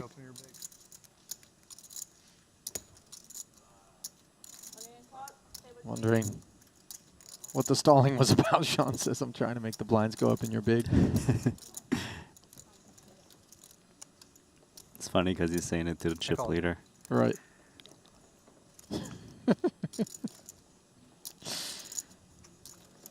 Quads. So, Barbero can afford to give Sean this spin. I feel lucky. On the duck hunt. I told you. Deuce of hearts. Flop of no help.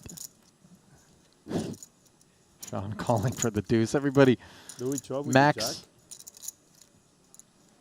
Superstition The deuce on of hearts display. is in Sean's Nacho's completely hand. walked away, by the way. One. how Did you much? not catch that? The deuce Yeah. of hearts is in. Yeah. Okay. He's a survivor. He has doubled up to 8 big blinds.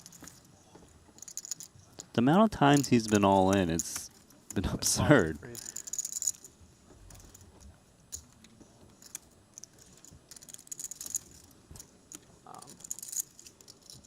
He's been down this road so many times. You just One more hand. Like, how many Nacho tokens did he Barbero. deposit into the arcade machine? It's just like, continue. can't get rid of him. Yeah.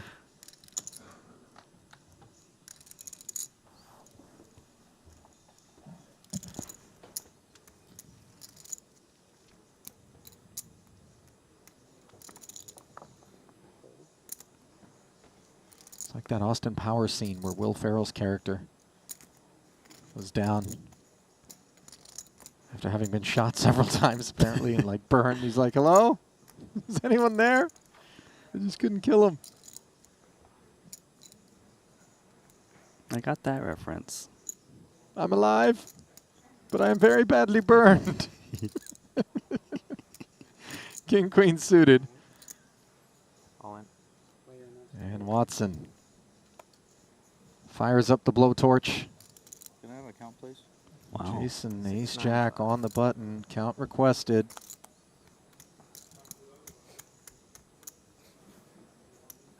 And he's chipped up a little bit too since winning that king jack. Now Yeah. 2.7 million. Sure.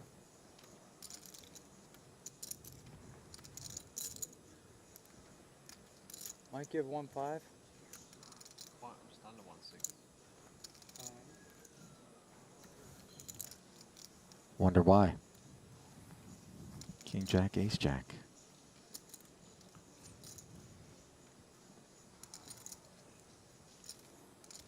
It's a 14 big blind jam.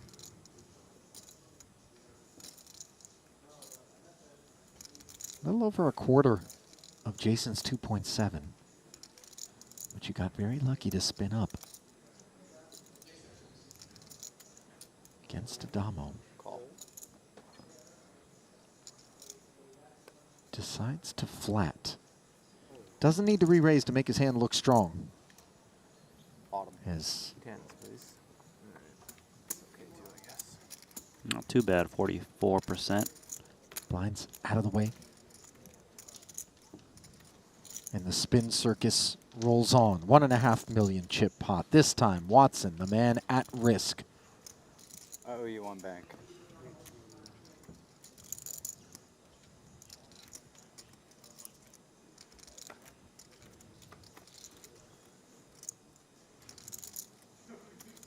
Ten, 7, 4. Assistance unrendered on that flop. Some on the turn, as now a jack is added to the all artwork outs for Watson, and there is one of them, the Queen of Hearts. Why is the clock paused? Yep, that is why.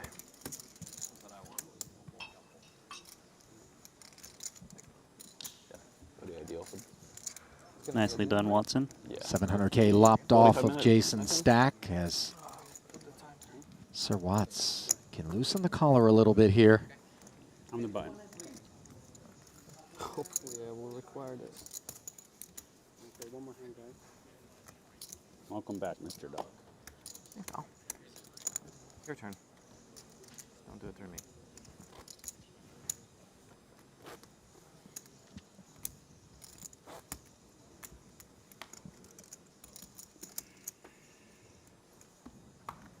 Shortest stack in the room now belongs to Dan Smith, the only man with sub 10 bigs. 11 bigs for Winter, 12 for holes. A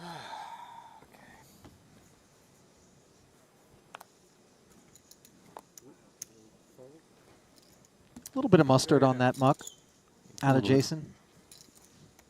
Yeah, because sometimes it feels like he's running away with it, and then, you know, he gets shot back down. Regardless, 2-8 snowmen for Dan and Willie. All in. I think Willie will approve of this particular decision, as evidenced by the fact that he didn't blink. Did not blink. What about King Queen? One of these two players are going to give the 2-8s a run. Yeah, if Adamo were to call, not sure how Brewer would react with the biggest stack in the room. We're going to find out, though. It's 335.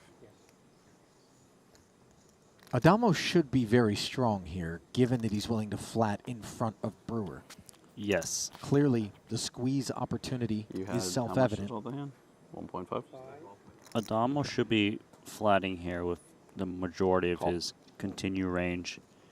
Brewer makes the call here with ace-3 suited, and we have a very awkward pot. Usually you don't see the third guy come in with a call. It's all in or fold. Main pot complete. You can't do that, I don't with think. $1,055,000. But now a dry side between Adamo and Brewer. And might some of Brewer's decision to call here be with the idea that making Smith play against 4 cards as opposed to 2 is going to be a better path to eliminating that stack? Yeah, definitely in consideration.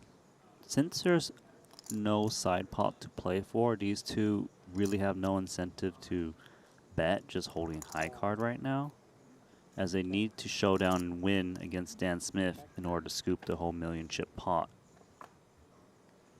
Looking good for Dan Smith. Yeah, unimproved are the king, queen, and ace tray on flop and turn. After both players check, Smith doesn't want to look. I'm not sure I've ever seen that. Nah, not from him. He has no idea.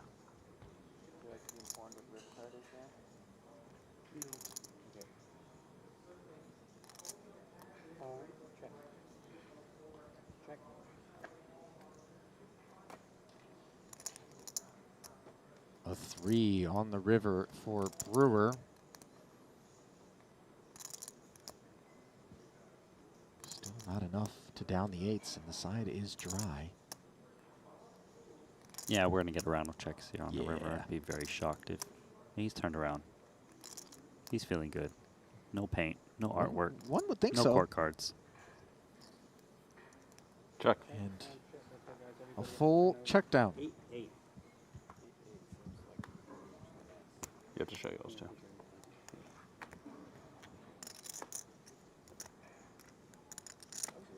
So Dan Smith. That's a big one. He's going to have a little bit of a better appetite on his way to the dinner break along with the rest of the field.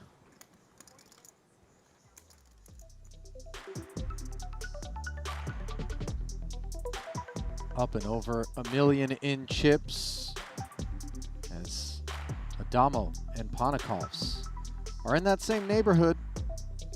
One that's a little bit more comfortable than the shorties. 2.6 million up top, 175K, 15 places paid, day two, $100,000 main.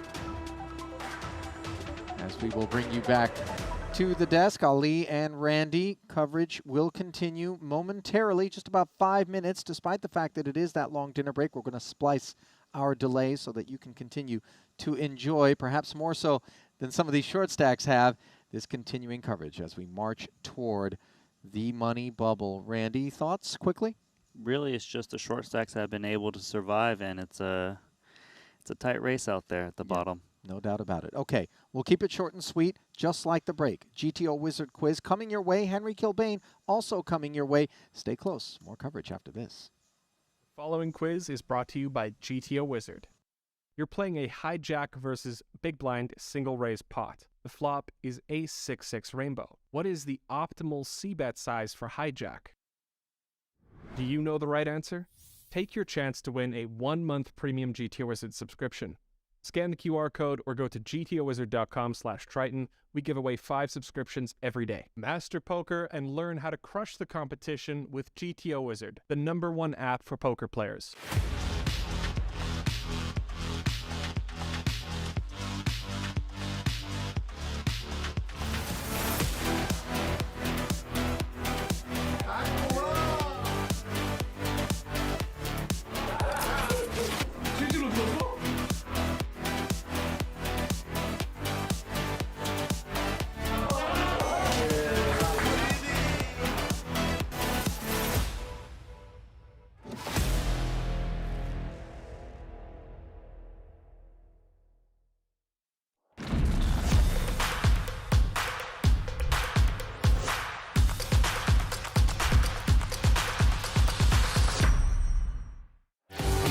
GG Poker. It's the best poker. The biggest poker site. This is crazy. No way!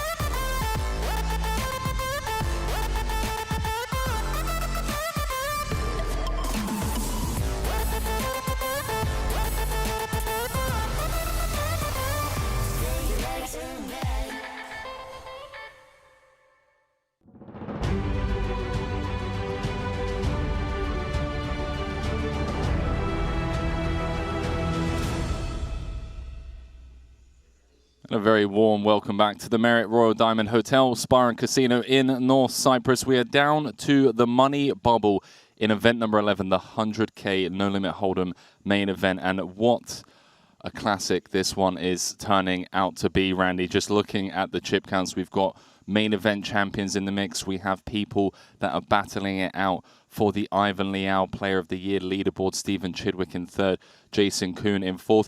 And we're coming back at one of my favorite stages of the tournament. 2 of these final 17 going home empty-handed, Randy. And with that massive 175K min cash, I don't know, man. Like, I'm expecting caginess, but at the same time, these guys aren't scared. Yeah, no, it has been cagey, and the short stacks have been hanging in there, so it's been tough for the guys in the middle.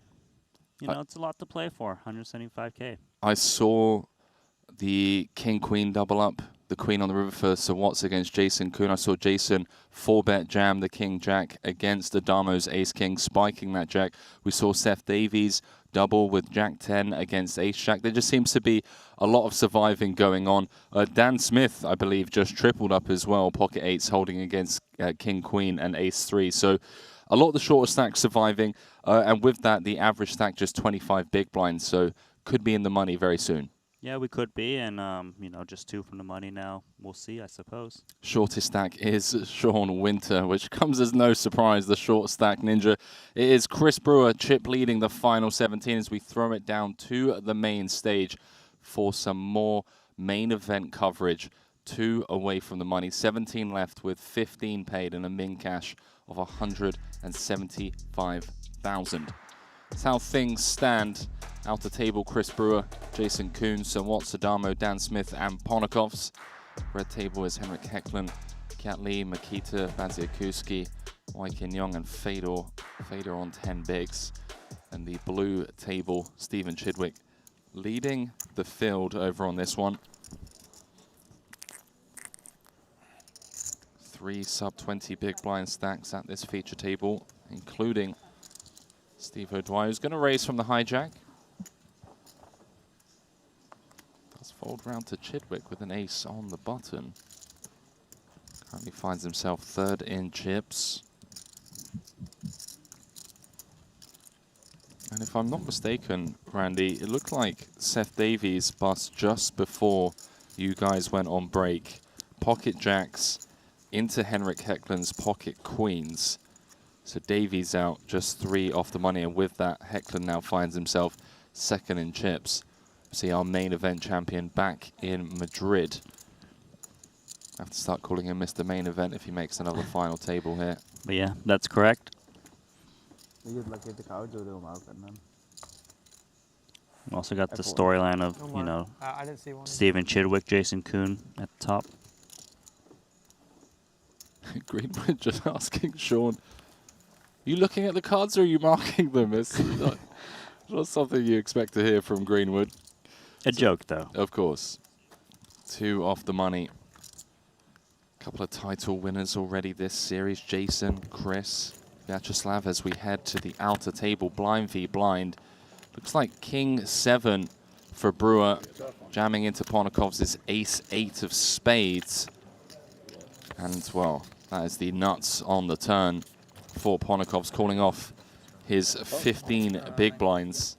And with that, vaulting his way up the leaderboard to 5th in chips. This is kind of what I was saying, Randy. Some of these players leaning more towards playing for the win rather than sneaking into the money. A 15 big blind spot, maybe something that others would pass up on. Ponakov's not one of those guys, happy to take the spot. Secures the double. Now has a very healthy 30 bigs. Moves up to 4th, I believe, as Waikin Yong jams button and Fedor with ace 10. in the big blind, and I believe Fedor has him just covered. Just too strong to lay down ace-10 in this spot. Two off the money. Wai Kin Yong, three-time Triton champ, has won 2 main events. Just made the final table of the 200k Luxon Pay Invitational. Now finds himself in great shape against Fedor's ace-10. All right. With 5 cards to come. Who's covering? It's covering. So it's Fedor that covers by less than a big blind. And the ace-high flop now vaults Fedor into the lead, a 91% favorite. You can root for your friend. Queen of spades on the turn. No king now, no king now. Increases No Wai king Kin now. Yong's outs from 2 to 3. Now looking for Fedor to river 2 pair. No dice as the 9 of hearts rolls off on the river, and Fedor holds, scoops a 1.37 million chip pot, and with that eliminates our 3-time champion. Wai Kin Yong just 2 off the money. And Randy, see, we just returned from break. With that elimination, that means we're down to the final 2 tables. Final 2 table redraw. Stone Bubble playing down to the final tonight. Fedor, by the way, just seems to always be in the conversation in the biggest buy-in tournaments we hold. Well done from him. You did nothing. I did how you call a king. Some post-mortem there. A very fortunate spot for Fedor. Had he lost, that pot would likely be out next. He'd only have 1 or 2 big blinds. Yeah, of course, Kiat Lee was rooting for his good friend Wai Kin Yong. But the ace on the flop had other plans, and Fedor moves up to 2nd in chips at this feature table. 24 big blinds, just north of average with 16 left. I do apologize, just shy of average now with 16 left. And with that, Randy, Stone Bubble. 16 players remain as we come back to the break desk for just a short 5-minute interlude as we rebalance the final 2 tables. A lot to discuss here if we dive straight into the Triton Poker Plus app. Obviously, Stephen Chidwick, currently ranked #1 on the Ivan Liao Player of the Year leaderboard, trailed by Jason Kuhn, who also finds himself sat in 4th by only 300 points. So Chidwick with a lot more than just pride, money at stake here. He needs to outlast Jason to separate that gap going into the final 5 events of the series. Yes, of course, right? And that's a 200k prize if you happen to be the #1 on the Ivan Lau leaderboard, right? You know, it's a star-studded cast at the top. There's no big chip leader. You know, Chidwick, Hecklin, and Brewer all have similar-ish stacks, right? Followed by, you know, Jason, Kuhn, Ponakovs, and Greenwood. These are just extremely talented players. We've seen them time and time again, making deep runs in tournaments around the world, and of course at our Triton stops. And really, it's just anyone's game. We've seen the short stacks able to spin it up. Jason Kuhn, you know, was at risk not too long ago, got in King Jack suit against Ace King, binked the Jack, and doing pretty good now at 2.1 million chips. It's a fun one coming. It really is. I mean, looking at the leaderboard, we have 10 sub-average stacks. Fedor with 24, all the way down to Sean Winter on 7 blinds. So I kind of feel like some caginess, but at the same time, we just saw Ponakov's blind v blind, just not concerned. He was 12th at the time in chips, could have comfortably kind of weighted his way to sneak into the money. But these guys, if they deem a spot plus EV, they're going to take it regardless of whether or not we're in the bubble. So the main question when you take a plus EV decision in a high-pressure situation like this is how plus EV, how much chips am I gaining on this on average relative to the potential bust out? In that spot, it seemed that Ponakos felt he had such a strong range advantage that it was worth the risk. Now that we're on the stone cold bubble, and Sean Winter of 7 blinds and the guy right above him has more than 2x that stack, it should be extreme caginess, even from the likes of these players willing to go for the win, understanding that Sean Winter's time is very soon. I couldn't agree more. And obviously some of the other storylines emerging. Henrik Hecklin, 2nd in chips, won the main event in Madrid last year. Chris Brewer doesn't have a title in No Limit, just won the 25k PLO. His previous title came from a short deck event, and was kind of joking to James Dempsey and myself that, hey, maybe I'm just a mixed game specialist. here finds himself third in chips, trying to prove a point that he also knows how to throw it down in the no-limit hold'em streets. You know, people have been saying that Chris Brewer has been unlucky in some of the biggest tournaments around the world, right? And, you know, at our 200K last time in Cyprus, I believe he was a stone cold bubble. Now's his time. You know, he got that score in that PLO event. He's feeling good. He's been up at the top of the chip counts for a long time so far in this past few hours. So we'll see if he can get it done. Yeah.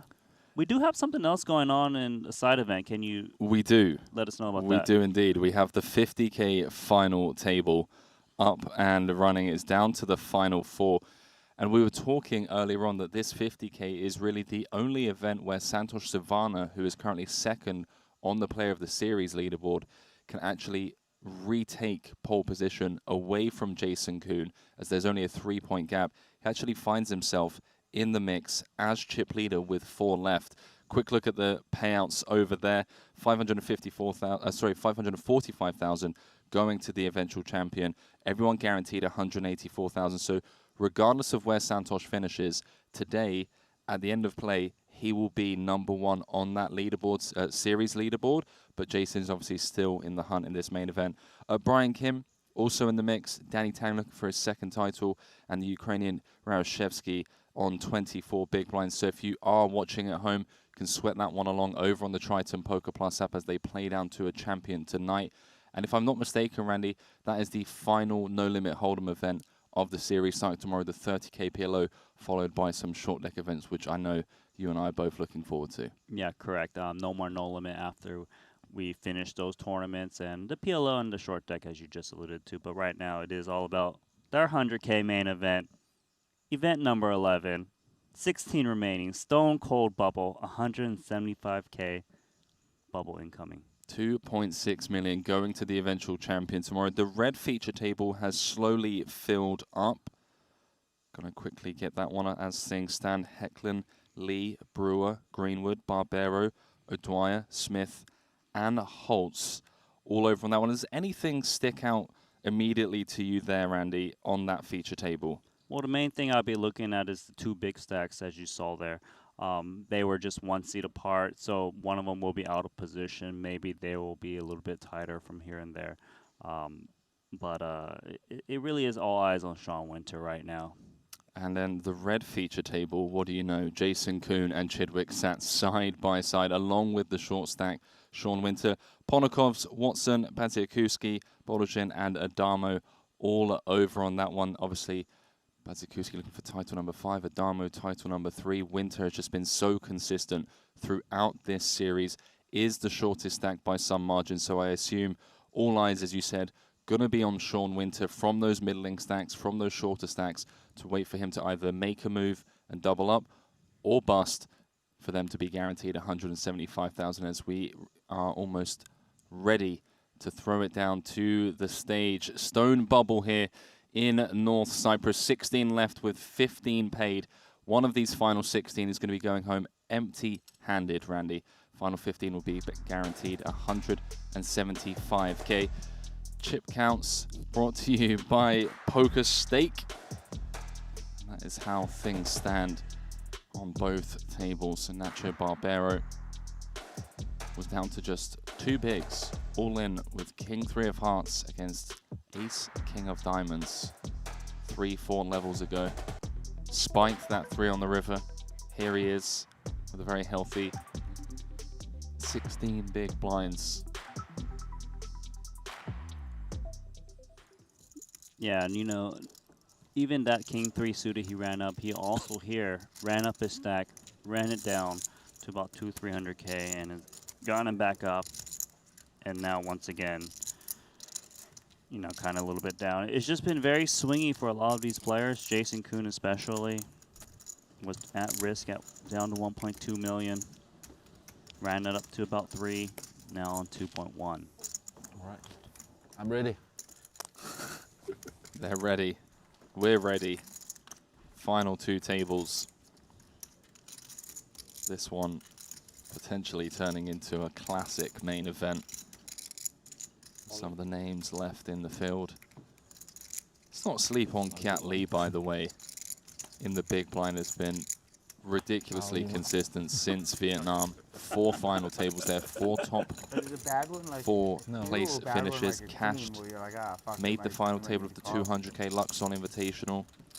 Lost the It was chip very lead obvious. pot with aces against King Deuce. As we dive back into this, Queen 9-6, Vyacheslav with bottom set. This looks like a single raise pot. A very nice set of 6s here. Let's see if Makita continuation bets. And the stacks are so shallow right now. 12.5 blinds. Every chip is so important.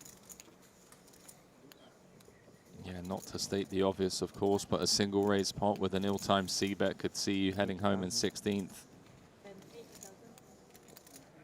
That does continue. Quarter pot, 80 into 330. It feels like you just have so much of this board with 2 6s with a set that for you to check raise just Call? scream strength. Yeah, I like this call. And he's not expected to be check raise bluffing at this stage of the tournament. Undercard to the board. Lucky turn for the Mikita Badziakuski fans. Had he turn an ace or a king, potentially going to see Makita out on the stone bubble. Now, you do see 8-7 getting in there, but Vyacheslav doesn't really need to worry about that being in Badziakuski's range, given that he opened from under the gun. 8-7 most likely going in the muck pre-flop at this stage. Yeah, especially 8-handed on the stone bubble. Makita started the hand 15th in chips. We can expect this to be a very strong range opening from UTG.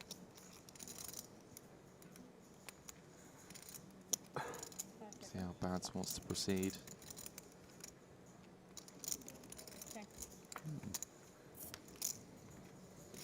So it does check through. Makita remains unimproved on the 10 of diamonds river. Vyacheslav, fresh off that title earlier on in the trip. Seems like a good spot to just try to extract value from some crying calls from the Queen X type holdings. Queen X still plausible. Actually going to check. Just doesn't want to be put in a spot where I bet, get jammed on. Don't really know what to do.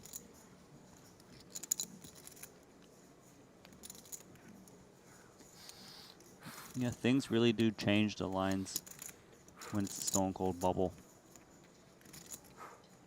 Let's see if Makita takes the bait.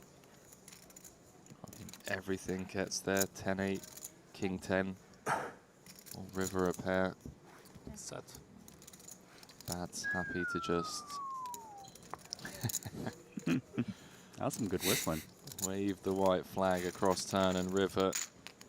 BBV up to 1.2 million, gives him a nice little safety buffer now in 10th. Bad's down to just 11 bigs. Что было, Никит? Talk about consistency throughout this series Не факт, что покажет. for Vyacheslav. А я тебе сказал. 4 cashes, 2 final tables with a title. Before opening. It's cashed for Да, almost before 2 opening. million already this series. Is this cheap? Okay, yeah, I started with 875 minus 200, 675. That is correct, Bats. 4. There's a white chip out there. He's not sure if it's his or Vyacheslav. Where'd he get the 200? Wait, 2, 4, 5. Wait. What about the ante? The ante's right over here.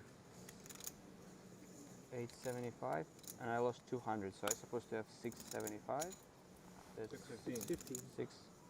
Yeah, thank you. That's yours. Yes. Sounds like it's all been sorted out. Sean Winter, shortest stack in the field. 7 bigs. So calculus does pay off eventually. Seen it at work there. Consistency from Winter as well. It was a good laydown. Yeah, noteworthy laydown of 2 deuces there. A hand you Your form could was jam, good. but just Well, more it narrow was- ranges. Stone cold bubble once again. Going to have to reiterate it. Sorry,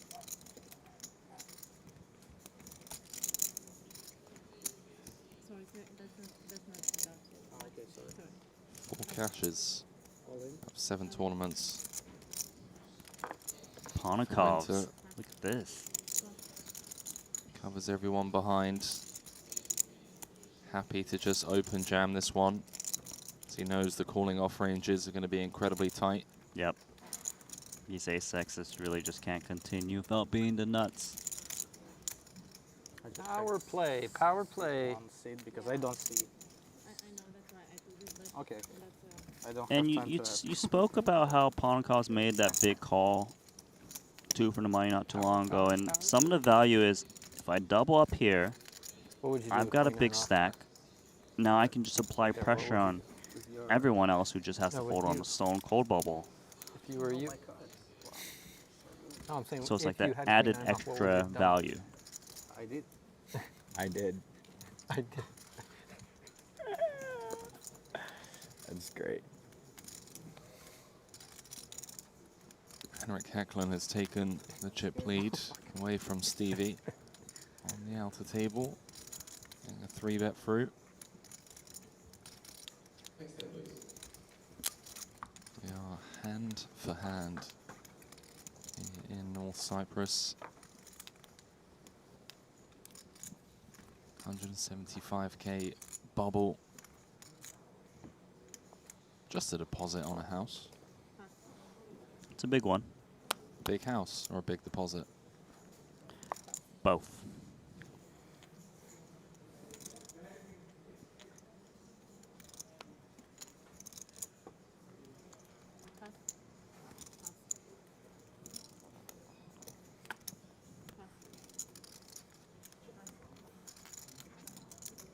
Average stack in the field, 26 big, so it could take us a while. Though Baziakuski, Sean Winter are both sat on sub 10 bigs.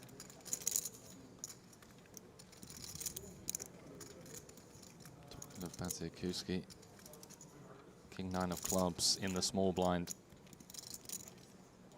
Almost all of it. Sure, he's got less chips than Watson, but Watson really can't call this lightly. BVB.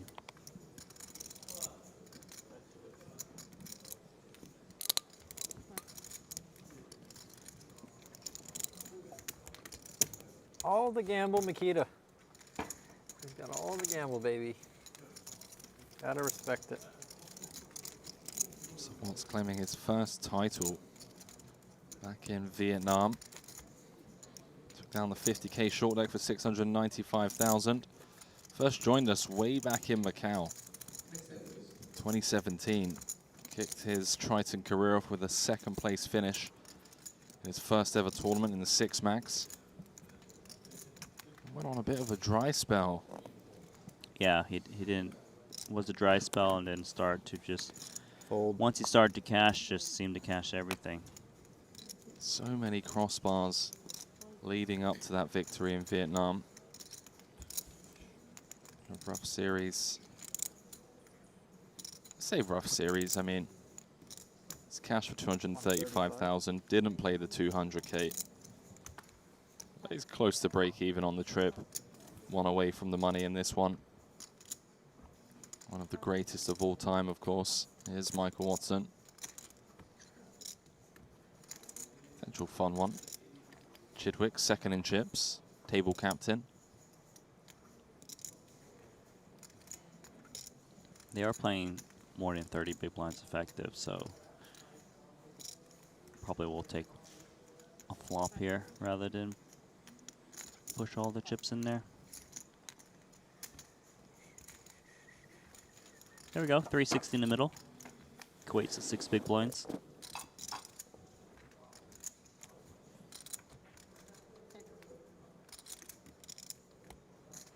Ace 9 deuce. Chidwick's 3's still in front, but against the +2 open. Ace high board texture. Stevie really has one of the most intimidating glares, stare downs in the game. I've experienced it. It's not very nice. 90. King Queen gonna go ahead and put a continuation bet out here. It's crazy because he's one of the nicest guys I know in the game. 3 of spades in hand against this kind of down bet, Randy. You have the chip lead. Good things can happen in the form of Ponokov's potentially checking behind. Interesting one for Chidwick. Because he's got that bit of connection in terms of backdoors. Looks like he is going to make a call. And when he calls here on the flop, he's got a lot of ace X's, so actually it's quite hard for Ponokov to put in a multi-barrel in on the turn. Well, there is that connection you were talking about. The 5 of hearts now giving Chidwick a gut shot to the will. Also still has the best hand. And yeah, just because Chidwick didn't raise doesn't mean he can't have top pair hit, right? Correct. So King Queen, it'd be tough to multi-barrel this one. Chidwick just has so many ace X's that just aren't going to let go, especially with the stack size he's got. So as played, the 2 3s are good.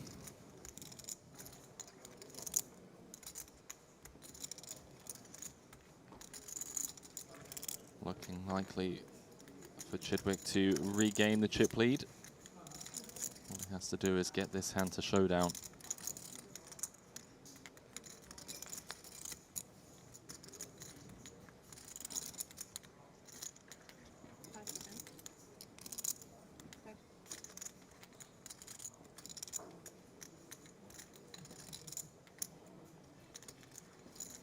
Just as I say that, Henrik Hecklund scoops in another pot on the other table, so that will not be the case. Stephen Chidwick will stay second in chips unless he can win more money in this hand.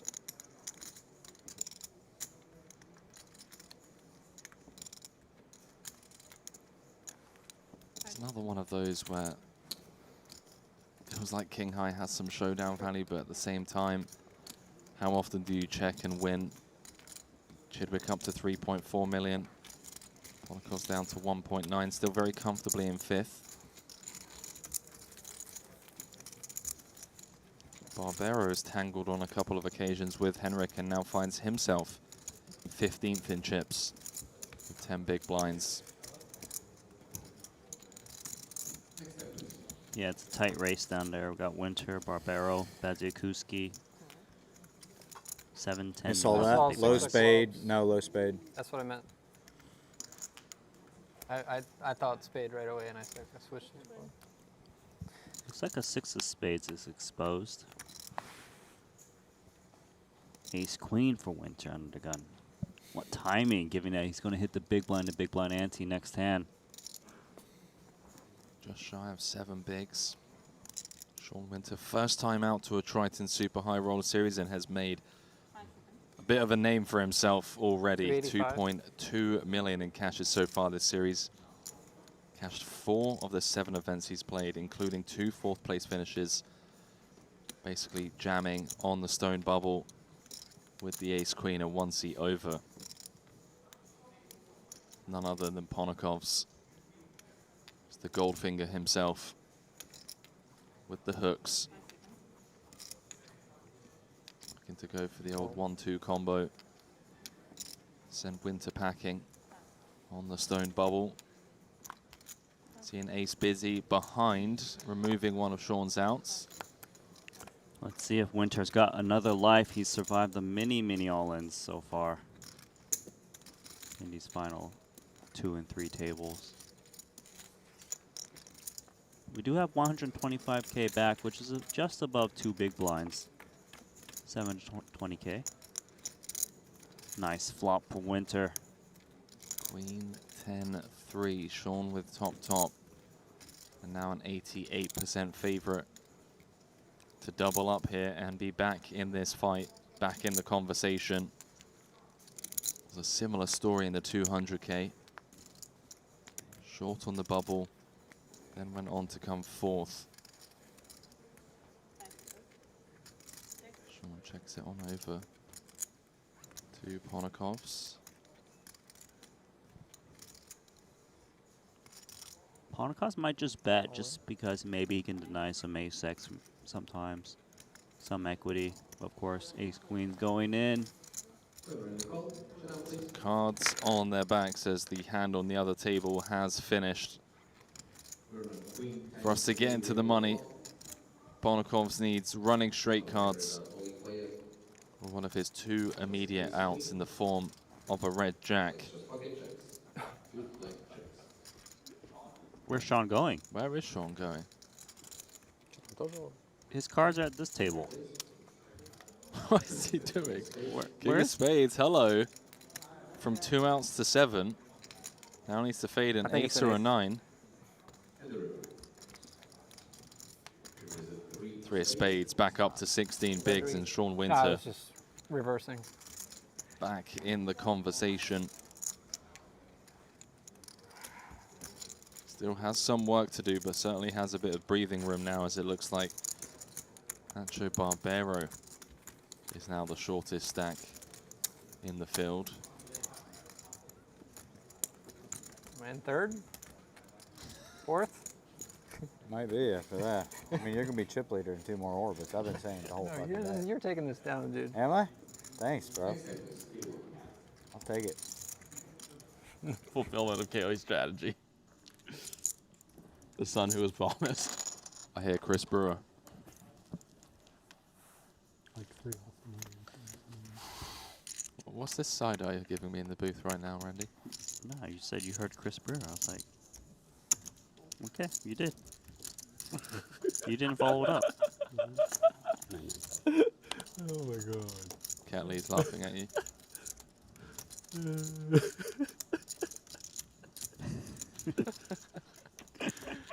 You would think there'd be a lot of pressure on these guys, you know, 175k bubble. Some laughs being exchanged between Hecklin and Kiatli. Oh my word. What is this hand?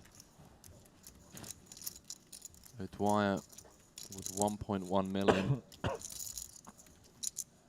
is gonna potentially leave Dan Smith with a way out of this setup. Can you count it, please? Snap asking for a count. Dan Smith at the start of this hand, 12th in chips.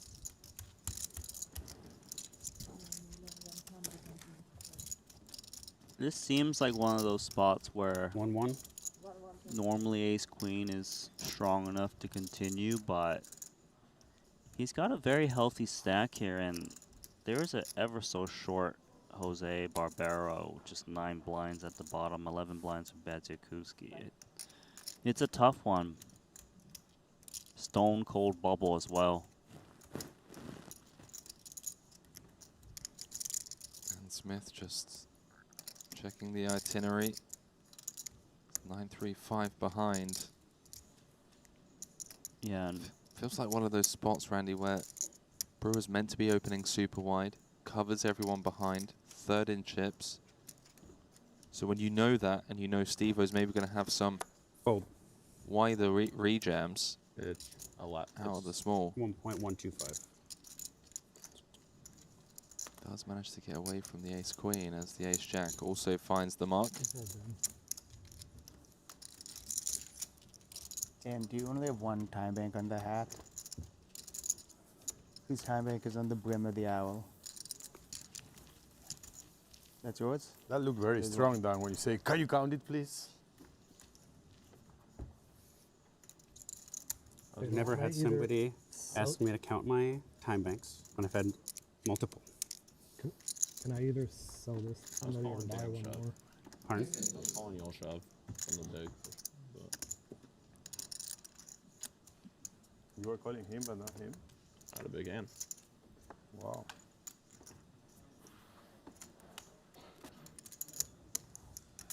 Brewer perhaps saving Smith there. Who knows what that would have gone? What a shame.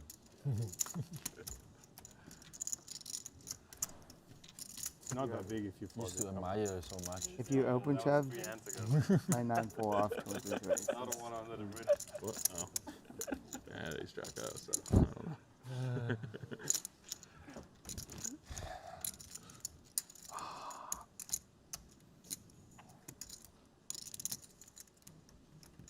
Another potential rejam spot for Steve-O. He is playing a bigger stack now. 1.4 million big blind, 60K. Currently 8th in chips. Just north of 23 blinds. He's going to take a Fold. flop here. It just seems a bit too excessive to just 3-bet jam this, and 3-bet small to induce isn't ideal with this type of hand. So the next best thing is calling in position.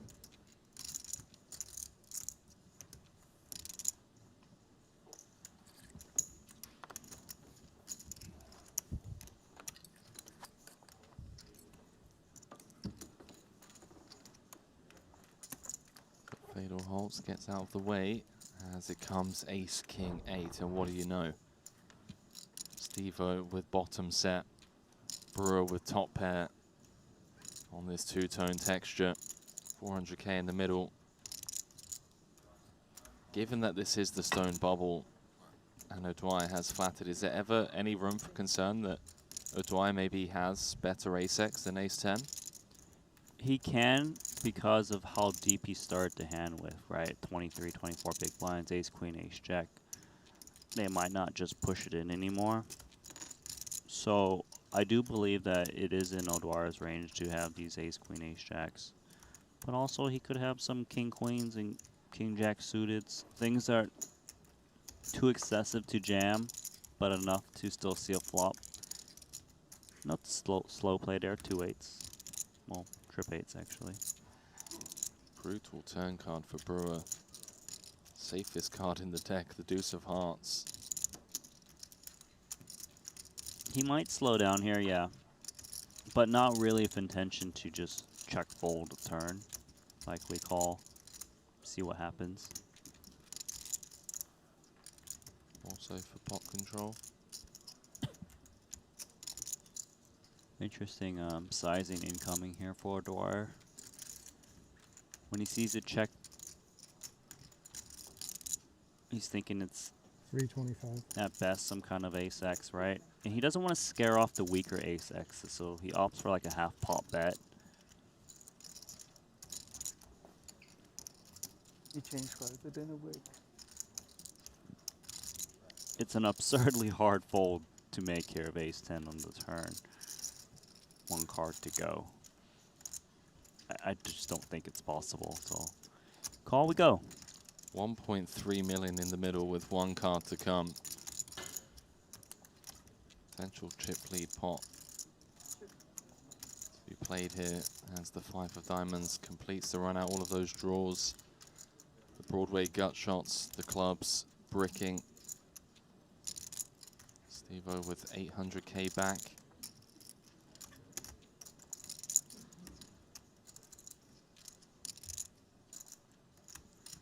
Yeah, let's see if he just goes for all of it, or does he just bet small and just hope for some crying call.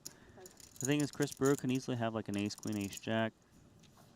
Especially ace-queen would have to just seem mandatory payoff.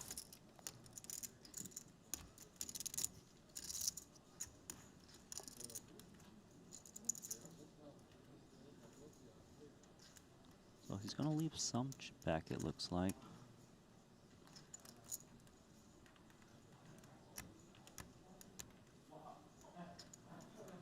Or he's counting down his stack. Yeah, just seeing what he's working with.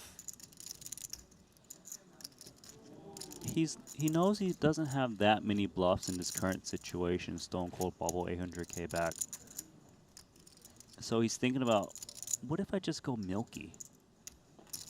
Even though chip EV wise, jamming is usually the best play in this situation.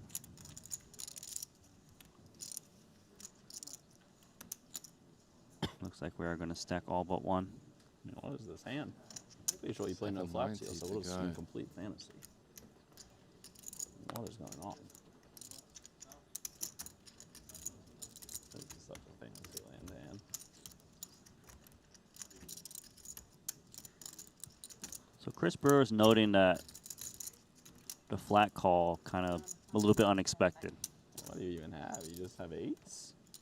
You just have exactly 8s. What?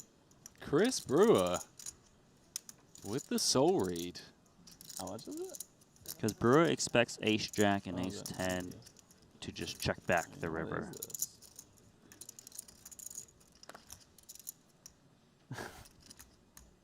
Brewer throws out his time extensions. Soul reading Steve-O for his exact hand. Brewer just showcasing he really is a strong no-limit hold'em player, regardless of the fact that his 2 titles have come in other formats. Yes, I guess. I just call ace queen and like the aces. I mean, it's just super silly. Ace 10 hits the mark. Bravo, Chris Brewer.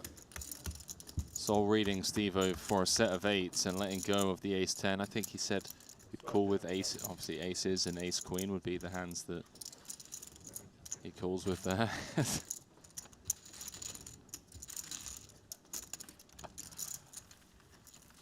All lightheartedness, especially when Barbera is at the table. Just can't resist the temptation to fire a needle, can he? Fatal Holtz, by the way, just seems to show up in these big buy-in events. His first ever trips to a Triton, Philippines 2016, first place for over 3 million in the 200k USD Cali Cup. Followed it up at his next stop, so his second ever event in Montenegro, 250k HKD 6 max. Won that for $445,000. Then followed up later on in the year in Macau in the main event for a second place finish for 2.1 million. So 2-time Triton champion. And the reason I bring this up, Randy, is because in the smaller buy-in stuff in Vietnam, did not cash. Same situation here. But going back to North Cyprus, 3 final tables, came 4th in the 200k for 2.1 million. Followed that up by a 5th in the 100k main in Vietnam. Ace 10 and back-to-back. Has not cashed here. And is now closing in on the money in the 100k main. I think I'm going to invoice Fedor for the next time round. For what? To not play the smaller buy-in stuff. I get 20% of what he would have spent on the smaller buy-in stuff, and then he just plays the 100Ks. Okay. And obviously just wins them as well. Barbero effectively jamming for 400k. Just 160k back. Have you ever heard of this word called variance? Hey, listen, there's an all-in, Randy. Talk about variance. Pocket 9? 9-3. It's only. What the fuck? I'm so sure that. And my neighbor tried to see my small line. What is going on? Back up to 12 bigs. What is going on? What the fuck? Good, I'm paying attention. What is this? I know how. That's how you win so much. Natural anything. Just every third time I don't pay the small line. Every small line there and there, 0.5 BVs, you win. Do you know this? Nguyen, where he's in the big blind. He takes back the big blind. Tanks for like 2 minutes. Then max. They win automatically. Oh, I wanted to hear that story. Looks like Bads is under the gun. Currently 16th. Make an incorrect decision. Last in chips. Stone bubble. How it goes.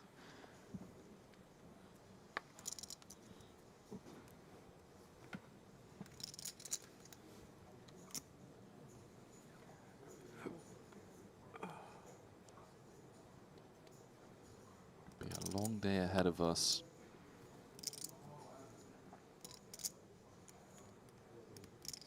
Work our way down to the final table. Chip leader is Henrik Hecklin. Second in chips is Stephen Chidwick. And a big drop off to Steve O'Dwyer in third with 35 bigs. Given just how tightly packed it is between third and 11th. May be here a while. Jason in the tank here, ace-5 offsuit, thinking about making a play at Watson. Time card incoming, and the thing is of ace 5 offsuit is you know you got the ace blocker. It doesn't play well post flop, of course, and he can kind of, if he does opt to play, he'll probably 3-bet to around like 300 or so. Knows that Watson really isn't going to be calling 3-bets at this part of the tournament. 305. There we go. Sick read from Randy. 305 to go. Yeah, he can make it this sizing, which seems small, but Watson's just put in a situation to go all in or fold normally. So the 3-bet fold from Jason. Incoming, as we assume, not to say that it's preordained, but the two jacks will be announcing themselves. 20 bigs. Jason just trying to lean into the fact that Sir Watts is comfortably in the middle of the pack. 9th in chips at the start of this hand. And the thing, Watson is just not afraid. Like, he's just always been that type of guy where if it's my time, it is, but I'm not going to kind of skip a highly plus EV spot. And he knows his opponent is willing to attack him with that bigger stack. Nicely done. Thanks, Randy. That 50k turbo. How's that going? Down to the final 3. Brian Kim eliminated in 4th. Another strong showing from Kim. 4 cashes here. 2 final tables in North Cyprus. Is Santosh Savannah. 2nd in chips out there, looking to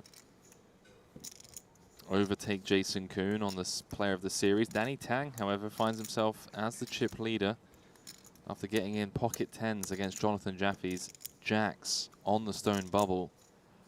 Managed to spike that to outer.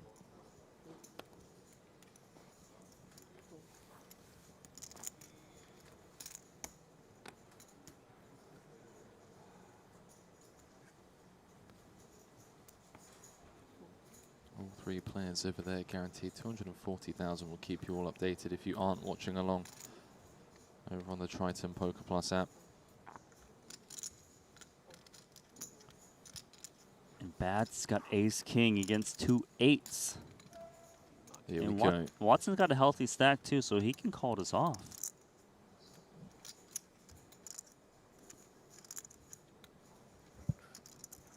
Could this be it? The ace-king didn't work out for Bads against Vyacheslav 6s earlier on. That was effectively jam. Just north of 10 big blinds, his entire stack. $175,000 min cash. Is it going to be our 4-time champion going home empty-handed?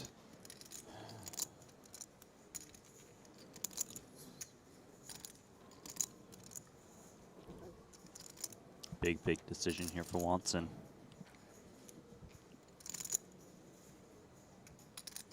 Is he going to take this chance to get us into the money? If anyone's going to do it, it's Watson. So Watts is definitely the man. He's not scared. Tough spot for him, as you can see. Gonna bleed into some time chips. There's the call. No, not the call. Easy. There we go. It is. It does feel like 8s is like the line, right? Yeah, for him to take that time. 7s is... 7's in the muck. Gonna be close, but he does make the call. Bads needing to connect. 1.2 million in the middle. Checks it on over to Sir Watts. We do have that 35k back. Queen, Jack. Some additional outs for Makita. 3 jacks, 4 10s to go along with his original 6 outs. 13 outs twice. Bads who checks, and on the turn, Sir Watts leaves him drawing dead as he boats up with 1 card to come. So that means we will be losing Makita if he puts him in for the last 35k, which he should, of course. He's got the full house. There we go. Big old sigh from Bads. I'll get down free. Any world where he can just preserve this 35K? Only if he thinks he's dead. Probably thinks he's drawing live, gets shown the 2-8s, and with that, we are in the money, ladies and gentlemen. Nikita Baziakuski, our 4-time Triton champion, came second at 75K earlier on this trip for 1.2 million. Going to be going home empty-handed in the main event. Jason Kuhn. Congrats, dude. 31st. GG's Makita. Oh yeah, 30 seconds. Thank you, dude. That is crazy. 32 cashes? Yeah, very lucky. 32 cashes for Cash Jason machine. Kuhn. How many Just Tritons fucking have you keep played? myself from punching the mic, I'd be all right. Save 300,000. It's got what I get for being a psychopath. Well, just stick to How your. many have I played? 34. Just stick to your initials. You'll be fine. Fuck, man, I had way better than my initials that time, and he just. Wow, that's good for me. Man, I could watch them two sat side by side all day playing I don't poker. get exploited by the heckling. So with that damage. elimination, Randy, You have it. we are in the money. 175,000 locked up for these final 15. Playing down to the final table Yeah, tonight. right, but I mean, Thank you, Steve. I had to fold 8. I mean, what are you going to do? Everyone now much happier, chirpy. Once you're out of this tournament, then you're in your comfort zone. I think stacks are going to start flying in. I'm on my comfort zone now already. No more. The shortest stack belongs No more to deuces and Barbero. 12 bigs tied with Kiat Lee. I probably Feels just like had there's a the bit of queen time. check off and fucking fucked around. Sometimes at these bubbles, you know, I think it's a much more on point you read make it than into the ace money queen and there's I like like the 3, ace-9-0 5, idea. 6 big I blinds like stacks. ace-9-0, Not the but case he still here. had the flip. He wasn't very happy about the cost. That's more like, you know. Double Hecklin's broad the chip leader. Do we have a pay jump around the Jack, corner Jack. at all? Do you know? Couple of eliminations until we have our first ladder. It's a I had king 10 15K out ladder once we get down to 13. Okay. 190,000 will of course update the viewers as and when players bust.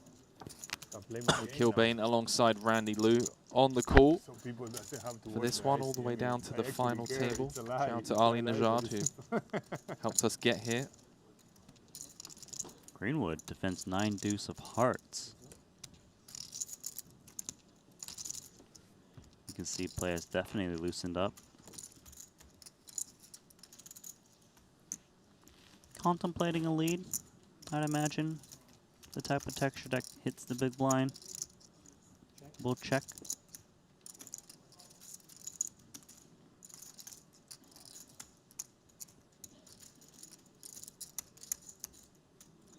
Stop doom scrolling.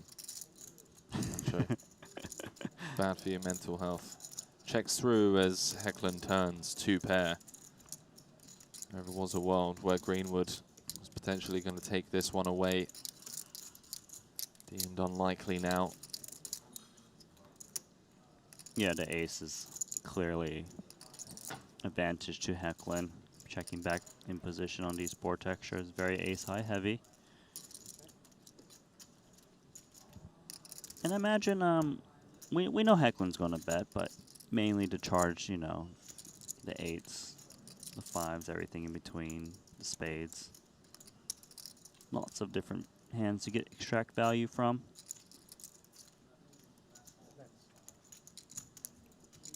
Looks meaty. 2/3? There it is, 210 into 330, 2/3 pot.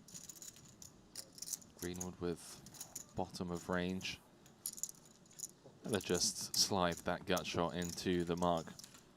So quick update on the overall chip counts. 15 players left is the Great Dane, Madrid main event champion, our 2-time champion, Henrik Hecklen, leading in pole position, followed by Stephen Chidwick in second, Michael Watson in third, Steve O'Dwyer in fourth, Chris Burr in fifth. Those are the only 5 players with more than average. 28 big blind average, Jason Kuhn in sixth. Table-wise, it happened, so I thought something fell, and I was very Greenwood in confused. seventh, Adamo in eighth, Ponokov's in ninth, Fedor Holtz in 10th, Vyacheslav Bolozhin in 11th, Dan Smith in 12th, Sean Winter in 13th, and Kiat Lee and Nacho Barbero tied at the bottom of the chip counts. This one, Hello. going to be a classic showdown, all the way down to a champion. Some of these guys have been entertaining us for the better part of a decade and a half. Bless you. Couple fours in the muck for Fedor.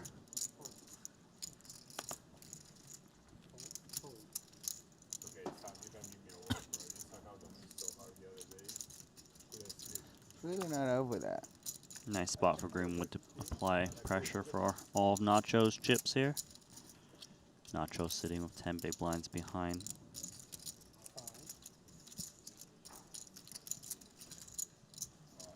Oh, I was a bit surprised. Does come in with limp.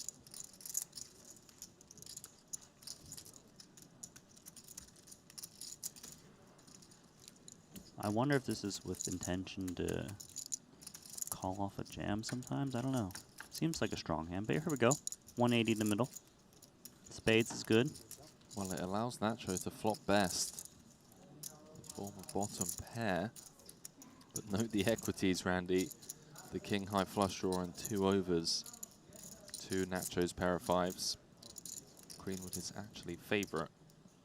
He could apply a lot of pressure if he wants to do so. We'll just go for check. Very balanced.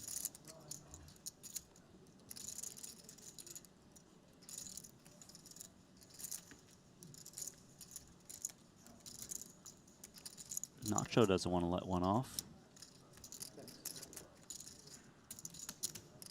Yeah, it doesn't have much visibility across turns and rivers, right? This bottom pair.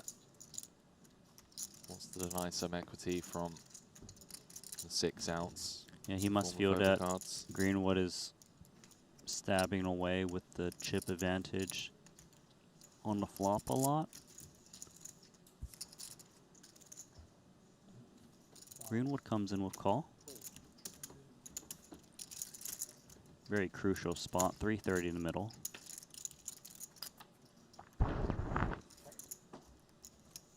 Safe card on the turn for Nacho. 2-1 favorite going to the river.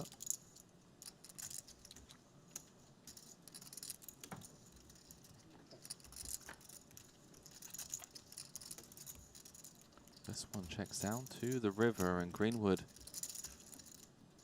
converts that 33% equity. Rivering second pair. Might be some value to be had here. Queen X. I think Nacho would bet at a high frequency on the turn. 9 overcards to 7 and 5, which is good for him.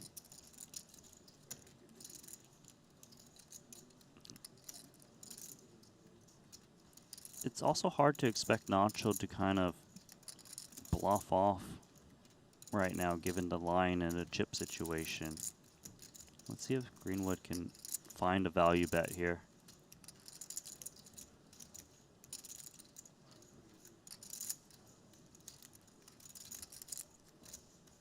$330. Full pot. I was about to say. Very mergy. Talking about getting value, he's going for full pot size bets. And he's willing to risk this much despite 1 overcard because of the turn check through from Barbaro when Barbaro is playing a 500k stack with a bet on the flop.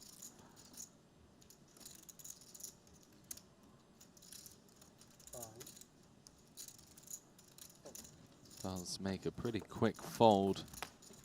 Greenwood up to 2.5 million.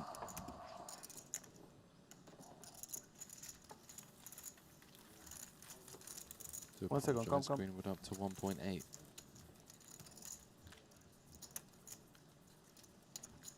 Thank you. I might have folded it by some. Been a rough series for Greenwood so far. Only one title. That'd be quite the series. Only one title. It's a rough title. It's got one cash coming in the opening event, the 25k GG Super Millions for 272,000. And it's bricked everything since.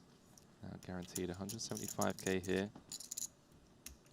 Are you going to say, like, rough series for Jason Kuhn, too? 1 title. 2nd place finish. Still in the 100k. Pipe down, Randy. I didn't have my Cheerios this morning. Big slick here. It's pretty.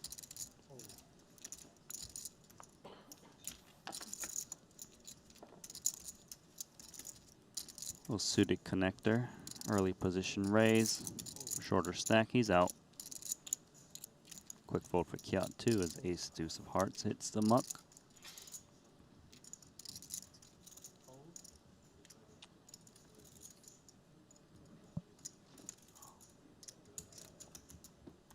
Dan Smith also with a bit of a rough-ish series, bubbling the 200k. The 2 days of grinding. Managed to ninja his way into the money here with that triple up. Did come 4th in the 75k for 623,000. Bit of a rebate on the buy-in so far this series. 175k guaranteed here. Lies on that top prize of 2.6 million.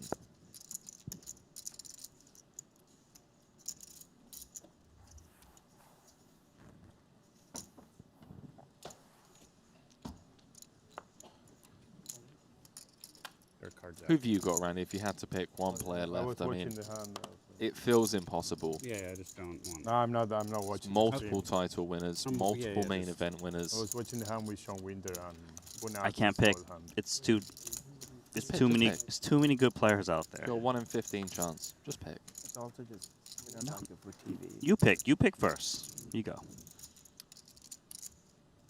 Henrik Hecklin. He's the chip leader. You can't just pick him. You told me to just pick. He's done it before. He's been in this spot. Knows how to win a main event. I'm remaining neutral. I'm not picking. I made you pick first, but I'm not picking. I'm not following through with it. Wow, that's some snaky stuff from my co-commentator. Just let me dig a hole. Let's get back to this hand real quick. Looks like a post-flop spot coming as Brewers open off a 30 big blind stack. O'Dwyer ace-jack comes along in a small blind. Viewers at home, feel free to let us know who you think's going to win. There we go. I'll take that. 6 deuce, couple of diamonds, 1 club. Steve-O with the check from the small, connecting with top pair. You probably will see Brewer continuation bet here a lot against a small blind flat. Small blind flat has got a lot of pocket pairs that will just kind of check fold ace highs, as well as the broadways, of course, that miss. Backdoor clubs as well, and you know, you're blocking that ace, queen, ace 10 that can continue. Yeah, Steve-O has gotten the better of Brewer on the bubble. King's rejam followed by the flop set of 8s against top pair.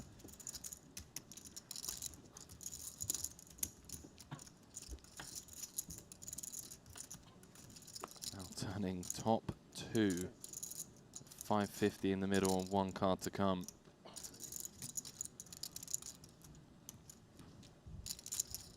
We've got the inside straight draw.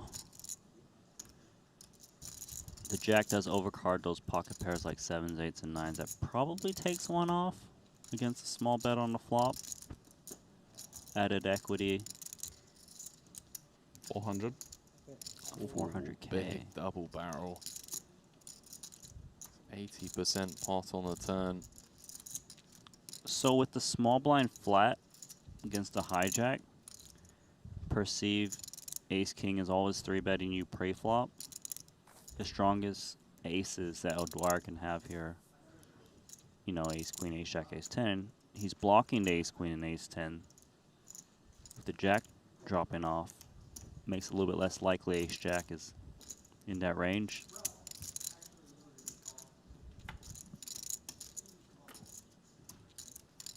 The deuce pairing on the river. Diamonds bricking, but surely Brewer gonna slow down here after being called on flop and turn.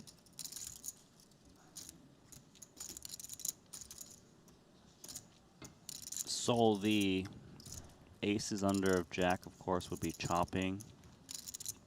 Wouldn't imagine Brewer betting in this manner, though, with like a ace middle, ace wheel. Oh, he's stacking chips. He's sliding in. No. Brewer emptying the clip into Steve O'Dwyer, leaving himself just 25k behind, and Steve O is about to become the tournament chip leader. Brewer's thinking, well, if I've got all the ace kings, you don't have any ace kings. I block ace queen, which is above the kicker in the board. And that all in is just, Brewer knows he's just lost all but one chip. What a bet jam, or almost jam, and ill-timed. I cannot believe the turn of events here, Randy. Brewer. 4.5 million about an hour ago. There we go, just saying he had 4.5 million, which was close to 20% of the chips in play an hour ago. Saying he's the worst tournament player in the world. I don't think that's the case, Brewer, but some ill-timed aggression can certainly leave him feeling that way as he's down to a lone 25k chip. Bookmaker.eu, one of our sponsors, has reduced juice, low vig, and minus 108 sides and totals on all NBA postseason games. You can open a new account at bookmaker.eu now and get up to a $500 cash bonus with your first deposit. Professional and recreational bettors welcome. High betting limits, high payout limits, and live betting on all NBA postseason games at bookmaker.eu, where the line originates. And talking of lines originating, Brewer with the ill-timed line there. As you mentioned, just, you know, blocking ace-queen, blocking ace-10, unblocking diamonds, and going from 20% of the chips in play an hour ago to potentially the first elimination.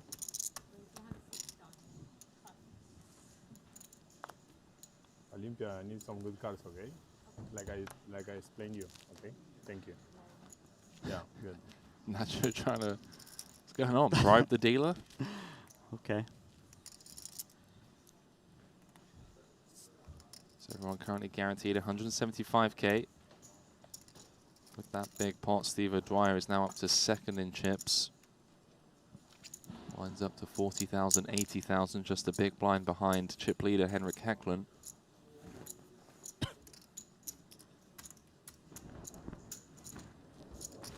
Fedor gonna defend the Queen Jack O. Is dominated. A queen in the window, followed by an ace in the kitchen for Greenwood. Both of them with the same gut shot. Yeah, you never want to see that ace follow your pair. Regardless, though, ace-jack in good shape. Inside straight draw. Got position. And actually, with these positions, you actually see the big blind just reshoving a lot of the big 220. hands on this board texture. Notable that Greenwood's opting to bet 220k into this pot. North of half pot.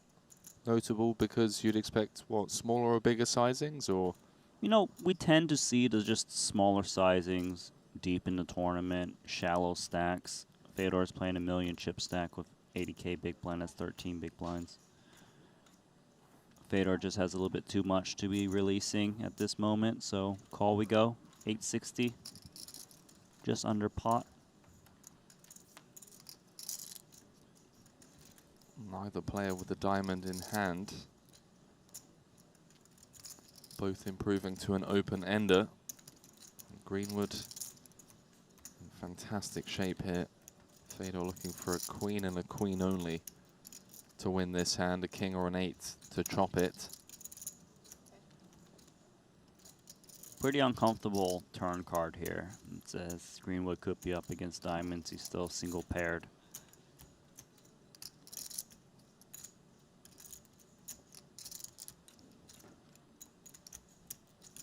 He did bloat the pot a little bit with a larger flop bet size, so it is worth fighting for.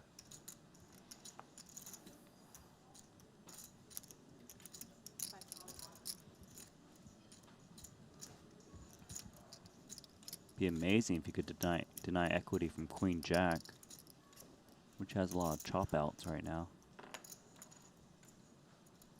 Quite hard to do so though when a diamond comes in. Yeah, 2 pairs available. The Jack 8 obviously getting there on the turn, as well as those diamonds that you mentioned. All in. Nice. Sicko. Sam Greenwood, ladies and gentlemen. And was able to extract that 220k on the flop. Deny so much equity. Fedor. Fedor just feels like we just gotta let it go. Nicely done, Sam Greenwood. 2.3 million in chips. Playing great. One of the most solid players I've seen at all our Triton stops.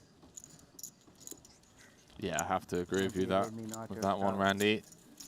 So had the pleasure of having him in the booth for 2 hours. That was great. Yeah, it's really knowledgeable. Day 2, if you haven't already watched day 2 of that Luxon Invitational, had Justin Bonomo, #1 in the world on all-time tournament earnings. We had Sam Greenwood do a 2-hour spell in the booth alongside Ali Najad, and we had Sir Watts, Michael Watson, who's also in the field in this 100k main. In terms of free value, if you're looking to improve your game, after today's stream, go and watch that day 2 coverage. I cannot emphasize just how valuable the information that they shared was. Made us look, I don't know, Randy. Second tier, I understand. B team. I can accept it. It's scary the level these guys think on. Rather quickly too, that's the thing, yeah. Have you heard of the checklists that they have? I think Jason has like a 16-point checklist for like river decisions. It's insane, dude. I'm just like, do I have a flush? No. I can't even, like, how do you go through 16 points on a checklist with the shot clock you've been given?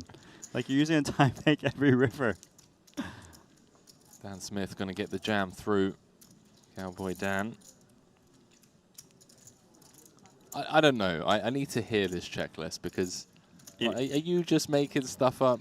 You know, like, is it like really some silly ones on there? Like, is your opponent sitting at the table? Like, is he wearing a hoodie? Is he breathing? Yeah. Wow. Is it this player? Is it that player? Is he staring at me?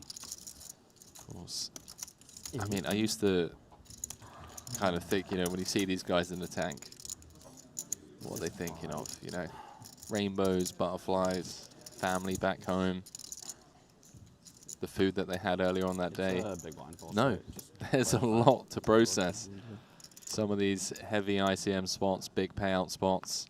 Oh, this one's good enough. This one's good enough, says Chris Brewer. In goes his final 25k.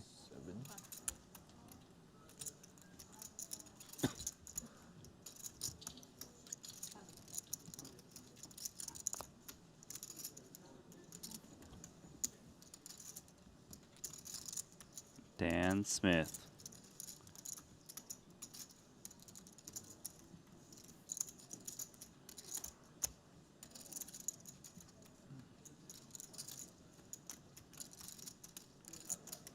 Few options available here, right?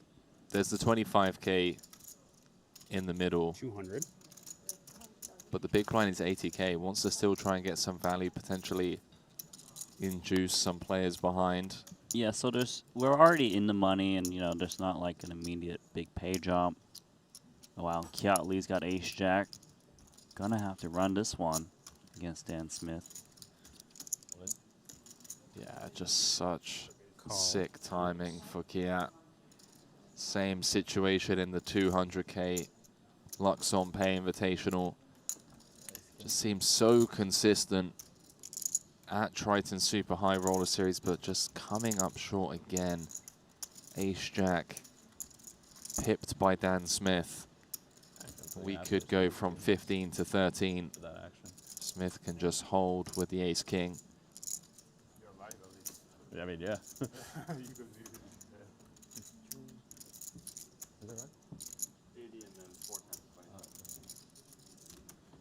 suited. That's pretty nice. Doesn't matter. I have to win the hand first. Ball, corner pocket. That's gonna be tough. King, Yeah, I've got 8, diamond. deuce. Top pair, top kicker for Smith. Put a 10 of diamonds. He the only player with a diamond in hand. Now finds himself dead on the turn. Brewer the only player drawing live to win the small main pot. Doesn't come. Double elimination for Dan Smith as he holds with the ace-king. Brewer out in 15th, Catley out in 14th, and with that, Randy, we have our first ladder since making it into the money.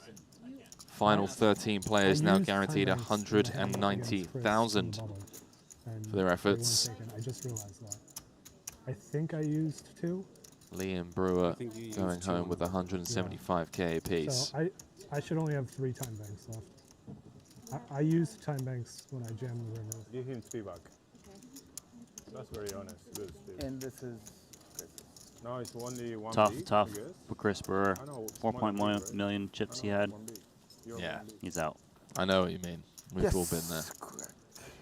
Some of us more than others, but he felt like he made the right play and just I think so. Felt disgusted Okay, now I really need a hand. when he had to fold for his last 25k. Well, hold on. Are we waiting for... Oh, no, because the Makita busted, right? Yeah. I thought we were still... I really wanted to be the one to do it. So 6-handed over here, 7-handed on the other table. Finger big blind, How long are we waiting? Excuse me? How long are we 5s waiting? now for Smith. We're Working behind. his way We're up the playing one leaderboard. hand. They're waiting for us. You want to go to the bathroom? Don't worry, I'll wait for you. I don't think it's a good Potential rejab spot for Fedor. Just got 10 blinds, a6 suited. 6-handed. 3 players behind, plus the initial raiser Smith. Yeah, definitely the class of hands that can make a stance here. Suited aces. 745. 770. He's actually got 2 overs. See a 6 folded behind Smith, just asking for a count. And sub 10 bigs.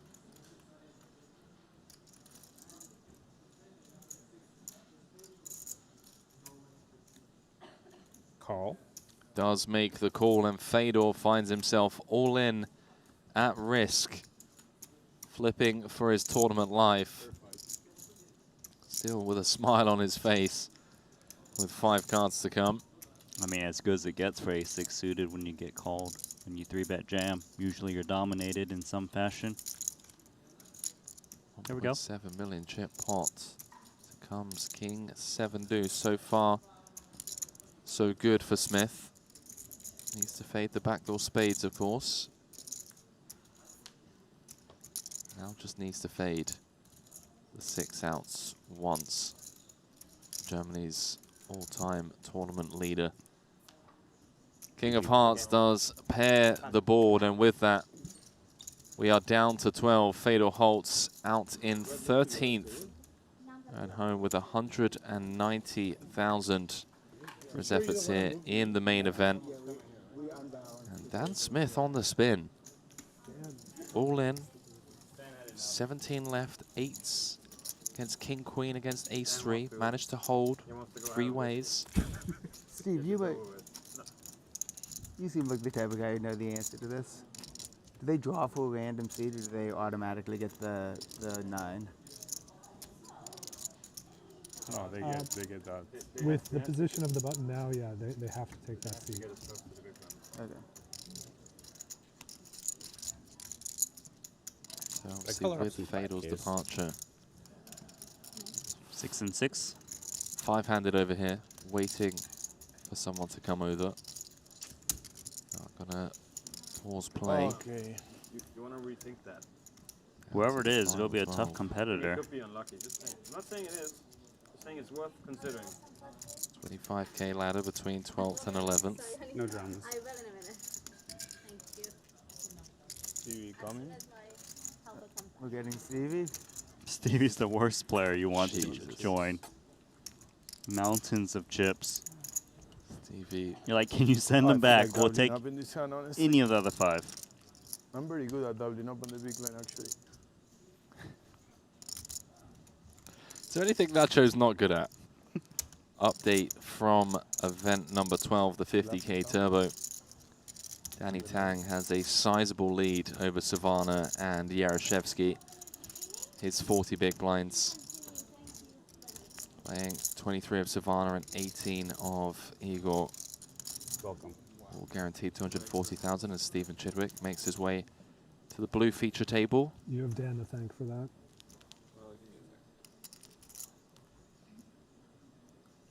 Dan Smith eliminating 3 players. The last couple of hands.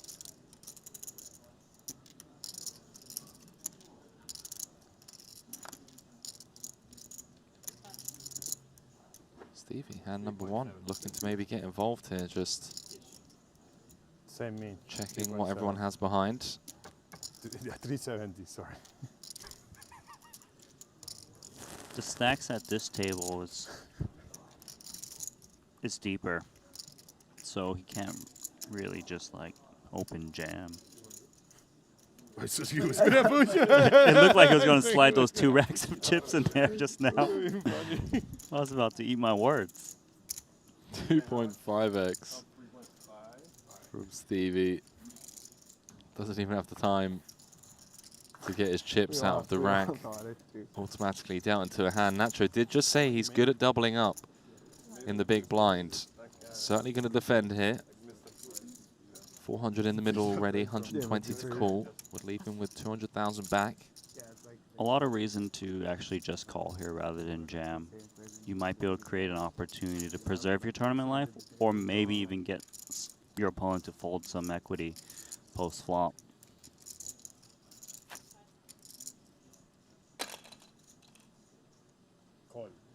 Stevie's still unracking chips. So 520 in the middle. And a 10 high flop Heck. for Nacho Barbero, who's going to check it on over to Chidwick. It feels like Chidwick's got to just deny equity against the big blind. Yeah, I couldn't agree more. Obviously, very easy to be results oriented here, Come on, Stevie, given my that mom loves Nacho, you. as he has flop top pair. Did he just say that Nacho's mum? No, he loves- says, my mom loves you, Yeah. Stevie. I have Nacho's your mom. so hope you don't have outs. Call. Does have I outs. think he has that. 2 of them, He to has be outs. exact. 930k pot, 12 big blinds.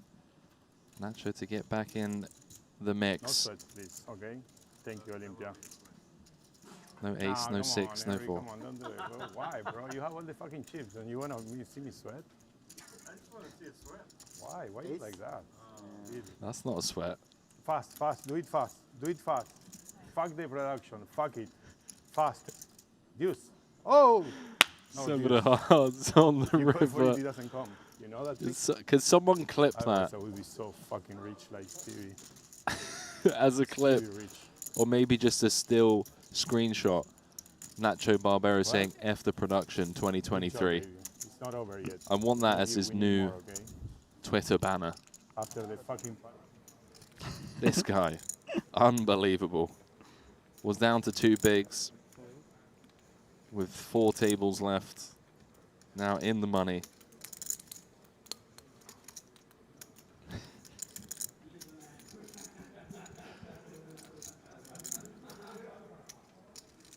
VBV. 1 title. Few It's in. final tables. In it goes. Whoa. Holy shit, he almost mucked his hand. Jesus. My goodness, how rich. That must not be a good hand. Who does the money go to? Who would the money go to? Seems like the dealer almost reached for both against cards. We just all split it, or wait, or what happens? What would happen? Wasn't there like something at the WSOP where someone just like... Are we tracking the hands here? 5-bet. We just played 2. These guys are slow. Uh-huh. How many have they played? Second? A week? Wasn't there something that happened one at the more and then wait. WSOP with the female one time that made like the bubble to the final table? There was like some 5-bet all in pre, and the guy like mucked his hand or something. Yeah. Or she didn't. I don't know. Dealer mucked her hand. She was in the 1 seat. Oh. Okay, that's what happened. Yeah.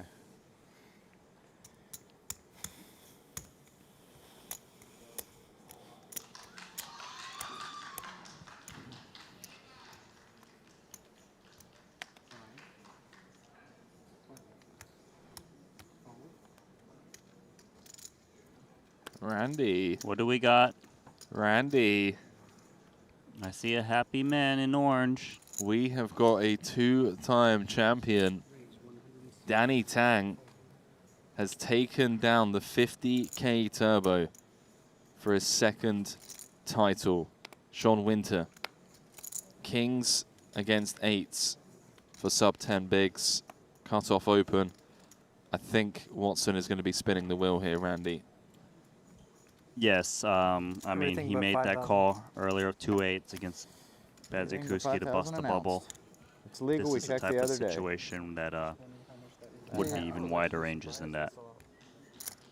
Well, you get a count before it's your clock anyways. So it's not, it doesn't really affect anything. 805. We'll, of course, update you all momentarily on that Danny Tang victory.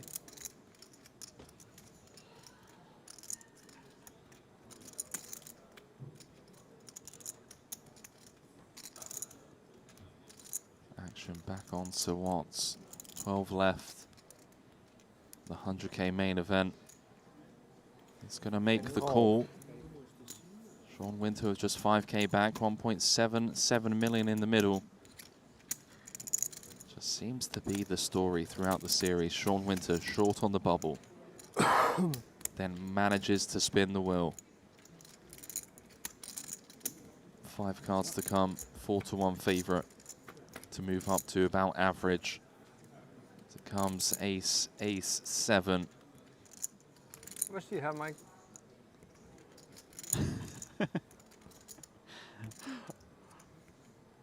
I love how Mike genuinely just lifted his arms there.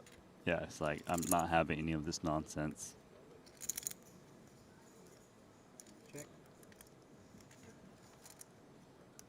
Sean checking it on over to Sir Watts.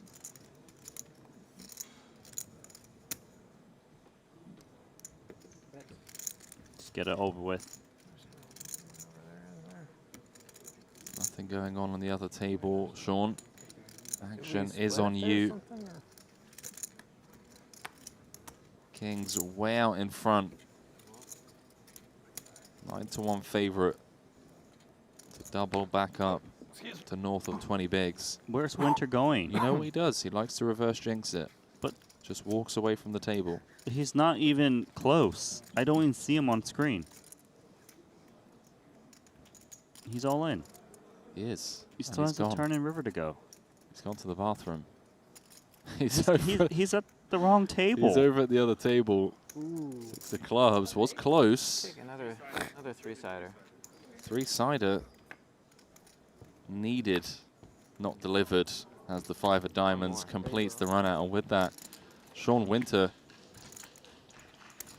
on the climb, in the money.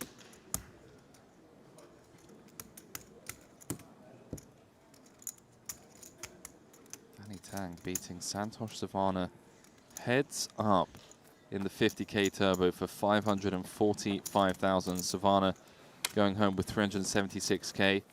but does now leap in front of Jason Kuhn, the player of the series leaderboard. Sean Winter up to 6th in chips. Only 4 players with more than average. Steve O'Dwyer, Henrik Hecklund, Dan Smith, and Stephen Chidwick. It's now Nacho and Vyacheslav at the bottom of the chip counts. Sean Winter is doing a repeat of the 200K right now. Pretty much, Short man. stack for a long time.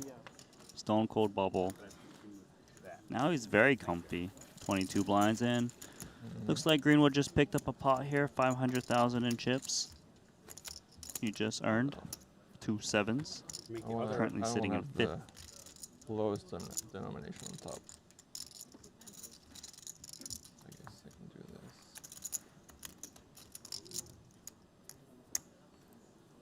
this. We get 5 more time banks at 9, right? Final table gets you more time banks. 5 of them. Thank you. Is that good? That is wonderful. You also look very handsome. It's really just star-studded cast remaining if you look at it. All of the best professionals. Main event champions. Adamo 2-time champ. Jason Kuhn 6-time. Yeah, there's so many people with titles remaining. And Everyone bar Smith, Winter, and Ponakovs have titles, if I'm not mistaken. It's pretty absurd, especially with 101 player field. Big stack, big stack.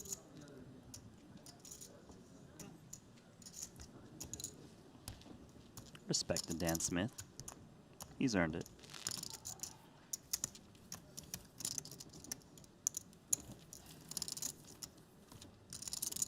Danny Tang.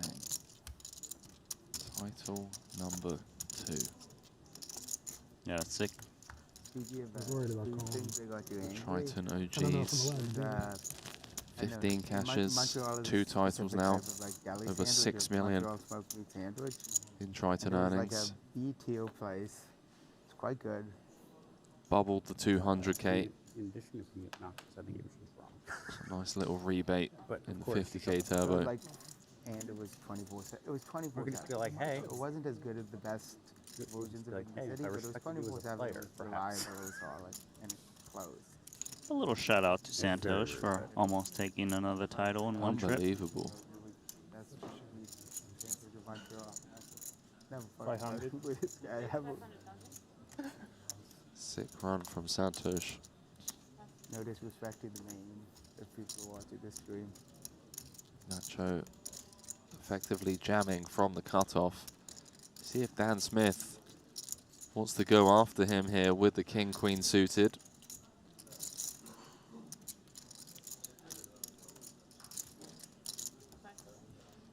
All in.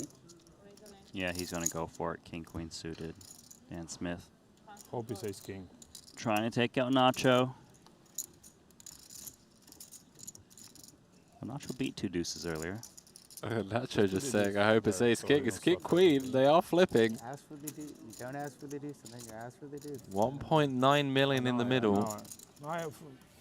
Nacho just doubled 3 hands ago after defending the big against Stevie's deuces. He's now going to look to hold with the ducks. See if Smith can cook him. Never easy And against 6-3. So far, so good. How about the Backdoor deuce? flush. And we're going with Use of spades. 3 of spades. Oh, come on. 6 game, outs boys. once for Smith. Done enough. And the ace of clubs completes the run out. Barry making an appearance Bro, on the you're river. so Good big, job. so many chips. He How didn't you have still ace get king. queen? You're crazy. Barbero now up to 1.9 million, moves up to 6th in Look, chips. and you lose 900K.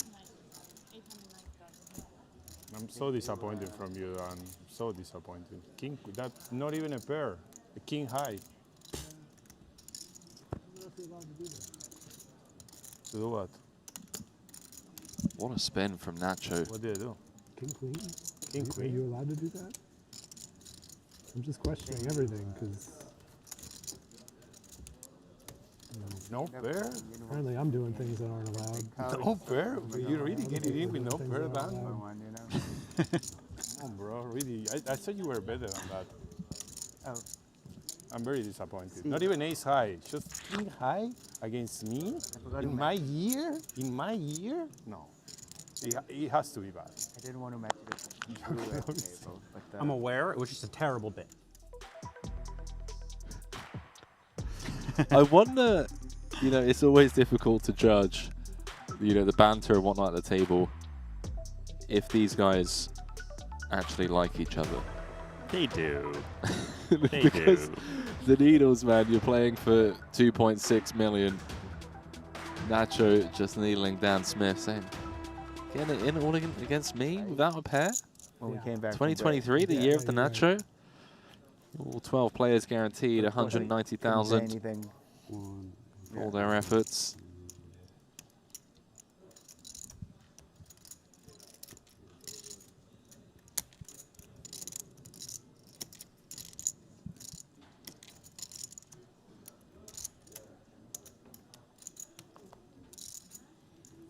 Well, he's back at it. 2 9s. And some swingy stacks for a lot of these guys playing the last few levels. O'Dwyer's got king 5 of clubs. Think about attacking Barbaro. 350. It is a type of hand where you may see some 3-bets from time to time. It's similar to the ace-5 suiteds in the sense that, okay, regardless. Train of thought just gone with 2 aces right behind him. The American Airlines for the American after just doubling up Nacho.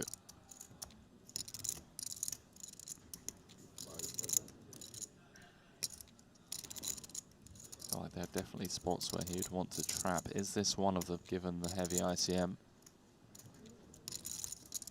It just seems so suspicious for you to just flat call 350k.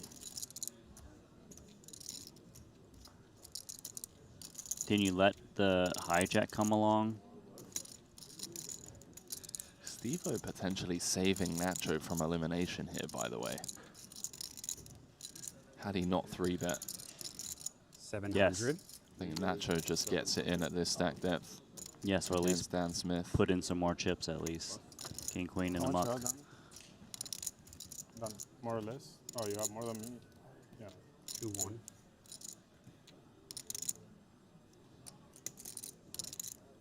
Yeah, Dan Smith and Nacho Barbero practically tied in chips, 5th and 6th at the start of this hand.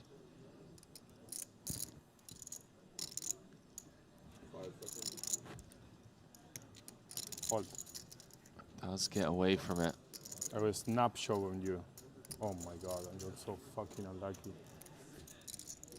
No, you didn't, Nacho. No, he's saying he would have shoved on O'Dwyer. Yeah, but he said he got unlucky. He didn't get unlucky. Not that big to 89. Yeah. Well, unlucky that he's saying Dan Smith woke up with something. Nice. But yeah. He just like was honed in that he was going to get attacked by O'Dwyer there. Even with that kind of sizing.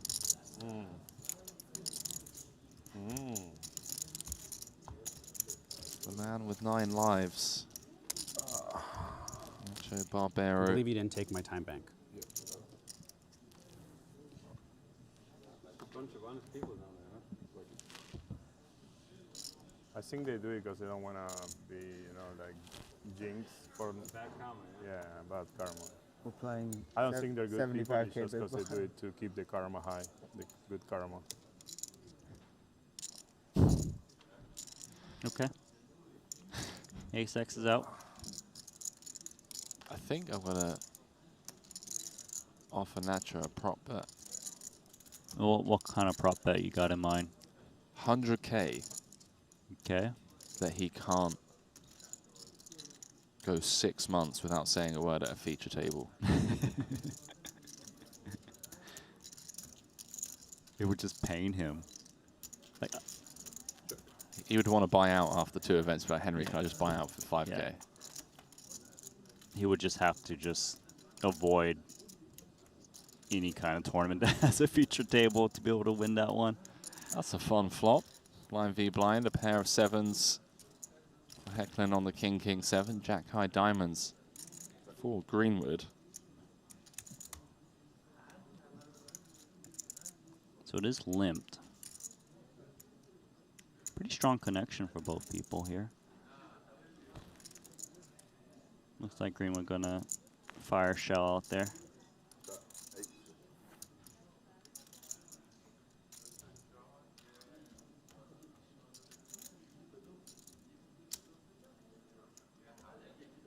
Few options on the table potentially for Hecklin. I think usually you'll see a check call, just wipe out the pot, especially with diamonds out there. You're not sure how to react to a lot of chips incoming. So, for now, check.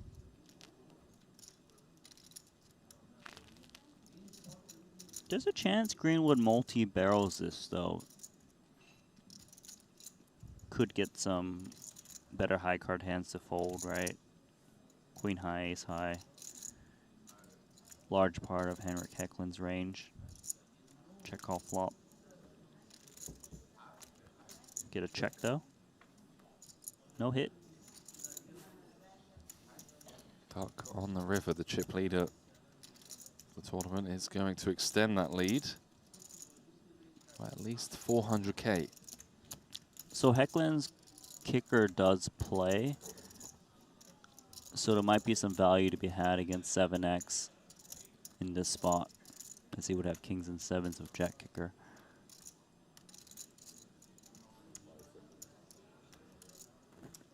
Yeah, it looks like he's going to try to extract some value.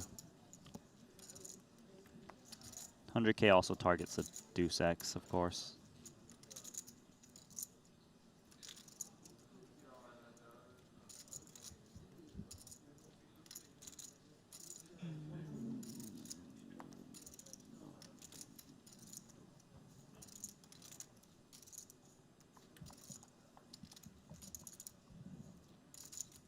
Greenwood thinking this one over with Jack High, but does eventually hit the mark. Just to reiterate some of the actions so far. Money bubble belonging to Mikita Badziakuski. Ace King coming up short against Sir Watts's pocket eights on a Queen Jack Jack 8 board. Was pretty much all in pre. Then 3 eliminations courtesy of Dan Smith. Yeah. Eliminating Brewer and Kiatley in one hand. His Ace King found the hold. Then eliminated Fedor Holtz with his pocket fives holding against Holtz's Ace 6 of spades. Since then, a couple of the short stacks have doubled up. Sean Winter and Nacho Barbero. We find ourselves with 12 left. And you can see Ponikov's here taking, you know, bottom of range, raising 9 deuce offsuit, 15 big blinds effective. I don't know, man. I could have. Gets the queen 9 out. Nice. I was worried you were gonna wake up to ace 7 suited. I was like clubs or something. Yeah, on a 25k pay jump. Between 12th and 11th.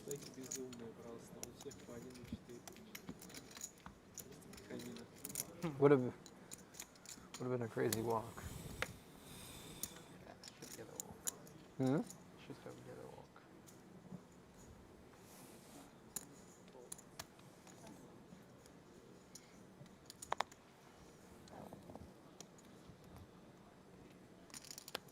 What a sick ending to the No Limit Hold'em events.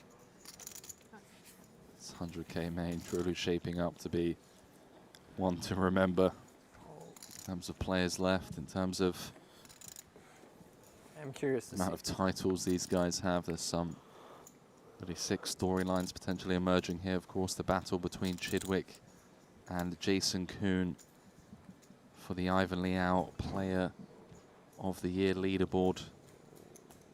Just 5 more events after this main.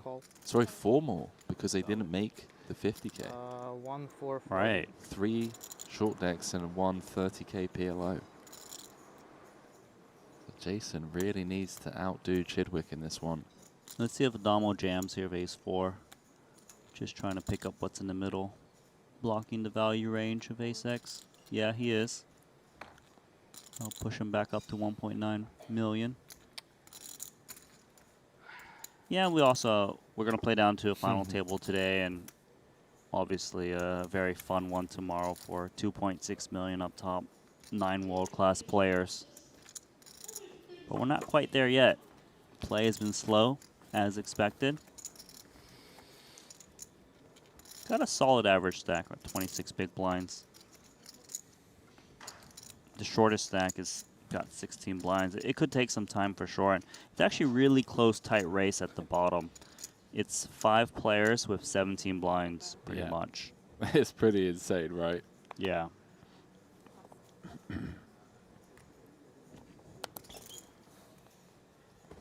Even our chip leader, you know, Those guys stretch heckling legs, at the top you know? with 48 bigs. Not an overwhelming chip lead. Still anyone's game. Fold 3 diamonds. He folded 3. Just exposed card. Why is it every hand Sean Winter spots a card, man?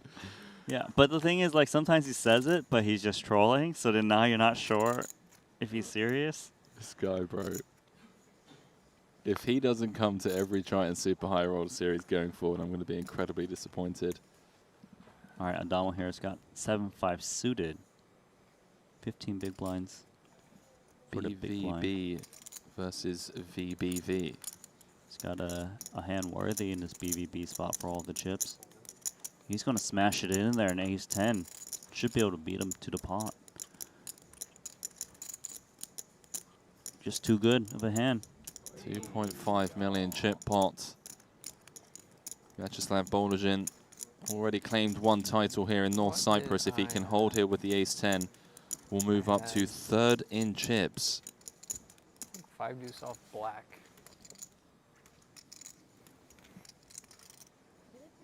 Little fist bump between the two. A misstep from Adamo, of course. Chop, chop, lose my card. How are they going to chop this? Remember that. It's going to be tough. 9-7. Yeah, it's very hard to chop this one. They'll No, try. that was the last 5 hand. clubs. Last hand I had 9-7 suited. It wasn't this hand. See it now. Cut off. I had Ace 3 of 9-7. hearts. Tight fold. I had to pitch it with the 3. You had ace 3 hearts here? Yeah. Impossible to chop that one, Randy. I mean, every turn card's a sweat, I feel like. Not an ace of clubs. Yeah, but that one's not fun. Yeah. That's a Sweaty. sweat. That's a fun one. That's the best one in the deck. Spade, 7 You gotta picture or it. 5. Needed Slog, for you gotta Adamo. think of a card. You gotta think hard. Doesn't come. It was close. 4 black Weak on of the a slog. river, and Vyacheslav Bolozhin guy's now up to good at all-ins. 2.7 million. 1.25. What an insane series it's been. 4 There you go, VBV. yeah.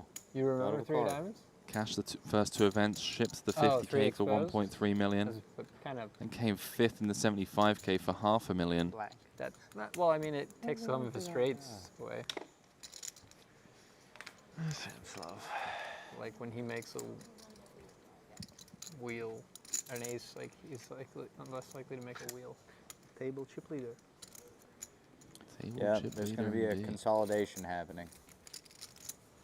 It's that time. It is that time, Jason. Heads to roll. Couldn't put it better myself. Adamo has dropped down to 12th in chips now. Change.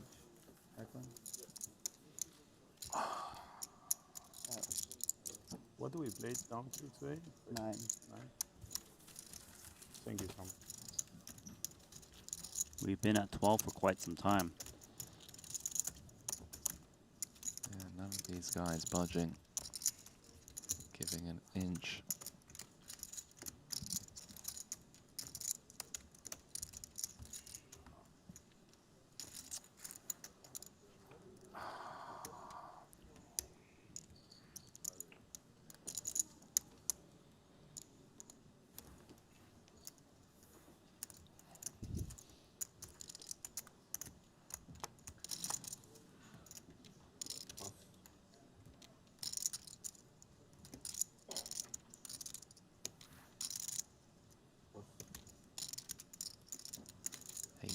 queen for the chip leader. It's gone quiet out there.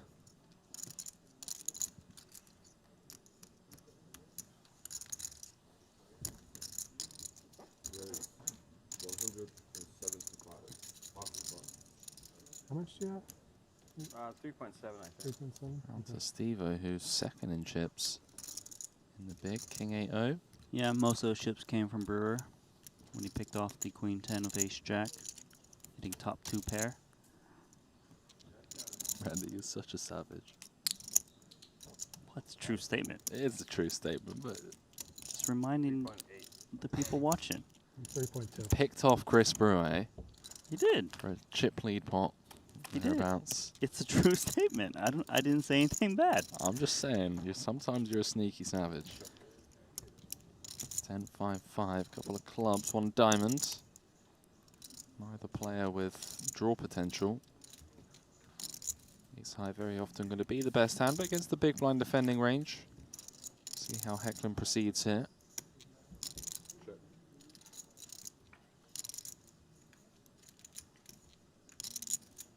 Happy to check this one on the flop. Still in front with the 4 of spades on the turn. See if Hecklin opts to fire some chips out there, deny equity, or just keep trying to show this one down. 470 in middle. These pots do add up if you can keep taking them down. And looks like we do have a bet incoming here. Delayed c-bet from Hecklin does get the job done. To all our viewers around the world watching on YouTube, Twitch, the Triton Poker Plus app, myself and Randy here, as well as the production crew, would like to thank you for keeping us company heading into the late hours of Monday morning. Now gone midnight local time. Playing down to the final table today of this 100K main event. This is, of course, the final No Limit Hold'em event of the series after Danny Tang took down the 50K turbo just a couple of moments ago. 190 guaranteed, 2.6 million for first. If you haven't already, click that like button, click that subscribe button, help Triton Poker on their mission to grow this platform, grow this community, continue to bring the highest stakes poker to you free of charge. That's all we're asking. It's a couple of clicks to help us on that mission as Greenwood looks down at Ace King. Let us know where you're tuning in from, by the way. I assume we have a lot of people in Europe as well as North America now. Let's see if Big Slick can convert. Dan Smith's got 8-7 of clubs here in the big blind. Gets a close action. Attractive hand.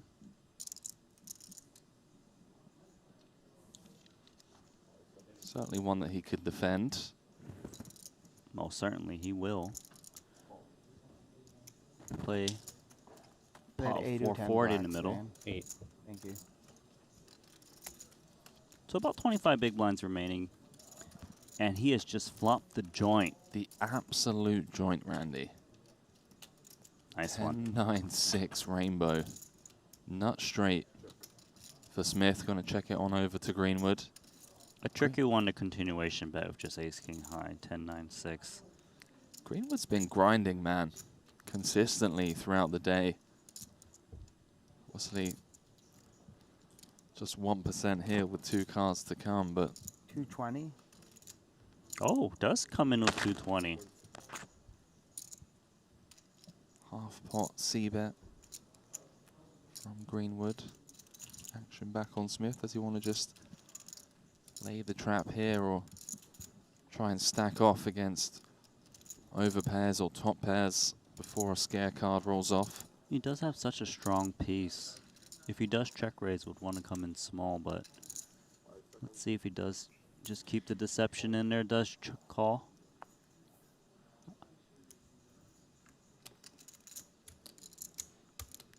$880 in the middle, going to a turn.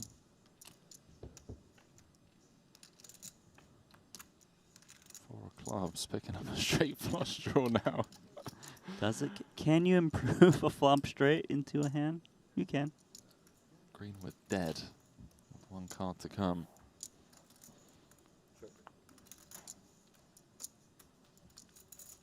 Let's see what Greenwood's game plan was after betting this flop.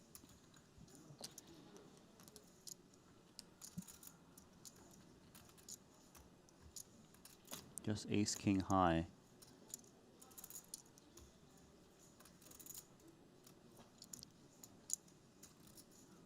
Does feel like one of those boards he could put so much pressure on 9x, on 6x, even on top pairs. Gonna check behind and just try and get this one to showdown. Fortunately, doesn't river top pair. So it runs out clean for Smith. Nuts on all three streets.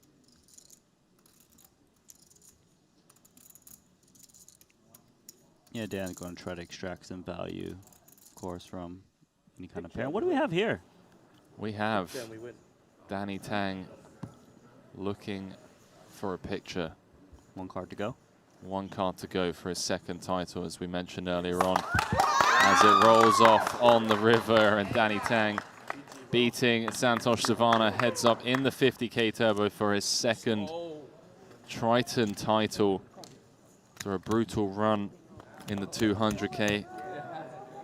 Like with his good friend Punat there, and Kiat also on the rail. Two-time champ Jason Kuhn coming away from the main stage to give his buddy a hug as well. GG's once again to Danny Tang for taking down the 50k turbo. His second Triton title. 545,000. Going to him. But I like 50k, huh?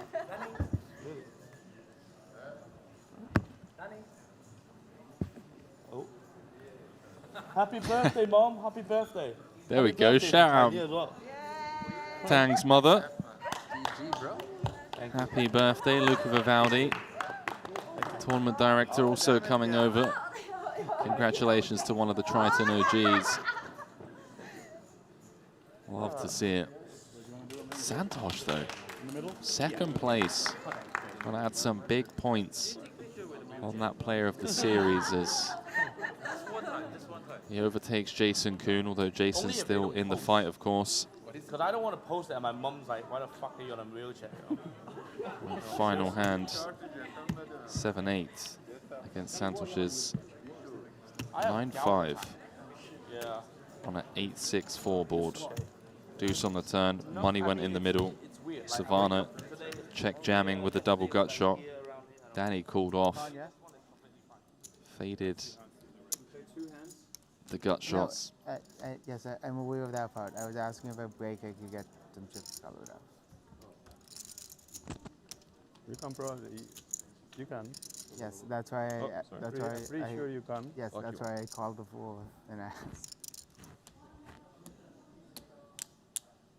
Greenwood looking fresh, by the way, dude. Looking very fresh with that trim.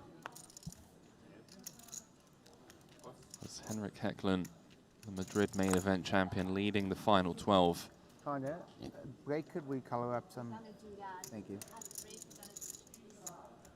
Steve O'Dwyer in second, Vyacheslav Boldazhin now in third, Greenwood in fourth, Dan Smith in fifth, Stephen Chidwick in sixth. Nacho in seventh, Jason Kuhn in eighth, Sean Winter in ninth, Ponikov's in 10th, Sir Watts in 11th, and Michael Damo the short stack with just 8 bigs, 12 of 12, but it really is anyone's game. Only 3 players without a title. Dan Smith, Sean Winter, and Ponikov's.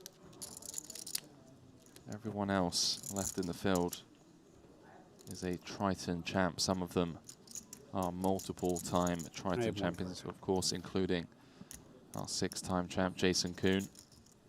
He's on the shorter end, but still comfortable with 17 bigs.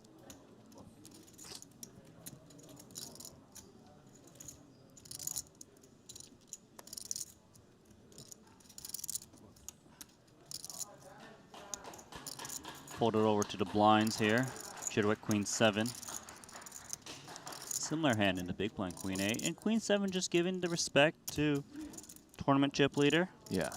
you know, realize that roles have changed. That's Hecklin on his direct left. Gonna have to proceed with caution. Those blind v blind confrontations against the Great Dane.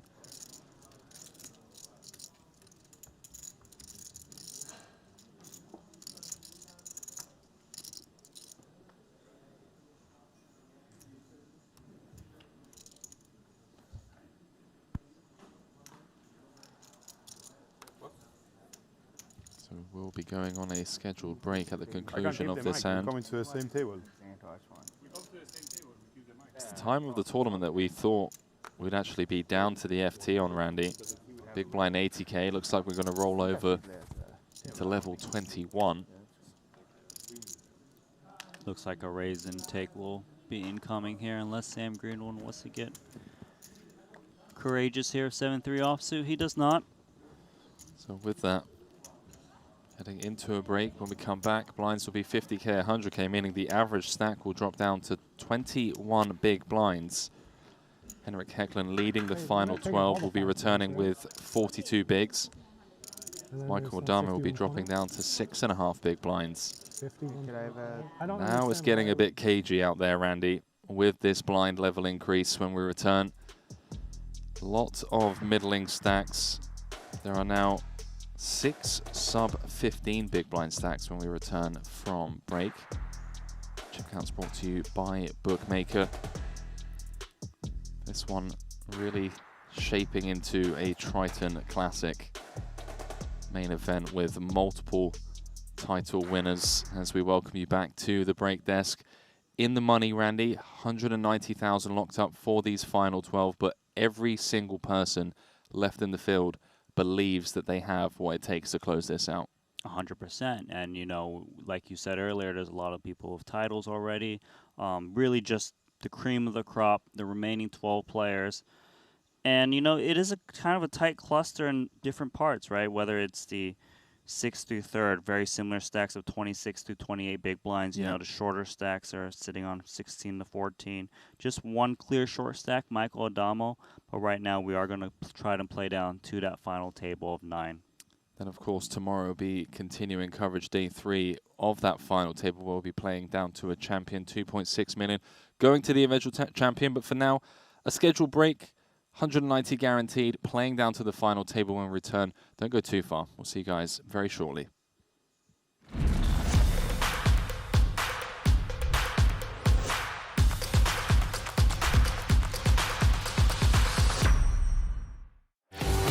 GG Poker. It's the best poker. The biggest poker site. This is a crazy. No way!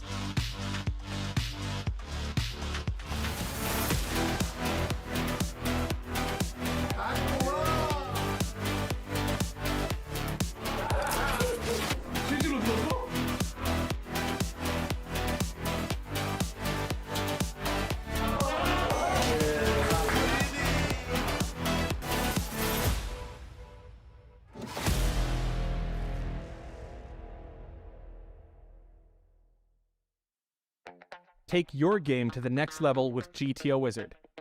Practice against GTO on all your devices. Study any situation from pre-flop to river, we've got it all. Upload your hand histories to uncover your biggest leaks. We have hundreds of hours of coaching from top pros, cutting-edge theory articles, and custom study plans to help guide your poker journey. GTO Wizard, the #1 app for poker players.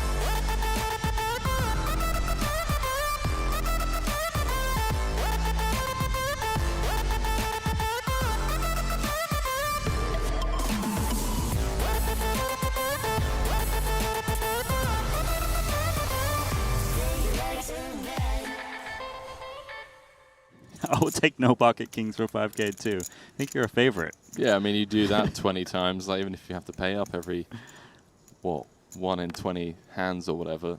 That's a hustle.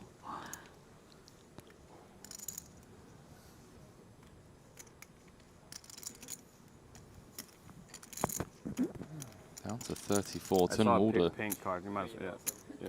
has been eliminated by Stephen Chidwick. Jack 10 suited coming up short against Stevie's ace 9. What's the difference? Stevie on the climb, now 3rd in chips. A sloppy fold there from Winter as the queen is now exposed.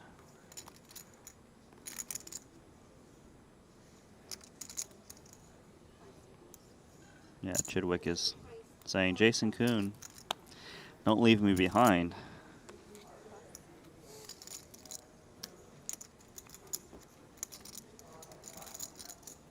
A little bit bigger pre-flop raise size here with King 10. You notice he did Ace King 30K, but mainly it's because Petrangelo is sitting on a short stack in the big blind.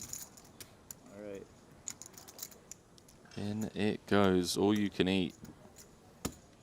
Makita priced in to make the call. Okay.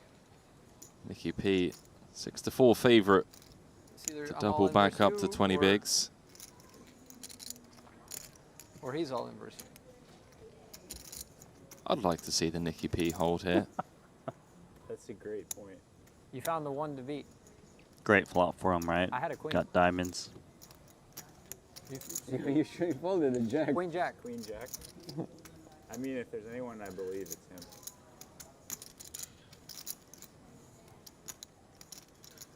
You found the right guy. I would have beat you. Well, there we go. Nicky P holding with the ace 9, back up to 20 bigs now. Another one of those that's had a rough series so far. Black chip. Axe. Left, like a bomb. Just Okay. in the desert. Hooks everywhere. You play a card? Now I'm Damo on the Yeah, climb, well, of course. Hecklin Yeah, so it's got not- 2 outed by mentally you have to Punsri. aim over the trees, it's Couple not- of orbits back. And then you're worried you're going to Aces overcut cracked it by in the 10s. bunker. Bads, of course, going to make the call. I double cross it. Double cross it every time. You wouldn't believe it. And then you just have to. That was the easiest. See Bads' reaction there. He's like, really? See if either of them get a free roll on the flop. Not this time. Rainbow board. Chop it up, gentlemen. Our Luxon Pay Invitational champion has been eliminated. Ramin Hajiev. Ace Jack coming up short against Maher Noyers. Pocket jacks. At a feature table, they can both join. See who we got. Stephen Chidwick has taken the chip lead, by the way. 31 players remain. I think we got on the wire. Raise to 40,000. Fold. Here we go. Confirm. Santosh Savana has been eliminated. This was the last chance for him to really kind of take some points away from Jason Kuhn at the top of the series, or player of the series leaderboard. O'Dwyer, first hand. Couple of sixes against an under the gun open. 5 seconds. Call. Call.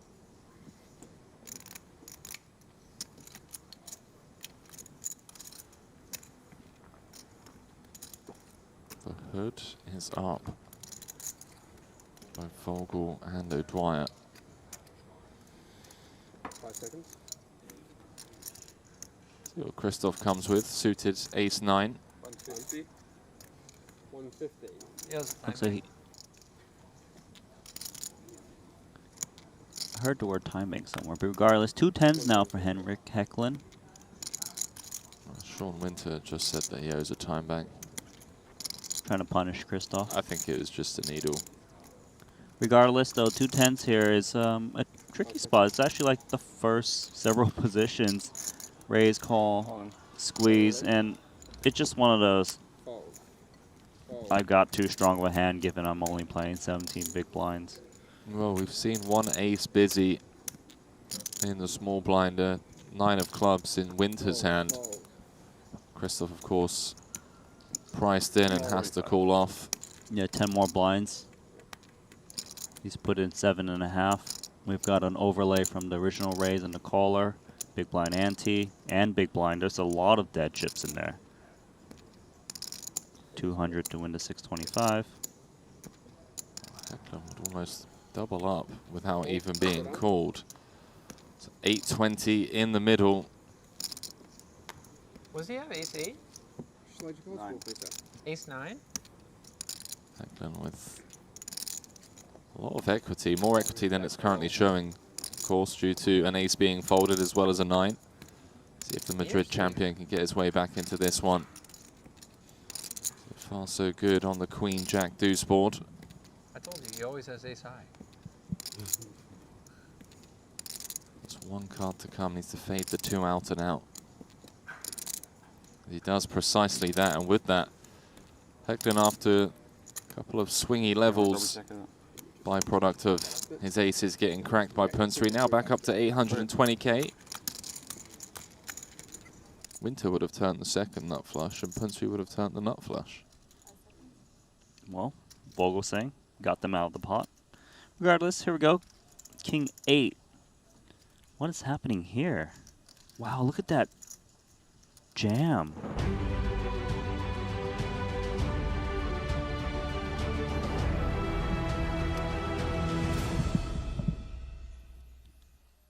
And welcome back to continuing coverage here on the night shift, day 2 of the $100,000 main event. Ali Nejad alongside a very smitten-looking Henry Kilbane over here. Going to be a fun frame, hopefully rewarding for those of you who have stuck with us throughout this play.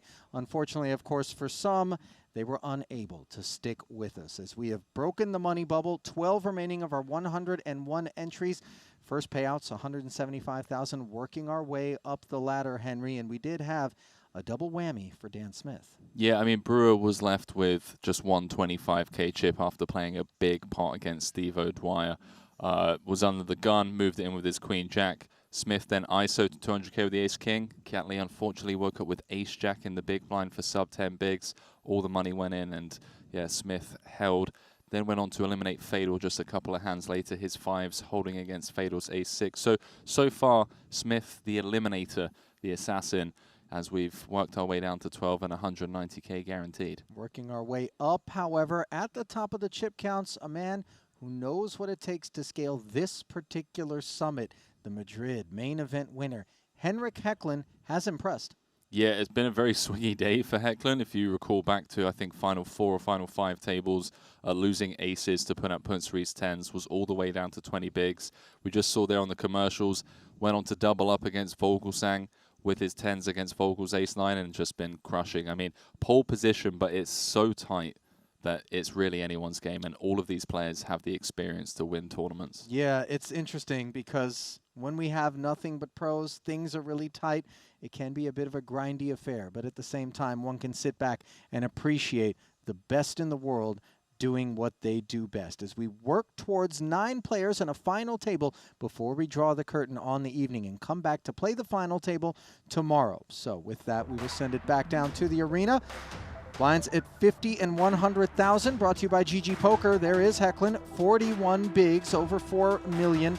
As it stands, Vyacheslav Buldigin, 28 bigs. The mayor of the red table, 2.8 million. There's the shorty, Michael Adamo. Not accustomed to seeing him this short at this part of such a big event, Henry. In fact, I can't think of the last time I saw him just sitting on 6 bigs. Yeah, just doubled up. Vyacheslav just a few hands before the break, blind v blind, opting to rip 7-5 suited, and Vyacheslav calling him off with ace-10. 6 sub 16 big blind stacks. We could be down to the final table in just a few hands, but also the same token, a lot of ICM because of how shallow it is. I mean, the chip leader just has 41. You double through the chip leader, you become the chip leader. It's pretty insane, given that there's 2.6 million up top. Only 3 players left in the field that haven't won a title. Dan Smith, Sean Winter, and Ponokovs. And of course, a lot of storylines emerging here. One of the main ones, the battle for that Ivan Liao Player of the Year leaderboard between Chidwick and Jason Kuhn. Plenty to sink our teeth into here as we work our way into the wee hours, approaching 1 a.m. local time here in North Cyprus. Now then, O'Dwyer, 200,000. A price paid by Nacho Barbero. 10-7 suited and a delightful flop for him. 2 overs and spade draw. Fun flop for both players. I mean, how's the dealer pinged that one off? Gut shot for O'Dwyer as well as the backdoor hearts, ace high. Nacho with the front door spades, 550 in the middle. Let's check it on over to Steve-O. A few options on the table.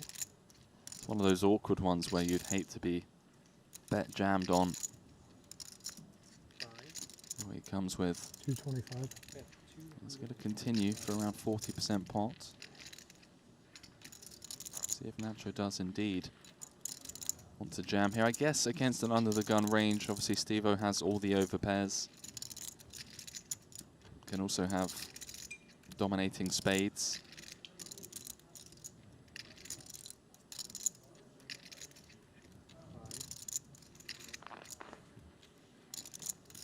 Two and a quarter of the 1.3 million that he has back. Being pursued here.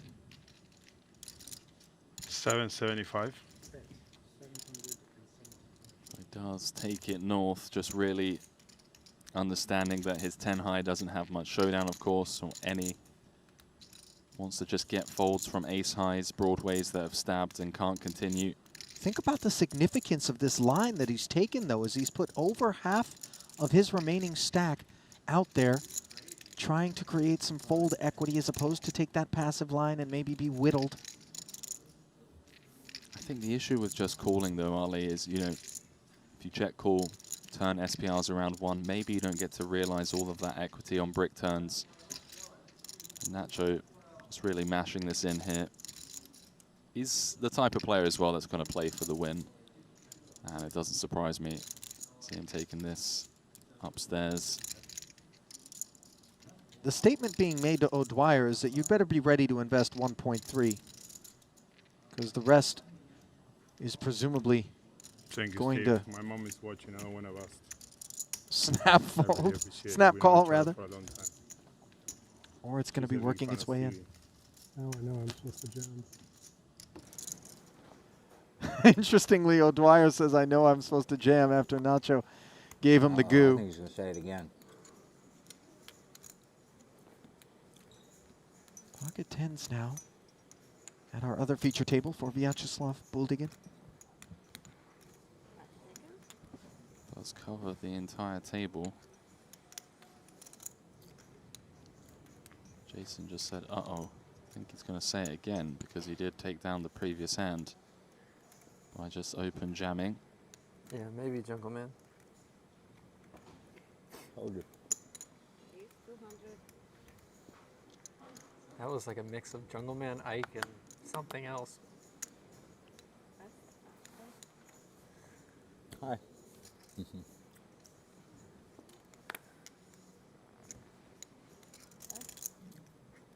That's a crazy poker player. Jungle Man, Ike, and someone else mix. Be a fun one to watch.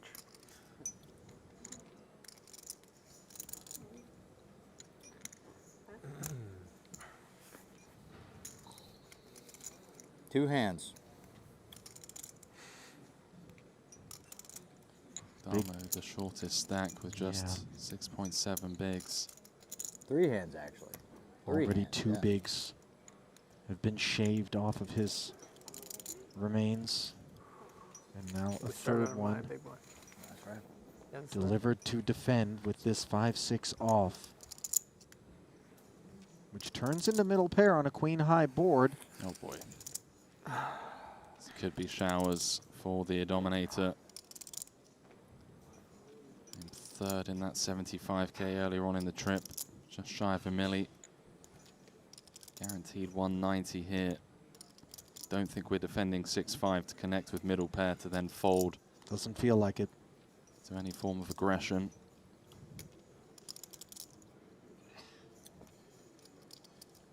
$25K pay jump once we get down to 11 players.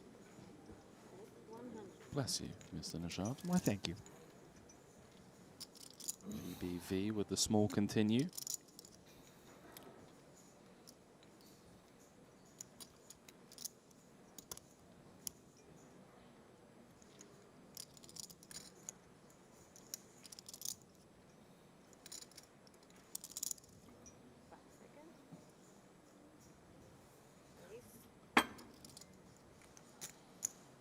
Looks like all you can eat. Apologies, Ali. No, it's a touch of induction, perhaps, with the occasional we are beat, but we are okay to get it in.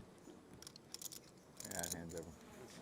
Yeah, Damo knows he's cooked here. The hand is finished on the other table. It's tens.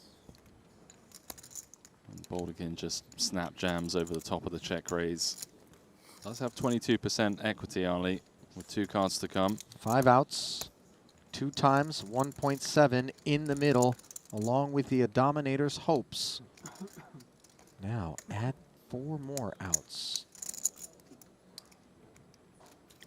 3 will work. And instead it's a deuce. The FT not meant to be for the Aussie. Queen nine of hearts. And more action. I'll tell you what, Very the tight, remainder very of this careful. field will be quite relieved to see the departure of the likes of Michael Adamo, who, Yeah, when you he's took in that the beautiful mix, timing. That was good. as you mentioned, Yeah, tends to play for it all. I thought it was like some bottom inducer. They put you to the test. Plays for the win. He had it. Jam that small blind with the 7-5 suited. Baldigan caught off with the ace-10, and now the final nail in the coffin from the Russian.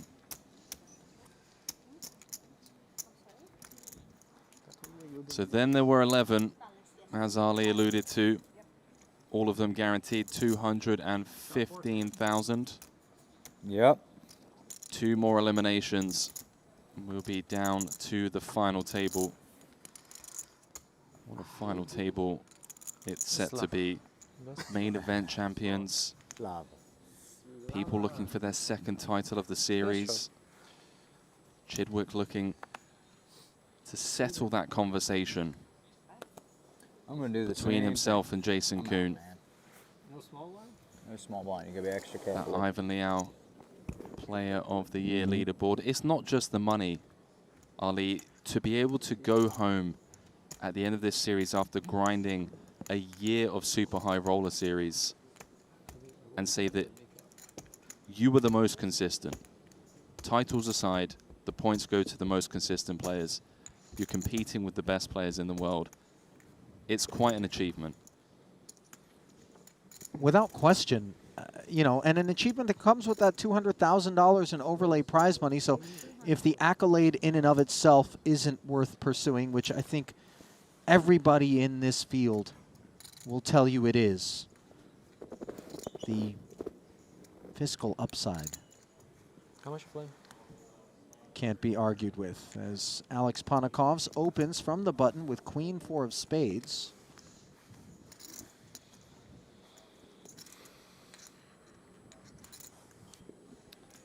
Interesting spot for the Russian, of course. Does cover Ponikovs.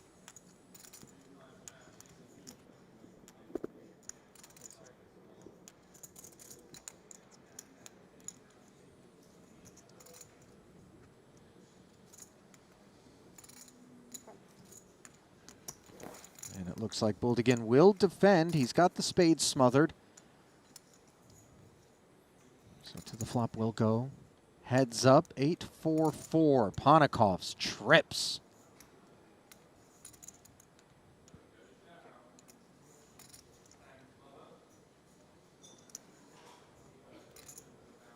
Easy game.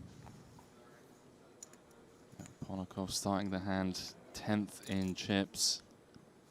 One of the few players that I mentioned without a title. Just shy of 3 million in Triton earnings, 4 cashes. One of those cashes coming in the 200k Coin River Invitational, and the other cash coming in the 100k main in Madrid that Hecklin won.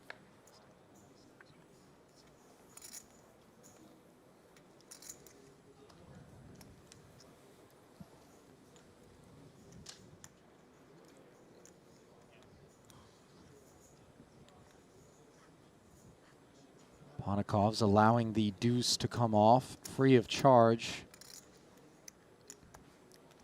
Looking to spring a trap for Vyacheslav. Yeah, I love this from Ponikovs, especially at this SPR where even though we're giving up one street, it's going to be easy to get all the money in by the river. It also allows Vyacheslav to, you know, turn a top pair, maybe bluff turn on a board texture like this where it's just going to get so many check folds from Buldigan. 140. It's come for the delayed C bet, of course, and a snap fold. $1.25, $1.50, it doesn't matter, dollar.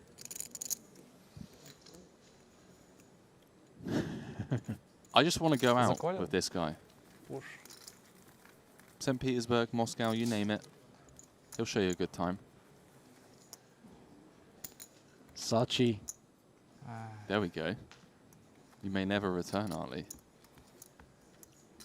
I've heard tales 9 total. of how gorgeous the casino is out there. I prefer check now. I don't know, man. No, it's probably. I guess that's like putting a chip out. That's. I guess it's. Just one like in the that. second No, I in know. chips. Ah, okay. You're just wondering if. I'm more likely to not be admitted than to never return. Get to the border. Step one. Oh, Najad, what's your purpose of visiting? I'm playing 200k big blind. Well, there's this guy, Vyacheslav Buldigan, don't know if you know him, super high roller, invited me out. Yeah, straight up, dude. Short deck, oh my god. How many times have you just 12x'd it? Times if I open rip like 100 andes. Oh, I've done that so many times. At least you usually have like Jack 10 suited or something. Now, Ponikovs failing to lure Vyacheslav into added losses after that fortunate trip fours situation. Goes to work from the button. Ponikovs is fearless, man. Obviously easy when you have ace-jack of diamonds, but on the bubble, like 3 away, he was, what, I want to say 12th in chips, 17 left with 15 paid. Blind v blind, just happy to call off with ace-8 of spades against a small blind jam. Doubled up, put himself in a great position to close this tournament out. Not looking likely on that board. King 6 straight. So Watts with top and bottom. Disaster for the ace-jack of diamonds. Potentially able to avoid further losses, although that king of diamonds interaction is certainly tempting.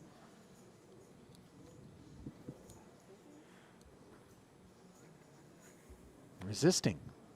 Alex with the check back and hits the jack. This now could be far more trouble. Yeah, nut second pair at this SPR. Let's see what Sir Watts comes with. Definitely doesn't want to give off free cards to ace queen, ace 10, queen 10. Maybe just feels he has this board so locked down. Always expecting Ponokovs to stab on some street. Rainbow texture, there are plenty of occasions on which Ponokov simply draws dead against the king 3, and I think that certainly is on Watson's mind. As 125. 125K is understandably delivered into 550 by Ponokovs after a second street of perceived disinterest from the Canadian.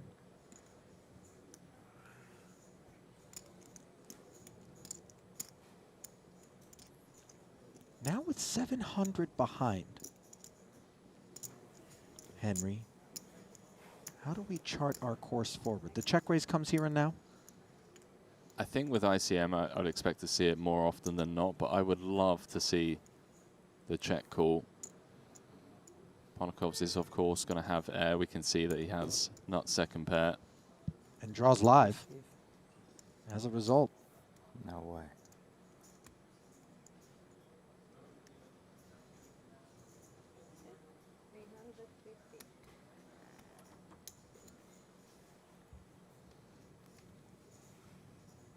The non-all-in 3-bet from Mike Watson up to 350,000.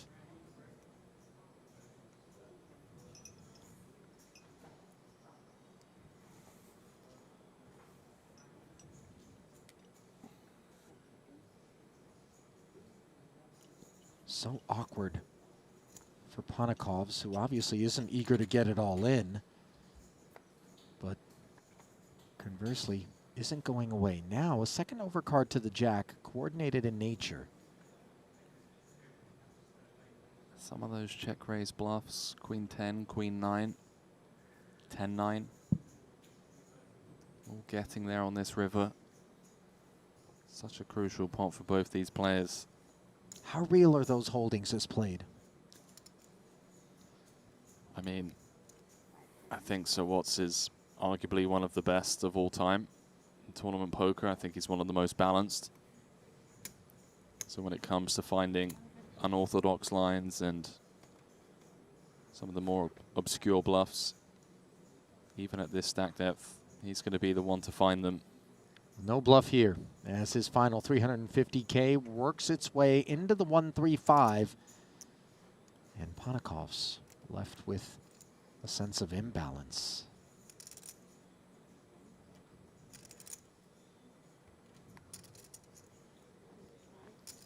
What are the bluffs? You tell me. 7-5. As Ponokov's couldn't find any bluffs either, Ali. Sorry, found a few bluffs rather. Yeah, I was just thinking. Giving Sir Watts credit for some open-enders, some gut shots. Oh, and you see the grimace on Ponokov's face. That is a really poor development for his prospects. Leaves him on the shortest of all stacks in the room with 5.5 bigs.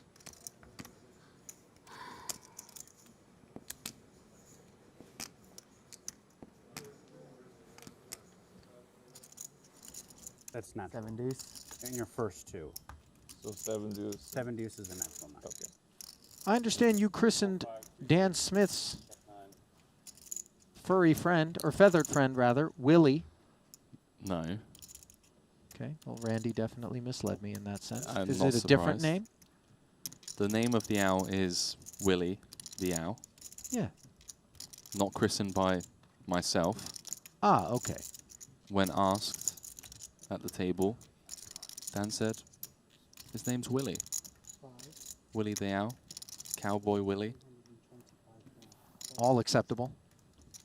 Much like pocket tens in this situation for Stephen Chidwick, who opens to 225,000. Offsuit wheel connector for O'Dwyer, who's deep enough to tussle.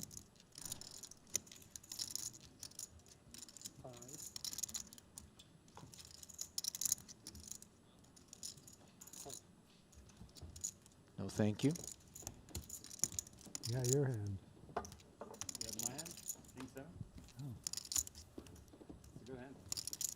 I had a natural 0. Your most recent hand. Stevie, of course, came into today on the shorter side. And then on an insane spin from 400k up to 2 million. Was first and second alongside Jason Kuhn for a decent amount of the day. Final 4 tables, final 3 tables. Looking to add some points here to extend his lead. Chip counts brought to you by Poker Stake. It is the Great Dane, Henrik Hecklund, who's been here before, Ali, in terms of taking down main events at a Triton Super High Roller Series. Now I feel compelled to step in on Henrik's behalf and remind you that he does not accept that. Well, mediocre Dane is what Randy came up with, and Henrik had a laugh about it. It's kind of what we stick with, that we feel a bit self-conscious because it sounds like a slight. When you have 2 black chips in front, Obviously, it it's looks like you're, like, not a blind reflection racing, of you know? Henrik's talents, and that is very much evidenced by his current circumstance as he positions himself for another run at a Triton main event title here. The Great Dane of our generation. That's where I'll settle. Great Dane II was another alternative that Randy brought up. That's a good one. I like it. Yeah, I'll take it. Who's won more money, though? I'll leave that to the viewers at home to answer. Well, we know that Henrik did surpass Gus Hansen on Denmark's all-time money list. Very recently, in fact. As Blind v Blind, O'Dwyer taking on Cowboy Willie and Cowboy Dan.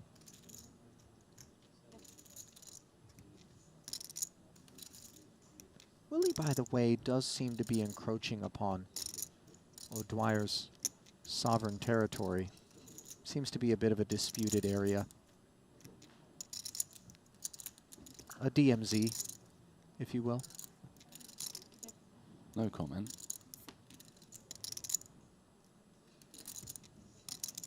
Stalemate broken after a round of checks on the flop, courtesy of the 7 of clubs, which delivers the best hand to O'Dwyer for the time being.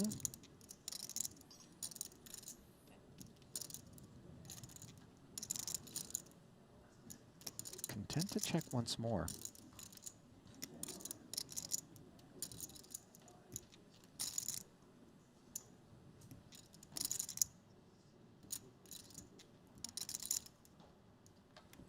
I like the check.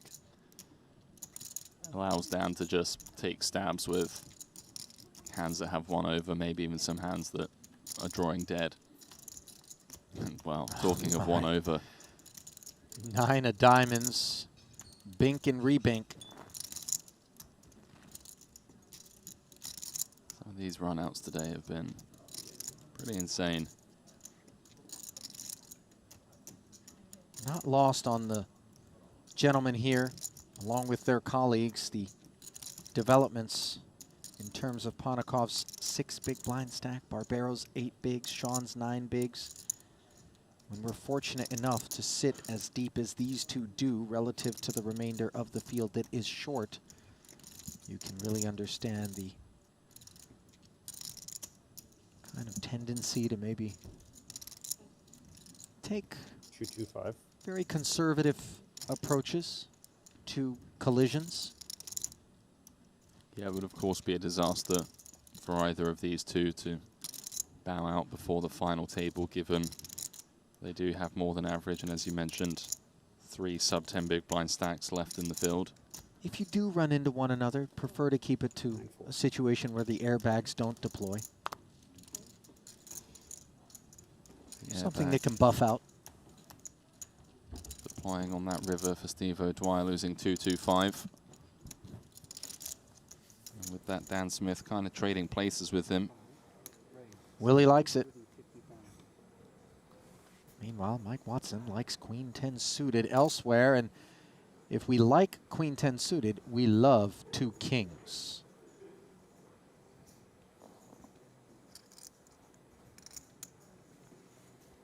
All in. Kuhn, 8th in chips, jamming. Gets through the button and both blinds. Soon to follow.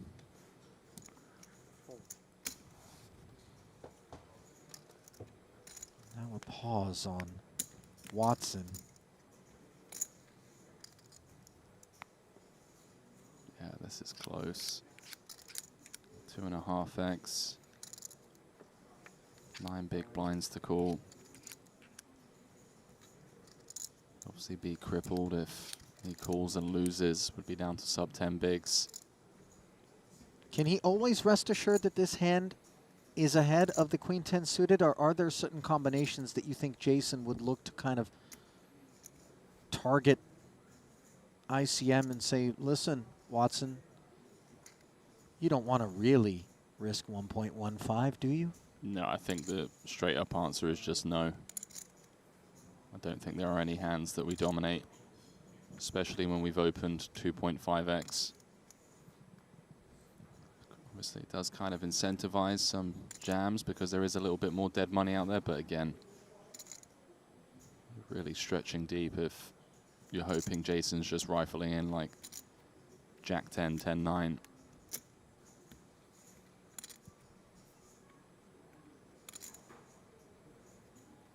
So Watts comes with, seems pained by this decision, understandably so. It's just like hoping to see a hand like Ace-Jack or Ace-King.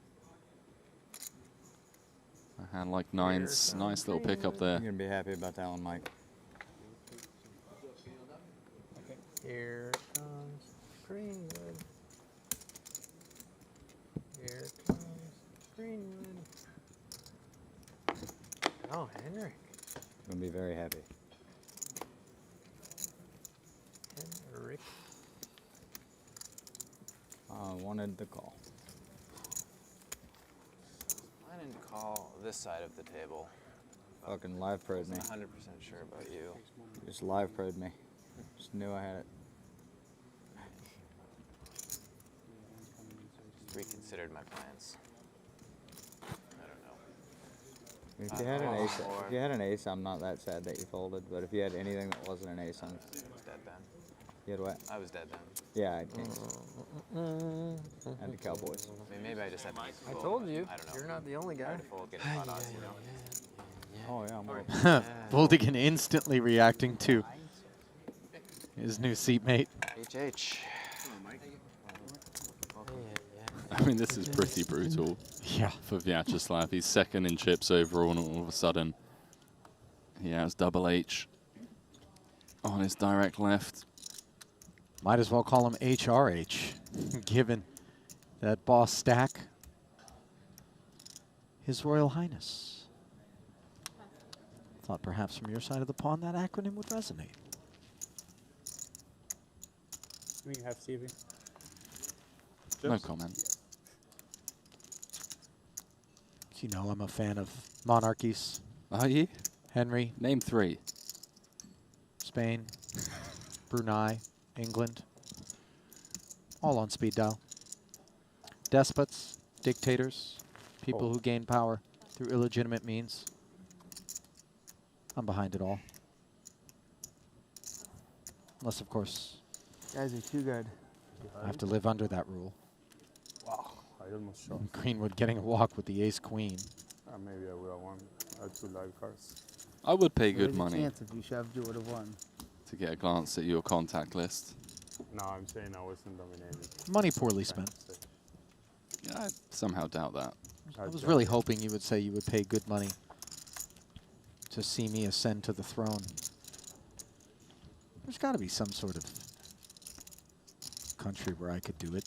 Nothing would get done. Duh.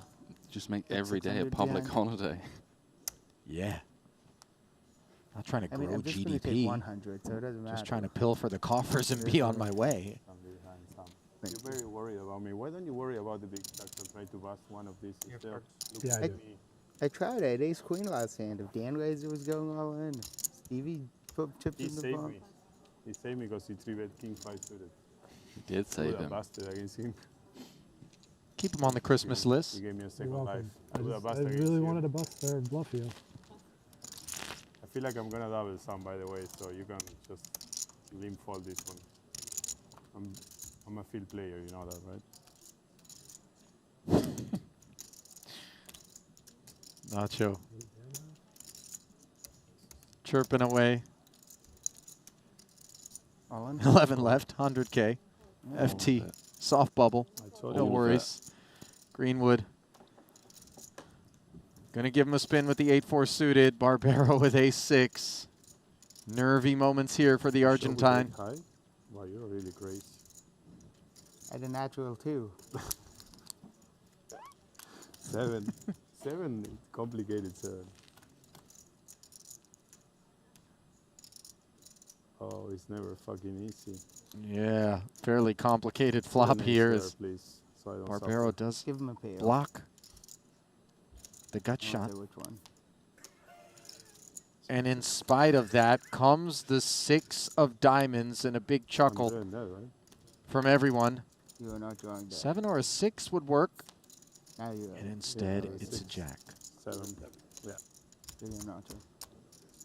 GG's, Nacho. Got it in good, that's all you can ask. Good game, guys. Good luck. Another deep run. You see him shaking his head, Henry. It feels like all that we've endured across the full day 1, across practically all of day 2, to knock on the door of the final table, and then to have it all come to an abrupt end. Just like that. 8-4 suited against ace-6, spin the wheel. Not This like this. has to be happy. Final 4 tables was down to 2 bigs, drawing to 3 outs. Obviously disappointing for now. But I think when he looks back, he'll be happy to be walking away with 215,000. And with the elimination of Nacho Ali, we are on the stone bubble of the 100K main. Henrik out in front. Greenwood in second. Didn't run. But yeah, Couldn't random definitely, event. definitely a That is tough fucking one. dangerous play.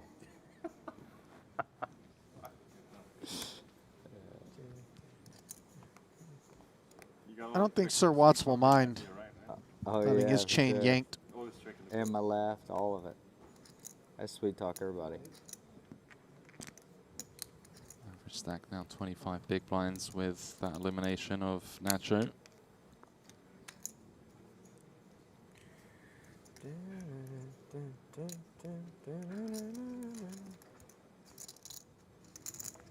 Hunat could have shredded us with the 10s.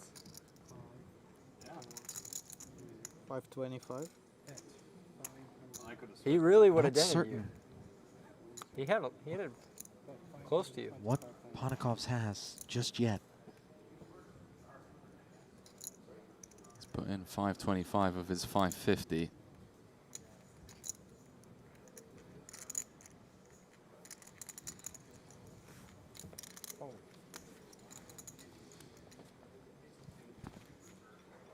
Jason, you had 1.5, correct? Yeah, that's right. And you just had 150. Yep. Yeah. Great Dane the second asking for a count. Let's get ready to rumble.